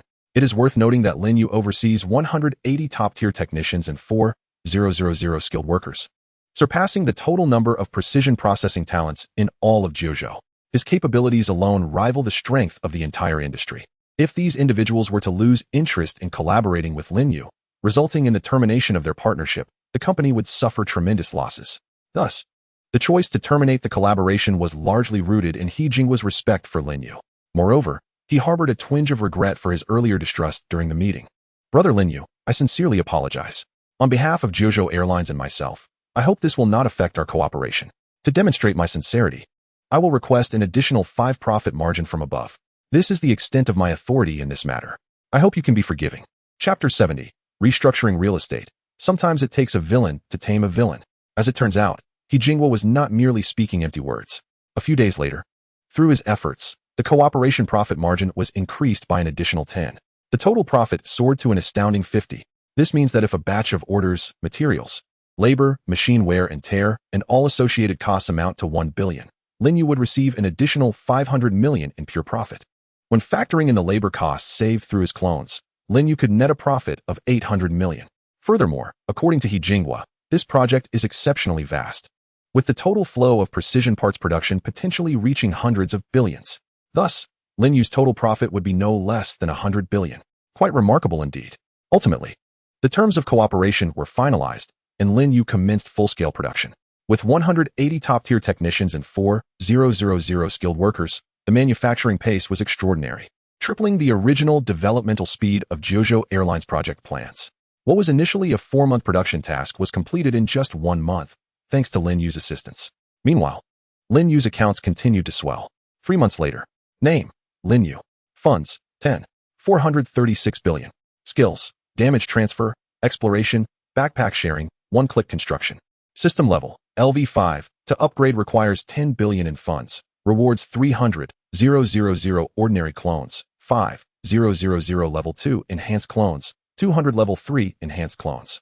Current clones: 153,000 ordinary clones, 47, 103 level 2 enhanced clones, 230 level 3 enhanced clones.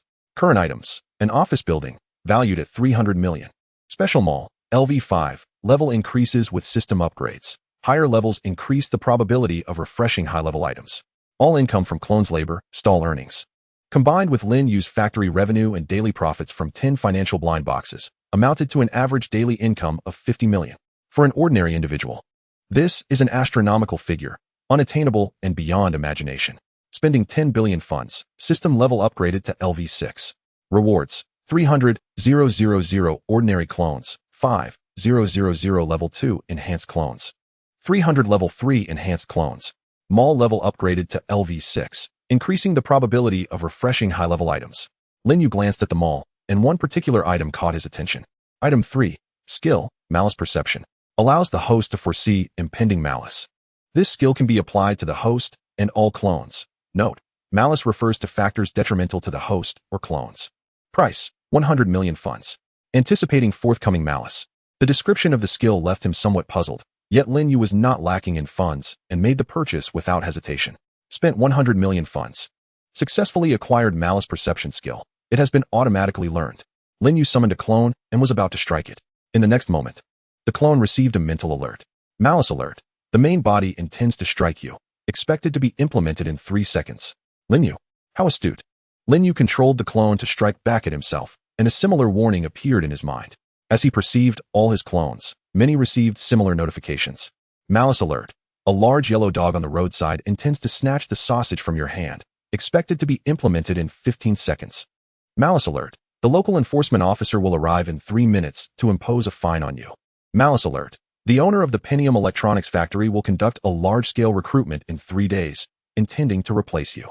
Malice alert. Wang Ba, envious of your small stall business, has purchased rat poison online, intending to sabotage your food stall. Expected to be implemented in 10 days. Lin Yu observed for a long while. The longest prediction time was 10 days ahead, indicating that this skill can at least perceive malice within the next 10 days. 15 seconds later, at a small food stall in Yangcheng, a large yellow dog dashed by and snatched the sausage from the vendor's hand. 3 minutes later, a new batch of local enforcement officers appeared, immediately attempting to impose a fine. But they were soon surrounded by a group of vendors wielding kitchen knives and fled in disgrace. The predictions were strikingly precise, almost to the second. This skill is remarkably powerful. Just as Lin Yu was marveling at this, the system delivered several notifications. Notification: your property construction has been completed. In total, 63 standard high-rise residential complexes, comprising 260 buildings and 200 housing units, each with an actual area of 120 square meters, featuring 3 bedrooms, 2 living rooms, 1 kitchen, and 1 bathroom. All procedures are complete. Electricity and water facilities are fully established. The fire safety system has been perfected and passed inspection. Landscaping and recreational facilities are fully developed. It has now reached the sales standard and is ready for immediate sale. Lin Yu felt a tinge of surprise. The system truly inspires confidence in its operations. Not only are the houses ready, but all the requisite procedures and facilities have also been meticulously completed. It is thoroughly comprehensive. Long-term mission: real estate. Infiltrate the real estate industry and purify the market. Rewards. As the host achieves certain milestones, the system will concurrently dispense rewards, including but not limited to funds, items, skills, etc. Detected completion of construction tasks by the host, rewarding 1 billion in funds, 30,000 ordinary avatars, and 2,000 level 2 enhanced avatars. Please continue your diligent efforts, dear host. A flurry of notifications flashed before Lin Yu's eyes, leaving him somewhat dazzled. As he reviewed each one, he eventually frowned. Malicious reminder.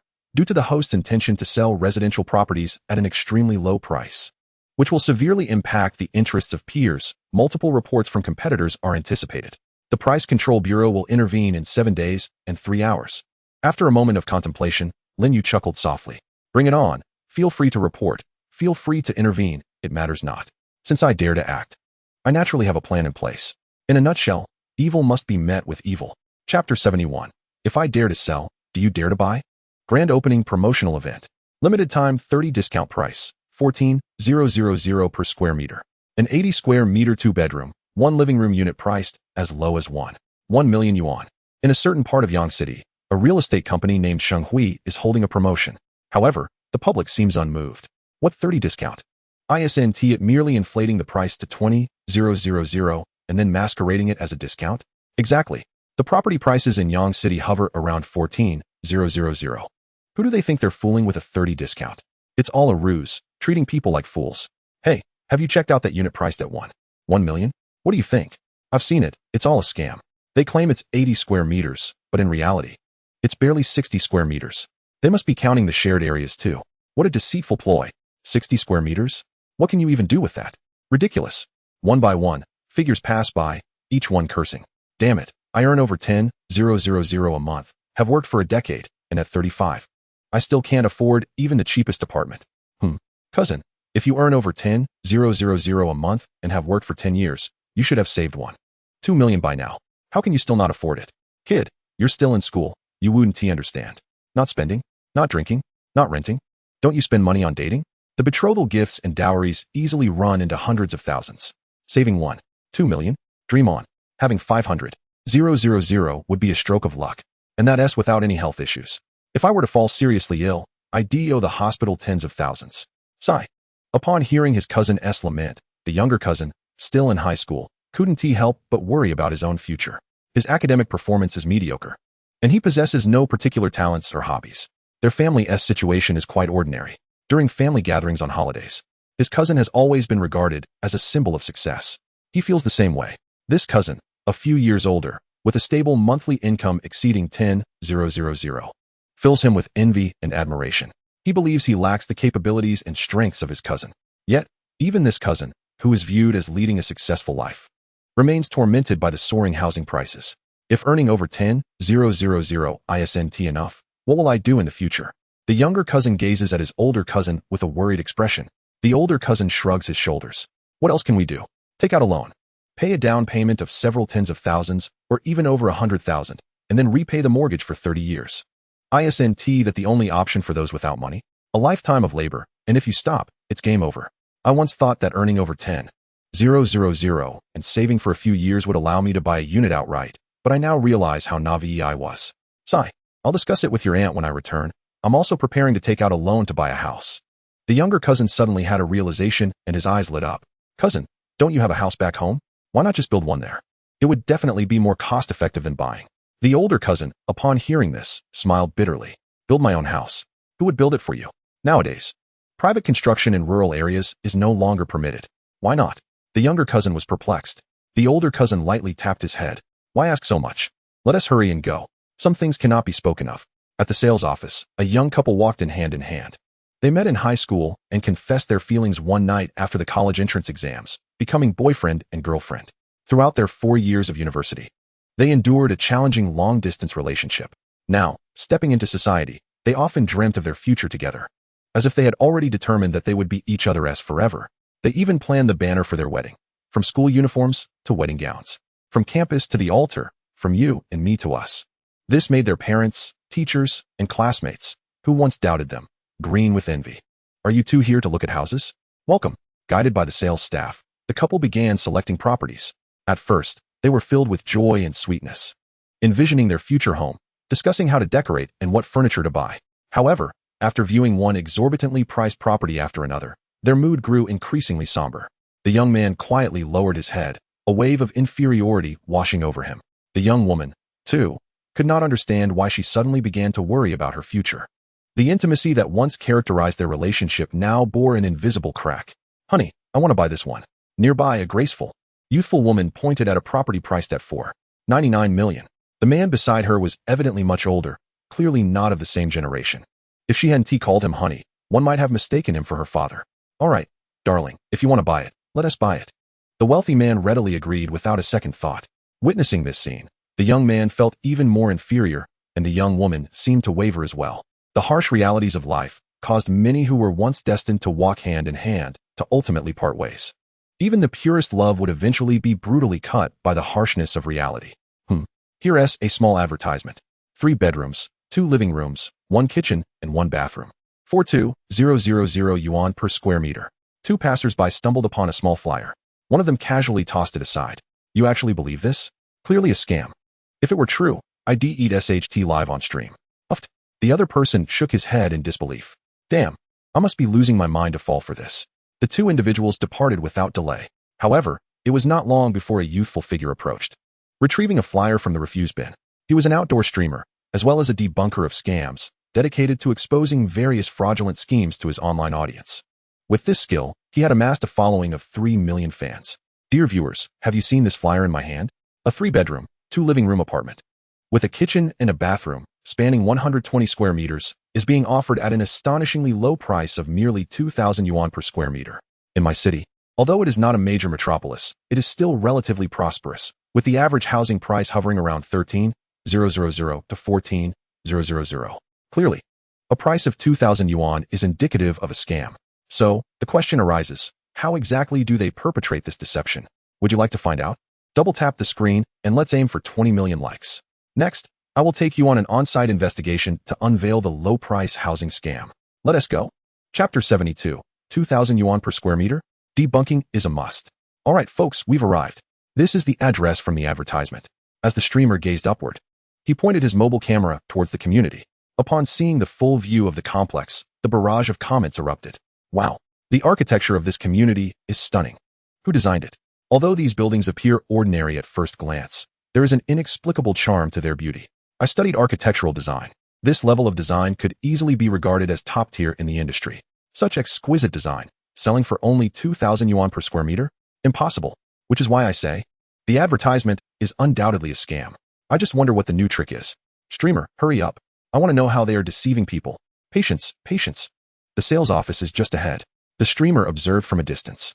The sales office was adorned with numerous banners proclaiming, all properties at 2,000 yuan per square meter. No tricks, a mere 240,000 yuan for a complete apartment. Full payment, full payment, full payment of 240,000 yuan. No deception whatsoever. Streamer, get closer. The banners are too far to read. I bet there are tiny prints above the banner stating 2,000 yuan per square meter is actually 2,000 yuan for 1 square meter, and they intentionally made the smaller print less visible. I suspect that the 240,000 yuan might have a note indicating down payment, a common trick. It only mentions the total of 240,000 yuan without specifying the area. Perhaps it only buys a restroom, haha. The streamer chuckled at the comments, acknowledging their accuracy. Real estate advertisements are indeed rife with such tricks, and many have become desensitized to them. He approached the banners, eager to confirm the viewers' speculations. Yet, what transpired next left him quite vexed. Guys, it seems there are no tiny prints on this banner. There really aren't. Look for yourselves. He raised his phone, capturing the entire banner for his viewers to scrutinize. There really are none. Impossible. There must be a trick somewhere. Haha. It could very well be red text on a red background. Unable to uncover the trick, both the streamer and his audience felt a sense of disappointment. After all, the essence of his broadcast was to expose falsehoods, and without revealing the deceit, he could not claim success. Don't worry, there's definitely something amiss. It's just well concealed. Let me enter the sales office for a closer look. Upon stepping inside, he was met with a throng of people. A steady flow of potential buyers. All actors.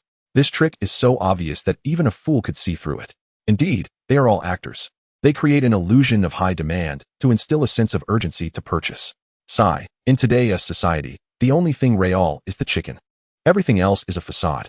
True feelings have never been able to last. Only tricks win hearts. In business, quality is cast aside in favor of marketing. The streamer approached a salesperson.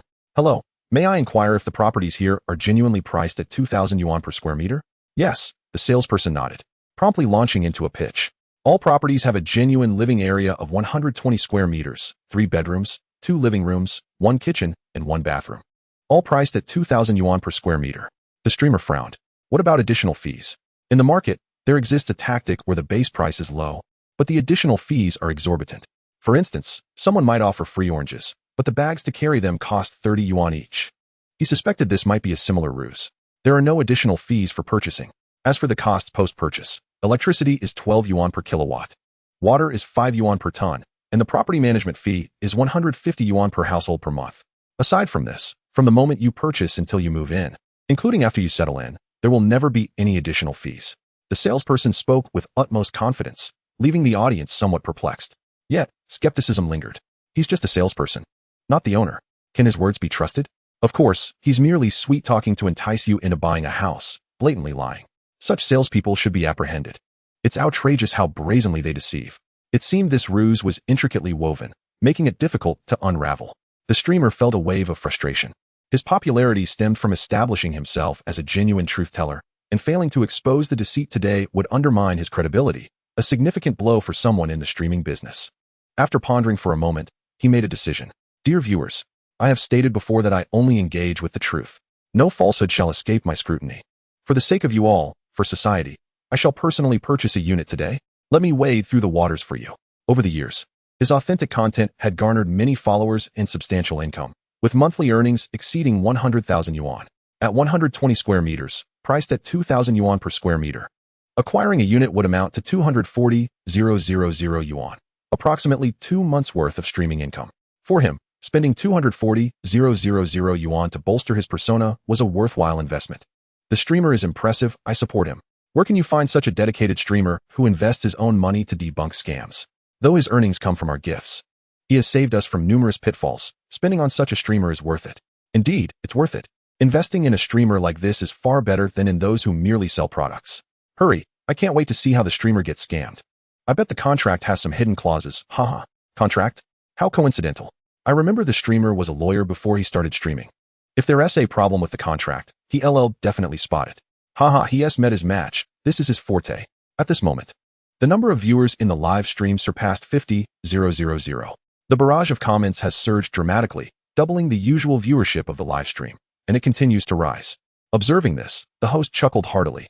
Haha, fret not, my dear friends. I am a graduate student of law, having worked for many years at a law firm, and I am exceedingly adept at my craft. If there is indeed an issue with the contract, I shall certainly take legal action against them. I won't ramble on any longer. I shall proceed with the purchase now. Stay tuned. Chapter 73. Hey, what happened to the promised tricks? The choice was made. Room 101 in Building 3. Given that all unit types were essentially similar, the host did not deliberate and directly selected one. The property is located here. Sir, please follow me for inspection. Under the guidance of the sales representative, he entered the community, all the while directing his phone camera towards the scenery within. This greenery is commendable. It must have been transplanted, which must have cost a pretty penny. And an indoor park. How enviable. Our local community merely boasts an outdoor square that is unbearably hot in summer and freezing cold in winter, with no one engaging in activities. The environment here is indeed quite pleasant. It would be splendid if it were truly 2,000 yuan per square meter. Just dreaming. Anyone with common sense knows that this is impossible. No matter how beautiful the community might be, it remains limited. After all, it is merely landscaping, not a true park. As they walked, the host found himself somewhat bored and glanced around. Excuse me, do you know what that building over there is for? He inquired, pointing towards a distant high-rise. The sales representative laughed. Sir, that does not belong to the community. It is an old specialty mall. A specialty mall? What do they sell? It used to sell gold and silver, but now only silver remains after the gold vendors relocated. Selling silver? What's the address? Send it to me. Hurry. Where is it? I want to go too. Zhangbei Hongyang First High School. A senior from class 3, Wang, asks for Real. Hey. What are you guys excited about? They said they sell silver. Hee, your true nature has been exposed. One for all, let us haul them all away. Building 3 is situated deeper within the area. It took them 5 minutes to arrive. Upon opening the door, the livestream viewers became quite agitated. Wow, look at this space. It must indeed be 120 square meters, and they didn't even account for the shared area. The windows are quite large, letting in ample light. This is truly my dream home. If only I could buy a unit. Host, check the quality. It could be a shoddy project where the plaster falls off at a touch. And don't forget the flooring, plumbing, and electricals. Prompted by the fans, the host meticulously examined every detail. Having been a lawyer in the past, he had dealt with numerous cases regarding substandard construction, giving him a fair understanding of property quality inspection. He stomped on the floor. If it produced a deep yet slightly crisp sound, it indicated excellent quality cement with no air bubbles, and it was solid. If the sound was too dull, it would signify low material density and poor load-bearing capacity. He lifted his foot and forcefully stomped down. His expression turned somewhat astonished. Brothers, the quality here is remarkably good. Next, he inspected the walls, wiring, and plumbing, and the results were consistently high quality. I am a construction major, and I can attest that the quality is indeed commendable. I work in renovation, and I can confirm that this is already considered top-notch in the market. Since the house is fine, the issue must surely lie within the contract. Absolutely. The contract must have problems. Host, stop looking and hurry to sign the contract. After the inspection, it was time for the process that fans had been eagerly anticipating, the transfer of ownership. Returning to the sales office, the host received a stack of documents and materials from a courier. Transferring property ownership requires numerous documents, such as household registration, identification, and proof of marital status. Thus, he had previously communicated with his family to send a courier to deliver these documents. Good day, here is our transfer contract for your review. The purchase contract is essentially a transfer agreement. In simple terms, it is the contract for the developer to transfer ownership to the client. Upon receiving the contract, the host immediately employed his legal expertise to scrutinize the areas prone to pitfalls. In reality, contractual traps are ubiquitous. One of the most common examples is the play on words. For instance, when someone looks for a job and sees that the job description states meals and accommodation provided, they might assume it means all expenses are covered. In reality, it merely indicates that the company has a cafeteria and dormitories. But if one wishes to eat or stay there, they must pay out of pocket. The company only provides a space. A mere difference of a word can lead to vastly different interpretations. Another instance occurs in rental agreements. If the landlord's contract states minimum lease term of 6 months, it means you must stay for at least 6 months, with no upper limit. If you reside for 2 or 3 years upon moving out, your deposit will still be returned. However, if it states lease term of 6 months, it means you may only stay for 6 months, not a day longer. Yet when the term expires, the landlord will not remind you. Once you exceed the time, they will confront you, saying, you were supposed to stay for 6 months. How did you end up living for 3 extra days? Consequently, they will rightfully deduct your deposit and even demand a penalty fee. There are even more outrageous instances. A company selling electric bikes has no actual association with any delivery platform, but plaster their establishment with the logos of those platforms, packaging themselves as a legitimate delivery service. Once inside, they feign recruitment inquiries but are, in fact, trying to sell you their electric bikes. Short on cash? No problem. We offer installment plans. 0 down payment. Take the bike and pay in installments later. You might think the company is facilitating the installment, but no. They are merely directing you to a loan app disguised as their own, allowing you to borrow money to repay the loan through their app. When the host first graduated and lacked social experience, he fell into numerous traps. The unwarranted expenses he incurred amounted to tens of thousands. Examine it closely. There must be some hidden agenda. Contracts should never be treated lightly. Fortunately, the host is a law major. The average person could not handle this. What is the update? Have you found anything? The host is so pathetic, he hasn't discovered any problems yet, has he?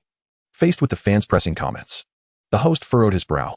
Oddly enough, this contract seems to have no apparent issues. My friends, let me take another thorough look from beginning to end. Please be patient. The host patiently reviewed the contract once more, but in the end, he still found nothing amiss. He felt perplexed. Could it truly be legitimate?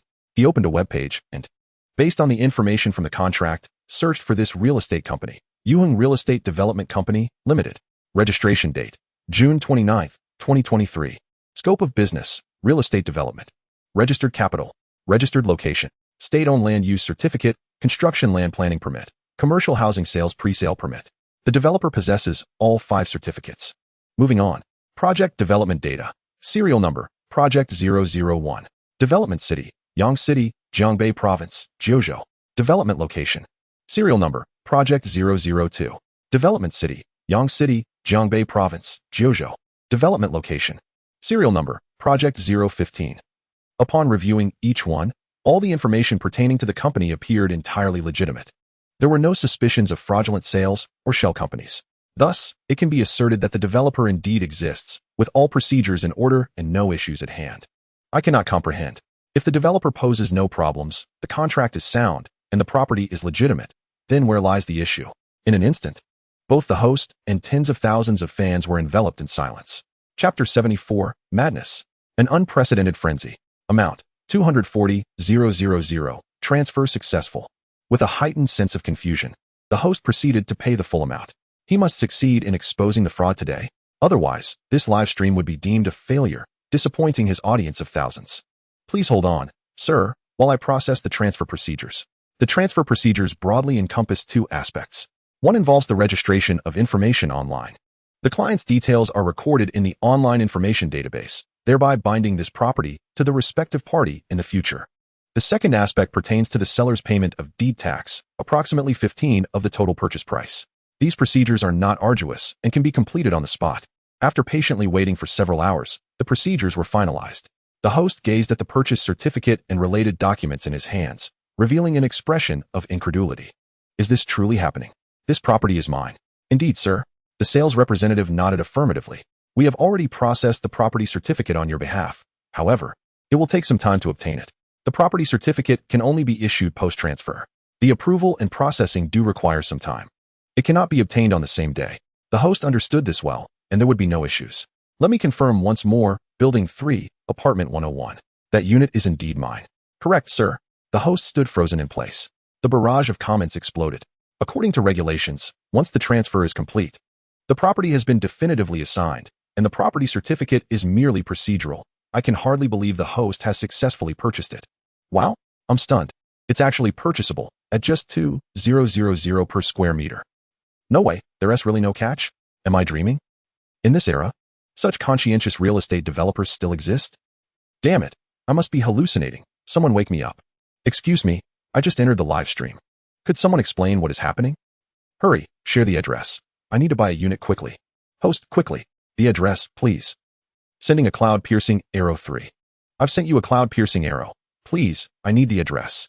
Big brother, I beg you, hurry up, or it'll be gone. The comments surged like a frenzy, too fast for the host to read. In truth, he had no inclination to view the comments any longer. The day's events had left him utterly incredulous, shattering his previous understanding. That address is in a daze. The host inadvertently revealed his location. Immediately thereafter, the number of viewers in the live stream plummeted. 80,000, 50,000, 30,000, 8,000. Ah, what a scam. I'm too far away from there. These folks are incredibly swift. I had a car accident the day before yesterday, and my car is still in the repair shop. I can't make it. What a shame. I just put down a 300,000 deposit with a 25-year loan for a unit. Why didn't I expose the frauds sooner? Dads, can you leave one unit for me? The live stream, with its 80,000 viewers, comprised individuals from across the nation, including those from Yang City. Upon witnessing the live broadcast, they immediately gathered their documents and drove to the scene. Some even confronted the host directly. Where's the sales representative? Hurry. I want a unit just like the one he bought. Me too. I want one, 240,000 full payment for a 120 square meter unit. Documents. Damn. I rushed out and forgot my household registration book. Dad, hurry, bring me my household registration book. What? You're at the club? Get over here and bring my household registration book, quick. Cough. Dad, I misspoke. Just hurry up, I'll explain later. Hey, cousin, can I borrow some money? I'm just short 20,000. I'll pay you back 30,000 by the end of the year, I promise. Within a mere few hours, the sales office was overflowing with people. No way, it's really happening. 240,000 for a unit. I can't believe it. I want another one. I'm sorry. Sir, each household is limited to one purchase, the sales representative reminded him. Limited to one purchase per household. What is this? Fine, let my cousin come. He can buy one in his name. Half an hour later. I'm sorry, sir. Each household is limited to one purchase. You do not meet the purchasing criteria. What the heck? This is my first time buying. The sales representative did not provide further explanation, merely waved him off in rejection. Cousin, I shouldn't have let anything slip. How did they figure it out? This is truly perplexing. Could they be monitoring me constantly? It's as if they can read my thoughts. Hey, what is going on? Why are there so many people? Who knows? This community has just been built. Perhaps they're holding a promotion. Bystanders, witnessing the scene, wore expressions of confusion. A promotion? They must have hired actors to create a false impression of popularity.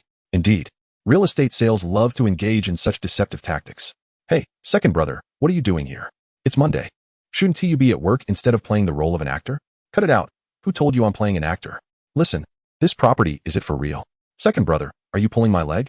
Believe it or not, I don't have time to chat. I need to go home and grab my household registration book. Observing his second brother in such a hurry, the onlookers grew even more curious. Let us go see what is happening. Beep, beep, beep, beep, beep. The crowd waiting in line had nearly blocked the entire road.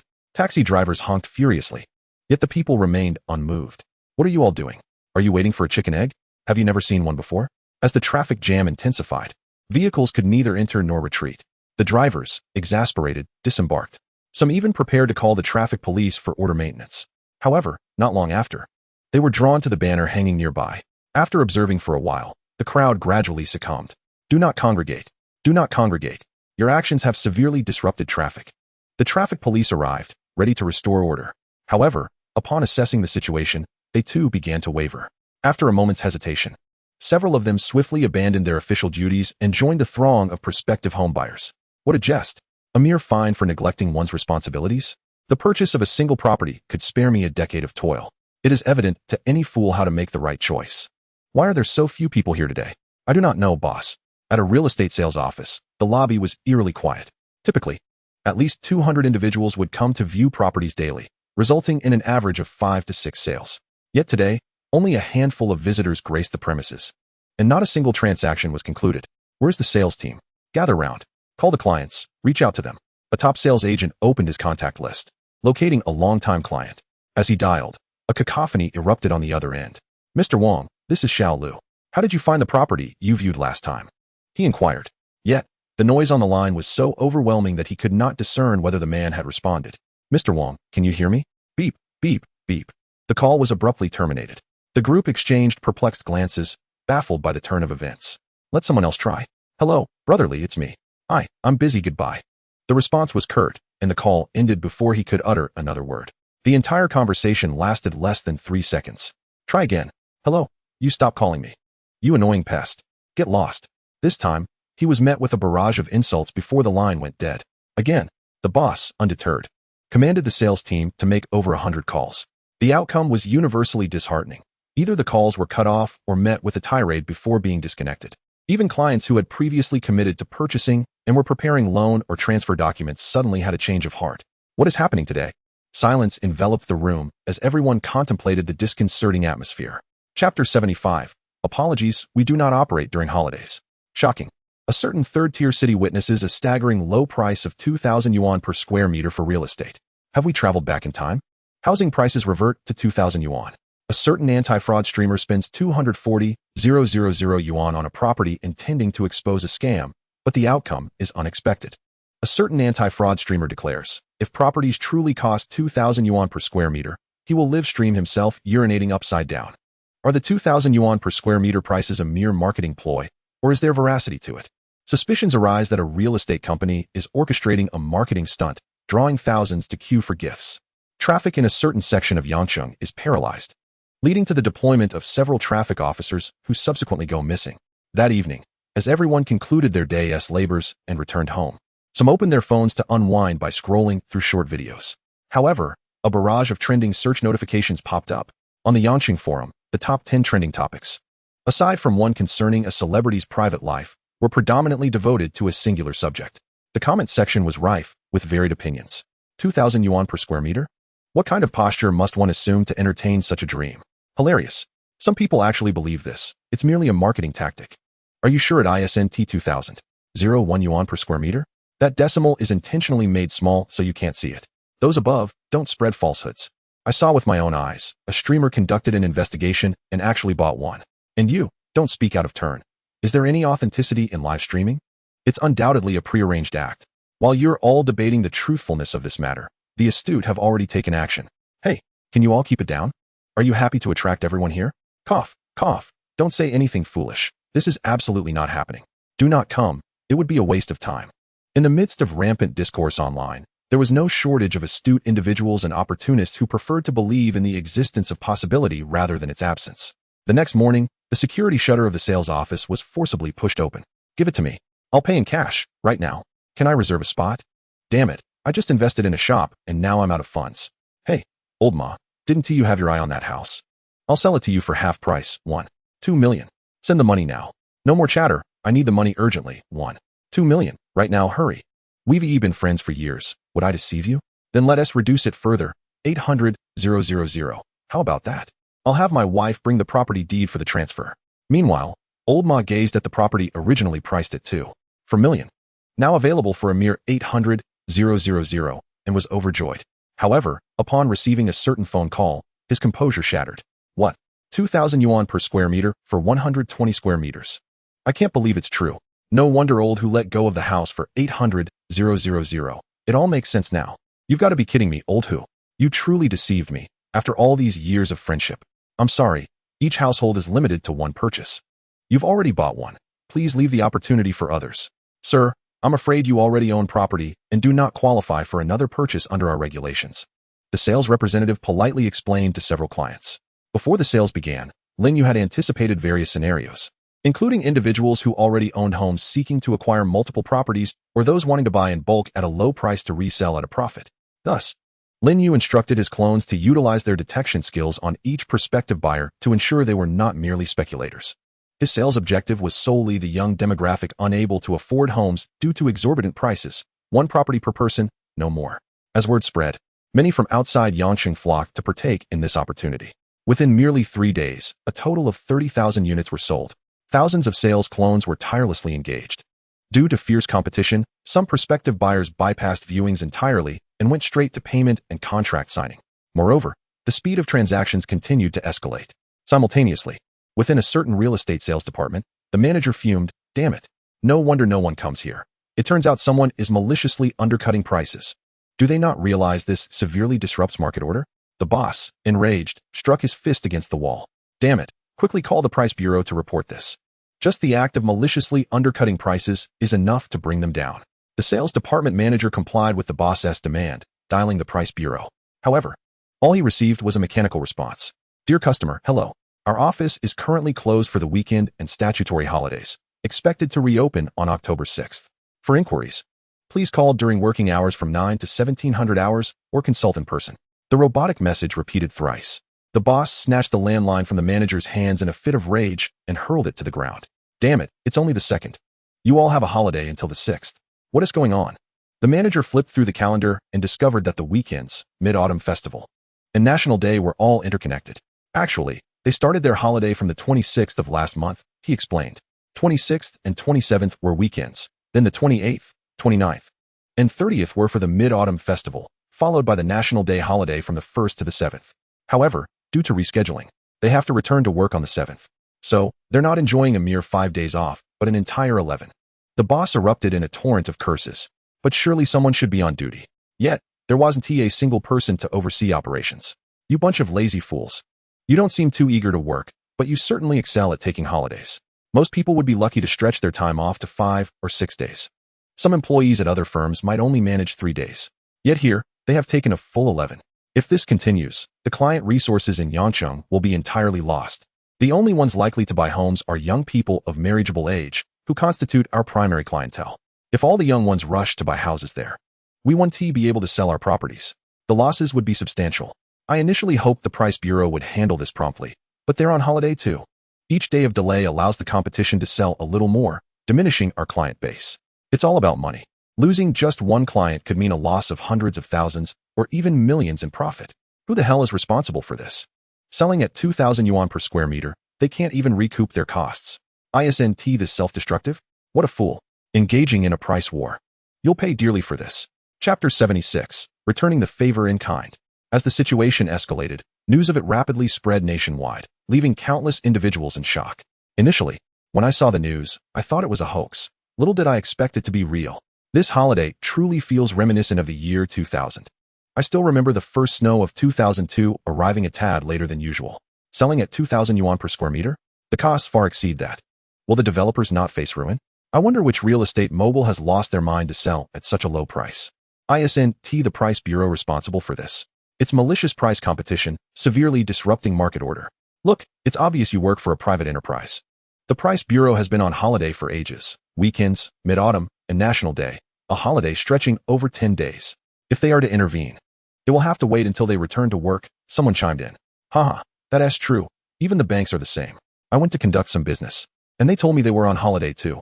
I have to wait until they are back on duty. It's a good time to seize the opportunity and snatch a property. Otherwise, it might get sealed off. You're absolutely right. I'm going too. Someone else exclaimed. You think it's that easy? I'm already in line in Yancheng, and there are tens of thousands ahead of me. I'm not even sure if I'll get a chance, and you want to join? Another interjected. I'm in line too. I've got my bread and bedding ready, just camping out here. Let us see who dares to cut in. As days passed, Lin Yu glanced at the display panel. Name, Lin Yu. Funds, 16. 435 billion. Skills, damage transfer, investigation, shared backpack, one-click construction, malicious reminder. System level, LV6. To upgrade requires 50 billion funds. Rewards, 1 million ordinary clones. 50,000 level 2 enhanced clones. 3,000 level 3 enhanced clones. Current clones, 453,000 ordinary clones. 97, 103 level 2 enhanced clones. 430 level 3 enhanced clones. Current items, an office building, valued at 300 million. Special mall, LV6, level increases with system upgrades. Higher levels yield a greater probability of refreshing high-level items. In just 7 days, nearly 80,000 properties had been sold. The primary bottleneck was the time-consuming paperwork. Many individuals lacked complete documentation, necessitating family members to make additional trips, which consumed excessive time. However, Lin Yu was quite satisfied with this pace. Malicious reminder, due to 98 of individuals around the electronics factory being the host's clones. The factory owner has failed to recruit new workers and is planning to recruit at lower prices across the city to replace existing employees. Implementation is expected in 5 days. The clones stationed around the electronics factory were a temporary measure by Lin Yu, merely to obstruct the factory owner.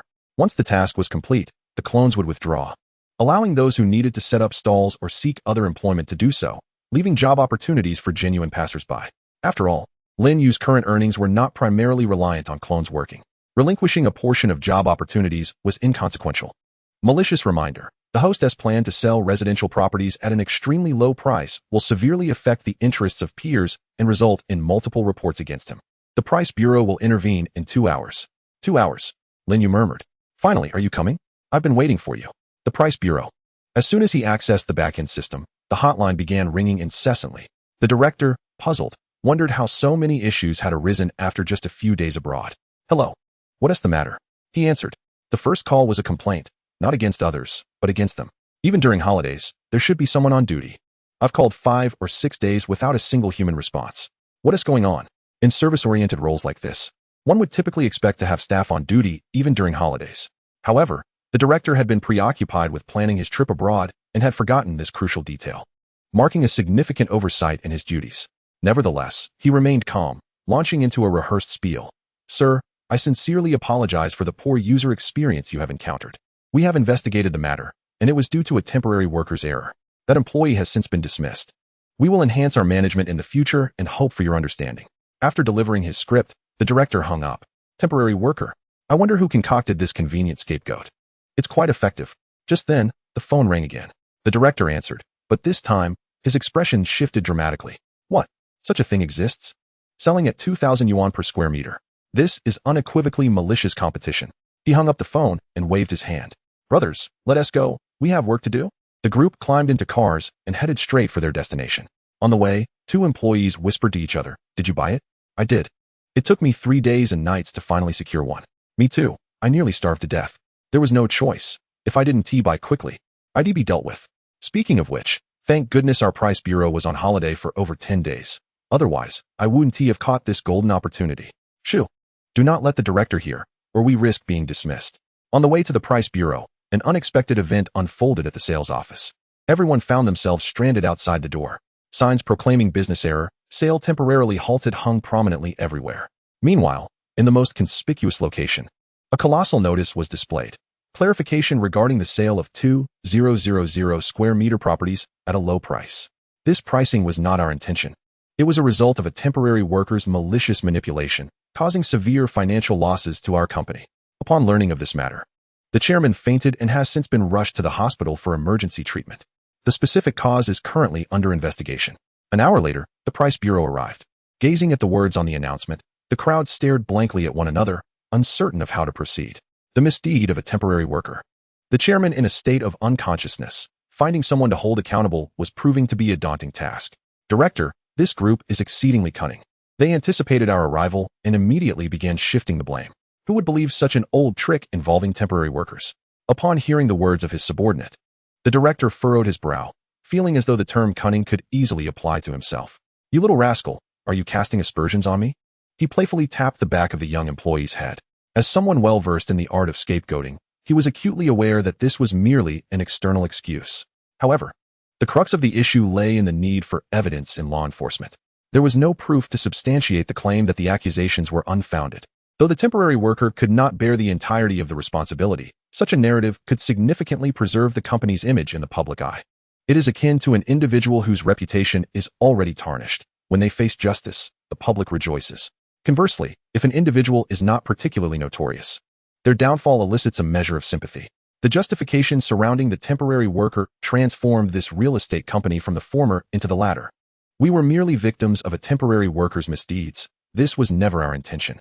Thus, the enforcement of the law required careful consideration, complicating the legal proceedings. The director gritted his teeth, his expression grim. Temporary worker. I wonder which fool concocted this scapegoat excuse. That term is truly infuriating. Chapter 77. The Will of the People. Announcement. The 2000 yuan low-price properties are the result of a temporary worker. Latest update. The Price Bureau has now sealed the company selling the low-price properties. Breaking news. The owner of the low-priced properties has been hospitalized due to anger. Temporary worker? This scapegoat rationale is nothing new, yet I find myself curious about the purpose behind the price reduction. What does it matter? As long as we can acquire the properties. That's all that counts. Regardless, I feel immensely grateful. Indeed, securing a 3-bedroom, 2-living-room apartment for 240,000 yuan is a tremendous boon. Haha. It's my first time witnessing such joy over a temporary worker's announcement. Yet, I can't help but worry. Will they reclaim the property? After all, such prices are far below market value. It must be considered illegal sales, right? It seems so. Damn it, they must not take it back. I sold my old house just to purchase this one.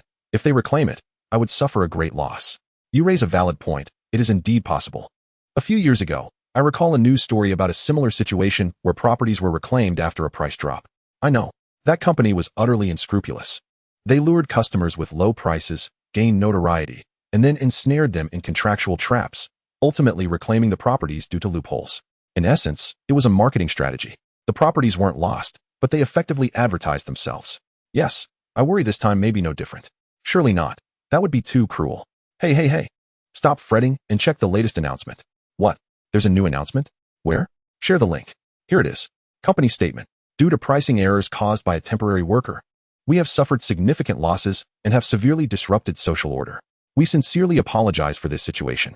However, it is too late for regrets.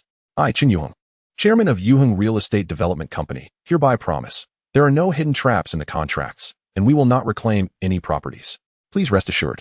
As Du Fu once said, how can we acquire vast mansions to shelter the cold and destitute of the world, given the circumstances? I shall take this as an opportunity to do good. Upon reading the announcement, countless individuals instantly erupted with excitement. They won't reclaim it. This is splendid news. I am deeply moved.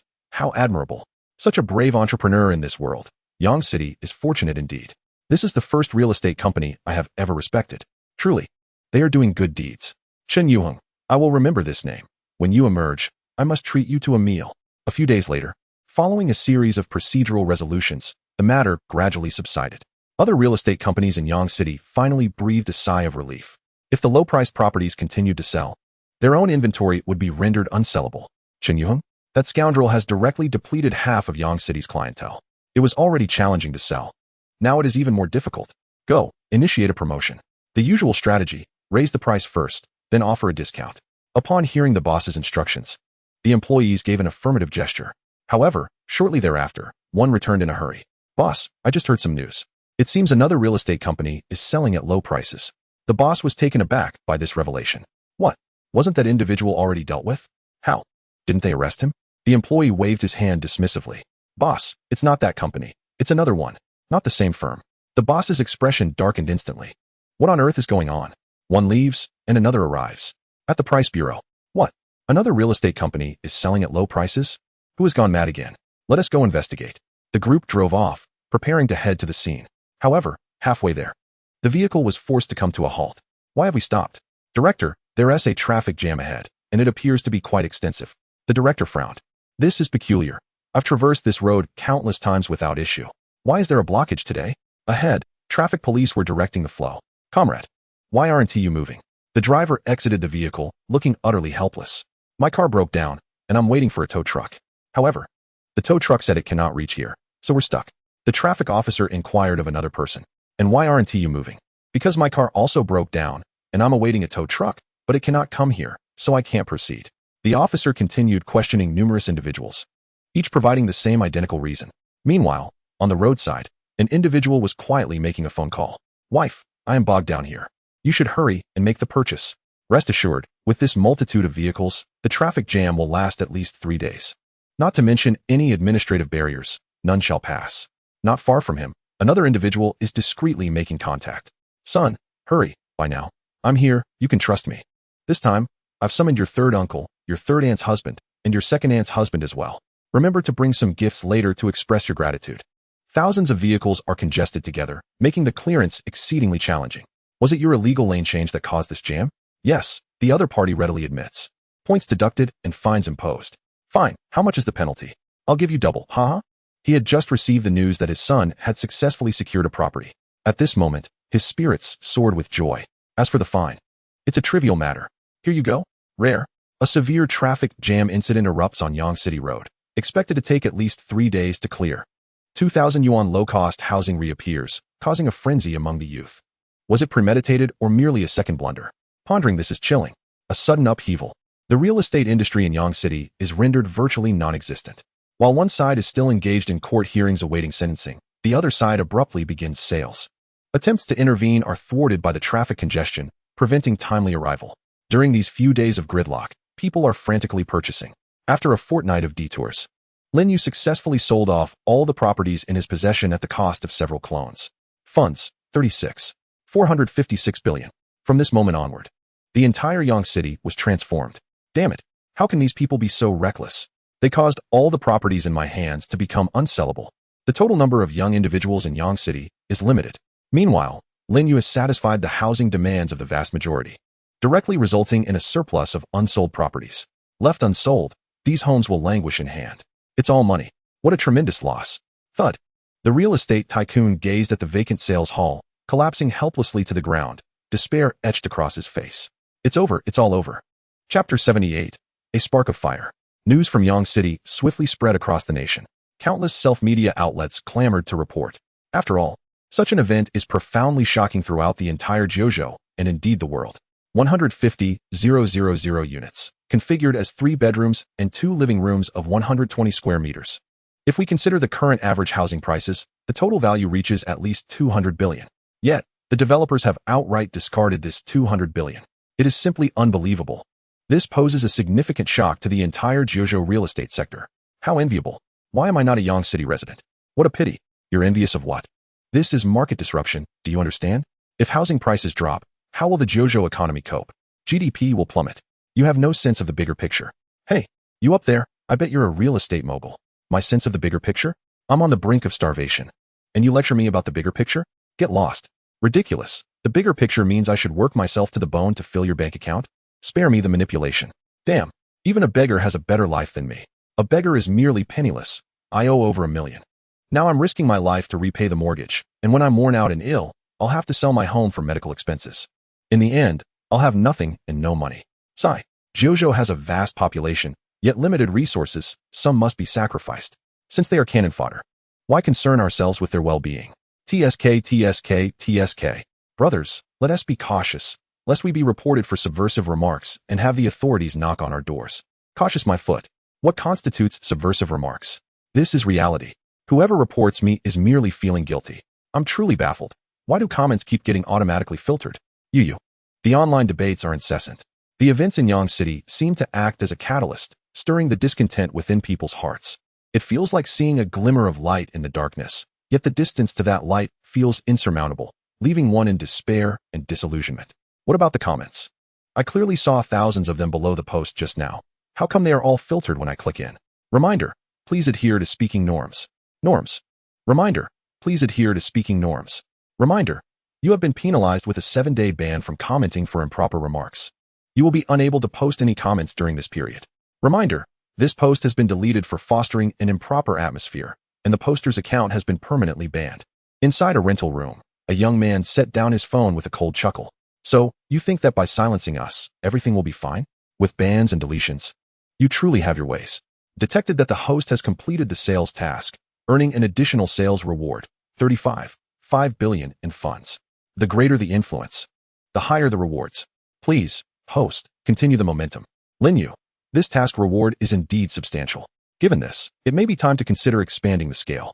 Progress must be made step by step, as meals are eaten one bite at a time. Yang City is merely a starting point. However, to expand operations on a larger scale, clones are indispensable. Consume 50 billion in funds, upgrading system level to LV7. Acquire 1 million ordinary clones, 50. 000 level 2 enhanced clones, and 3. 000 level 3 enhanced clones. System mall levels synchronously upgraded to LV7, increasing the probability of refreshing high-level items. Name, Lin Yu. Funds, 21. 956 billion. Skills, damage transfer, exploration, backpack sharing, one-click construction. System level, LV7.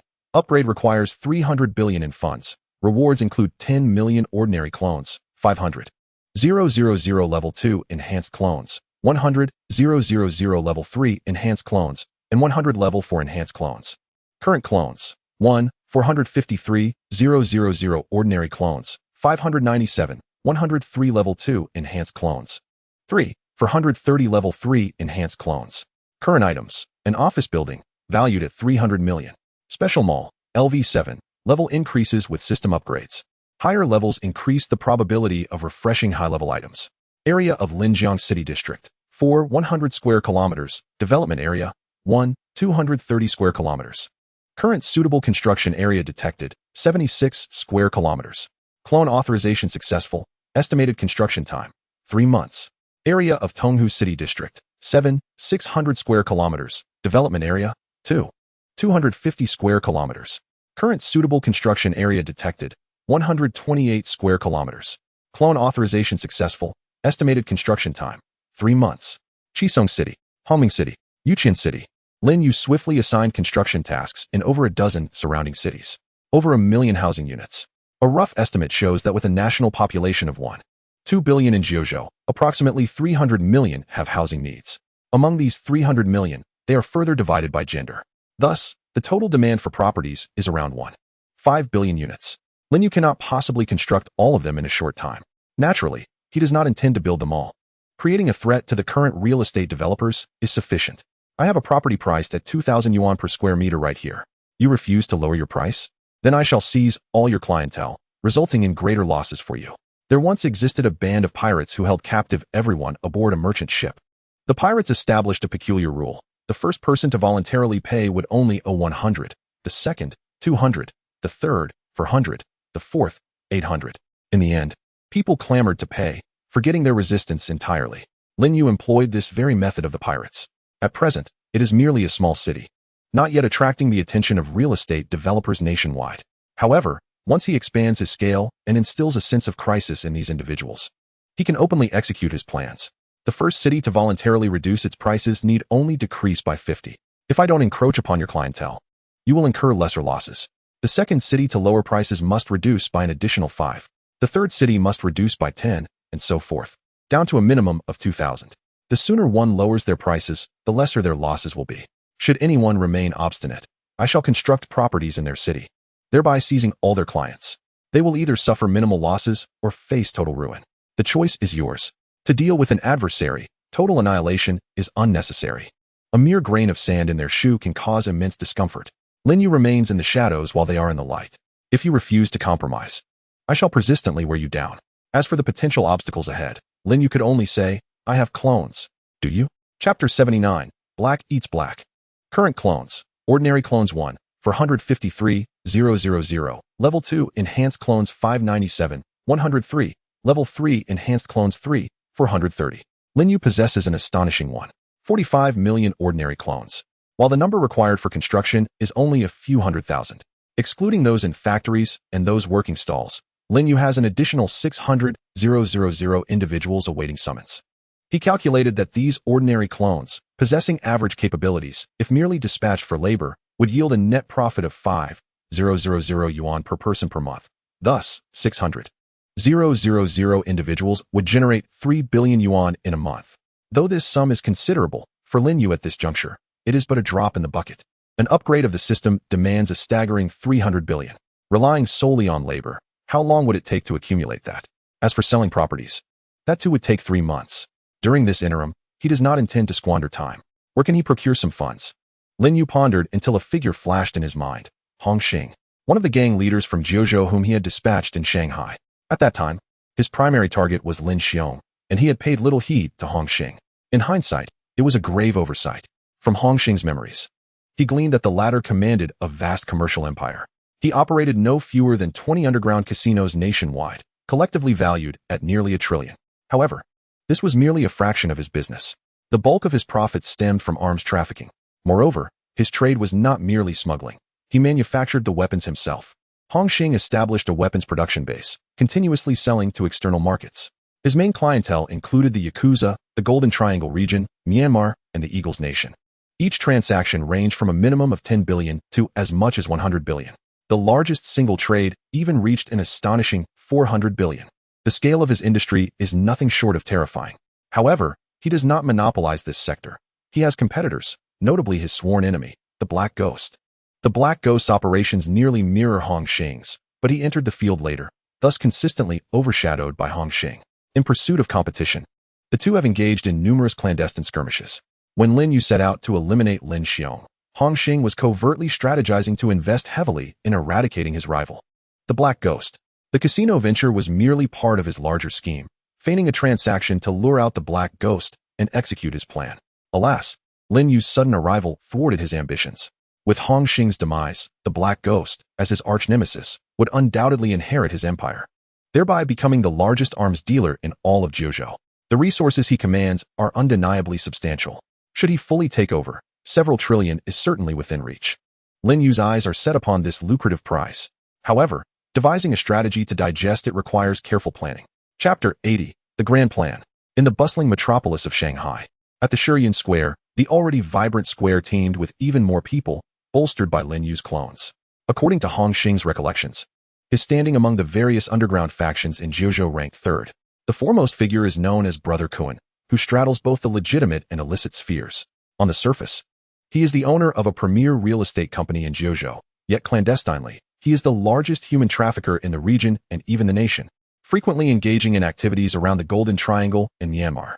Due to his public persona, he cannot afford to expose himself recklessly and seldom makes personal appearances. Even during gatherings of several leaders, he merely sends his subordinates. The second figure is a foreigner, whose real name is unknown, referred to by his subordinates as Zygo, while others call him Old Turtle, owing to his exceedingly low-key and cautious nature. He resembles a millennia-old tortoise, retreating at the slightest disturbance. He meticulously observes every detail, leaving no stone unturned. His primary business is drug trafficking. Hong Xing ranks third, not due to a lack of capability, but merely temporarily occupying that position. He is the youngest among the five, having expanded his operations to such a scale within a mere decade. This rapid ascent is attributed to his dealings in firearms. Possessing ample firepower, he can overpower any faction. The first two can suppress him only because they commenced their operations a few years earlier. Had Hong Xing lived, it would have merely been a matter of time before he claimed the top spot. The fourth is an old ghost, engaged in similar business as Hong Xing, but having entered the fray later, thus remaining subordinate to him. The fifth, known as Old Guang, specializes in fraud and money laundering. Old Guang occupies the lowest rank among the five, akin to a petty thief or con artist, relegated to operating in the shadows.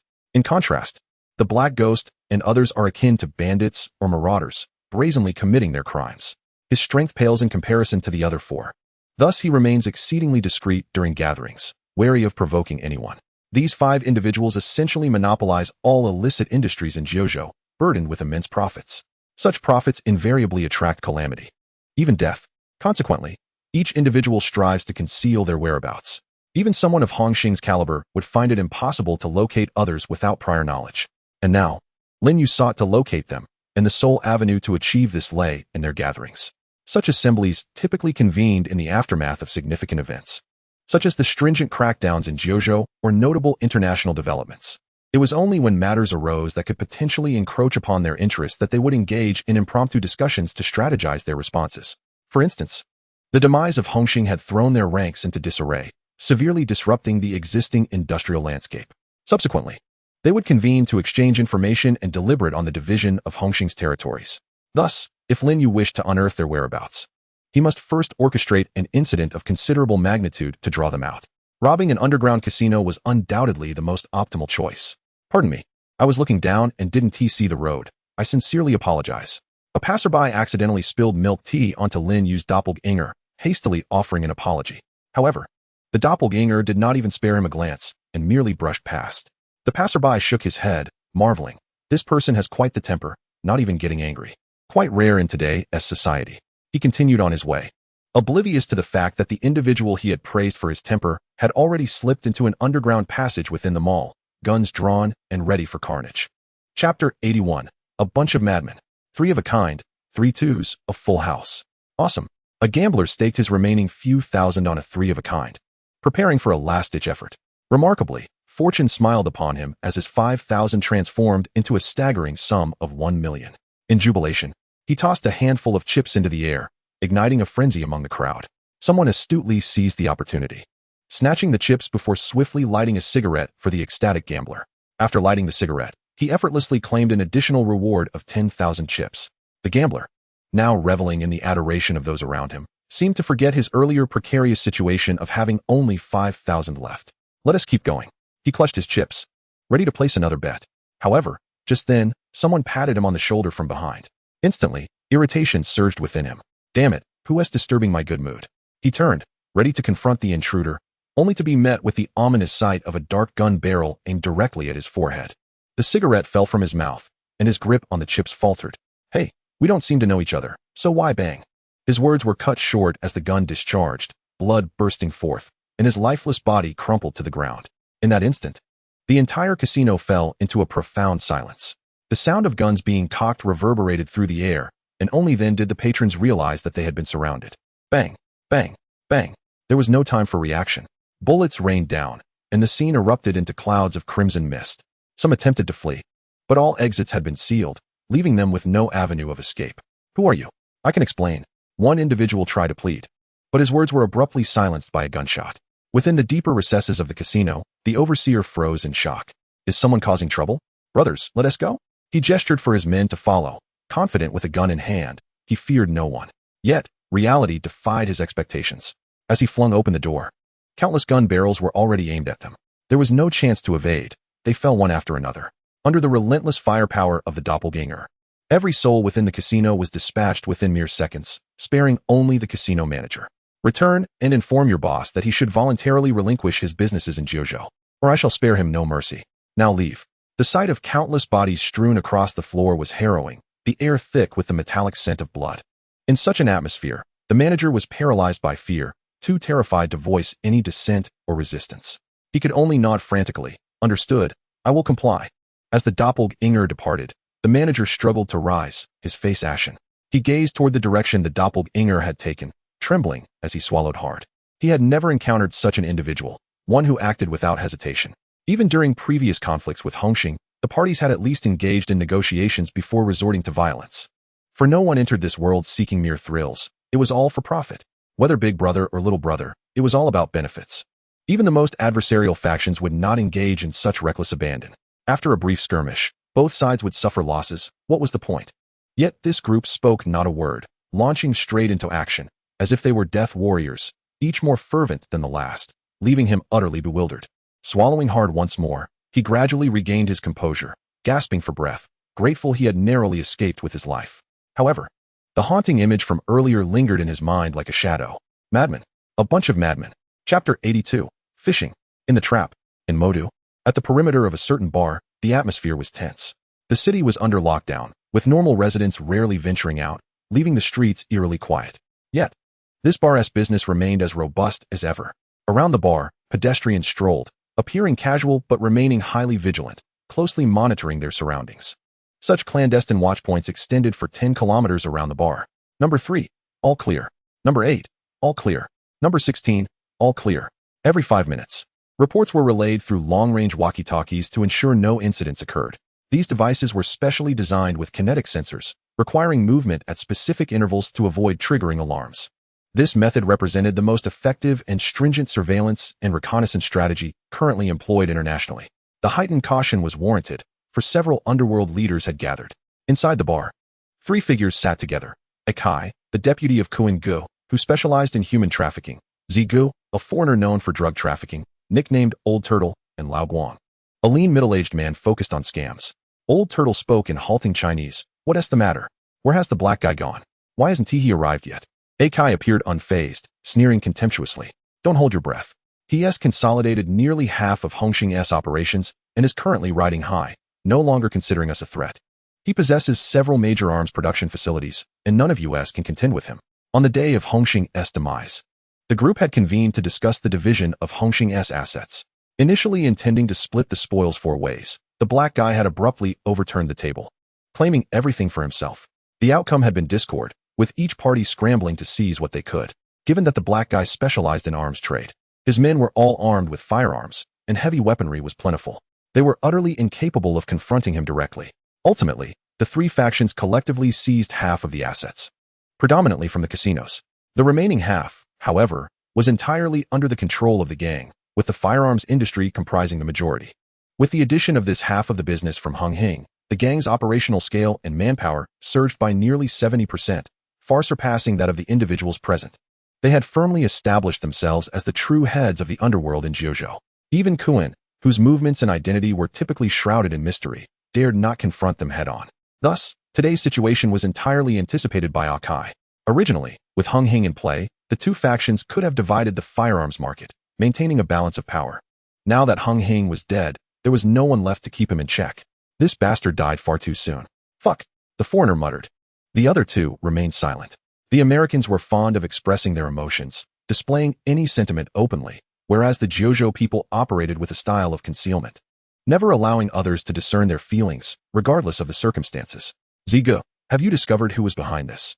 They've utterly destroyed our dozens of casinos." Lao Guang, primarily involved in fraud, had not seen significant profits until he took over a few casinos from Hongxing. However, his joy was short-lived due to this incident. "No. Those assailants came in guns blazing, revealing not a shred of useful information. How can we investigate? The police have sealed off the casinos, leaving us with no means to pursue an inquiry." Akai grunted in frustration. In truth, Kuan had an undercover agent within the police department, but that agent had been strategically positioned over many years for greater future utility. Revealing their identity now would be ill-advised, so they remained inactive. Nevertheless, Akai had surmised the general situation. It must be the same group that eliminated Hongxing, he stated solemnly. The other 2 nodded in agreement, acknowledging the validity of his deduction. No ordinary force would dare to strike against them, especially not in such a simultaneous manner. Thus, they could be certain that the adversary not only possessed strength, but also bore insatiable ambition. The rise of any power is never without warning signs, and Hongxing's demise served as a clear signal. "What shall we do now?" Lao Guang asked nervously, aware that he was the weakest among those present with the least firepower. If this matter were not controlled, he would undoubtedly be the first to suffer. However, the other 2 seemed equally bereft of solutions. The trio fell into a contemplative silence. Several kilometers away from the bar, "Sister, why are you still out here so late?" A tattooed man accosted a woman heading towards the bar. Although she was clad in a coat that concealed her figure, it could not completely mask her alluring physique, causing the man to salivate. "What's the matter? Do you need something?" The woman's expression betrayed a hint of panic, reminiscent of a virtuous girl encountering a rogue. This display of fear only ignited the man's desire further. "Sister, it's unsafe to be alone at night. Care to have a chat with your brother?" The woman instinctively recoiled in fright. Seeing this, the man grew bolder, seizing her wrist with intentions of enjoying himself. Just then, a voice crackled through his earpiece. 29. All clear. The man's enthusiasm waned slightly as he retrieved his walkie-talkie and input a communication code. 30. All clear. A few clicks followed, indicating that he was using a special frequency to manipulate the device, shaking it up and down twice and drawing a circle. Once finished, he exhaled and stowed the walkie-talkie back in his pocket. "Beautiful lady, you." In a moment of shock, a dagger was plunged directly into his throat. The artery severed. Blood gushed forth, filling his throat and rendering him mute. With a swift second stab, he fell lifelessly to the ground. You subordinates are truly brazen. You remain vigilant, yet lose composure at the sight of a woman, utterly useless. Beneath the calm night sky, Lin Yu's doppelganger stealthily approached the bar. Slowly, even slower. We must not alert the enemy. Chapter 83, Surprise. Unexpected, is it? What does Kuan think of this? Lao Guang inquired. Akai shook his head. I do not know. Kuan is currently abroad, vacationing with a group of women, and is unlikely to return soon. Here's the plan. He remains in the shadows while we are exposed, putting us at a disadvantage. Since that individual has targeted the casinos, let us concede to him for now. As for his demands, we shall remain unresponsive. He will inevitably grow restless and reveal himself. Once he steps into the light, he will no longer pose a threat. Akai's proposal garnered the agreement of the other two. They had no choice but to proceed this way. Confronting openly was far easier than battling in the dark. By the way, Brother Kai, should we consider a different meeting spot? I fear this place. No need. Akai waved his hand dismissively, wearing an indifferent expression. What is there to fear? Afraid that individual might trace us here? This is Kuan's territory. Why should we be concerned? The area surrounding this bar for several kilometers is under my control. Even if he comes, what of it? If he truly arrives, it would save me the trouble of searching for him. All right, let us disperse. Akai was the first to rise, pushing open the door and stepping outside. However, the moment he crossed the threshold, a cold, hard gun was pressed against his temple. The barrel was icy and unyielding, like a sword poised to strike, causing Akai to involuntarily shudder. This sensation was both unfamiliar and hauntingly familiar. It had been a decade since he last found himself at the mercy of a gun. He had not anticipated such an abrupt turn of events. Friend, what is the meaning of pointing a gun at me? He inquired, deliberately raising his voice to alert his men in the adjacent room. Yet, there was no response from the next room. The bar hall seemed unnaturally still. In that instant, comprehension dawned upon him, and his complexion visibly paled. If the bar had been infiltrated, what of the individuals outside? He was bewildered. Despite having stationed so many men around, how had they allowed the adversary to breach their defenses? These useless fools. Akai remained silent, yet his eyes reflected his anger. Inside the room, Lao Guang and Lao Bi also took note of the unfolding situation at the door. Fuck, wasn't it supposed to be secure? How did they get in? The foreigner's brow furrowed in frustration, baring his teeth. He was typically the most cautious among them. In addition to Akai's arrangements, he had made his own. Yet, in the face of this double-layered vigilance, they had failed to detect the approach of an enemy. However, despite the unexpected turn of events, he did not succumb to panic. Instead, he adeptly produced a cylindrical switch from his pocket, ducking behind the sofa while pressing the switch. Boom. The exterior wall of the bar suddenly erupted, creating a gaping hole several men wide. The foreigner with yellow hair sprang from behind the sofa, swiftly retrieving a small smoke bomb from his sleeve and detonating it within the room.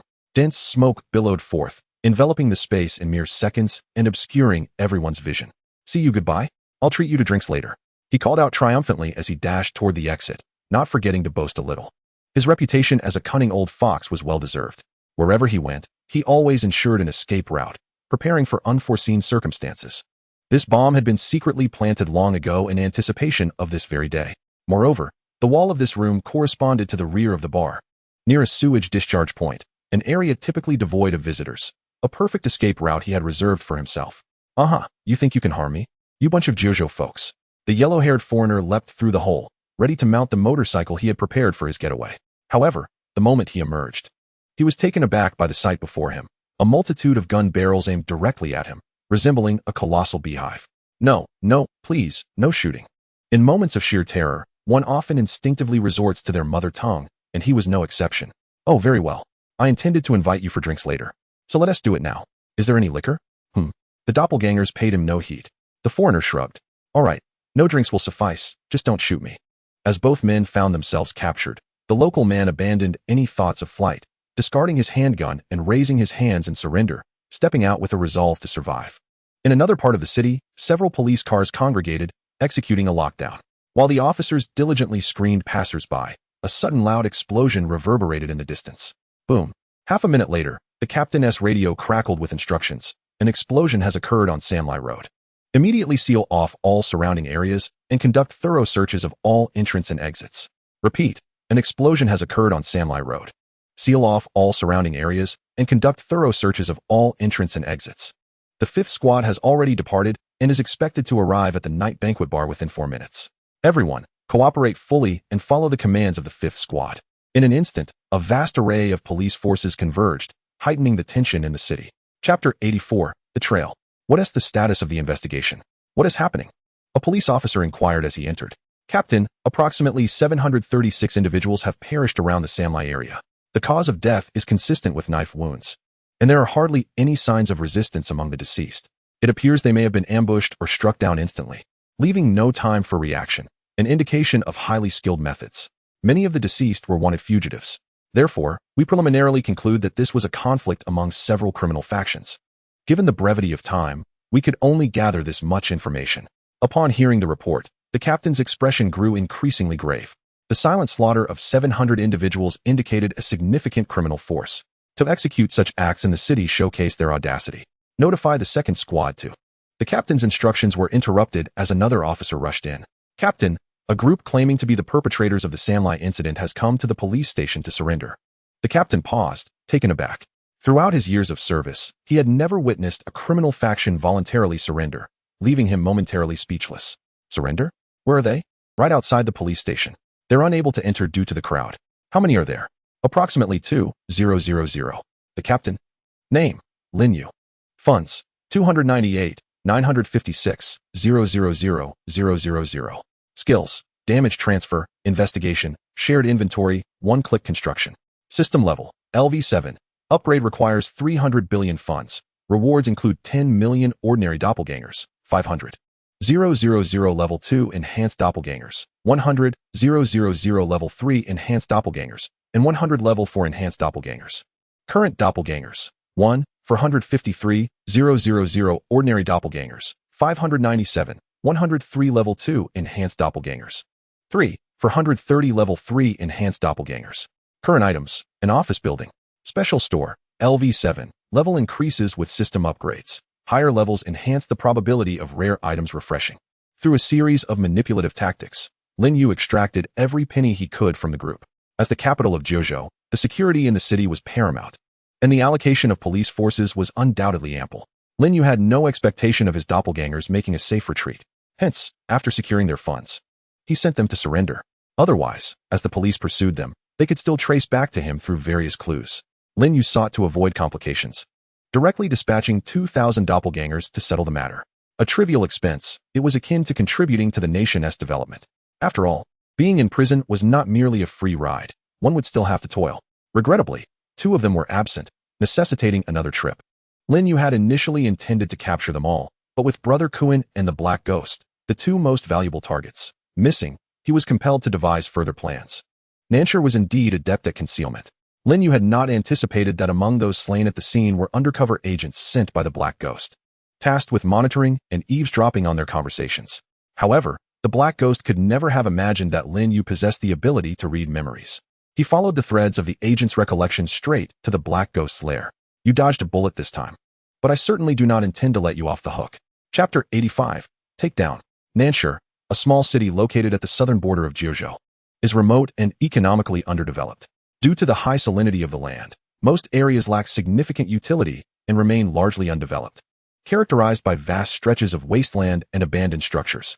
In recent years, it has been mostly deserted. Yet, hidden within this desolation lies Jiuzhou's largest private arms manufacturing base. At this moment, within a dilapidated factory, Ghost Brother, it's confirmed, those individuals are all dead. The capital has begun its lockdown, and it's unlikely to be resolved in a few months. Ghost Brother, puffing on a cigar, raised an eyebrow, evidently pleased. Humph, I anticipated this long ago. The killing of the Hongxing faction a few months back was undoubtedly orchestrated by someone behind the scenes. They still dared to venture out. What a bunch of fools. While Ghost Brother spoke with bravado, he was inwardly anxious. His claim of foresight was mere pretense. He had refrained from involvement primarily due to a massive order exceeding 100 billion that he was currently busy fulfilling. Forget about the capital. No matter how chaotic it becomes, it won't reach us. This order is of paramount importance. Everyone, muster your spirits. A subordinate nearby expressed a hint of concern. Brother Gouet, transporting such a large quantity of goods all at once creates too much commotion. I fear we may be discovered. Upon hearing this, Brother Gouet wore an expression of indifference. Discovered? As long as we don't encounter the regular army of Jiuzhou, I fear no one. His confidence was palpable. Having absorbed half of Hongxing's enterprises, his strength was now formidable enough to rank among the foremost in Jiuzhou. With an army of 30,000 men and an arsenal of weapons beyond counting, his vast power ensured that, barring an encounter with the regular army, he could rest easy. To be even more audacious, even if the regular army were to appear, as long as their numbers were not overwhelming, he believed he still possessed the capacity to fight back. Enough. Load the goods and set off. He resolved to transport the cargo to the dock under the cover of night. Outside, A throng of subordinates busily toiled, akin to factory foremen, continually directing their movements. Move the grenades to that vehicle. These are shells. Handle them carefully. We don't want any explosions. Meanwhile, the lookout remained vigilant, urging his comrades not to slacken. Brother Gouet commanded a total of 30,000 men, spread across various private arms manufacturing bases throughout Jiuzhou. This particular location was the largest, with a workforce numbering 10,000. Under the flickering beams of searchlights, countless munitions were loaded onto the trucks, creating a truly spectacular scene. However, just as everything seemed to be functioning smoothly, gunfire suddenly erupted, and the sentinels stood rigid before collapsing. "We've got trouble! We've got trouble!" the lookout shouted, sending everyone into a state of alarm. "What is happening?" the foreman inquired anxiously. The sentinel, stunned, could scarcely form words. There are people approaching." His voice trembled with fear. "What is the matter with you?" "It's just people coming." "Is it really necessary to be so frightened?" The foreman scoffed. No, it's not just a few. There are masses of them." "Masses? How many?" At least an uncountable number." The foreman furrowed his brow and ascended the watchtower. The moment he gazed into the distance, he was struck dumb. This must be at least 100,000. What on earth is happening? Brother Gouet was slain. Chapter 86. The Interview. Name: Lin Yu. Capital: 236. 08 billion. Skills: damage transfer, detection, backpack sharing, one-click construction. System level: LV8. Upgrade requires 80 billion capital. Rewards include 50 million ordinary clones, 3 million level 2 enhanced clones, 500. 000 level 3 enhanced clones, and 3,000 level 4 enhanced clones. Current clones: ordinary clones 11, 453,000. Level 2 enhanced clones 559, 710. Level 3 enhanced clones 103. 430. Level 4 enhanced clones 100. Current assets: an office building. Special mall, LV8. Level increases with system upgrades. Higher levels yield a greater probability of high-quality items. Lin Yu had amassed a staggering 200 billion in funds from the Black Ghost, roughly equivalent to the combined total of the other three. This clearly illustrated the vast scale of the Black Ghost's operations. With over 10 million clones, it seemed that the surrounding cities could no longer accommodate them. It was time to expand nationwide. Lin Yu summoned forth, as millions of clones descended from various corners of the nation. Some emerged from public restrooms, others from remote, desolate outskirts, and some from unmonitored alleys. Countless clones began to seek their fortunes. The Level 2 and Level 3 enhanced clones each possessed their own specialties: sales, commerce, management, and technical expertise, among others. In terms of career advancement, there was no need for concern. Ordinary clones, however, possessed only the most basic skills and lacked the capacity for independent entrepreneurship. In the future, once those enhanced clones had developed, they could join forces. But until then, securing a job was the most prudent choice. In Wuyun City, a large customer service company was bustling. A long line of applicants formed to apply for positions. Manager Liu: "Your job posting yesterday seems to have been quite effective. Nearly 100 people showed up today." Manager Liu, a woman named Liu Yan, was clad in a sharp black business suit paired with sleek black heels, embodying the quintessential image of a professional woman. Upon hearing this news, Liu Yan was momentarily taken aback. So many people. The company specialized in customer service outsourcing, handling the customer service needs of various enterprises. This role was notoriously challenging, characterized by a lack of oversight both within and outside the company.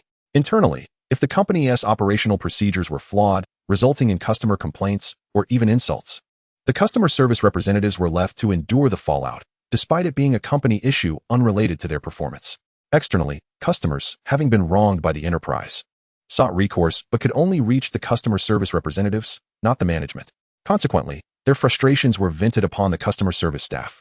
This dynamic clearly illustrated that the conflict lay between the enterprise and the customer, yet the ultimate burden of responsibility fell upon the customer service representatives.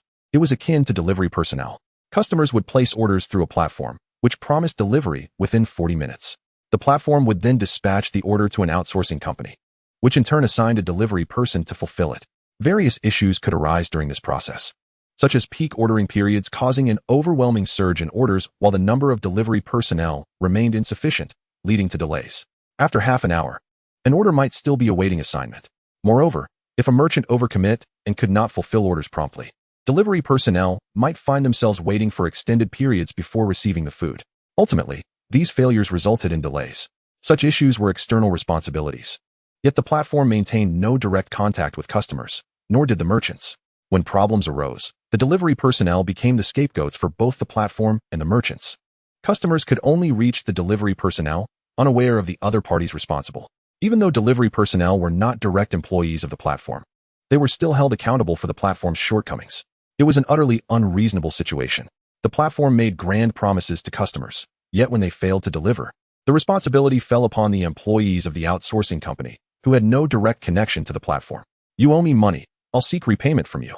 Yet, you deflect, claiming another person owes you money and directing me to chase after them, effectively absolving yourself of responsibility and shifting the burden to me and that other person. This was nothing short of a rogue logic of responsibility evasion. Customer service and delivery personnel existed within this framework. Consequently, turnover in these industries was exceedingly high. Many individuals could not endure the indignity after just 2 or 3 days and chose to leave, resulting in the company's relentless recruitment efforts. Lin Yu found this situation particularly vexing. Thus, the sudden influx of 100 applicants today brought her immense relief. If she could manage to hire a few dozen at least for a while, the worries of recruitment will be alleviated. Quickly, let them come for interviews. Inside the interview room, the first candidate entered, a young man in his 20s, exuding vitality. Lin Yu surveyed him from head to toe, feeling quite satisfied, and thus began her usual script. Young man, this job demands resilience and hard work. Is that acceptable? Before he could respond, she continued, well then, if that's agreeable, let me introduce you to the salary package, a base salary of $1,500, and then, suddenly interrupted by her phone, she decisively stood up and exited. Anyone who begins by demanding employees to endure hardships is, in essence, conveying the company may not regard you as a person, merely utilizing the euphemism of hard work to soften the blow. Hence, he would not tolerate such treatment. Bang! The door to the interview room slammed shut. Lin Yu was left bewildered. Had the interview ended before it even began? What was wrong with today's youth? Was he unable to accept a mere mention of hard work? Next, Manager Liu, there's no one left. They all left. What? Over 100 candidates have walked away. Lin Yu stood in place, dazed, unsure of what to say. Meanwhile, at other recruitment sites, our company requires employees to work overtime. I wonder if you. I'm sorry, I do not accept overtime. Goodbye. To consider joining our company, you need a PhD with dual degrees, at least a 10-year labor contract, a willingness to work 1 day off per month, occasional overtime, and wait, what is the salary? Around 6,000, with effort. Earning over 10,000 a month is not an issue. S8 company, goodbye. Young man, I'm very satisfied with your resume. There's no need for an interview. You can join directly. Wait, you have no issues, but I have questions. How long is the daily work? What are the holidays? Is there overtime? And what is the salary? He bombarded the interviewer with a barrage of inquiries. The interviewer appeared somewhat displeased. You're already accepted. Why are you asking these? Why am I asking? I'm interviewing your company. Just because you accept me doesn't mean I must join. I need to assess if I wish to come. Hurry up with your answers. Don't waste my time. The interviewer stood there, rendered speechless. So many people are struggling to find jobs, and the company's acceptance is supposed to be the greatest favor. Yet you are being so picky. After a few seconds, he stood up and walked out. I'm sorry, I'm passing on your company. Bang. May I ask why you chose our company? I'm looking for a job. You're recruiting, so I came. Several interviewers simultaneously looked at the young man, their faces tinged with exasperation. Young man, your emotional intelligence leaves much to be desired. With this attitude, you won't find a job anywhere. Hearing this, he too wore a look of disdain. Hypocrisy is hypocrisy. Why bring up emotional intelligence? What? Am I supposed to flatter you to demonstrate high emotional intelligence? Why do I choose your company? Please refrain from asking such mindless questions. Every day, it's the same useless inquiries. If Einstein were to come, would he also need to present you with a cigarette, his face alight with excitement and gratitude, expressing his anticipation for the company's nurturing before being allowed to join? He turned to leave, leaving the 3 interviewers exchanging awkward glances. What is wrong with today's post-2000 generation, lacking even a modicum of emotional intelligence? Back in my day, when I was interviewing, I was eloquent and left an excellent impression on the leaders, which led to a smooth onboarding. The quality of today's youth truly seems to be declining. They have no understanding of the world. On this day, cities large and small across the nation welcomed a unique group of interviewees, those unburdened by car loans, mortgages, marital expectations, or the pressures of life. They do not need to conform to others to acquire meager resources for survival. Chapter 87, The Electric Bicycle. Come, stop. Riding his electric bicycle towards the company, he was unexpectedly halted by a traffic officer mid-journey. Electric bicycles are not permitted on Hongan Street. You'll be fined 20. He was slightly taken aback. Electric bicycles aren't allowed on Hongan Street? I didn't see any no-entry signs. The officer, proficiently removing the key from the bike, replied nonchalantly, "Everyone in Bayshore knows this.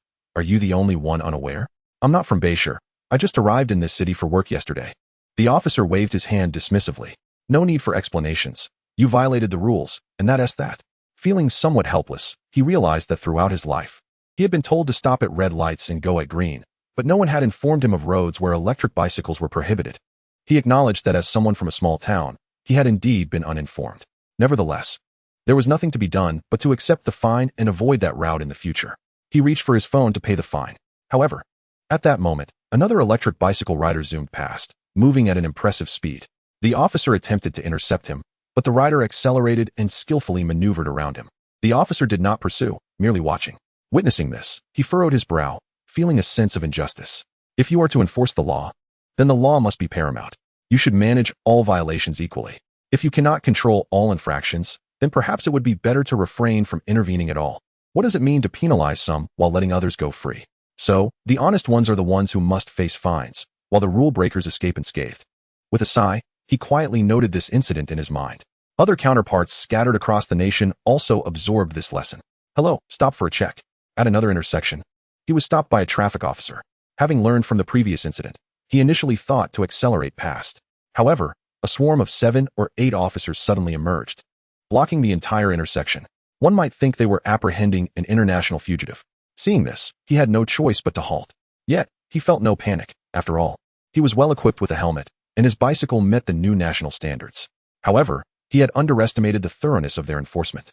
They inspected whether the pedals were counterfeit, whether the helmet met the 3C standards, checked the maximum speed of the bicycle, assessed its length, and verified whether the body weight was within limits.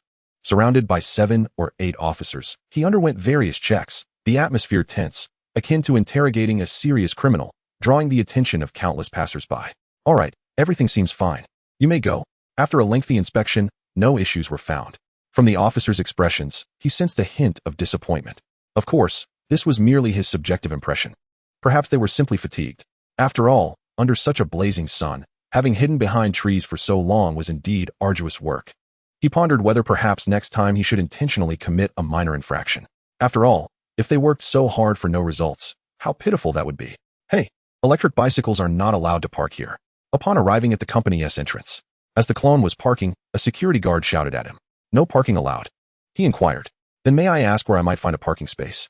The guard, an elderly gentleman in his 50s or 60s, with a lean physique and a distinctly authentic northern Beijing accent, was clearly a local.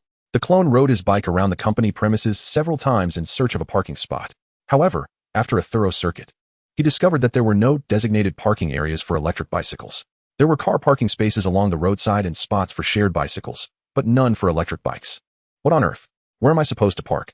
With the clock ticking and the threat of tardiness looming, the clone reluctantly settled for a less intrusive spot along the curb. An hour later, a law enforcement vehicle of uncertain jurisdiction parked by the roadside. Several uniformed individuals disembarked and pointed at the electric bicycle parked at the curb. "Illegally parked, tow it away," they declared. Together, they effortlessly lifted the bicycle onto the tow truck. A newly recruited team member frowned, a hint of worry etched on his face. For he too rode an electric bike to work, leaving it at the company entrance. Fearing his own vehicle might be towed, he asked, "Captain, where can I park an electric bike without being in violation?" The captain paused, pondered for a moment, then shook his head. "I don't ride electric bikes." "How would I know?" The team member turned to another colleague, who also shook his head. "I used to park by the roadside and it got taken away for illegal parking. Then I tried leaving it in the residential area and it was confiscated again, on the grounds that my electric bike exceeded regulations and needed to be removed to prevent unlawful behavior and ensure I wouldn't ride it again. The ironic part is, I had no intention of riding it. I merely left it there to sell scrap when I had the time, only to have them haul it away. In the end, I parked it at our company entrance, and lo and behold, no one towed it. After all, we're all colleagues." Upon hearing this, the team member felt a wave of relief wash over him. It seems parking at the company entrance is indeed safe. Absolutely, we're all in this together. Chapter 88, Future Technology. Level 4 Enhanced Clone. Component size level, 60 mm, manufacturing tolerance, 0.2 microns. Within the factory, a Level 4 Enhanced Clone expertly operated machinery, employing a series of programming techniques and specialized cooling processes to manufacture a bearing component of exceptional precision. Its accuracy surpassed even the highest level achievable by humans, which is IT-01. Level 4 Enhanced Clone, possessing the highest technological standards achievable by humanity within the next century. Lin Yu gazed at the ultra-high precision component with immense satisfaction. The manufacturing of high-precision parts is of paramount importance in modern technology, with applications spanning a wide array of fields, such as chip production, vacuum equipment, hydraulic machinery, injection molding devices, and precision transmission mechanisms. Among these, the precision of the components stands as the most critical factor. The greater the precision, the superior the performance that can be attained. For instance, when collaborating with Jeju Airlines, the higher the precision of bearings or gears, the better the fit between parts, resulting in reduced wear rates. This is particularly evident in miniature hydraulic devices, where enhanced precision significantly amplifies advantages, greatly improving machine performance and longevity. Conversely, high precision leads to compact components. The more compact they are, the less likely they are to fall apart in the event of a collision between two aircraft. If the hardness of materials and functional configurations are identical, the parts with higher precision will suffer less internal damage. This is because all components act as a cohesive unit, distributing the impact pressure collectively. The force exerted on each individual component is minimal. If a catastrophic collision occurs, while parts may scatter, I may merely sustain superficial damage, with the internal components remaining intact, allowing for continued flight. In summary, the manufacturing of high-precision components plays an exceedingly vital role, whether in civil aviation operations, chip production, or military applications. It also represents a significant challenge that the entire world is striving to conquer and advance. The entity that first masters this technology will secure a dominant position in the global manufacturing sector. Its importance is on par with the impending fourth technological revolution. In fact, this may very well mark the inception of the fourth technological revolution. Setting the component aside, Lin Yu promptly dialed He Jingwa's number. "Hello, Brother Lin, long time no see. What can I do for you?" "Actually, it's nothing much. I've developed a new technology and wanted to inquire if your company might be interested." Jeju Airlines, being a state-owned enterprise, represents the nation. Lin Yu believed that collaborating with the state was the most prudent and secure option. Otherwise, possessing such technology could undoubtedly lead to complications. "Oh, a new technology? What remarkable development have you made?" He Jingwa chuckled. "Just a component, 60 millimeters in size, with a tolerance of 0.2 microns. Ah, congratulations. Wait, what did you say?" He Jingwa, accustomed to polite exchanges, suddenly realized the magnitude of Lin Yu's claim, his voice betraying a note of disbelief. Becoming the project manager for Jeju Airlines was no small feat. He was well-versed in precision machining technology and company management. He understood the implications of a 60-millimeter component with a tolerance of merely 0.2 microns. To his knowledge, the highest precision currently achievable by humanity for a 60-millimeter component was around 0.8 microns. Yet Lin Yu claimed to have achieved 0.2 microns. This left him momentarily incredulous. "Brother Lin, are you certain your figures are accurate? There's no chance you mismeasured or misplaced the decimal point, is there? A tolerance of 0.2 microns is simply unattainable." He Jingwa thought that while Lin Yu was undoubtedly skilled in talent acquisition, he might not grasp the technical aspects, especially considering his youth. However, based on their previous interactions, Lin Yu did not strike him as someone prone to exaggeration. Thus, he speculated that perhaps a technician had miswritten the data or exaggerated, misleading Lin Yu. "No, it's definitely that level of precision. I've already dispatched someone to deliver the component to you. It should arrive within a day at the latest. You can verify it yourself." After a brief conversation, He Jingwa ended the call. As evening approached, He Jingwa received the items Lin Yu had sent. It was a complete set of transmission gears. They really sent it? Seriously? Half in doubt, He Jingwa made his way to the company's processing workshop for a hands-on inspection. Minutes later, as he examined the components before him, his eyes widened in disbelief. "Impossible, this can't be real. Could it be that the measuring tools are faulty? Xiao Lu, bring me a few more sets of measuring instruments." He recalibrated the measuring tools and meticulously compared the results. No, how is it still the same data? Could these tools be broken too? Why do they all yield the same result? This is bizarre. Observing the consistent measurement results, He Jingwa gasped in astonishment. Ultimately, he had to accept the reality. Such a high-precision component had indeed been produced. The data analyst beside He Jingwa observed his astonished expression, raising an eyebrow before also conducting a measurement. Subsequently, they were all left in a state of shock. After a considerable pause, He Jingwa finally regained his composure. He promptly retrieved his phone and dialed a number. It was Wang Lei, the director of the technical department, the most authoritative and technically adept individual at Jeju Airlines. "Wang, are you at the company? In the RD room? Good, wait for me. I'll be there shortly to show you something." A few minutes later, He Jingwa arrived at Wang Lei's research facility. Noticing He Jinghua's fervent demeanor, Wang Lei looked puzzled. Old He, what's the matter? You're usually so composed. Why the sudden panic today? He Jinghua waved his hand dismissively. No time for idle chatter. Come and see this. He presented the components to Wang Lei, stating, the dimensional tolerance of these parts is merely 0.2 microns, several times finer than the maximum precision we can currently achieve. What? Several times more precise than IT-01 grade. You must be joking. Wang Lei chuckled, not taking him seriously. I'm not jesting. Measure it yourself. He Jinghua's expression was grave, his eyes filled with intensity. Seeing his serious demeanor, Wang Lei realized he was not joking, and thus he subdued his smile. He proceeded to conduct a meticulous and thorough measurement of the parts. Indeed, this is astonishing.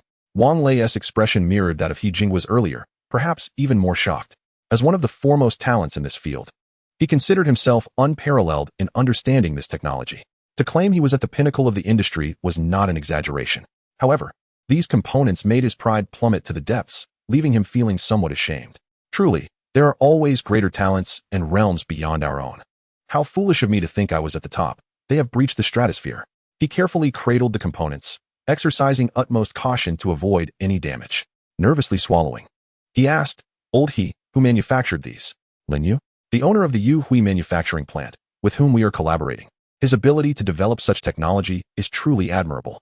However, a few components don't necessarily prove anything. It might just be a fluke. It's akin to tossing a coin and it fortuitously landing on its edge. There's a probability aspect to consider.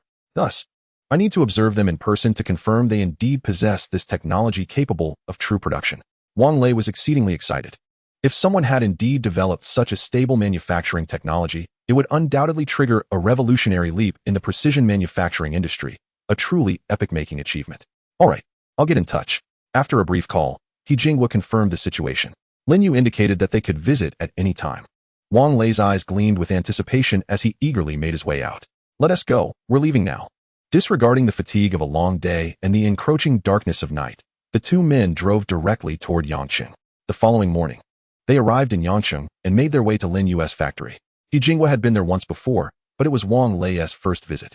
Gazing at the factory's vast scale and the luxurious staffing in the production workshops, he was astounded. So many technicians, and quite a few of them are top tier. No wonder they can develop such advanced technology. This is a genuine research environment, entirely different from a corporate setting where interpersonal relations take precedence. Impressive, truly impressive. Upon meeting Lin Yu, the three exchanged greetings. They then proceeded to a processing workshop to closely observe the manufacturing of a level 4 enhanced clone. So this component can be crafted in such a manner. How enlightening. Phew, I'm a bit lost here. What is this process? Is that it? I barely caught a glimpse. The intricacies of technology cannot be grasped in mere moments. The essence lies in the programming of the machining path. Hence, Lin Yu did not shy away from Wang Lei's scrutiny, allowing him to observe freely. Moreover, he had already dispatched a clone to apply for a patent, which was nearing completion. Even if Wang Lei were to learn from it, it mattered little, as the patent was in Lin Yu's possession, and he would need to seek Lin Yu's consent to use it. Soon, a component was completed. Wang Lei eagerly checked the data, finding that the dimensions were almost identical to those of the previously examined parts, achieving a precision level of 0.2 microns. It was not mere coincidence. They had indeed reached such a technological standard. Lin, this technology is truly remarkable. It will not only benefit Zhuozhou Airlines immensely, but will also lead the entire industry's development. I am confident the upper management will take this very seriously. Upon returning, I will promptly draft a collaboration proposal to submit. We should have results within a day. I hope we can establish a closer partnership. However, Lin, may I inquire what you intend to charge for the licensing of this technology? I need to clarify this for my superiors. Lin Yu pondered for a moment. A casual few billion should suffice. After all, in some sense, we are mutually beneficial with Zhuozhou Airlines, so I won't demand too much. For a critical technology patent licensing fee, particularly on such a grand scale for an extended usage period, a few billion is truly not excessive. Lin, you are quite magnanimous. Both Wang Lei and He Jinghua gave Lin Yu a thumbs up in admiration. The next day, in the conference room of Zhuozhou Airlines, a middle-aged man in a gray suit, named Qian Duo, was organizing documents. He was the company's conference director, responsible for hosting meetings of all sizes. Presently before him were a dozen application documents from various departments. Even without looking, he knew that the vast majority were requests for funding. In a state-owned enterprise, the overarching developmental policies are determined by the upper echelons of the state, rendering the opinions of those below largely moot. No one would be foolish enough to interfere with national decisions. Therefore, regular meetings primarily revolve around processing funding requests, with few exceptions. What? The project and technical departments are applying for funds again? Haven't they had enough? As Duo organized the documents and noticed the submissions from the project and technical departments, his expression suddenly grew cold. Ever since the company decided on a large-scale expansion months ago, substantial funding had been allocated to the project and technical departments, resulting in a significant reduction of activity funds for other departments, including his own. This left him exceedingly displeased. Damn it, He Jinghua is quite the greedy one. How much more does he want? He should leave some for me. In previous months, the conference department had received nearly $1 million in funding each month. Aside from the usual expenses related to meetings and personnel, he could illicitly pocket approximately $300,000. However, due to a significant reduction in funds recently, he finds himself with barely any surplus each month. A monthly salary of $20,000 to $30,000 fails to satiate his appetites. This situation has led to an increasing disdain for He Jinghua and Wang Lei. In his eyes, He Jinghua epitomizes greed, encroaching upon the budget that rightfully belongs to him. Outrageous. With hundreds of billions in funding, is it not enough for your insatiable desires? How much more do you wish to apply for? Money has discarded the application documents from the project and technology departments into the trash. Apply? I shall not even present your request at the meeting. Your application is utterly futile. Such approval documents, once passed, result in immediate fund allocation the following day. If denied, they simply fade into oblivion. Thus, tossing them aside is tantamount to rejection, akin to a job seeker's resume vanishing into the void. Money, fully aware of this reality, boldly discards them. The meeting soon commenced, with the company's board members and senior leaders taking their seats, each a figure of considerable stature. The man seated at the helm exuded a calm and authoritative presence. His name was Tang Hongqiang, the head of the entire Jiuzhou Airlines. After addressing a series of funding application documents, he spoke.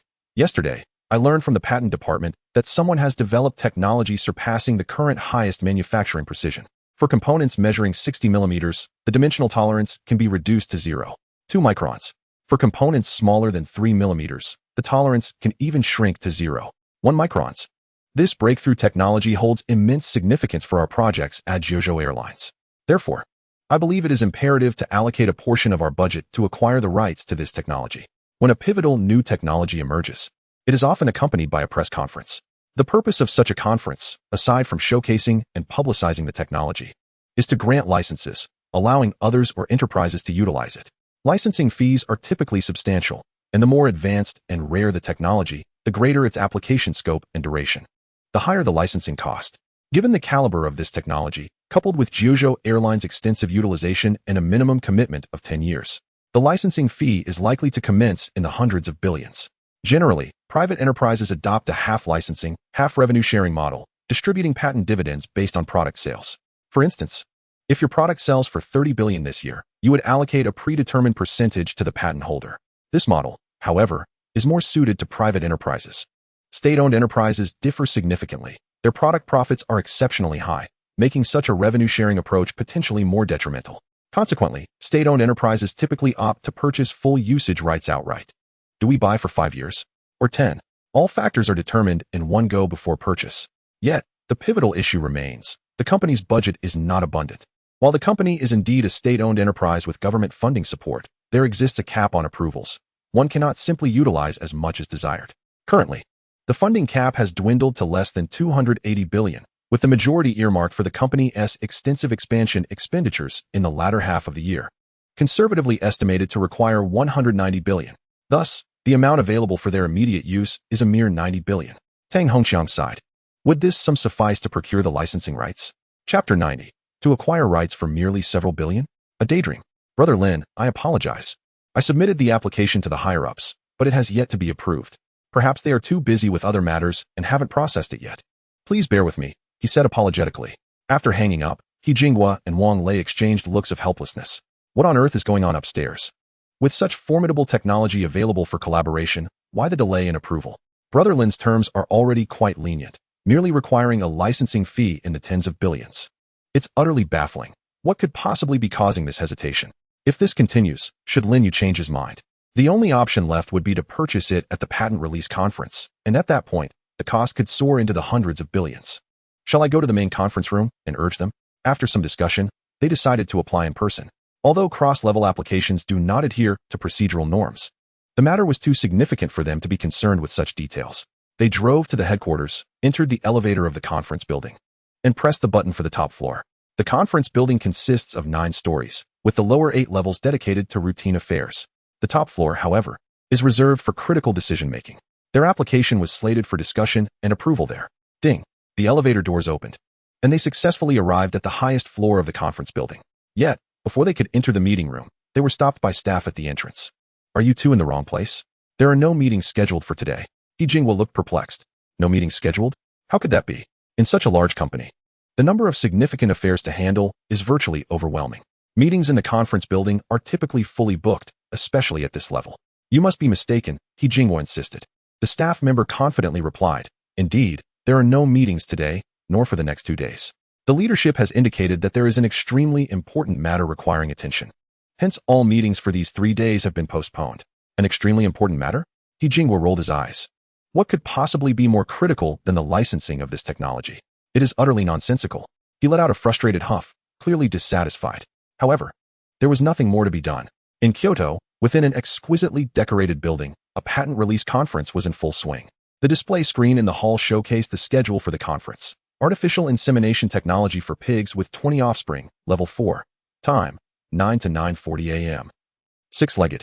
4-winged meat chicken embryo cultivation technology, level V. Time, 10 to 10:30 a.m.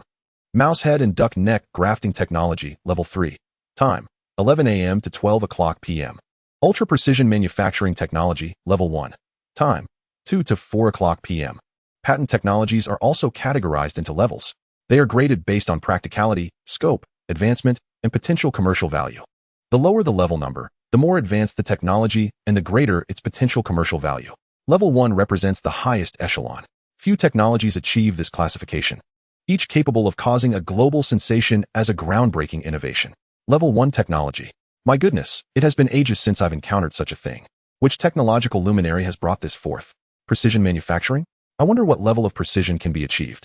Recently, our company has been researching a novel microproduct. However, the existing manufacturing technologies are currently inadequate due to excessive wear. If we can achieve an accuracy of 0.28 micrometers, my product will operate flawlessly. Shall we hold a press conference this afternoon? I must first secure some funding. Hello, Secretary Wang. I am giving you 2 hours to sell off those idle office buildings. I urgently need the money, so please expedite the process. At 2 o'clock this afternoon, the patent meeting commenced successfully. With a plethora of business magnates from various sectors in attendance, each with fortunes starting in the hundreds of billions. Naturally, Tang Hongqiang, the chief executive of Zhuzhou Airlines, was among them. A representative from the patent office ascended the stage to initiate the technical presentation. According to our specialist assessments, the precision that this technology can achieve far surpasses the current standards, reducing the minimum dimensional tolerance from 0.3 micrometers directly down to 0.1 micrometers, a groundbreaking advancement without precedent. Next, relevant personnel will manufacture and demonstrate the process live. Please remain silent. Despite the staff's request for quiet, the audience could not contain their excitement, engaging in discussions. An accuracy of 0.1 micrometers. It is nothing short of miraculous. I anticipated that we might only reduce it to 0.25 micrometers, yet we have made a significant leap forward. I am in awe of whoever developed this. On stage, a level 4 clone demonstrated the manufacturing process, programming, operating the machinery, grinding, and fine polishing. Ultimately, a component was produced, following an application process. Some technically knowledgeable individuals from the audience ascended the stage to commence dimensional testing of the component. Soon, gasps of astonishment echoed through the bidding hall. It is indeed real. Remarkable. It seems this industry is on the brink of transformation.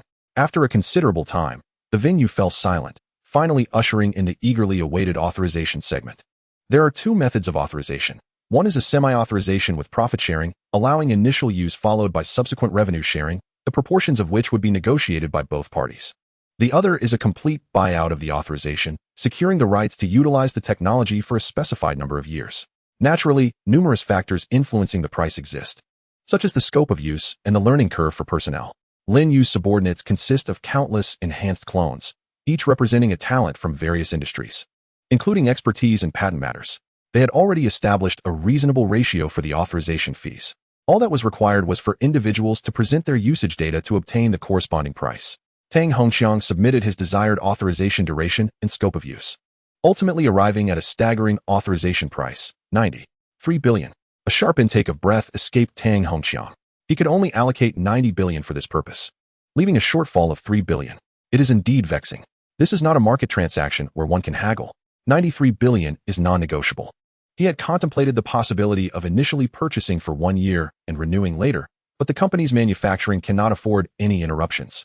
Should the authorization lapse, relevant production would have to cease until the reauthorization process is completed. The time lost and the ensuing cost would far exceed this 3 billion. Hence, it is best to secure it now. With a deficit of 3 billion, the company's budget for this year has already been allocated, making it impossible to draw from it. After a moment's thought, Tang Hongqiang opened the company board group. All members, we are short 3 billion for the authorization fee. Let us find a way to gather it. Once the new budget is approved next year, I will reimburse you. In the ensuing time, the group was filled with complaints.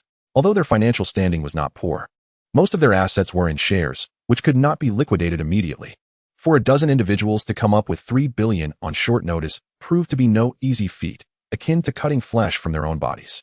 However, they understood the importance of this expense, and after the complaints subsided, they proactively began fundraising. Ultimately, against the odds, they managed to gather the required amount. Following a series of formalities, Tang Hongqiang breathed a sigh of relief. 93 billion, we finally secured it. It was exorbitant. How wonderful it would have been if it had only cost 93 billion. Tang Hongqiang sighed, yet he knew this was merely a fantasy. Did he truly believe that tens of billions could secure the authorization? What a daydream. Chapter 91. Tens of billions, you jest. The patent office. The press conference concluded, and most attendees departed. Only a middle-aged man with graying hair and an upright posture remained seated, his demeanor amiable, yet his gaze exuded an unyielding sharpness and brilliance. A stark contrast to the slick-back, portly businessmen surrounding him.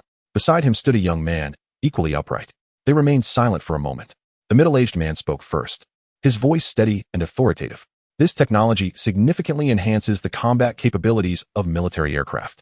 You must return immediately to apply for its inclusion in the Jojo Controlled Technology Directory. Controlled technology refers to important technologies that are subject to special management by the state, such as prohibitions against leakage and unauthorized dissemination. Generally, only technologies with a profound impact on national military and political strategies qualify for inclusion. Yes, sir. Additionally, sir, do you have any further instructions? Prepare the vehicle. I need to personally negotiate the introduction of this technology to our military aircraft manufacturing facility. Military authorization and civilian authorization are distinct. They belong to entirely different systems. Although Jojo Airlines is a state enterprise, it essentially operates for civilian and commercial purposes and is not classified. Authorization can be procured through the patent office. Conversely, military matters fall under direct state jurisdiction, and the patent office lacks the authority to grant such authorization. A representative from the national level must be dispatched to obtain authorization separately. Sir, will you require escort from the troops? Yes. The so-called escort does not imply the need for the officer to be protected, but rather that the technical personnel require safeguarding. Technology, in essence, is merely theoretical knowledge. It necessitates a vessel for realization. That vessel is the individual. Thus, protecting technology effectively means safeguarding the individuals who comprehend it. Understood, sir. The young guard nodded and promptly began contacting various parties. Jojo Airlines. The top floor of the conference building. The previously silent conference room buzzed with activity once again. This is the largest meeting the company has held in recent years. From board members to department heads, nearly 500 individuals gathered. He Jinghua and Wang Lei were among them. What is the reason for this grand assembly? Do you have any insider information? Unclear. This meeting came as a surprise, and it has been a long time since we had such a significant event. Could there be a major transformation within the company? Speculations abounded, with numerous attendees whispering amongst themselves. After a brief interval, the meeting officially commenced, and silence enveloped the room. Chief Executive Tang Hongqiang sat at the head table, his expression grave. Today's meeting has been convened primarily to announce two significant matters. The first matter concerns the company's expansion plan, as outlined in the document presented. We must expedite this process by all means necessary.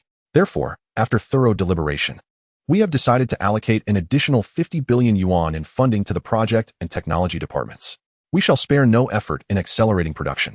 Naturally, this increase in funding for the project and technology departments necessitates a relative reduction in the budgets of other departments. Specifically, the research and development department's budget will be decreased from 20 billion to 15 billion.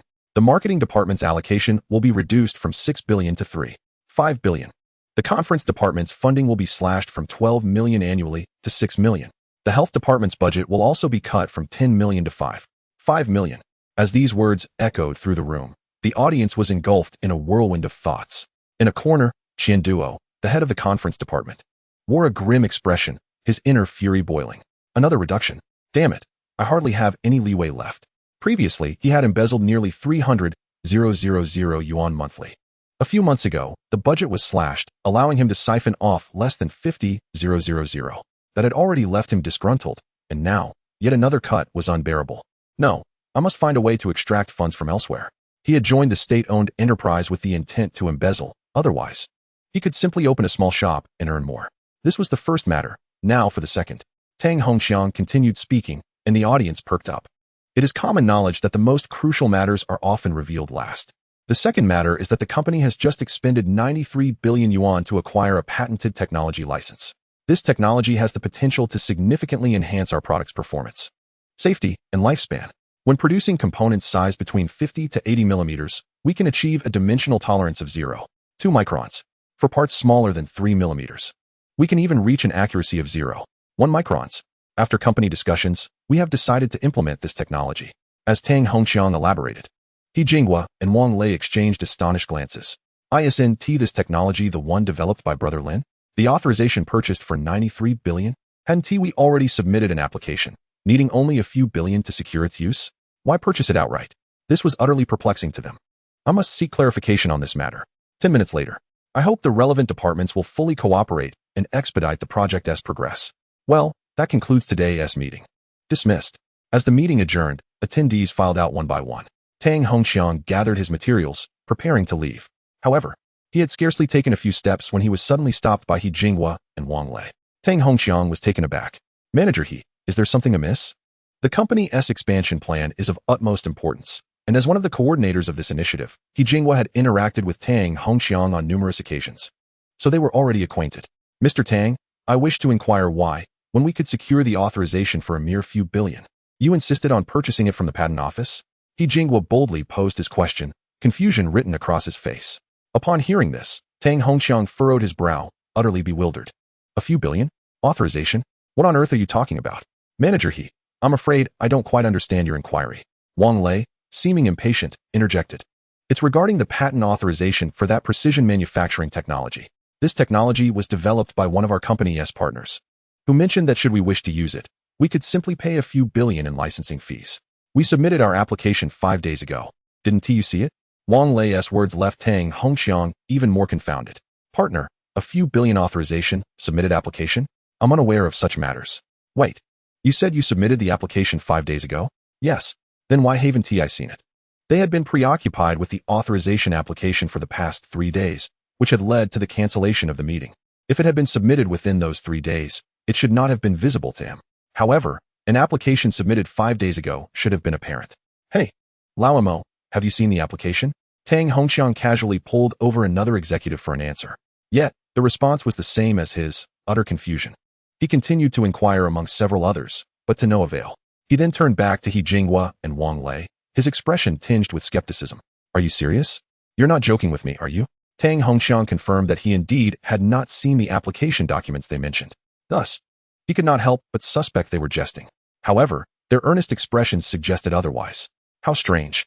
Could something have been overlooked in the document compilation? Tang Hongxiang scanned the crowd and chanced upon Qian Duo, who was about to leave. Minister Qian, wait a moment. I need to ask you something. Chapter 92, The Truth. The angry Tang Hongxiang. The application from the project department? Qian Duo felt a jolt at Tang Hongxiang's inquiry. Why is he suddenly asking about this? Typically, if the funding approval does not go through, it simply does not. No one would investigate further. It's akin to a job applicant submitting a resume. If there is no response, they wouldn't make a special trip to inquire about the reason. Hence, he had confidently discarded those 2 application documents, untroubled by the prospect of accountability. Yet now, he had not anticipated that it would prompt Tang Hongxiang to inquire. A foreboding sensation gripped Qian Duo, and he lacked confidence in his response.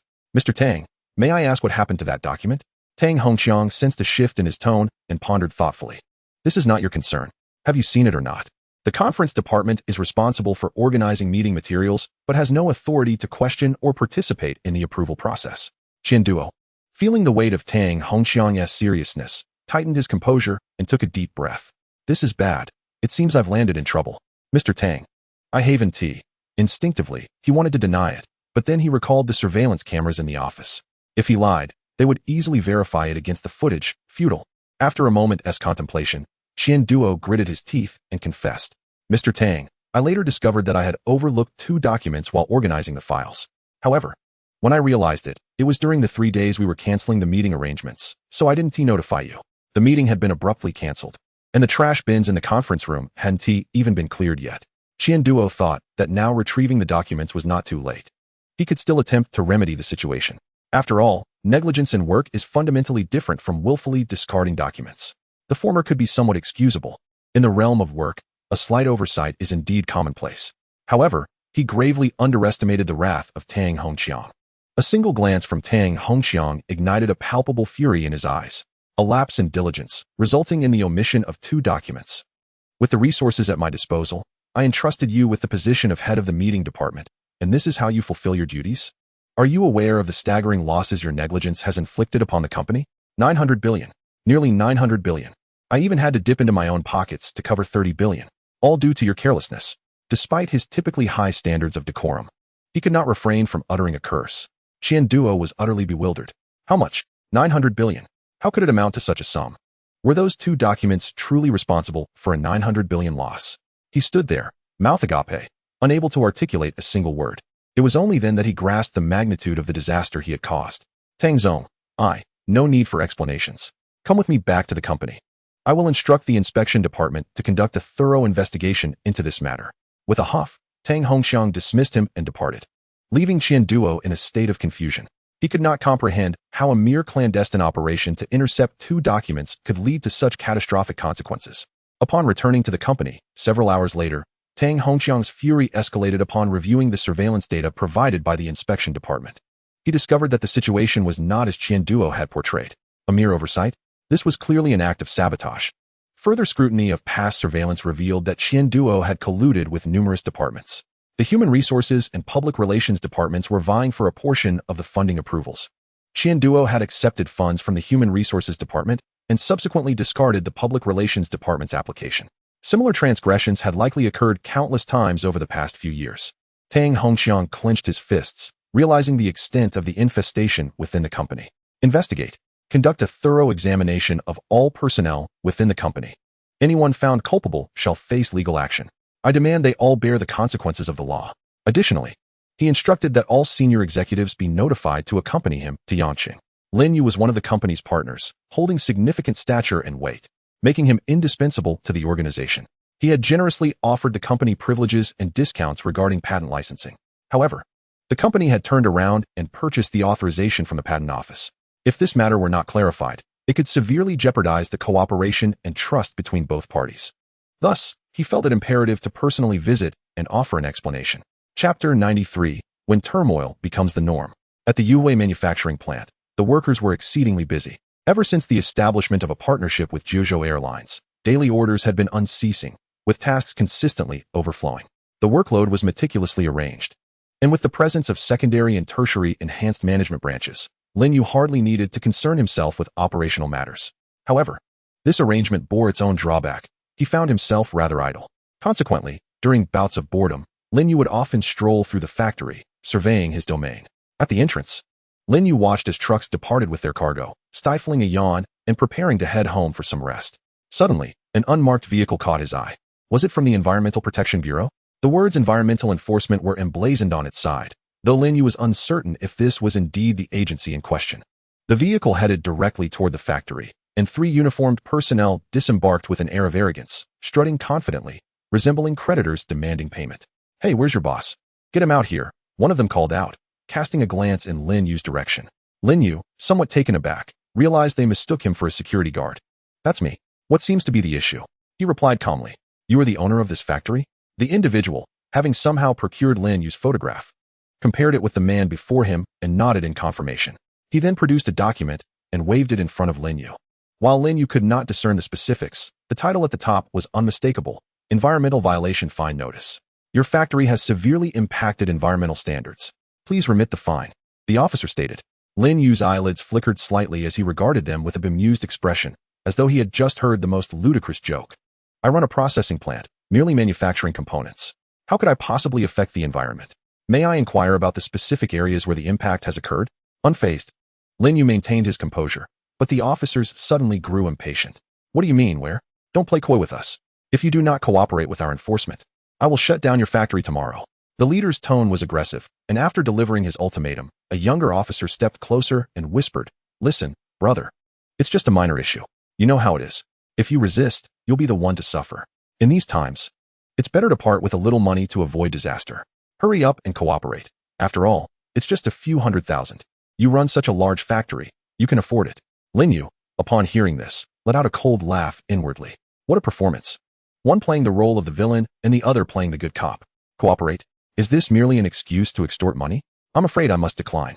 What then? What are you going to do about it? Seeing that Lin Yu was not swayed, the younger officer returned to his group with a stern expression. The leader, noticing this, scoffed. Humph. This generation of youth is quite stubborn. They won't shed tears until they see the grave. Kid, I'll give you 3 days to consider. If you still refuse to cooperate with our enforcement after 3 days, your factory will be no more. As they awaited Lin Yu's reaction, several vehicles approached at high speed. Heading toward the factory, the leader's keen eyes recognized the type of cars. Wow, who is that? They must be wealthy. Each of those cars is worth at least 2 million. 3 vehicles combined are worth no less than 5 million.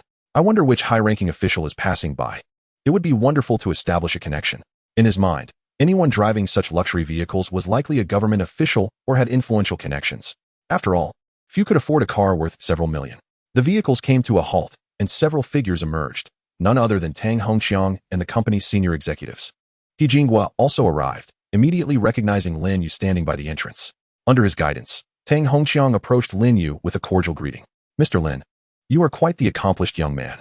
Allow me to introduce myself." Tang Hongqiang elaborated on his purpose for visiting, and Lin Yu soon understood why the patent authorization had not been approved. It was due to Qian Duo's interference. No worries, Lin Yu waved his hand dismissively, indicating that he was unconcerned. Amidst a cordial exchange between the two parties, the atmosphere was exceptionally harmonious. However, the 3 individuals clad in enforcement uniforms, left to the side, felt somewhat disgruntled. Are we to be treated as mere air? After the discussions, it became evident to him that the other party was not officials in the conventional sense, but merely individuals engaged in some business dealings with Lin Yu. Given their considerable wealth, it was perplexing that they hesitated over a fine of several 100,000. How infuriating. "Hey, if you have nothing to do, please leave and do not interfere with my enforcement duties," the leader barked without courtesy. Upon noticing the uniforms, Tang Hongqiang immediately grasped the situation. After all, he had experienced similar scenarios in his youth. Such circumstances could not be avoided even in state-owned enterprises. With no option but to comply, he understood the reality. Zhozhou Airlines handled nearly 500 billion in annual funds, with several 100 million allocated for fines. After all, if fines were not paid, trouble would inevitably arise. A friend of his, involved in a payment platform, had recently been fined 18.2 billion simply for not maintaining proper relations. With such a massive enterprise maintaining numerous teams of professional lawyers, how could they possibly mismanage such legal matters? It was merely a matter of someone wanting to target them. Ultimately, some fines could be imposed solely based on verbal accusations, such as non-compliance with environmental standards or impacting the aesthetic of the city. A restaurant selling a cucumber dish could face a fine of 5,000, while a farmer selling vegetables might earn merely 14 yuan but face a penalty of 100,000. Accusations could be fabricated without much effort. Tang Hongqiang was all too familiar with these practices. In Zhozhou, this was simply the prevailing culture, and nothing seemed out of the ordinary. Any enterprise aspiring to grow must endure this phase. Confronted by the shouts of the 3 enforcement officers, Tang Hongqiang had no intention of intervening, nor could he. In a small place like Yangcheng, the fines were merely in the realm of hundreds of thousands, a mere trifle for a colossal enterprise like Lin Yu's. Since the matter had been clarified, he decided not to linger. "Mr. Lin, please attend to your affairs," Tang Hongqiang said succinctly as he prepared to take his leave. However, before he could reach his vehicle, Lin Yu's voice rang out from behind. "Forget about the fines. I will not pay a single cent. If you claim my environmental standards are lacking, then produce your evidence. If you cannot, beware of my wrath." Upon hearing these words, Tang Hongqiang halted, his brow furrowed in concern. This was not like Lin Yu at all. How could someone with such a large factory commit such a fundamental error? Offending enforcement officers was hardly a wise choice. Tang Hongqiang thought to himself that if he were in Lin Yu's position, he would certainly opt to incur a loss to avoid further trouble. Confronting the enforcers head-on was truly foolish. Yet, he completely overlooked the fact that this was indeed a right he was entitled to. When corruption becomes the norm, the innocent appear as fools in the eyes of the masses. Chapter 94. The Arrival of the Big Shot. On one side was Lin Yu. On the other were the so-called enforcement officers, along with Tang Hongqiang and others. The three factions seemed to have reached an impasse at the scene. The enforcement officers, determined to confront Lin Yu, sought to prevent an impetuous young man from disrupting their protocols, thus exerting continuous pressure. Meanwhile, Tang Hongqiang was eager to observe how Lin Yu would navigate this predicament. As the chief executive of Zhuzhou Airlines, he prided himself on having witnessed various facets of human nature and having weathered numerous storms. He had encountered countless individuals, the newly minted youth, robust and sharp-edged, the seasoned fox, adept at navigating complexities, and the pitiful souls who survive by lowering their stances and appeasing others. Yet, he had never encountered someone as resolute as Lin Yu, especially given the size of his factory. According to his understanding, if one lacked the ability to navigate the intricacies of life and engage in compromise, they would be unable to sustain even a convenience store, let alone a factory with over 100 million in output. Street vendors striving to earn a living must occasionally pay off local authorities to avoid trouble. Yet Lin Yu was the exception. He had expanded his factory to such a large scale. Yet he refused to yield even when faced with a fine that could be settled for a mere 100,000. Tang Hongqiang was unsure whether he truly believed Lin Yu was foolish or if he felt a sense of frustration at his own inability to embody Lin Yu's steadfastness. He acknowledged a tinge of jealousy within himself. Why should Lin Yu stand tall while he had to compromise to maintain his position? Humph, consider yourself tough. Let us see how things unfold. When your factory is shut down, I hope you still possess that same spirit. The three enforcement officers snorted derisively before preparing to leave. Just then, a series of lights appeared in the distance. A police vehicle came into view. Police? No wonder this fellow was so fearless. He had secretly called for help. However, they likely overestimated their situation. Our department handles matters that do not fall under police jurisdiction. Their departments are nominally at the same level, merely managing different affairs. If he claims environmental standards are lacking, the police have no authority to intervene. The trio remained self-assured, calmly watching as police cars streamed forth. Yet, moments later, they realized something was amiss. It wasn't just one vehicle, but many. 7 or 8 police cars paraded in a grand procession. What was happening? Even if they had reported a crime, it was unlikely such a number of officers would be dispatched. Everyone looked on in astonishment until, at a certain moment, a military-grade armored vehicle appeared. Only then did they comprehend the gravity of the situation. A high-ranking military official was in transit. Presumably, their rank was no less than that of a division. In that instant, the crowd finally relaxed. The safety of every high-ranking officer during transit is of paramount importance to the military. If they were to encounter danger, it would represent a significant loss for the entire force. Thus, such an elaborate display was hardly surprising. However, the crowd's reprieve was short-lived, as they soon found themselves wide-eyed once more. It appeared that the convoy was indeed heading in their direction. The procession of police cars was directly en route to Lin Yu's factory. Tang Hongqiang and the others held their breath, cautious not to make any movements that might raise suspicion. Minutes later, the convoy came to a gradual halt. A robust, imposing middle-aged figure stepped down from the military armored vehicle, quietly instructing his aides, "Next time, don't bring so many people. We're not on a mission, and such commotion is unnecessary." Yet, the aide could only offer a wry smile. "Sir, I had no choice. Your movements are reported to the military." As soon as the local police learned of your arrival, they dispatched over a dozen police vehicles for escort. I suggested it wasn't necessary, but they wouldn't listen. Upon hearing this, the officer simply sighed and refrained from further comment. He understood that the Yangqing police were merely concerned about preventing any mishap during his visit. Should anything occur, it would indicate a failure in local law enforcement, and the officers would bear the responsibility. Hence, out of an abundance of caution, such a large escort had been arranged. "May I inquire, who is Lin Yu?" The guard stepped forward, posing the question. Upon hearing this, Tang Hongqiang and the 3 law enforcement officers were momentarily taken aback. Another individual seeking Lin Yu? How could this young man have so many matters at hand? Moreover, he even seems to be in dealings with the military. "I am he." Lin Yu stepped forward, his demeanor unruffled. Through the process of memory retrieval, Lin Yu was already aware of their purpose in coming here, hence he felt no trepidation. The commanding officer, upon spotting Lin Yu, approached with steady strides, exuding the unmistakable air of a soldier. "Greetings." The officer saluted with a precise military gesture.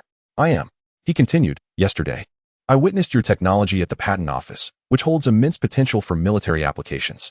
Thus, today, I am here on behalf of the military district to extend an invitation to Mr. Lin to discuss collaboration." The officer's words were succinct and appropriate, clearly indicating his respect for Lin Yu. The gathered crowd listened intently to their exchange, the police refraining from dispersing them. After all, this was merely a technical collaboration, not a matter of military secrecy, thus there was no need for discretion. After a few exchanges, everyone grasped the essence of the conversation. It was simply a proposal for technical cooperation with Lin Yu. Tang Hongqiang was astonished. Collaborating with the military. What an extraordinary opportunity. Entering the ranks as a technical talent would mean he could be regarded as a soldier, enjoying full military benefits. Moreover, not just for himself, but even his immediate family would receive privileges. The prospects were boundless. Alas, why was I not given such an opportunity? Tang Hongqiang mused. His eyes filled with envy towards Lin Yu. And so the situation unfolded. Mr. Lin, what are your thoughts? The officer inquired. However, Lin Yu did not respond immediately, choosing instead to remain silent. Tang Hongqiang felt anxious for him. What was he hesitating for? Accept the offer. Would you truly pass up such a splendid opportunity? Countless individuals, including the sentry officers, were awaiting Lin Yu's response. Yet, Lin Yu remained mute. After a few tense seconds, the officer sensed something amiss, his brow furrowing slightly. What is the matter? Is there a problem? At this moment, Lin Yu finally spoke, his tone tinged with regret. I apologize. It's not that I am unwilling to accept. It's simply that I cannot. After all, my factory is set to be shut down tomorrow. The officer was taken aback. Shut down? Why? Lin Yu gestured towards the 3 environmental enforcement officers.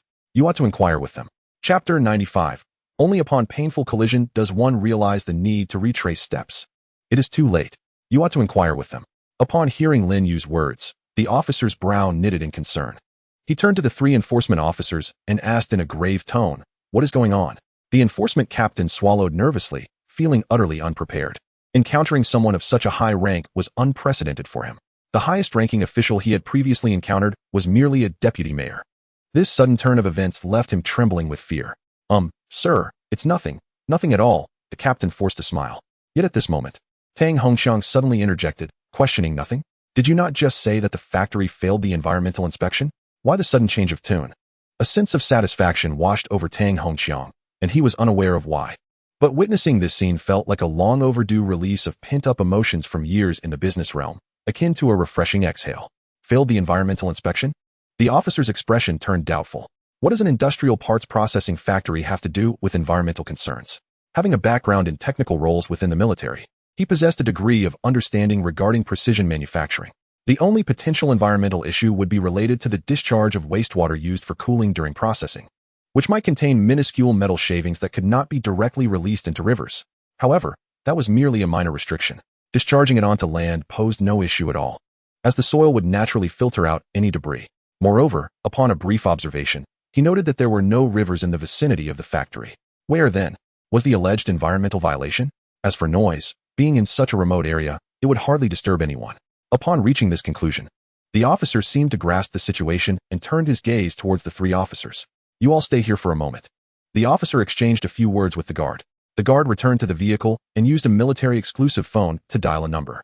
In the nation of Jiuzhou, military and political affairs are intertwined, with leaders collaborating closely. Thus, there exists a certain level of communication between the 2. Minutes later, the guard emerged. Sir, Minister Liu stated that you may proceed with the enforcement on this matter. After receiving the political department's response, the officer nodded. Now tell me, specifically where the environmental violations occurred. The 3 enforcement officers wore expressions of embarrassment, standing frozen in place. We made a mistake. There are no violations. No violations at all. The officer, hands clasped behind his back, let out a grunt. No violations? Then why was the factory set for shutdown? Abuse of power and corruption. Take them back for thorough investigation. The accompanying police officers received the order and immediately detained the 3. The enforcement captain's face turned ashen, verging on despair. Over the years, he had pocketed no less than 5 million from various enterprises. This investigation would likely expose it all. This was no mere matter of a year or 2 in prison. Especially as a public official, breaking the law would only compound his offenses. It was over. Had I known, I would have refrained from this. No, sir, I understand my mistakes. Grant me another chance. I will rectify my wrongs, I promise. He desperately pleaded for another opportunity. Yet, the officer paid him no heed. People often do not turn back until they collide with a wall. However, turning back does not stem from true repentance, but rather from the pain of the collision. Chapter 96. Lawless? Lin Yu, I am the law. As time progressed, Lin Yu's avatars gradually spread across various cities in Jiuzhou. Nearly every industry boasted the presence of his avatars. Among them, there were even numerous Level 2 and Level 3 enhanced avatars, all dispatched into the fray. These enhanced avatars possessed advanced, even top-tier capabilities within their respective fields. Coupled with Lin Yu's immense financial backing, they wreaked havoc across various industries upon their emergence. In just 6 months, certain avatars had ascended to the position of regional bank managers through their own prowess. Others infiltrated publicly traded companies, becoming high-ranking executives. The most formidable among them even took control of the once infamous black market enterprises, becoming the largest arms smuggler in Jiuzhou. Lin Yu himself was quite taken aback, as he had not deliberately controlled the consciousness of his avatars. Rather, he allowed them the freedom to develop autonomously. In a vast forest, there are all kinds of birds. With a multitude of avatars, each engaged in various enterprises. It can be said that these avatars, if left unchecked, could very well coalesce into a complete microcosm of society. A new development grandly inaugurated, fervently celebrated, with promotional sales at a staggering price of merely 2,000 yuan per square meter, limited in quantity, first come, first served. In a particular city, countless banners appeared overnight. The populace reminisced about the previous events in Yang City, flocking together in a frenzy, fearful of missing out on something significant. Concurrently, the original real estate developers of that city were driven to the brink of madness. Shortly thereafter, the comment sections of various online platforms became inundated. Regardless of the video or post, the first comment that invariably appeared was, "This world is dilapidated, yet there are always those who mend and patch." The second comment, surprisingly uniform, echoed, "Low-priced housing is proliferating. I urge all real estate developers to hasten their price reductions and sell off their properties, lest they miss the chance altogether." Initially, people were skeptical, suspecting that someone was merely attempting to incite hype. However, upon witnessing low-priced real estate cropping up in various locations, the developers panicked. How outrageous it was for them to engage in malicious price-cutting marketing. Did they truly think they could flout the laws of the 9 provinces? What of the Price Control Bureau? Were they not going to intervene? Boss, they have intervened, but the adversary is willing to pay the fines, even at a loss. To continue selling, the Price Control Bureau is powerless, came the reply. What on earth is wrong with the 9 provinces? Who goes into business without the intention of making a profit? Yet this rogue is selling at a loss. Truly a freak of nature. If this continues, we must contact the underworld to deal with him. If we allow this to persist, all these properties will fall into his hands. As one of the leading real estate moguls in the 9 provinces, he naturally had connections in both the legitimate and illicit realms. He promptly retrieved several numbers and dialed. "Hello, 5 million. Help me eliminate someone." "What? You refuse? Why? 10 million. 50 million. 100 million. Beep, beep, beep." The call was abruptly disconnected. He was left in a state of bewilderment. "I offered a bounty of up to 100 million, and yet no one is taking it." He proceeded to make several more calls, but the outcome was consistently the same. Rejection. What is going on? These fellows are usually so brazen. They would even dare to kill a mayor. Why would they shy away from a mere real estate developer? In a certain suburban area, the individual he referred to as Big Brother was puffing on a cigar, toying with a gun in his hand. He grinned widely. "Are you joking? Am I to kill myself? Bring me the one who just called." He clearly understood the principle of keeping wealth concealed, since he had delivered himself to my doorstep. "I shall gladly accept. 1 billion? What is that to me? I want everything he possesses." Upon hearing this, his subordinates were both astonished and elated. Big Brother is brilliant. Chapter 97. The Grand Scheme of a Billion Avatars, Unifying the Globe. Funds, 826, 75,334 billion. Funds, 831, 98,356 billion. Funds, 836, 22,244 billion. Over 10 million avatars disseminated. Ordinary avatars toiling away. Enhanced avatars embarking on entrepreneurial ventures. Lin Yu's funds increased by an average of 5 billion daily, amounting to 150 billion monthly. Moreover, as the enhanced avatar's entrepreneurial endeavors flourished, the rate of financial growth continued to escalate. This month, it remains at 5 billion per day. Perhaps next month it will reach 10 billion daily. At this moment, Lin Yu truly grasped the essence of the adage, many hands make light work. With over 10 million avatars, even if each individual earned merely 100 yuan per day, that would still equate to 1 billion, consuming 300 billion funds. System level upgraded to LV9, store level simultaneously upgraded to LV9. Rewards, 50 million ordinary avatars, 3 million level 2 enhanced avatars, 500,000 level 3 enhanced avatars, 3,000 level 4 enhanced avatars. Name, Lin Yu. Funds, 36, 22,244 billion. Skills, damage transfer, reconnaissance, backpack sharing, one-click construction. System level, LV9, upgrade requires 1.5 trillion funds. Rewards include 300 million ordinary avatars, 10 million level 2 enhanced avatars, 3 million level 3 enhanced avatars, 50,000 level 4 enhanced avatars, and 3,000 level 5 enhanced avatars. Current avatars, 61. 453 million ordinary avatars, 5,597 million level 2 enhanced avatars, 604, 330 level 3 enhanced avatars, 100 level 4 enhanced avatars. Special store, LV9, level increases with system upgrades. The higher the level, the greater the probability of refreshing high-tier items. An additional 50 million avatars have been added. Lin Yu felt a slight headache. Having an abundance of avatars posed its own challenges. The population of the 9 provinces was already substantial, with various industries embroiled in fierce competition. Suddenly unleashing tens of millions of avatars would exacerbate this competition. In such an environment, the value generated by the avatars would hardly be significant. Thus, continuing to deploy avatars within the 9 provinces seemed of little consequence. What about abroad? Or in some specialized industries? Lin Yu contemplated various plans. Perhaps becoming a chief in a tribal community would be an intriguing experience. Or perhaps dabbling in presidential politics. If memory serves, in the Eagle Nation, the presidential election is determined by popular vote. The individual with the most votes assumes the presidency. The crucial aspect is that the total population of the Eagle Nation is merely over 200 million. Once the system level reaches LV10, he will possess 200 million avatars, effectively equating to the entire population of the Eagle Nation.